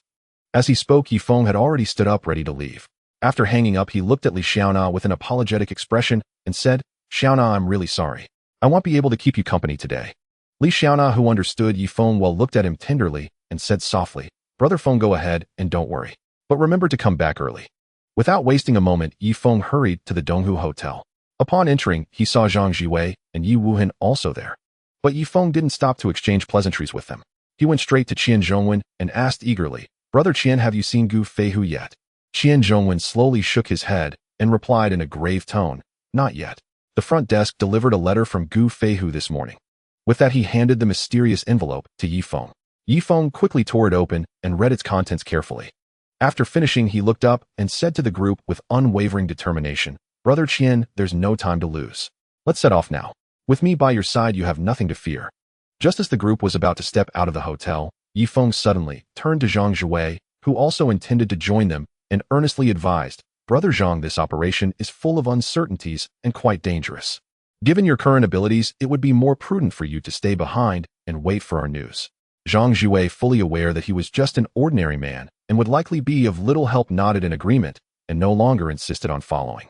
On the way to the appointed meeting place, Yi Feng suddenly asked, Brother Qian, did you bring the talisman I gave you yesterday? Hearing Yi Feng's inquiry, Qian Zhongwen nodded and replied, Don't worry, I have both talismans on me. After all, these are life-saving items, I wouldn't dare leave them lying around carelessly. By the way, Wuhan, did you give your talisman to Nyonyo? Yi Wuhan nodded silently in confirmation. Yesterday, after taking the elixir, he had successfully broken through to the Grandmaster realm. Now, with his greatly enhanced strength, ordinary people could hardly pose a threat to him, so he had given the talisman to Nyonyo. At this moment, Qian Zhongwen pulled a talisman from his pocket and handed it to Yi Wuhan, saying, Wuhan, I know you're powerful now, but it's better to be prepared. Take this talisman, UITLL provides some security if danger arises. Don't be polite with me. You can return it to me after this is over. But when that time comes, don't try to weasel out of giving it back, ha. Faced with Qian Zhongwen's kindness, Yi Wuhan didn't refuse excessively and accepted the talisman readily. The three finally arrived at the agreed-upon abandoned building. The surroundings were desolate and dilapidated. Yi Feng muttered to himself, I wonder which fool chose to develop a real estate project here. It's practically begging for a loss. Yi Feng's gaze slowly swept across the area, finally settling on two figures on the rooftop. He grumbled inwardly, these two are really messed up, insisting on going to the rooftop. Is the air better up there? Hey, come down, Yi Feng yelled. At that moment, the master and disciple on the roof responded, You come up. Yi Feng shrugged helplessly and shouted again, Sorry, I have acrophobia. I really can't go up. If you don't come down, we're leaving. With that, he made a move to turn and leave. Hearing this, the master and disciple exchanged glances, thinking, What kind of person is this? He has no trace of a martial artist's demeanor, he's simply a rogue. With no other choice, the two obediently came downstairs, unwilling to waste their time and energy. When the master and disciple reached the ground floor, Yi Feng said, Old sir, what advice do you have? Feel free to lay down the rules, and we can discuss. Zhang Linhe was stunned. He never expected this young man to address him as old sir. After all, he was the fifth elder of Kongyu Valley, a figure of immense prestige. Everyone usually treated him with utmost respect. Yet today, being treated so rudely by a mere brat infuriated him to no end. Veins bulging with rage, Zhang Linhe pointed at Yi Feng and stammered, You. Yi Feng put on a look of realization and said, Old sir, are you a stutter? Don't rush, take your time. If it's too difficult, we can add each other on WeChat. By the way, you do know how to type, right? Qian Zhongwen and Yi Wuhan struggled to suppress their laughter, unable to contain themselves. They silently praised, This brother Yi is truly a rare talent. At this point, Zhang Linhe could no longer contain his blazing fury. His eyes wide with rage, he suddenly struck a palm towards Yi Feng. Sensing the sharp gust of wind, Yi Feng swiftly sidestepped, then pointed at Zhang Linhe and shouted, Hey, you wicked old man. You actually ambushed me. Take this. Watch my supreme dragon repentance. Hearing this, Zhang Lin's heart tightened, and he hastily retreated, assuming a defensive stance. Yet after waiting for a long while, he saw no offensive move from Yi Feng. Yi Feng then put on an innocent expression, scratched his head, and explained, Old man, I was just saying that casually. It doesn't mean I actually used that move. Look how tense you got. Don't lose your temper so easily, or you'll end up with a stroke. Infuriating. You little brat. Today you'll go all out and settle this once and for all. Zhang Linhe roared in exasperation and lunged at Yi Feng like a ferocious tiger. Yi Feng showed no fear and bellowed, Taste my 7 stars chaos palm star breaker. As the words left his mouth, he thrust out a palm, aiming straight for Zhang Lin's chest. Zhang Linhe thought to himself that the man was bluffing again, but he didn't become wary and charged forward without hesitation. In an instant, both of them simultaneously struck out their palms, landing heavy blows on each other, and then both flew backward. Yifeng struggled to his feet, wiped the trace of blood from the corner of his mouth, and teased, "Old man, sorry, I actually do know this move." Surprise, surprise. At that moment, Zhang Linha could no longer suppress his rage and coughed up a mouthful of blood. Whether it was from the palm strike or from being infuriated by Yifeng remained unknown. Just as Zhang Linha was about to charge again, Gu Feihu quickly intervened, saying, "Master, please calm down. Do not act rashly. This man is clearly trying to provoke you. Do not fall into his trap." Seeing Zhang Linha gradually calm down, Yifeng sensed trouble. In fact, from their first encounter, he had sensed that his opponent was slightly stronger. A direct confrontation would be difficult to win. He had to provoke him to have a chance. Although he had many backup plans, Qian Zhongwen would be in danger. "Old man, how about we make a deal?" Zhang Linha let out a disdainful smile and snorted proudly, "A deal? I am the esteemed fifth elder of Kongyu Valley. How could I casually make deals with just anyone? Who do you think you are? Not every Tom, Dick, or Harry can stand on equal footing with me." Hearing this, Yifeng frowned and muttered to himself, "This old man is truly arrogant." But he didn't show it. Instead, he quietly reached into his robe and retrieved an intermediate attack talisman from his system, a reward from last time. Then he waved it menacingly at Zhang Linha. "Old man, see this? It's something good. Well, sometimes my hands tremble involuntarily. If I accidentally toss it out, it might hurt the flowers and grass around. That wouldn't be good. Otherwise." Haha. Yifeng gave Zhang Linha a mischievous grin. Sensing the immense spiritual energy within the talisman, Zhang Lin's expression turned grave. He quickly pulled Gu Feihu beside him and stepped back several paces, a flicker of fear in his eyes. Once Yifeng put the talisman away, Zhang Linha immediately put on a fawning smile and spoke in a much gentler tone. "Young friend, my earlier offense, please forgive me. I think your proposal is quite good. We can indeed discuss a deal. After all, protecting these flowers and plants is very important." Yifeng looked at the obsequious Zhang Linha before him, somewhat taken aback, thinking to himself that this old fellow was truly a character. Given his thick skin and quick adaptability, it was no wonder he had become an elder. He could truly be described as capable of both bending and standing tall. At that moment, Yifeng casually pointed to one side, where several bricks were neatly stacked. He said to Zhang Linha, "Old sir, don't stand so far away from me. Would have to shout to hear each other. Why don't you come over here and sit down to chat?" Hearing this, the corner of Zhang Lin's mouth twitched slightly as he muttered inwardly, "He wants me to sit on bricks. I am the esteemed fifth elder. How can I lose my dignity like this? At least give me a cushion." Despite his dissatisfaction, Zhang Linha still walked over and sat down. Yifeng continued, "Old sir, this matter really isn't a big deal. It's just that my brother Qian killed Gu Fei's father. Let alone whether there's a blood relation between them, even if they were father and son, so what? It wasn't my brother Qian himself who did the killing, and the underling who did it is already dead. How about this? I'll offer 10,000 medium-grade spirit stones as compensation, and we can settle this grudge here. Of course, I could also offer 2,000 high-grade spirit stones if you personally take care of Gu Feihu." Zhang Linha stared at Yifeng with a suspicious look, pondering inwardly, what is this kid thinking? A father's murder is an irreconcilable enmity, and he even suggests the victim might not be the biological father. Now he wants to buy his own disciple's life. But 2,000 high-grade spirit stones are truly tempting. Yet if word gets out, won't people think I killed my disciple for the stones? Where would I hide my old face then? After a struggle, Zhang Linha finally spoke. "Young friend, your words are reasonable, but having me personally deal with Feihu is truly difficult. How about we resolve this feud with 10,000 medium-grade spirit stones?" Yifeng listened, slowly stood up, and pretended to return to the car. However, he actually accessed the system shop and successfully exchanged for 100 high-grade spirit stones. Then he put them into a tattered, cracked plastic bag, returned, and handed it to Zhang Linha. "Old sir, to be honest, I don't have that many medium-grade spirit stones on me, so I'll have to use these high-grade ones instead." Zhang Lin's heart groaned in dismay. He never expected that this young man would casually store such precious high-grade spirit stones in such a shabby plastic bag. Moreover, the bag was even torn. If one of his own disciples did this, he would slap them until even their mother wouldn't recognize them. "Young friend, since this matter is settled, my disciple and I will take our leave. If you have free time, you can visit me at Kongyu Valley. Oh, just mention my name, Zhang Linha." With that, he pulled the reluctant Gu Feihu away and left. After they were far off, Gu Feihu muttered in a low voice, "Master, how can I not avenge my father's death? Leaving like this, I am truly unwilling." Zhang Linha knew exactly what he was thinking, but if they started another fight today, neither of them would escape unscathed. "Feihu, it's not that I don't want to help you, but you saw that brat's talisman just now. It could easily kill both of us. We need to plan this carefully. Without a good strategy to deal with him, we must not act rashly. Meanwhile, Qian Zhongwen finally felt the heavy stone in his heart lift. Being secretly watched by an inner strength expert was no easy feat. Brother Yi, I owe you this time. Let me treat you to a good drink later. Qian Zhongwen looked at Yi Feng with gratitude, his eyes full of sincerity. Yi Feng smiled and waved his hand, replying calmly, Brother Qian, you're too kind. It was just a small favor, nothing worth mentioning. Besides, my mother arranged for me to take my girlfriend out today, so I'm really sorry, but I can't join you for drinks. However, in my opinion, Gu Feihu won't give up so easily. Until he's strong enough to deal with me, he probably won't target you again. Qian Zhongwen nodded in understanding and didn't press further. Then the three returned to the East Lake Hotel. After arriving, Yi Feng drove straight back to Cloud Inn Villa. At the doorstep, Yi Feng parked the car, got out, carefully smoothed his slightly wrinkled clothes, and gently pushed open the door to enter. As soon as he stepped inside, Li Xiaona greeted him with a beaming smile, asking with concern, Brother Feng, is everything taken care of? Went smoothly. Yi Feng nodded slightly and replied softly, it was okay. There were a few small hiccups, but overall it went pretty smoothly. Oh, by the way, where did that girl Yilin run off to? Li Xiaona pursed her lips and explained gently, Linlin was urged by Annie to sign up for driving school. She should be home soon.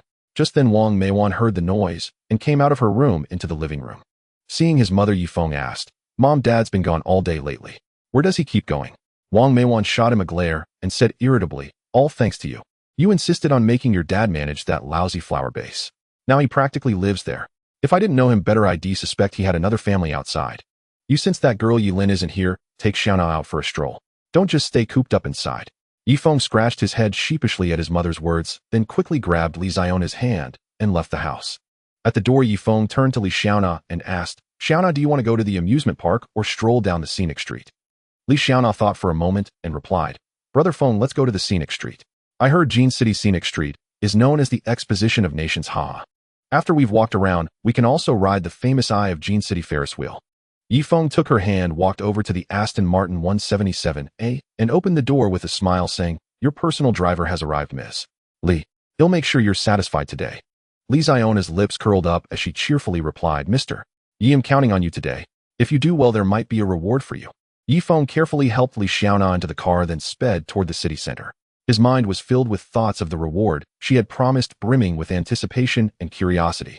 When they arrived at their destination, Yi Feng, unable to contain his inner impulse, finally asked, Xiaona, can you give me a little hint about what the reward is? Li Ziona's lips curled into a charming smile. Then with an elegant motion, she gently lifted the hem of her jeans. Yi Feng's gaze was instantly captivated, and his heartbeat quickened uncontrollably. Fishnets. His eyes blazed with fervor as he thought to himself, I must do everything I can to satisfy Xiaona today. Hey, I really want to touch them. Noticing the change in Yi Feng's expression, Li Xiaona teased him coquettishly. Brother Feng, if you perform well today, I'll let you touch my legs, hee. But don't turn into a lecher too quickly. Yi Feng took a deep breath, steadying his excitement, and replied with confidence, Don't worry, I'll make sure you're completely satisfied today. The two got out of the car. Yi Feng spotted a place renting tandem bicycles ahead, and without hesitation took Li Ziona's hand and led her toward it. Xiaona, how about we ride a bike and explore? If you're worried about getting tired, there are sightseeing carriages over there we could take. Li Xiaona thought for a moment and replied, Brother Feng, I think I'd prefer the bike. That way we can wander freely and stop any time to take photos. Make sure you capture me beautifully. They carefully chose a side-by-side tandem bicycle. Yi Feng gently helped Li Xiaona onto her seat, then walked around and leaped gracefully onto his own. Soon they were pedaling leisurely. Brother Feng, look. There's a wishing pool over there. Let's go check it out. Upon reaching the pool, Li Xiaona eagerly opened her handbag and rummaged until she found a coin. She threw it into the pool with joy, then closed her eyes tightly and clasped her hands together, silently praying, Please bless Brother Feng and me to be happy forever, without quarrels, and to have a boy and a girl. One cute and obedient, the other sweet and lovely he. When she opened her eyes, Yi Feng leaned in curiously. Xiaona, what wish did you make? Can you share a little, eh? Li Ziona's cheeks flushed with a shy rosy hue. She whispered playfully, Oh, I'm not telling you. It won't come true if I say it out loud. Her melodious voice carried a hint of mischief and mystery, stirring Yi Feng's curiosity even more. Seeing this, Yi Feng knew it was futile to press further. He smiled indulgently, silently gazing at the spirited girl, and pulled out his phone to snap several beautiful photos of her. They then strolled side by side until they came upon a lifelike statue. Li Xiaona blinked her lively eyes and asked doubtfully, Brother Feng, do you know who this statue is of? Yi Feng paused briefly, then quickly took out his phone to look up some information. He explained patiently, This statue is of Marco Polo, a native of present-day Italy. He visited our China during the Yuan dynasty and wrote the famous The Travels of Marco Polo. Hearing this, Li Ziona's eyes lit up with excitement. She waved her arms enthusiastically. Brother Feng, you don't know this, but I'm a pro at playing Mark. I'm amazing. Yi Feng rubbed his forehead in resignation, realizing that the seemingly demure Xiaona was also an avid gamer. So he quickly changed the subject. Xiaona, look, there's a cold drink shop over there. Do you want to go in and sit, or should I buy something for you? Li Ziona's cheeks flushed with a shy red. She said softly, Brother Feng, could you get me a hot milk tea? My period came today, so I can't have cold drinks. Yi Feng understood immediately and dashed off to buy a steaming cup of milk tea along with an iced Americano for himself. He handed the warm milk tea to Li Xiaona and asked with concern, Xiaona, if you're not feeling well, should we just go home and rest? Li Xiaona wrinkled her nose, took a delightful sip of the sweet milk tea, and replied playfully, no way. I still want to ride the Ferris wheel, or else your long-awaited reward will be lost, hee. With that, she bounded back to the tandem bike like a joyful deer. Yi Feng watched her retreating figure, a happy smile spreading across his lips. He quickly jogged to catch up. After returning the tandem bike, they headed excitedly toward the Tianjin Eye. A long queue had already formed beneath the Ferris wheel, perhaps because it was the holiday season, with most of the crowd being loving couples. But this was no trouble for Yi Feng. Soon, using his financial prowess, he managed to acquire 2 tickets. He approached Li Xiaona, elegantly waving the tickets, and asked softly, My beautiful Miss Li, would I have the honor of accompanying you on this Ferris wheel to enjoy the enchanting scenery of Tianjin? Li Xiaona beamed, stepped forward, and affectionately linked her arm with his. She replied playfully, Oh my, since Mr. Yi is so sincerely inviting, how could I possibly refuse? So the two boarded the Ferris wheel together. As it slowly ascended, Li Xiaona nestled cozily in Yi Feng's arms, leisurely admiring the view outside. Since the Tianjin Eye stood atop a grand bridge spanning a river, the scenic riverside beauty could be fully appreciated from there. Suddenly, Li Xiaona pointed to another bridge in the distance and asked curiously, Brother Feng, why is there such a crowd gathered over there? Could something have happened? Yi Feng followed the direction of her finger and indeed saw a bustling crowd gathered there. A sudden inspiration struck him and the corners of his mouth curled into a faint smile. That's not an accident at all. You must have seen it in short videos before. That's Tianjin's newly upgraded 6-level attraction, the Diving Uncles. Upon hearing this, Li Ziona's eyes lit up instantly. She shook Yi Feng's arm with eager anticipation and pleaded coquettishly, Brother Feng, shall we go check it out later, okay? Her voice brimmed with boundless excitement and curiosity. Yi Feng gently pulled her into his embrace, softly caressing her slender waist, and replied tenderly, I'll follow your lead today. Wherever you want to go, I'll be with you, hee. By the way, Xiaona, guess whether those couples lining up down there are tourists from out of town or locals? Li Xiaona blinked her lively bright eyes, pondered for a moment, and responded, I think it's a mix of both, but I feel there might be more local couples. Yi Feng reached out and gently tapped her adorable little nose, laughing as he retorted, Ha, you guessed wrong this time. Those couples down there are basically all tourists from out of town. Li Xiaona looked at Yi Feng with a puzzled expression and asked incredulously, How is that possible? Brother Feng, how do you know? Her words were filled with confusion and curiosity. Yi Feng said mysteriously, There's a strange curse among the locals in Tianjin. It's said that every couple who rides the Tianjin Eye ends up breaking up. That's why the people of Tianjin gave it a special name, the breakup wheel. Everyone says that unless you're truly in love, you'd better not challenge this curse lightly. Li Ziona's face turned slightly pale and she asked in a faint voice, Then if we go down now, is it too late? Her trembling demeanor made Yi Feng burst into laughter. He had only been joking, never expecting her to be so superstitious. So he quickly comforted her, Don't be afraid, darling. Our true love is invincible. If you're really worried, how about we each secretly grab our household registrations and go get our marriage certificate first? That should put your mind at ease, right? Watching Li Xiaona nod seriously in agreement, Yi Feng was stunned. He could hardly believe his eyes. Was Xiaona really planning to sneak home and steal the household registration? If her parents found out, wouldn't he be labeled a scoundrel luring an innocent girl? Just then the Ferris wheel had slowly completed a full rotation. Yi Feng carefully lifted Li Xiaona out of her seat. Xiaona, now let's go see the Diving Uncles. Li Ziona's eyes sparkled at his words, and she nodded, her face beaming with an expectant smile. She took Yi Feng's hand, and together they walked toward the crowd not far away. The surrounding scenery seemed to lose its color, leaving only the two of them hand in hand, moving toward their shared goal. They wove through the bustling crowd and arrived at the railing by the bridge. Below, on a protruding platform, an elderly man in red swim trunks stood on a high platform ready to dive. Li Xiaona pointed excitedly at the old man and shouted, Look, that's the Diving Uncle. Yi Feng followed her gaze and saw the old man leaning slightly forward, gripping the railing tightly, his gaze resolute and focused. He took a deep breath, then leaped suddenly, his body tracing a graceful arc through the air before landing steadily on the water's surface. Li Xiaona watched wide-eyed and amazed, exclaiming, "Wow, that's incredible. I've only seen diving on TV before, but now I'm seeing it live. It's so cool." She turned to look at Yifeng, whose gaze had fallen on a young man walking toward the high platform. Li Xiaona asked curiously, "Brother Feng, do you know that person?" Yifeng smiled and replied, "I know him, though he probably doesn't know me. He's the world diving champion, Brother Chong. I never expected him to be here today." Li Xiaona pointed excitedly into the distance and shouted, "Brother Feng, look over there. Someone in a frog costume is about to jump too. And over there's someone in a floral cotton-padded jacket. Isn't he hot?" At that moment, people were jumping into the river one after another like dumplings being dropped into a pot, a spectacular sight. By now the divers had abandoned any pursuit of technique. They were simply reveling in the joy. Li Xiaonao, infected by the cheerful crowd, couldn't help but shout at the top of her lungs. Brother Feng, Tianjin truly lives up to its reputation as the city of laughter. It's an ocean of joy. No wonder it has the lowest depression rate in the country. In an environment like this, who could possibly feel depressed? Yifeng laughed heartily and said, "Exactly. When people are happy, their appetites improve and everything tastes delicious. That's why Tianjin also tops the national charts for obesity." "Brother Feng, look over there." Li Xiaonao pointed at a stall not far away. "That old man selling candied hawthorns. His candied hawthorns look so delicious. Let's buy one." Yifeng followed her finger and indeed saw an elderly man selling candied hawthorns. The stall was filled with a colorful array of candied hawthorns, each emitting an enticing aroma. He nodded and said to Li Xiaonao with a smile, "Sure, let's go buy one and give it a try." The two made their way through the crowd to the old man's stall. Li Xiaonao excitedly picked out the largest candied hawthorn and handed it to the old man. He expertly wrapped it up and gave it to her.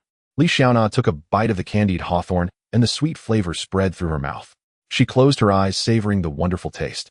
Then she opened her eyes and looked at Yifeng, saying, "Brother Feng, you should try this candied hawthorn too. It's really good." Yifeng took the candied hawthorn and took a bite. He nodded and said with a smile, "It really is delicious. But Xiaona, do you know why Tianjin's candied hawthorns are so tasty? Besides the old man's skill, it's also because the air here is filled with the spirit of joy." Li Xiaona burst into laughter at his words. She pointed at the crowd around them and said, "Yeah, the people here are so happy that even the air feels sweet." Yifeng looked at the overjoyed Li Xiaona and asked softly, "Beautiful Miss Li, you seem so happy today. I take it you're quite satisfied with my performance, hee. When do I get my reward?" Li Xiona's cheeks flushed with a shy blush at his words, and she scolded playfully, "Brother Feng, why are you always thinking about that? Let's talk about it when we get home." Yifeng struggled to calm the surging emotions within him, tightly holding Li Xiona's small hand as he said, "It's getting late now. We really should be heading home, or Mom will surely worry." Li Xiaona smiled gently and replied with a coquettish tone, "Humph, you always using Annie as an excuse. I see right through your little schemes, you big pervert." Despite her teasing words, Li Xiaona obediently followed Yifeng into the car and left. As the engine roared to life, their wonderful and fulfilling day trip came to an end. When they arrived at the Cloud Villa, Yilin was sitting on the sofa with a face full of grievance and anger, while Wang Meiwan warmly approached Li Xiaona, holding her hands and showering her with care and concern. Yifeng lounged comfortably on the sofa and teased, "Hey Lin, who are you sulking at with that expression? Could it be that the driving school rejected you because you're too ugly?" Upon hearing this, Yilin sprang to her feet and retorted indignantly, "You wicked brother, always teasing me. I am a stunning beauty with looks that could topple cities and captivate the moon. Ooh, how could they possibly refuse me? Today I was so looking forward to you taking Sister Xiaona to Happy Valley. I planned to join you right after I finished registering, but instead I ended up playing all by myself all day." Yifeng barely suppressed his urge to laugh. If they had actually gone to Happy Valley today, that mischievous girl would have surely ruined their perfect time alone. Just then Yi Yuanhai returned home. As soon as Wang Meiwan saw him enter, she couldn't help but complain, "You're always fiddling with those wretched flowers. You used to help me with things on your days off, but now you're never around. Should I award you a model worker medal?" Yi Yuanhai smiled awkwardly and explained, "Majuan, you know that tending to flowers and plants is my only hobby. Let me tell you, my precious Su Guanhe Ding orchid actually bloomed today." However, before he could finish, Wang Meiwan interrupted bluntly, Enough, stop there. I have something important to discuss with all of you. Come over to the sofa." Yifeng watched his parents approach and quickly moved aside, wondering what his mother had to announce. Once everyone was seated, Wang Meiwan continued, "Xiaofeng, when you return to Modi, your father and I plan to go with you to visit Xiona's parents and finalize the arrangements between you two." Yifeng turned to look at the radiantly Xiaona beside him and nodded slightly in agreement. "All right, Mom, I have no objections." Once Xiaona and I settle on a specific date, we can set off. That way you and Dad can also take the opportunity to explore Modu. Upon hearing this, Yilin couldn't contain her joy and chimed in excitedly, awesome. Mom and Dad'll be your tour guide and show you around. I can also take a look at the house my brother gifted me. Just then Yifeng's phone rang with a pleasant melody. He pulled out his phone and the screen showed Zhao Peng's name. Pressing the answer button, he immediately heard Zhao Peng's excited voice. Hey brother phone, I heard you're back in Tianjin. Haha, want to come over to the capital and hang out with me for a few days? My old man specifically told me to invite you to our Zhao residence. Yifeng thought for a moment and realizing he had nothing else to do readily agreed. No problem, I'll be there on time tomorrow morning. I'm looking forward to seeing the legendary prodigal son of the capital. Huh. Brother phone, rest assured, he'll make sure you're thoroughly impressed. He'll call the old man right now to inform him. You go ahead with your business. After hanging up, Yilin's eyes lit up and she eagerly leaned in to ask, brother, is that Zhao Peng? I really want to go. I've never been to the capital before. Wang Meiwan rolled her eyes and said impatiently, you little girl, what nonsense are you talking about? Didn't our whole family go to the capital when you were little? You were even clamoring for roast duck back then. Yilin was momentarily stunned, then began to act spoiled. Oh mom, how am I supposed to remember that from when I was a kid? Besides, that was so long ago. Brother, please take me with you. You're the best brother in the world. Yifeng was utterly helpless against his mischievous sister and finally relented. All right, stop shaking me. If you keep this up, you'll rattle my bones apart. You can come along tomorrow, okay? Tianjin and the capital are not far apart, but driving might take considerable time due to potential traffic jams. After careful consideration, they opted for the more convenient high-speed rail. The next day, as dawn broke, Yilin eagerly rushed to Yifeng's door and pounded on it. Brother, get up quickly or we'll miss the train. Hearing his sister's anxious shouts, Yifeng reluctantly rose quickly, washed up, and dressed. After all, this little sleepyhead who usually loved to sleep in until noon, it became incredibly excited and proactive when it came to going out to play. Yifeng finished his morning routine in a hurry and was dragged out of the house by Yilin. Seeing the still drowsy Li Xiaona, the two exchanged helpless glances, silently lamenting that they couldn't do anything about her. Then the three of them hailed a ride-hailing car and headed straight for the high-speed rail station. The journey was uneventful, and they soon arrived at their destination.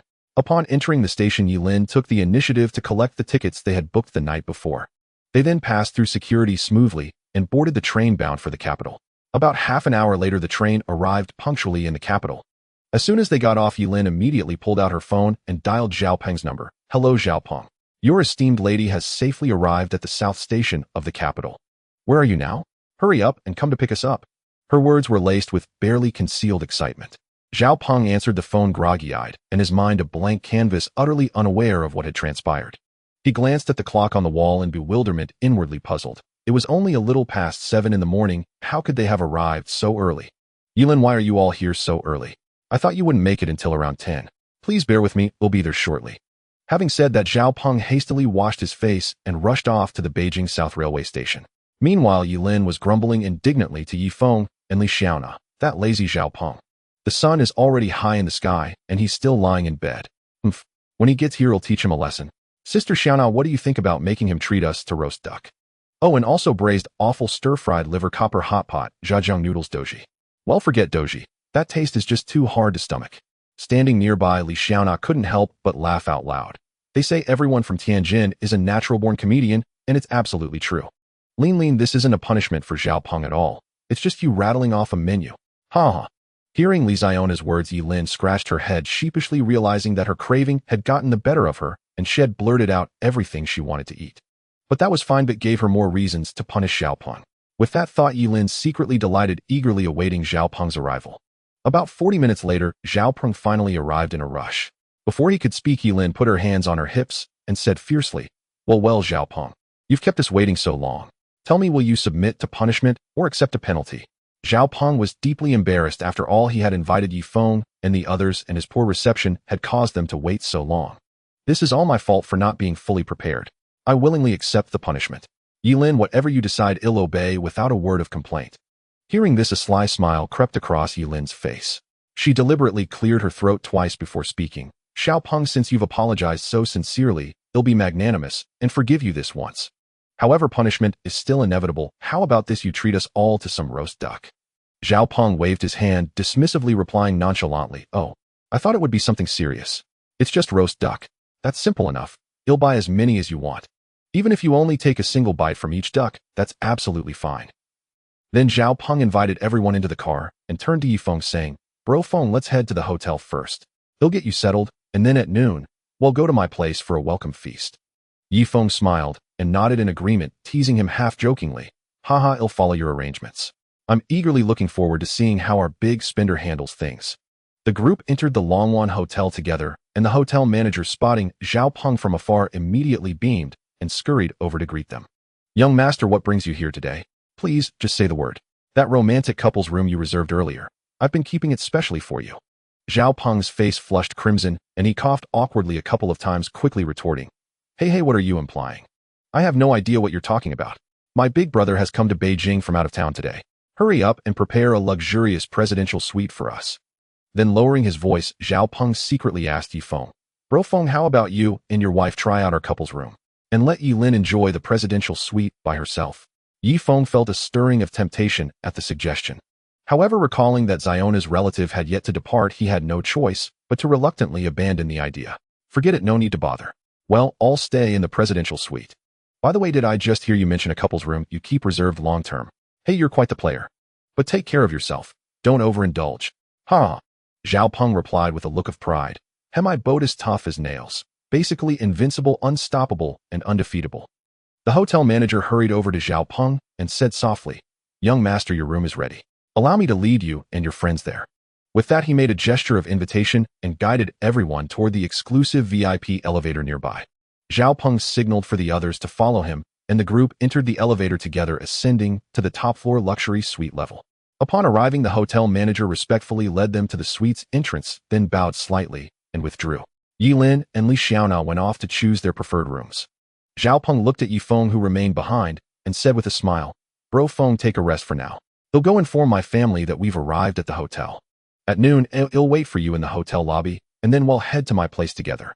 With that, Zhao Peng turned and left. After Zhao Peng stepped out of the room, Yifeng randomly picked a room and went inside. He lay down on the comfortable soft bed, but a nagging feeling persisted that he had forgotten something important. Just as he was racking his brain, Li Xiaona suddenly entered the room, and it struck him. The reward he had promised yesterday had completely slipped his mind. At that moment, Yifeng's eyes burned with longing and fervor as he stared intently at Li Xiaona, a mischievous grin curling at his lips as he teased, Xiaona, have you come to deliver my well-earned prize? Li Ziona's pretty face flushed like a ripe apple as she shyly scolded, Bro Feng, you're so annoying, always thinking about those things. Who told you to turn it down yesterday? The reward has expired. Yifeng didn't press further. His spiritual sense detected Yilin approaching. That little troublemaker always interfered at the worst moments. It seemed he shouldn't bring her out next time. Yilin pushed open the door and said cheerfully, Sister Xiaona, I knew you'd be with my brother. You two might as well just share a room. Yifeng shot her a glare and said, You knew and still came in. Looks like I can't let you tag along on future trips. They'll have Mom keep an eye on you at home, so you stop causing trouble. Yilin's delicate nose wrinkled slightly as she put on a feigned fierce expression and said coquettishly, Humph, how dare you not let me follow you? This young lady is determined to stick with you. See what you can do about it, you annoying brother. Before her words faded, she tightly grasped Li Xiaona beside her and strode out of the room without looking back. Yifeng watched the two receding figures, helplessly shaking his head with a bitter smile, realizing he would have to teach that girl a proper lesson. Then he gently tapped the system interface, entered the system shop, and successfully exchanged for 1,000-year ginseng. He planned to present this root as a gift when visiting the Zhao family. System, why do I feel like your presence is getting weaker and weaker lately? Yifeng suddenly muttered to himself. Host, it's not that my presence has diminished, but that you yourself have become increasingly lazy. You have neither grand ambitions nor the spirit to dominate the heavens and rule the world. The system replied mercilessly. What's wrong with being a carefree slacker? Every day I can do whatever I like and live comfortably. Once this was the life I dreamed of, and now that it's realized, I ought to enjoy it to the fullest. Yifeng retorted nonchalantly. Faced with Yifeng's remarks, the system was momentarily speechless. Hey system, why have you gone silent? Could it be that you've frozen? Seeing no response from the system for a long time, Yifeng couldn't help teasing. I'm too lazy to converse with a hopelessly lazy slacker like you. The system replied irritably. Around noon, Yifeng slowly rose and left the room. He casually placed the 1,000-year ginseng into a shopping bag bearing the Longwan Hotel logo, then softly called the two young women to accompany him downstairs to the hotel lobby. As soon as they reached the ground floor, Zhao Peng spotted them from afar and immediately waved. When the three approached, he led them to a luxurious Maybach parked in front of the hotel, which then sped off toward the Zhao residence. About 20 minutes later, the Maybach came to a steady halt before a majestic traditional courtyard house. Flanking the entrance stood a pair of lifelike and imposing stone lions as if guarding the ancient and solemn mansion. Seeing the astonishment on everyone's faces, Zhao Peng felt a secret thrill of pride. With a proud expression, he grandly introduced to Yifeng, "Brother Feng, please come in." The scenery inside is even more breathtaking, truly unparalleled. With that, he personally pushed open the courtyard gate and invited everyone to enter. Zhao Peng led the group through intricately carved doorways and winding corridors, arriving at an open courtyard. Rockeries, flowing water, and bamboo swaying by a winding stream made it feel like a secluded paradise. "Brother Feng, take a look at this courtyard. Doesn't it have more class than those high-rises outside?"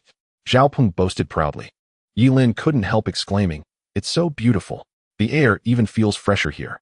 Zhao Peng continued showing them around the various rooms, each elegantly furnished with top-quality pieces. Finally, he led them to a study lined with bookshelves filled with volumes ranging from classics to modern works covering every conceivable subject. "This is my old man's favorite spot. He reads, sips tea, and enjoys quiet moments here," Zhao Peng said as he poured everyone a cup of fragrant tea. Yilin lifted her cup, took a delicate sip, and praised, "This tea is wonderful. Everything here feels so comfortable and relaxing." Hearing this, Zhao Peng's face broke into a smug grin. At that moment, a stern-faced, middle-aged man in a crisp suit strode briskly to Zhao Peng, bowed slightly, and said respectfully, "Young master, the banquet is ready. Please invite your friends to join. The master is awaiting your esteemed presence." Zhao Peng nodded in acknowledgement, then turned to Yifeng and said, "Brother Feng, my father has prepared a feast. Shall we head over now?" Hearing this, Yilin's face lit up with excitement as she eagerly interjected, "Let's go quickly then." Zhao Peng, just so you know, this doesn't count as your punishment, okay?" Thus led by Zhao Peng, the group crossed the courtyard and headed straight for the main hall of the compound. As soon as they stepped into the main hall, they saw Zhao Jianxi seated in the place of honor. Seeing their arrival, he quickly rose and greeted them with a beaming smile, saying warmly, "Ah, it is my utmost honor to have Mr. Yi visit my humble abode today. Please do take a seat." After everyone had settled down, Yifeng gently placed the shopping bag with the Longwan Hotel logo on the table and said with a smile to Zhao Jianxia, "Uncle Zhao, as this is my first visit, I've brought a modest gift. I hope you won't mind." Zhao Peng's sharp eyes caught sight of the bag and curiosity got the better of him. He couldn't help asking, "Brother Feng, what treasure is inside? And why is it in our hotel's bag?" Yifeng scratched his head awkwardly and explained with a laugh, "It's a 1,000-year ginseng. I saw the bag in the hotel room and just used it." Upon hearing this, Zhao Jianxi's eyes lit up. He immediately took the bag and carefully extracted the precious 1,000-year ginseng. He held it gently as if cradling a rare treasure and then placed it into an exquisite red sandalwood box on a side table. However, when he noticed a few broken root hairs left in the bag, he felt a pang of regret and distress. Zhao Peng, equally curious, picked up the bag his father had set down and rummaged through it. Finally, he found a small piece of root in the bag's crevice and unhesitatingly popped it into his mouth to chew. This isn't as miraculous as they say. I don't feel anything special after eating it," Zhao Peng said, shaking his head in confusion. But before his words had even faded, a shocking scene unfolded. 2 streams of bright red blood suddenly gushed from his nostrils like fountains. Everyone present was stunned by the sudden sight, their eyes wide with astonishment. Startled, Yifeng quickly stepped forward and channeled a stream of spiritual energy into Zhao Peng's body to help him absorb the potent medicinal power of the 1,000-year ginseng.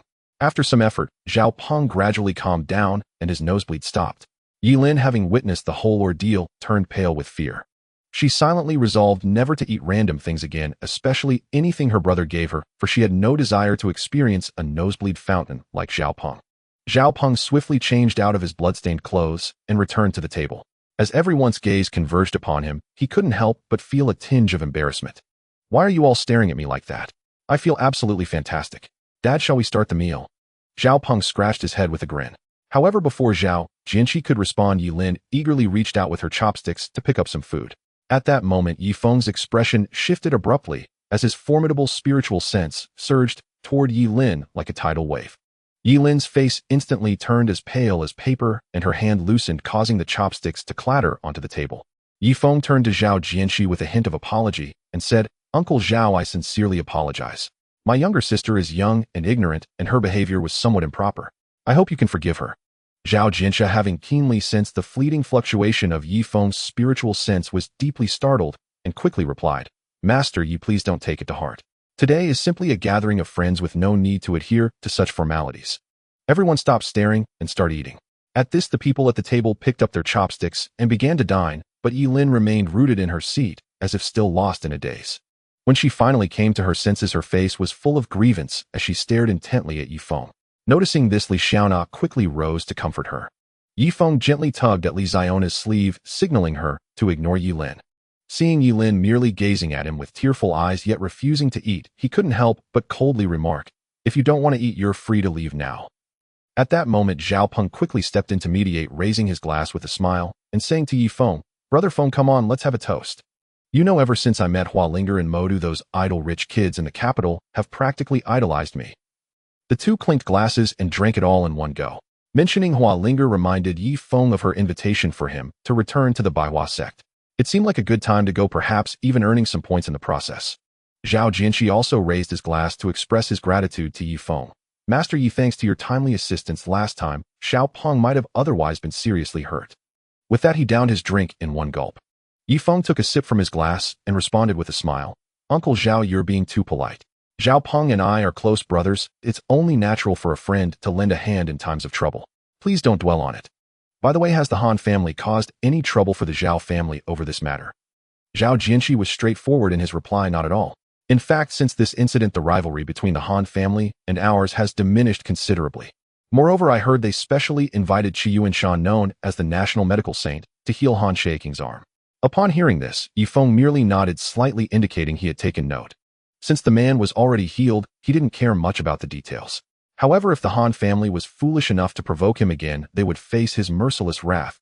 It would be more than just an arm next time. Afterward, Zhao Jianxi offered another toast to Yifeng, instructed Zhao Peng to entertain everyone well, and then took his leave from the banquet. Suddenly, Yilin began to sob, pouting and whining, "Brother, you were so mean." Yifeng snorted coldly in response, his face stern as he scolded her, "Look at how pathetic you are.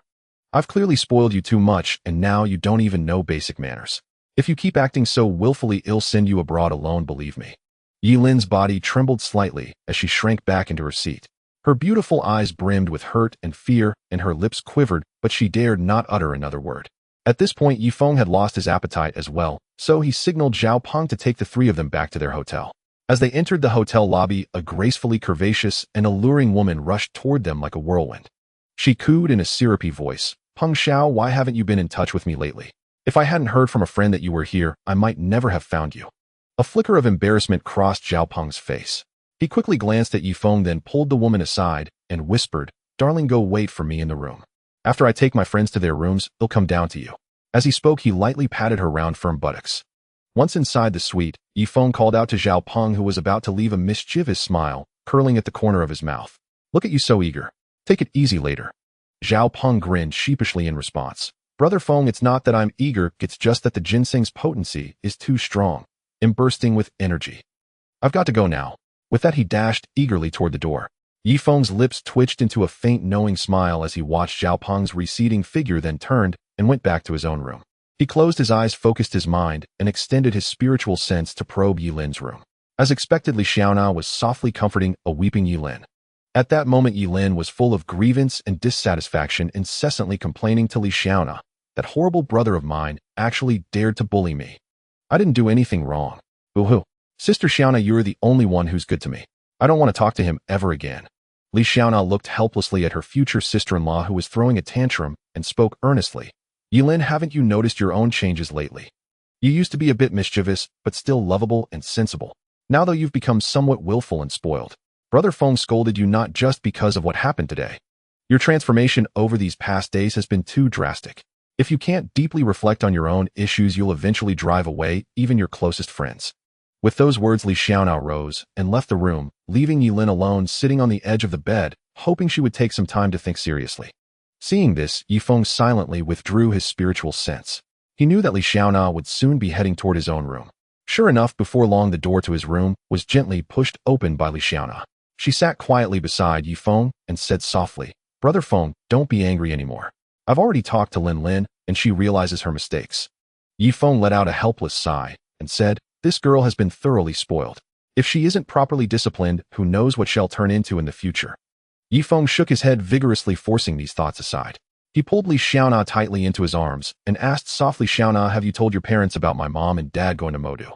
Li Xiaona shook her head playfully and said with a coy pout, not yet, don't rush me. They'll tell them tonight, hee. Feng, do you still want that reward you mentioned?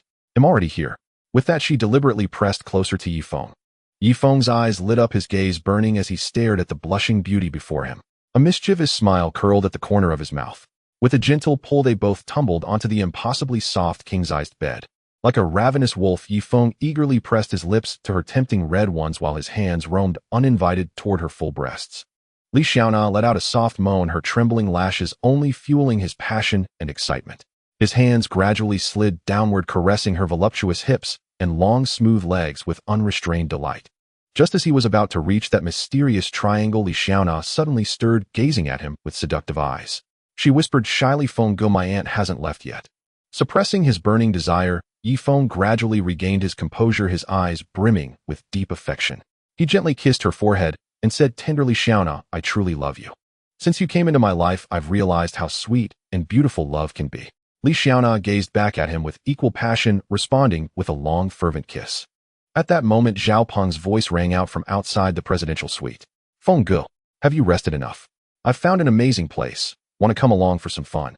Hearing the voice, Li Xiaona hastily straightened her slightly rumpled clothes, then darted back to her own room like a startled deer. Watching Li Xiona's retreating figure, an involuntary smile of happiness spread across Yifeng's face. He then got up from the bed, walked to the door, and opened it. Zhao Peng stood at the entrance, his face flushed and spirits high. He exclaimed excitedly to Yifeng, Feng Ge, that ginseng was incredibly potent. You can't imagine how thrilling it was. I dominated everyone just now. Do you have any more ginseng? Give your little bro another piece, will you? Yifeng raised an eyebrow, a hint of mockery in his smile. Hey, didn't I just send one to your place? If you need ginseng, why not sneak your old man's out and use it? At these words, Zhao Peng shuddered violently. He knew full well that if he dared to touch that ginseng, his father would beat him half to death. Zhao Peng quickly changed the subject. Feng Ge, where are the sister-in-law and Yilin? We're ready to head out. Yifeng walked to Li Xiona's door, pushed it open gently, and poked his head in. Xiaona, hurry up and get ready. We're going out. Li Xiaona sat on the edge of the bed, shaking her head slightly. Feng Ge, you two go ahead. I want to stay here with Yilin. Have fun, you two. Yifeng understood her decision and didn't insist. He quietly withdrew from the room and left with Zhao Peng. After they left, Zhao Peng suddenly wore a mysterious expression, leaning close to Yifeng. Feng Ge, since sister-in-law and Yilin aren't coming, how about we change the venue? I guarantee you'll be satisfied. A sly glint flickered in his eyes as if he harbored some special plan. Yifeng didn't mind it made no difference to him where they went, so he simply went along. In the neon-lit night of the capital, the bar's glowing sign stood out vividly against the darkness. Zhao Peng led Yifeng into a bar called Night Never Ends. As soon as they entered, they were enveloped by deafening music. The bar manager spotted Zhao Peng approaching and hurried over with a fawning smile. Master Zhao, what an honor. Please come in. Your booth is all ready. He personally escorted Zhao Peng to the booth. Once they were seated, Zhao Peng became magnanimous, shouting to the manager, my Feng Ge is here today. We must treat him well. Bring out the Shenlong set and get the atmosphere team ready. I want my Feng Ge to have a fantastic time tonight. With a piercing shriek from the DJ, the lights suddenly focused on the front of the stage. A group of beauties in sexy bikinis slowly ascended the stage, each holding a bottle of liquor. They swayed their hips as they made their way toward Zhao Peng and Yifeng's booth with seductive grace. Seeing this, Zhao Peng's spirits soared. He turned to Yifeng excitedly. Feng Ge, look at this. Is it grand enough? If you're not satisfied, I'll arrange something else. I guarantee you'll be pleased. But Yifeng seemed unimpressed by the spectacle. After all, it was his first time in such a place, and he was driven more by curiosity than interest. As the music quickened, the bikini-clad beauties began to dance, twisting their bodies and moving toward the booth with allure. Zhao Peng's eyes sparkled with excitement as he watched them. He raised his glass in a toast to the women and downed it in one gulp. Yifeng sat quietly observing everything unfold. His heart remained calm. He found it all merely novel and amusing. Just then, a woman with a graceful figure approached Zhao Peng. She smiled at him. Master Zhao, you look so handsome. Would you like to have a drink with me? Zhao Peng's heart swelled with delight. He nodded and raised his glass with her. Afterward, the woman grabbed Zhao Peng and dragged him onto the dance floor. The music thundered, colorful lights flashed, and people danced wildly, reveling in the heated atmosphere. Meanwhile, several sexy beauties in bikinis gathered around Yifeng. They swayed their hips, their eyes full of allure, intentionally brushing against him. One of them was especially bold. Her full breasts were barely concealed, and her deep cleavage nearly pressed against Yifeng's face. On the other side, another beauty sat directly on Yifeng's lap, gently caressing his thigh. Faced with such passionate advances, Yi Feng appeared embarrassed and at a loss. The woman on his lap pouted coquettishly. "Handsome, don't be so serious. When you're out having fun, you should enjoy yourself. Come on, let me toast you." She handed him a glass. Yi Feng hesitated for a moment, but then accepted the glass and took a sip. Yi Feng hesitated for a moment, but then accepted the glass and took a sip. Yi Feng hesitated for a moment, but then accepted the glass and took a sip. Yi Feng took the wine glass without hesitation, tilting his head back to drink it all in one go, his movements swift and decisive. The other beautiful women in bikinis looked on with admiration and raised their glasses to drink with him. Immediately after, Yi Feng was forcibly pulled into the dance floor by this group of fiery women, and an exhilarating and captivating dance began. At that moment, Zhao Peng also returned to the VIP area. He watched Yi Feng dancing wholeheartedly on the floor, a knowing smile appearing on his face. Then Zhao Peng raised his glass and drank it all in a carefree manner, subsequently pulling the stunning bikini beauty beside him tightly into his embrace. However, just as the atmosphere heated up, a voice laced with sarcasm suddenly rang out. "Hey, I wonder who is so arrogant. Turns out it's Zhao Peng, that reckless spendthrift." The speaker was none other than the second son of the first family from the capital, Chu Mu Feng. Upon hearing the voice, Zhao Peng's eyes instantly sharpened, and he replied coldly, "Chu Mu Feng. After so many years, your foul mouth hasn't changed a bit."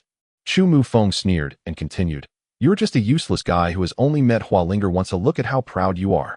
Let me tell you, if you have the ability, let's compete. Manager, bring me a set of 9 dragons presenting happiness. Let this spendthrift see what true extravagance looks like." Hearing this, the manager's eyes glinted with surprise. This was a full set of 9 divine dragon drinks. Today he would definitely make a fortune. He immediately excitedly waved his hand to signal his staff to prepare. Chu Mu Feng's lips curled slightly, revealing a hint of contempt. After casting a quick glance at Zhao Peng, he turned to the middle-aged man behind him and said softly, "Mr. Lu, please take a seat. You do not let certain worthless individuals disturb our mood." At this moment, the middle-aged man Lu Fuda glared angrily, his eyes filled with hatred as he stared at Zhao Peng. Recalling the last time he had suffered a humiliating kick from Zhao Peng in Ao City still made him feel powerless. Despite seeking medical help everywhere, he saw no results, and his hatred for Zhao Peng and Yi Feng was profound. Chu Mu Feng noticed the unusual expression on Lu Fuda's face, and feeling curious asked, "Mr. Lu, could it be that you have some entanglement with Zhao Peng?" Lu Fuda clenched his teeth, replying indignantly, "It's all because of him that I have to seek assistance from young Master Chu." Chu Mu Feng immediately understood Lu Fuda had spent a fortune to ask for his help in finding old physician Qi for treatment, and the root of it was Zhao Peng. "Mr. Lu, please calm down and take a seat. This kid has a significant background, and it may not be easy to deal with him," Chu Mu Feng reminded him in a calm tone. Lu Fuda knew very well that someone who could spar verbally with Chu Mu Feng must have a considerable background, so he had to think carefully and act cautiously. At this moment, Zhao Peng shot a disdainful glare at Lu Fuda. After all, this was the capital, unlike in Ao City, where he had to be cautious. If it came down to it, Zhao Peng was confident he could easily make Lu Fuda collapse. As the DJ's voice rang out again, "Thank you very much to young Master Chu from the capital for successfully initiating the 9 dragons presenting happiness. I wish young Master Chu a thriving career and a bright future. Now, let's all enjoy the celebration together." Yi Feng, upon hearing the DJ's words, returned to the VIP area. When he saw Zhao Peng's gloomy expression, he asked, "What's wrong with you?" Zhao Peng pouted and replied, "Bro Feng, the person sitting next to me is Chu Mu Feng from the Chu family, and the other one is Lu Fuda from Ao City. It seems like they are deliberately trying to make things difficult for me. I just opened a bottle of Divine Dragon, and unexpectedly he immediately ordered a 9 dragons presenting happiness right after. Isn't that obviously trying to overshadow me?" Yi Feng slowly turned his head, his gaze landing on the young man. Indeed, this person must be Chu Mu Feng. Just as he noticed Lu Fuda glaring at him fiercely, a smirk involuntarily appeared on his lips, outlining a playful smile. This scene in Lu Fuda's eyes felt like a tremendous insult.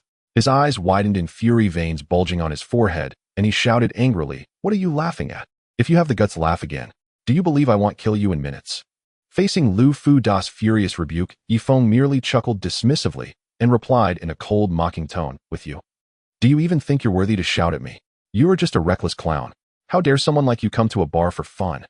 I bet that thing of yours has long since become a decoration."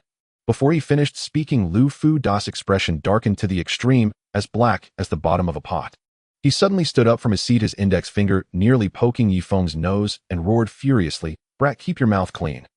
If I don't teach you a lesson today, you really won't know the heights of heaven and depths of earth." Seeing the situation turning volatile, Zhao Peng quickly stood up and unhesitatingly positioned himself in front of Yifeng. His eyes were as cold as frost, staring intently at Lu Fuda, warning, "What do you want? Don't think we are afraid of you. If you dare to touch a single hair on Bro Feng, I can guarantee you won't leave the capital alive." Chu Mufeng stepped forward, grabbing Lu Fuda, who was about to explode, and coldly fixed his gaze on Yifeng, speaking in a detached tone. "In my memory, it seems there isn't anyone like you in the capital. If you can mix with someone like Zhao Peng, you must also be a reckless, extravagant young master. This is the capital. I advise you to keep a low profile and restrain yourself."